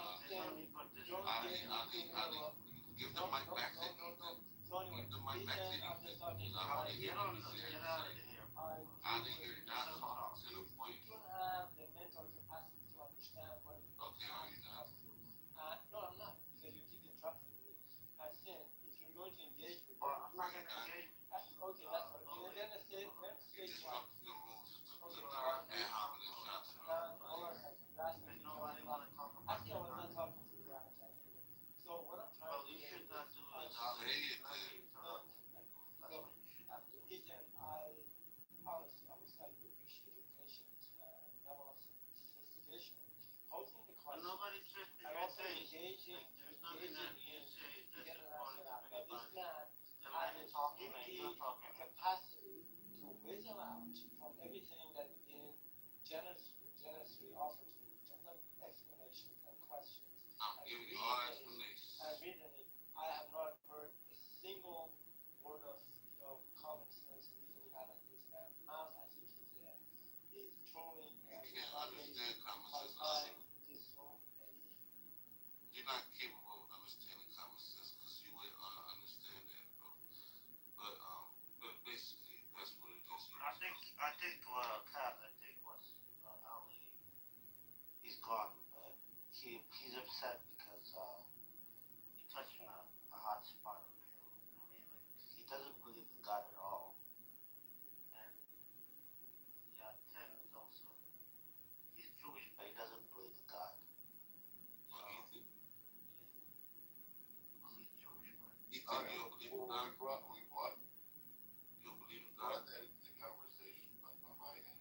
And thank you for bringing all that up. But I think if we don't want to discuss this, we can move on. I don't want to engage something that the rules want to move on. No, the room doesn't want to move on. Ali doesn't want to move on. All right, so we're talking with Kaz, and Kaz is saying that Vinaya thinking is generally inherited. People inherit their beliefs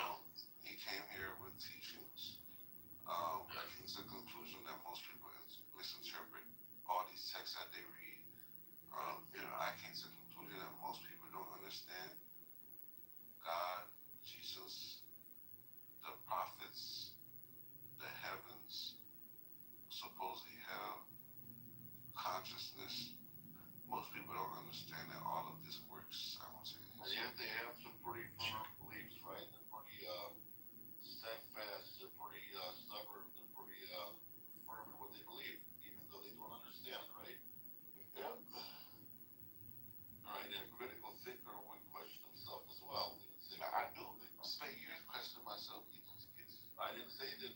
I didn't say it. I was just bringing it up, you know. So, all right, I will just point out that I know about Jesus. This is my part of the world. Okay, I was a tour guide in certain areas in Israel, biblical places as well. I know these places exist. I know the history, but I'm not a believer. Not a believer, and well, that's all I have to say. I mean, I know you didn't have to be. It definitely aligns with your lineage. You know. Whoa. Wait. How does not being a believer? Oh, because I don't believe in Jesus. Okay, so that's how, because I'm Jewish, right? Is what you're saying. I mean, yeah, it has something to do with it for sure. Okay, don't take offense to it, though. I'm not taking offense to it. It's just how things work. Now, all of these people are like that, but I wouldn't surprised if a Jewish person said this. Like that? Said what? Said they don't believe in Jesus. Oh yeah, okay. So there, you're right. You're right on that count. I don't believe in Jesus, and maybe my fair brother disagrees with that. But eventually, I just somewhere later on in life, you know, I decided to everything aside, including what my people believe, including whatever you believe. You're not wrong. You're not wrong because what I believe, things I believe is it doesn't really matter if you did or if you didn't, as long as you're living a life that's not, you know, negative. I can see that. I have like what's the word? Fear or anathema when people have blind faith, and my reasons are sociological reasons. I hate seeing people hate other people because of one book says this and the other book says that, and they can go round and round in circles. And I mean, it starts with Clubhouse and it goes on to all kinds of situations in life. And blind faith scares the shit out of me. And there's really nothing. And it's my own people too. I tell them because they're responsible for a lot that's going on in the world right now. I mean, people with blind faith are, you know, in Israel doing things that I don't think they would do otherwise. But so it's the blind faith that gets to me.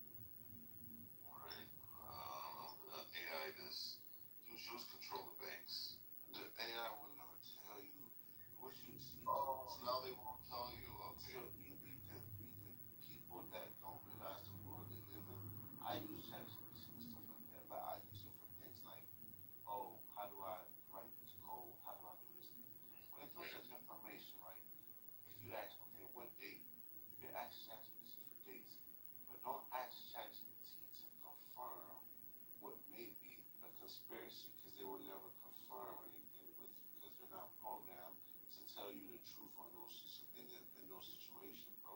So keep that in mind. They're programmed to tell you certain things, but they're not programmed to tell you and confirm controversial things, brother. So you really believe? Okay, how many Jews are there? How many of them? Well, what do you think? How many Jews are in the world? Is it 6 million? How many?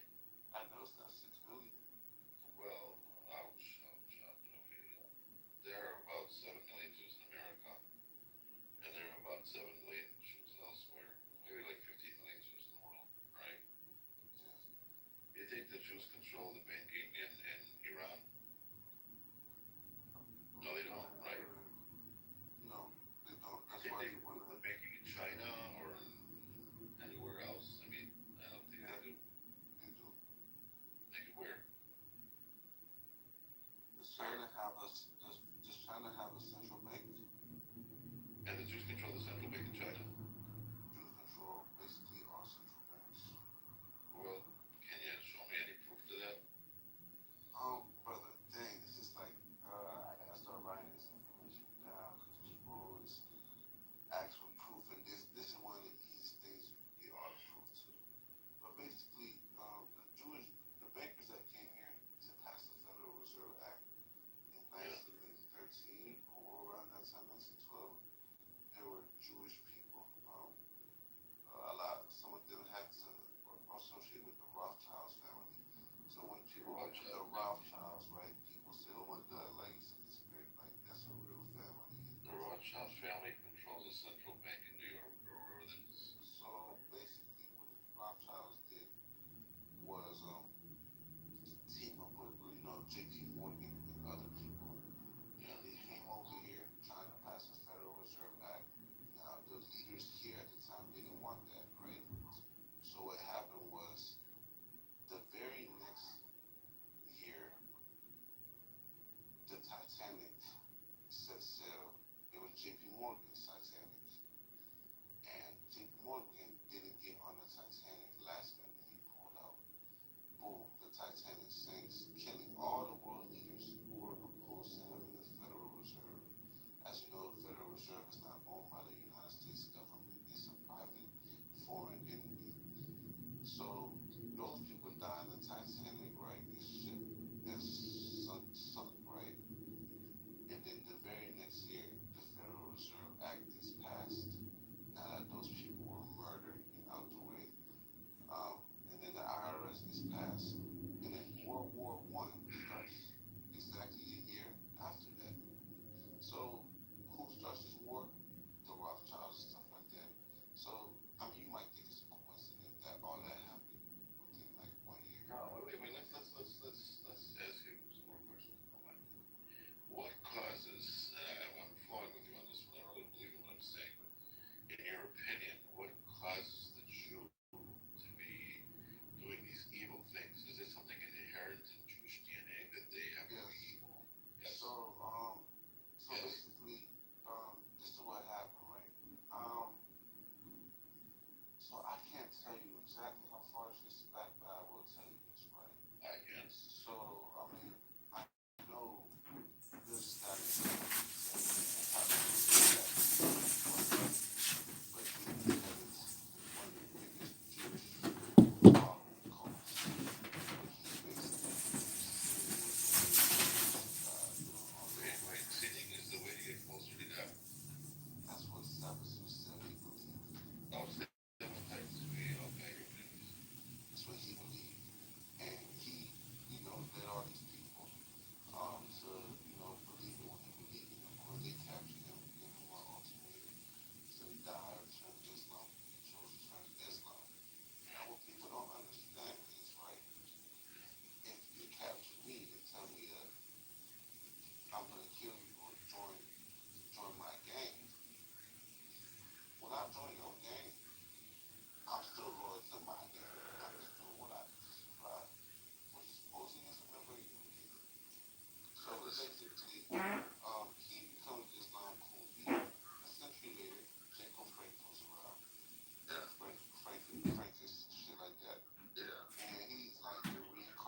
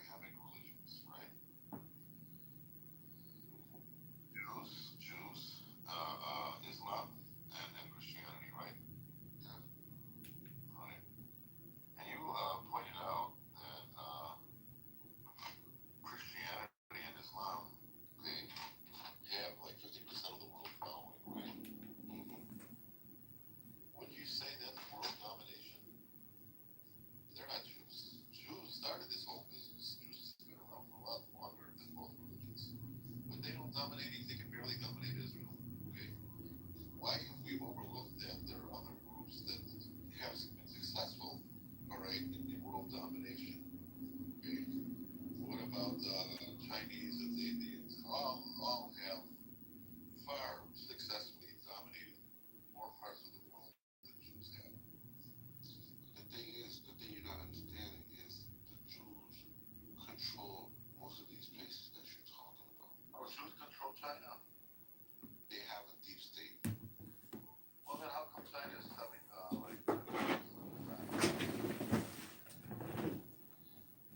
We can control that. Why did that happen? Because the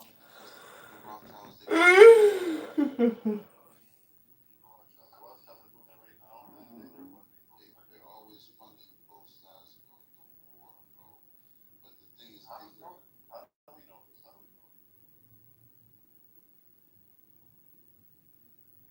Matt, you there? It was a woman's name, and there's a few women. I should just.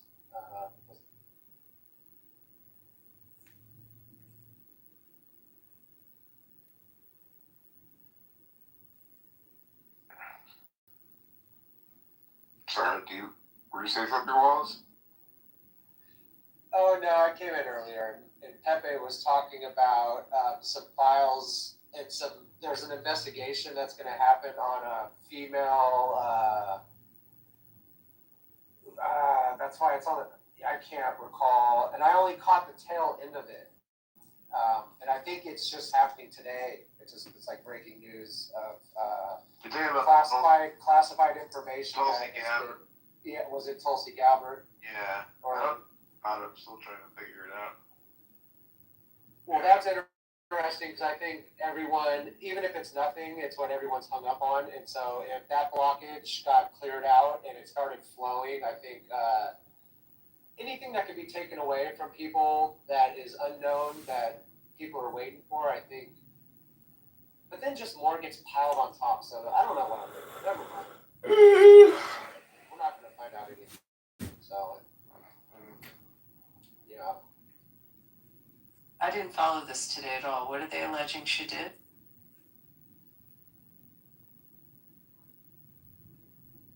I'm still reading up on it, but all I know is her offices were raided. And that's it right now. So I'm looking.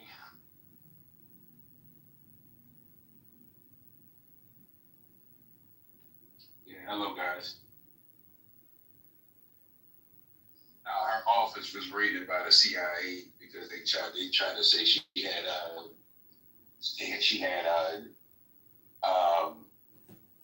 classified information on the JFK files and the MK Ultra files. So that's why. Oh wow! So that's the files. That's wild.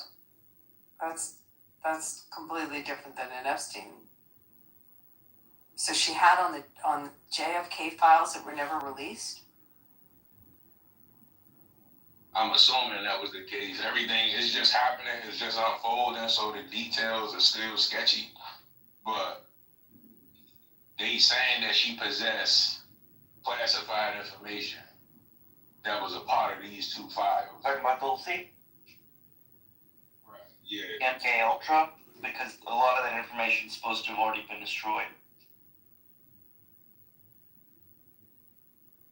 Right, but just think about it. The CIA raided her office. You know what I'm saying? Like, well, she's the head of she's the CIA. She's the head of she's the CIA boss. Only the FBI couldn't do that because she's technically the boss of the intelligence services. Only the CIA could do that. Like, if the FBI did it, it would look like partisan, like Cash Patel nonsense. No, and I appreciate that, Mike, because that is what I heard the tail end before they stopped talking about it. And I was going to say maybe it's like a 72-hour rule on this one, because I think it is just breaking and there's probably more to come. And yeah, I think tonight when I get to my destination, I'll try to read about it. But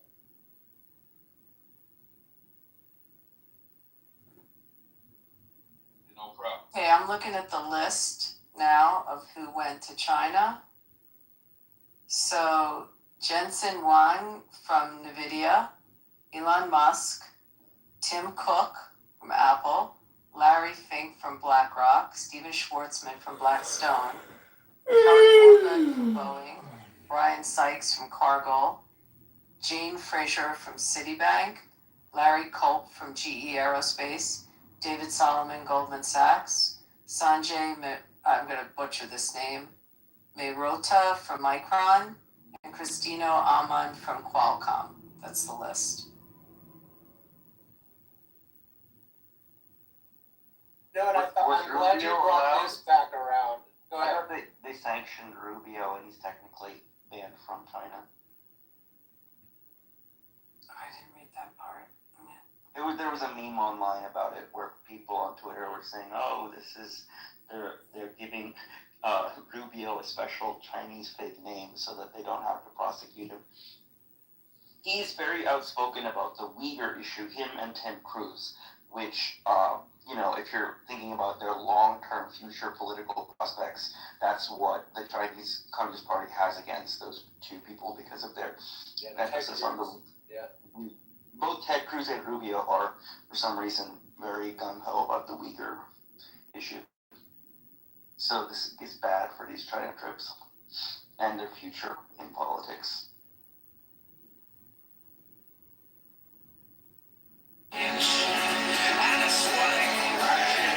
Very low social credit score, that's for sure. So looking at this list of all the CEOs that went, is he cool with Musk now? Like, I haven't followed that one. But This ruling he harkens back to the darkest days of the Jim Crow.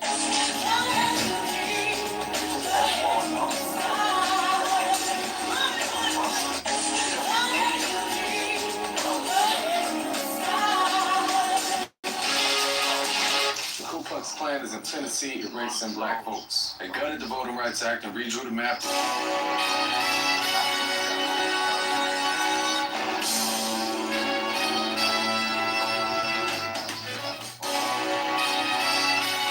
If your dad didn't teach you how to properly trade the market open, don't worry, I'm your daddy now. Now the first thing that you need to understand is right at the I'm a real Democrat, not a faggot like you. Okay? I've heard enough of this bullshit. Y'all can go to hell. I put your hand. Monday, meetings. Tuesday, flight. Wednesday, call the Pope. As I stand here in Athens, Greece, looking...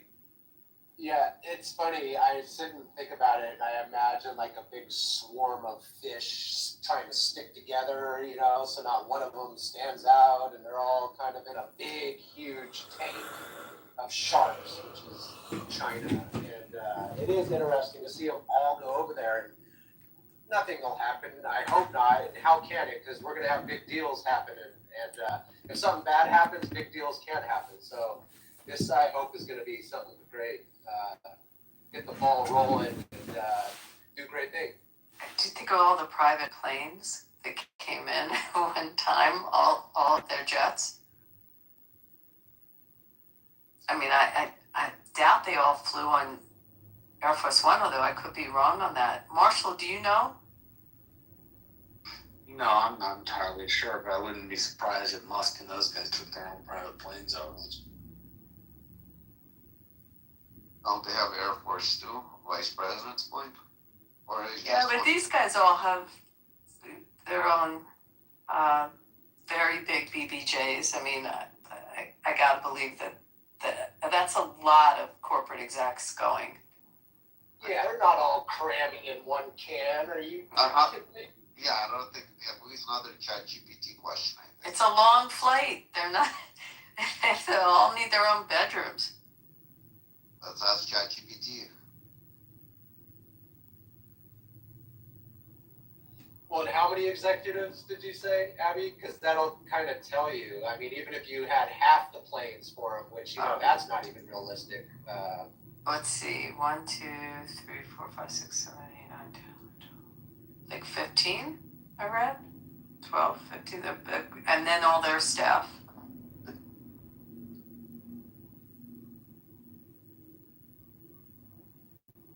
What day is it today? May what?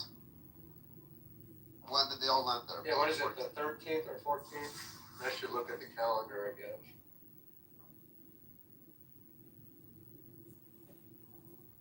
Did you say the Beast did go and all his equipment, or is he traveling light? Wonderful use one. Was he going to use a Chinese electric car over there? I assume that the embassy has car. That's the other thing. You keep talking when we talk about the Beast going over to these places. I mean, the embassies themselves have cars that now whether they all have a place like China, you would think maybe they keep a bulletproof car there. This is interesting. ChatGPT's not giving an answer to this one. Dude, listen to how paranoid we sound.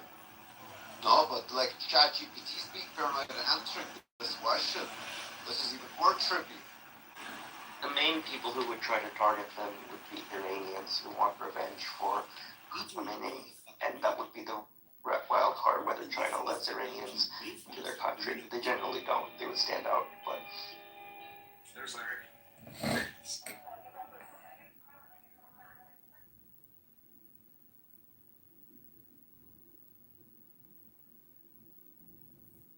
Yeah, hello?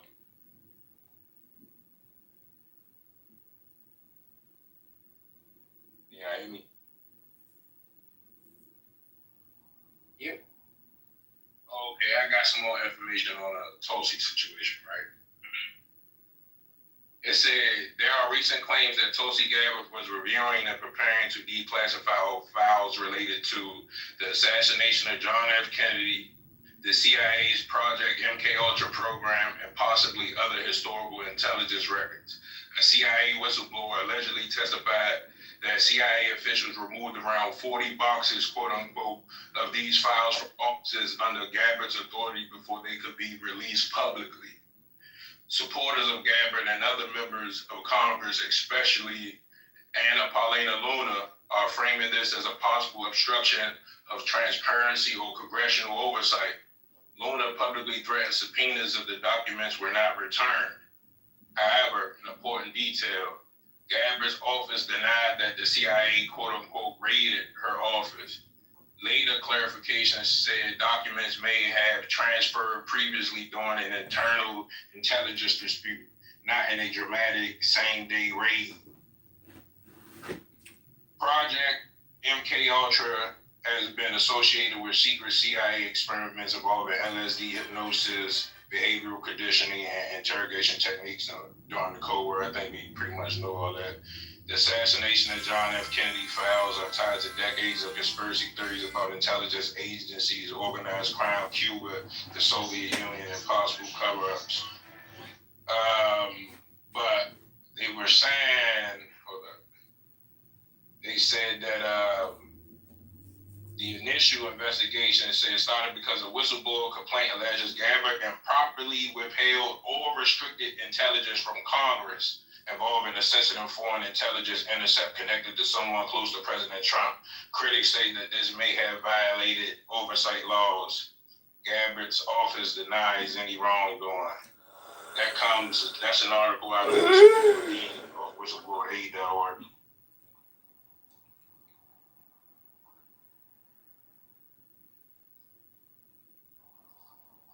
Look at that. Now when I get to my destination, I don't have, I'm still going to probably read about it. But dude, right on, Mike. That was awesome.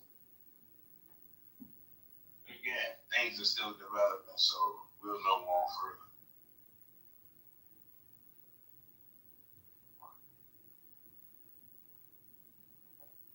If I'm being honest, I haven't really been trusting the government like I have in the past lately.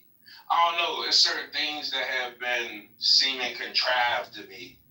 Like, it's certain events that back in the day when conspiracy theorists used to call them false flags, I used to just wave them off. But it's like, I don't know. I'm going to tell you what actually changed my whole perspective on the way government operates, the whole Charlie Kirk scenario. And to see him done like that, you know, it was just... And just to see the behaviors of the individual actors afterwards, it just rattled me in a way that I can't shake. Like I'm not gonna lie, I kind of like living in bliss. I prefer it over They're just a burdensome knowledge of wisdom. But it's like that right there got me looking at the government in a way that I've never looked at them before, and it's kind of frightening, if I can say.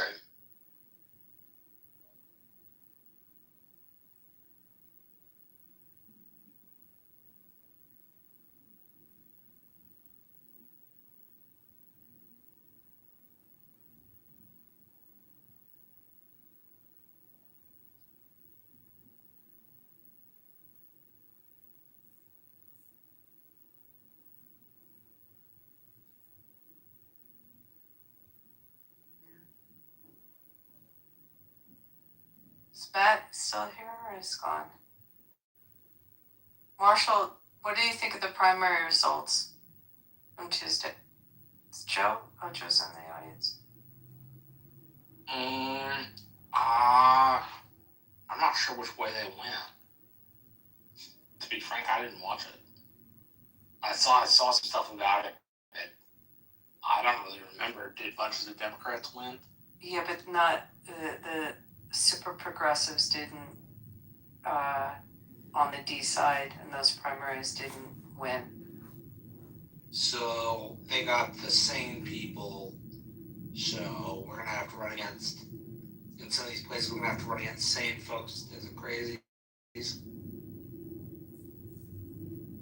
Essentially. That's gonna be hard.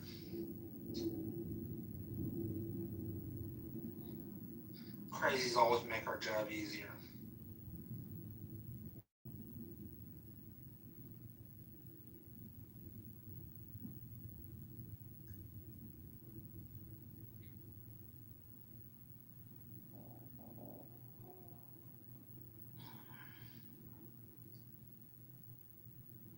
There's a lot to talk about.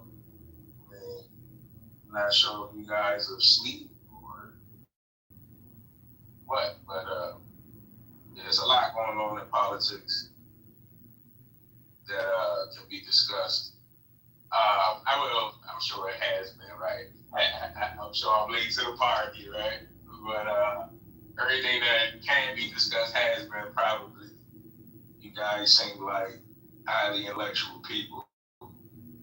So let me ask you guys, what's your consensus on what I said earlier?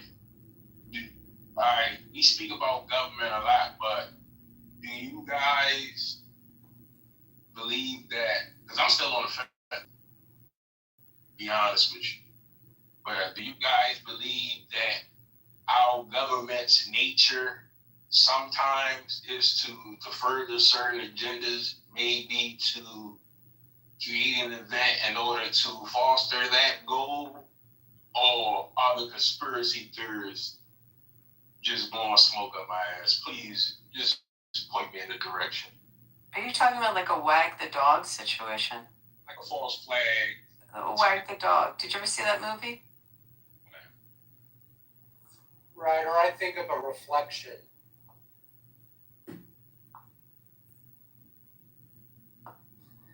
Like the more scared you are, and this is, I'm just thinking, like, the more scared they're going to be. And so if they're that scared, then it's got to be something.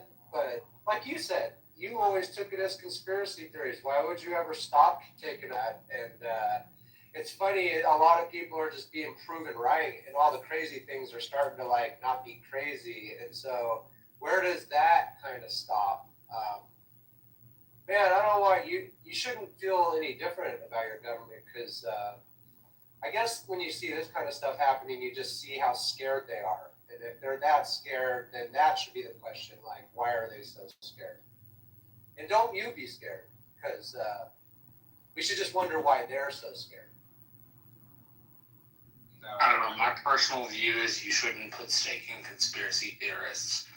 Conspiracies are real. Conspiracy theorists just make shit up. Well, that's why I was telling him just to keep his head where it was before and just keep them where they are. And it's kind of easy to do that until they're like no longer theories and they're just conspiracy. And I think that's the hard thing that a lot of people are dealing with is when the theory part falls away and it's just all becomes conspiracy.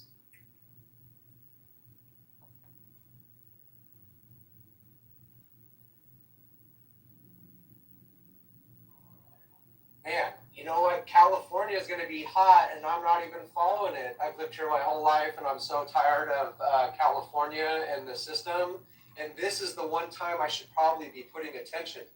And maybe that's what I'll read about when I get to my destination. But yeah, California, I think, is going to be hot this go round. I was like wondering for the people that have just thrown in the towel, like your governor's race could really go a different way, and LA mayor's race. I mean, here's hoping. Tom Steyer, I'm a fan of.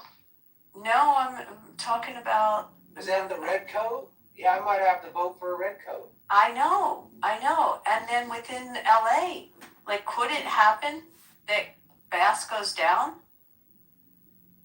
Like, do you think there's enough momentum in California? I mean, it's interesting. You better. Well, you don't vote in LA, right? Well, else you're. No, I don't. I'm in Northern California. You're in Northern California. I mean, I don't see how not. But when you hear the nation talking about Gavin Newsom even being an option for president, just all my hope is gone. I just don't understand. And then all the information is going to come out in ads, and there's no way he could win because of what he's done. Even the last 10 years alone will just destroy him as a candidate running for president. No, I don't think any chance. So who would they pick next? Somebody even worse. So I'm not even really worried about that. Yeah, California governor, super interesting how it could just shift to red all of a sudden. And I think it kind of did the same thing under, Arnold Schwarzenegger. So, yeah, interesting times. And you know what? California is more red than you think. And I think we're going to start seeing that, now with things shifting literally and getting back to the way things should be. It'll be interesting to see, how California turns out. So wait, what's specifically wrong with Tom Steyer? Because I don't know that much about him, but I heard he's cool.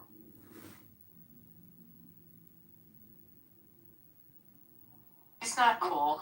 He's a progressive. He's not cool. He's like not, and he made an ass of himself when he was in that debate running for president. But isn't he at least pro-Israel compared to but that's not. He's a governor. Like, it's not really the issue. The issue is more. Is he? I mean, from an ethnic standpoint, is he going to protect the people that are under attack right now in his state? But it's also, you have to look at. Focus more on his fiscal stuff as a governor. He doesn't make foreign policy, so. Exactly. State governor never make foreign policy. Yeah, but the what's the guy's name? Who's the Republican from England? Why am I blanking? Steve Hilton. Yeah, he's picked up a lot of steam. How is the polling look on that?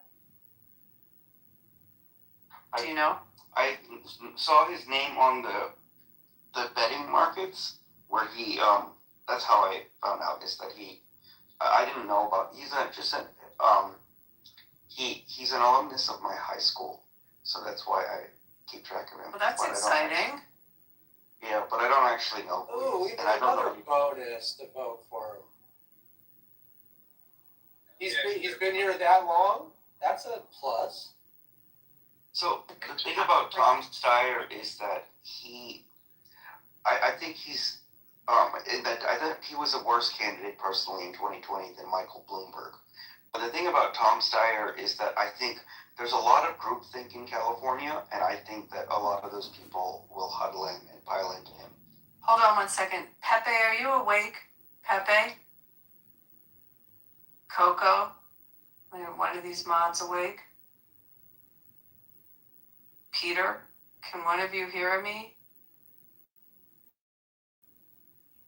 Joe, I can't get them to.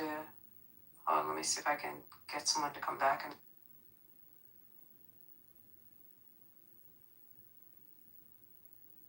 Let me ask you guys a question. You was finished, Ash. Are you still asking about the Tulsi stuff? I don't think we should talk about the Tulsi stuff. But that's just my.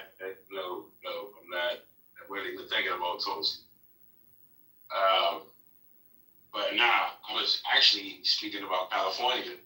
Do you guys think certain places are even governable in reality, like realistically? Like, what do you mean? Like, could you administer city government?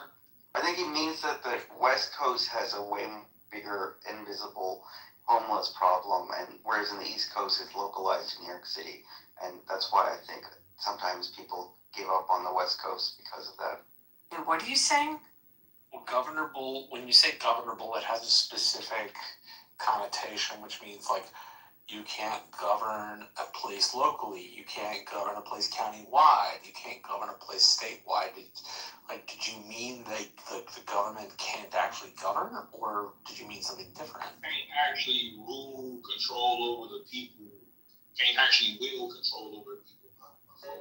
Yeah, because if you look at places like the Bay, look at places like LA, like I don't know if the territory too vast, too expansive, but it seems like it's too much going on in these areas for them to actually. It's almost like they can't like build up the police forces enough to actually deal with a lot of these issues. I think the numbers are actually kind of, in terms of employment of the officers, I think they kind of like fudged a little bit. We going through that here in DC. Actually, the chief of police just got fired. I mean, I'm sure you guys know about it. Trump made a big issue about it, about the police chief like fudging the crime numbers and things like that. So I'm saying, like, is these places even government? Do they have the manpower, police-wise, to deal with a lot of these issues? Do they have the like political power in terms of district attorneys and things like that? So that's all I was saying. I'm laying right here. No matter how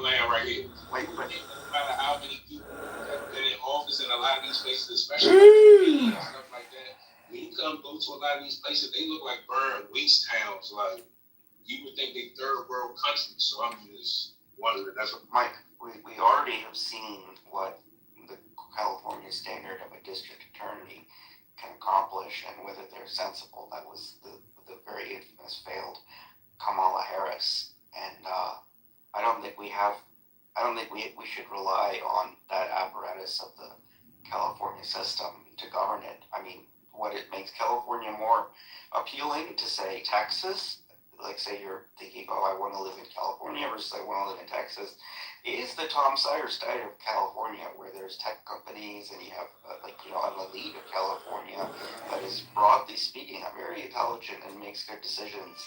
But we don't want to talk about the Kamala Harris side of California.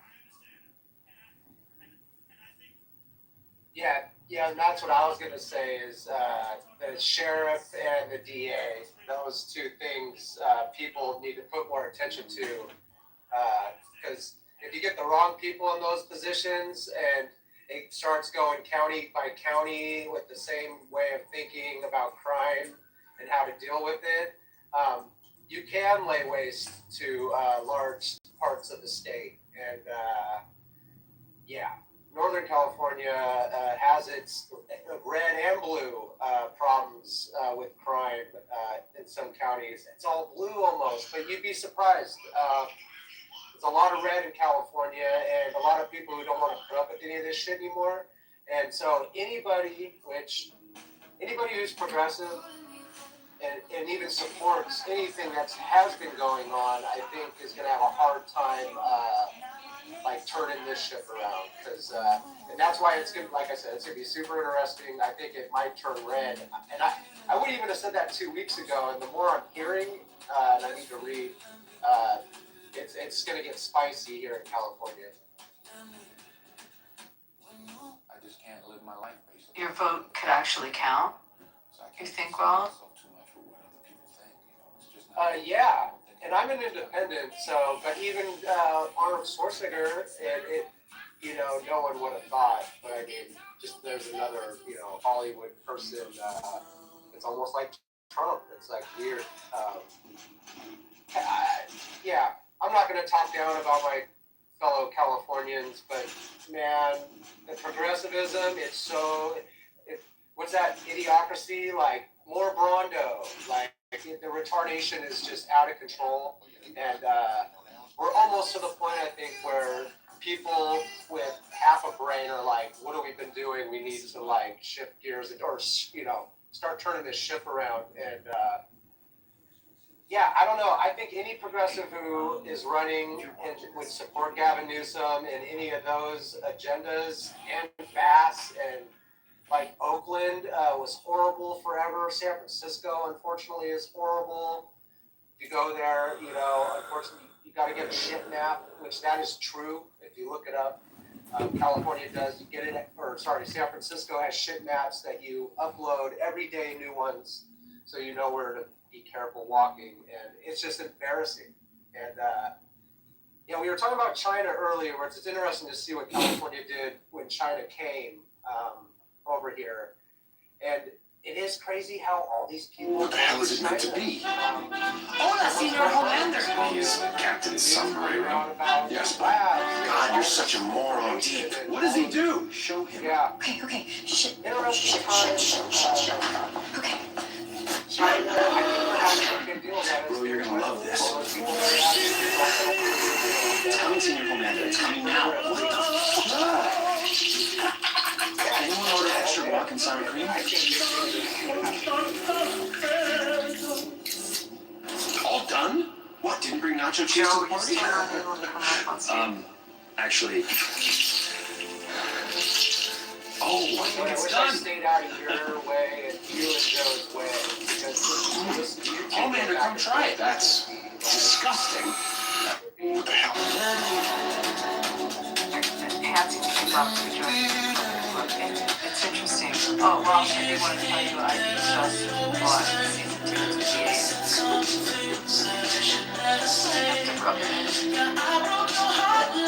to Keep it straight on!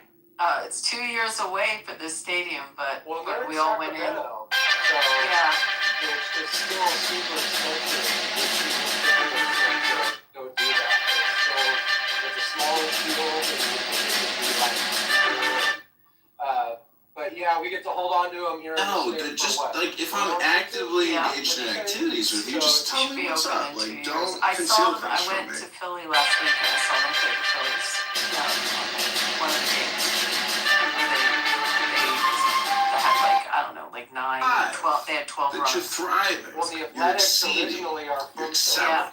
If no one You're feeling that, great. Original Athletics. I just don't know what Connie the Mack. benefit of it being infrared is for. Yeah, they were. Yeah, the Bay Area pretty much lost all their teams. The only one, and it'll probably go to, is the 49ers. And they're not even in Candlestick anymore with San Francisco. You got to go down to Santa Clara, and what a shit show. Do you think the Sharks will stay? Yeah, I mean, they're supported so much. The hockey fans, I think, are great down here.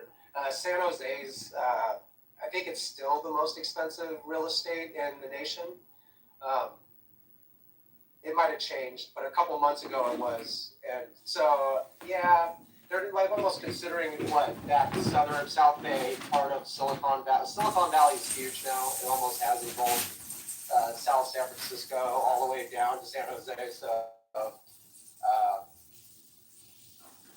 yeah, I don't know. I think if the Bay Area doesn't get their shit together, they're not going to have any teams of any kind. And then all these arenas and stadiums are just going to be for concerts, which are fun too.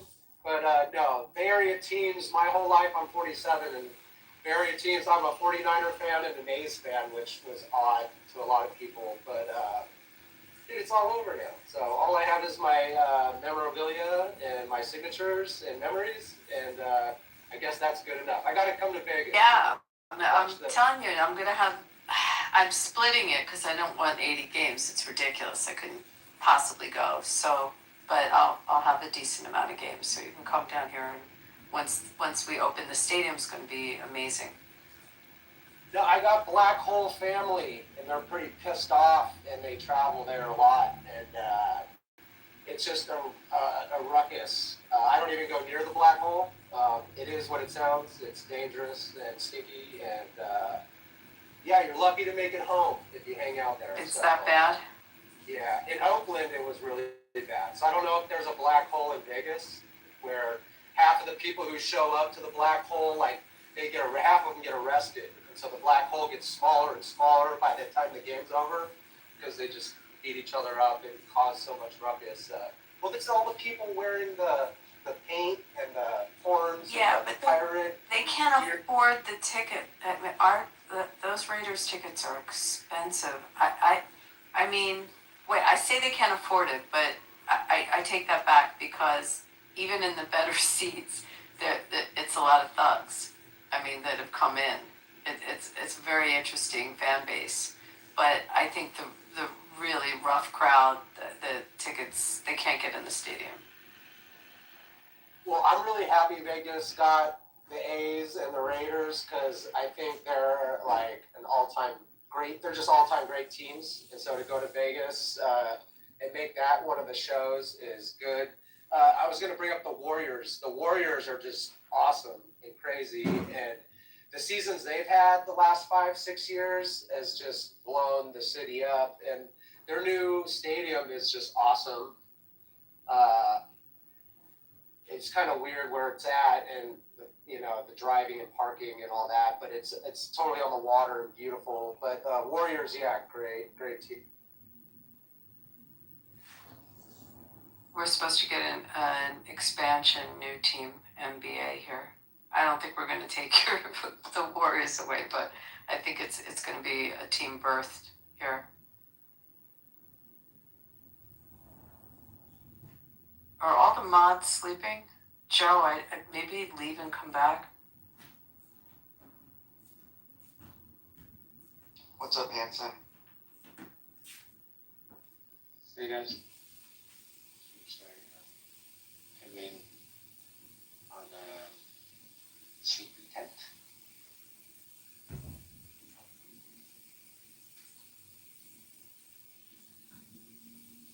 Oh, Joe says that Hanson was here before. Oh yeah, I was here quite some time ago, and then just I'm gonna check back in sometime.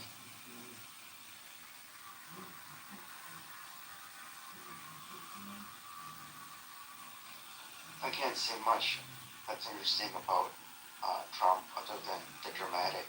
Well, Trump is in China. What do you think about that? The delegation that visited. I think even Jensen Huang went at his Taiwanese. But there's a long documented kind of bridge between the U.S. and China via Jensen Huang. So that's kind of interesting. Yeah, Jensen wants to sell his product, right? But there's a trepidation whether that will help or anything. So whether there's some handicapped or staggered product, not selling them the most advanced chips, but selling them like 2 generations behind. Yeah, I just don't think 2 generations. I don't think it's. I hear a little bit skeptical. Yeah, I don't think it's staggered enough.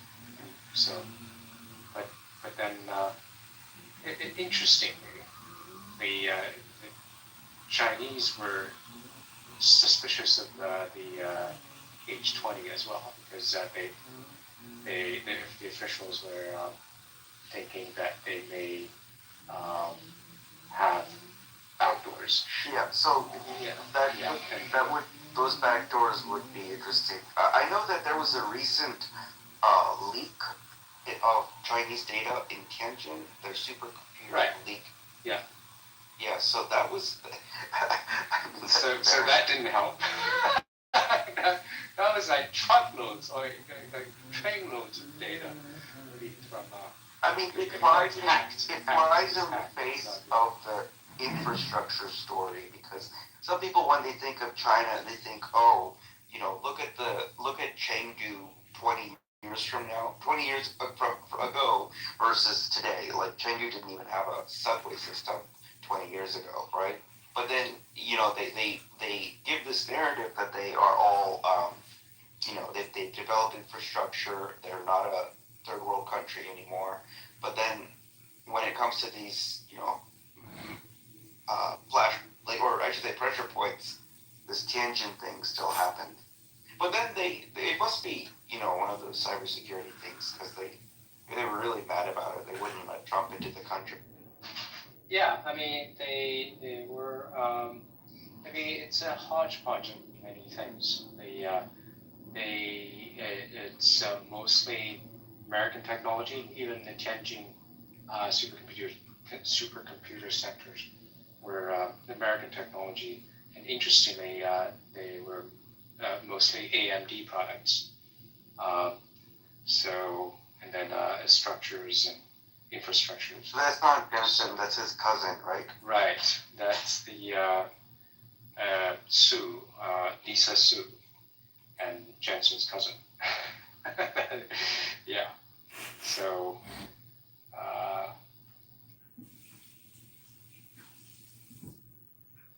yeah, I just saw the interview she gave when they were talking about open AI integration with AMD ecosystem, because I'm not so aware of the hardware side, but it was interesting that they were, because people think that it's all NVIDIA, but right. I mean, it's they have second main line, right? And then so, yeah.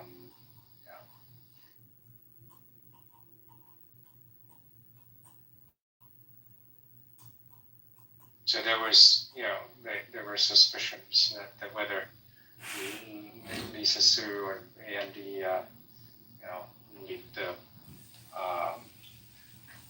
key points or whatever. So, and so that's why the Chinese government hadn't approved, even though it hadn't approved the purchasing of H20.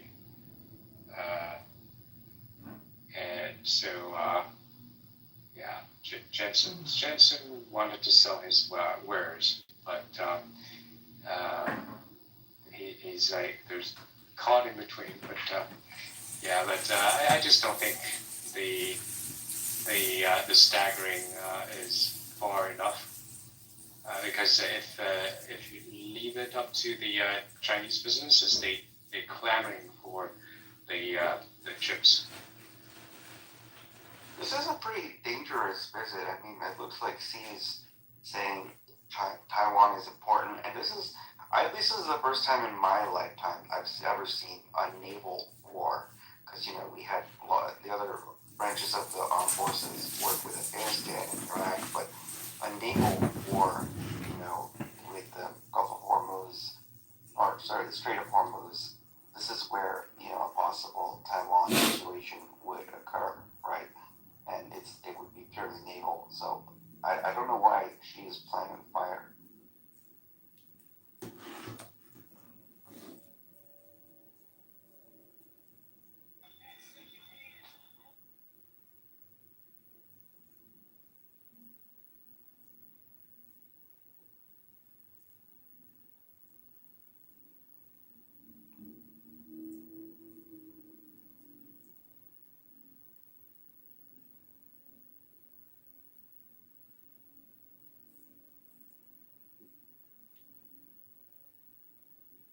It's like we're in the cemetery.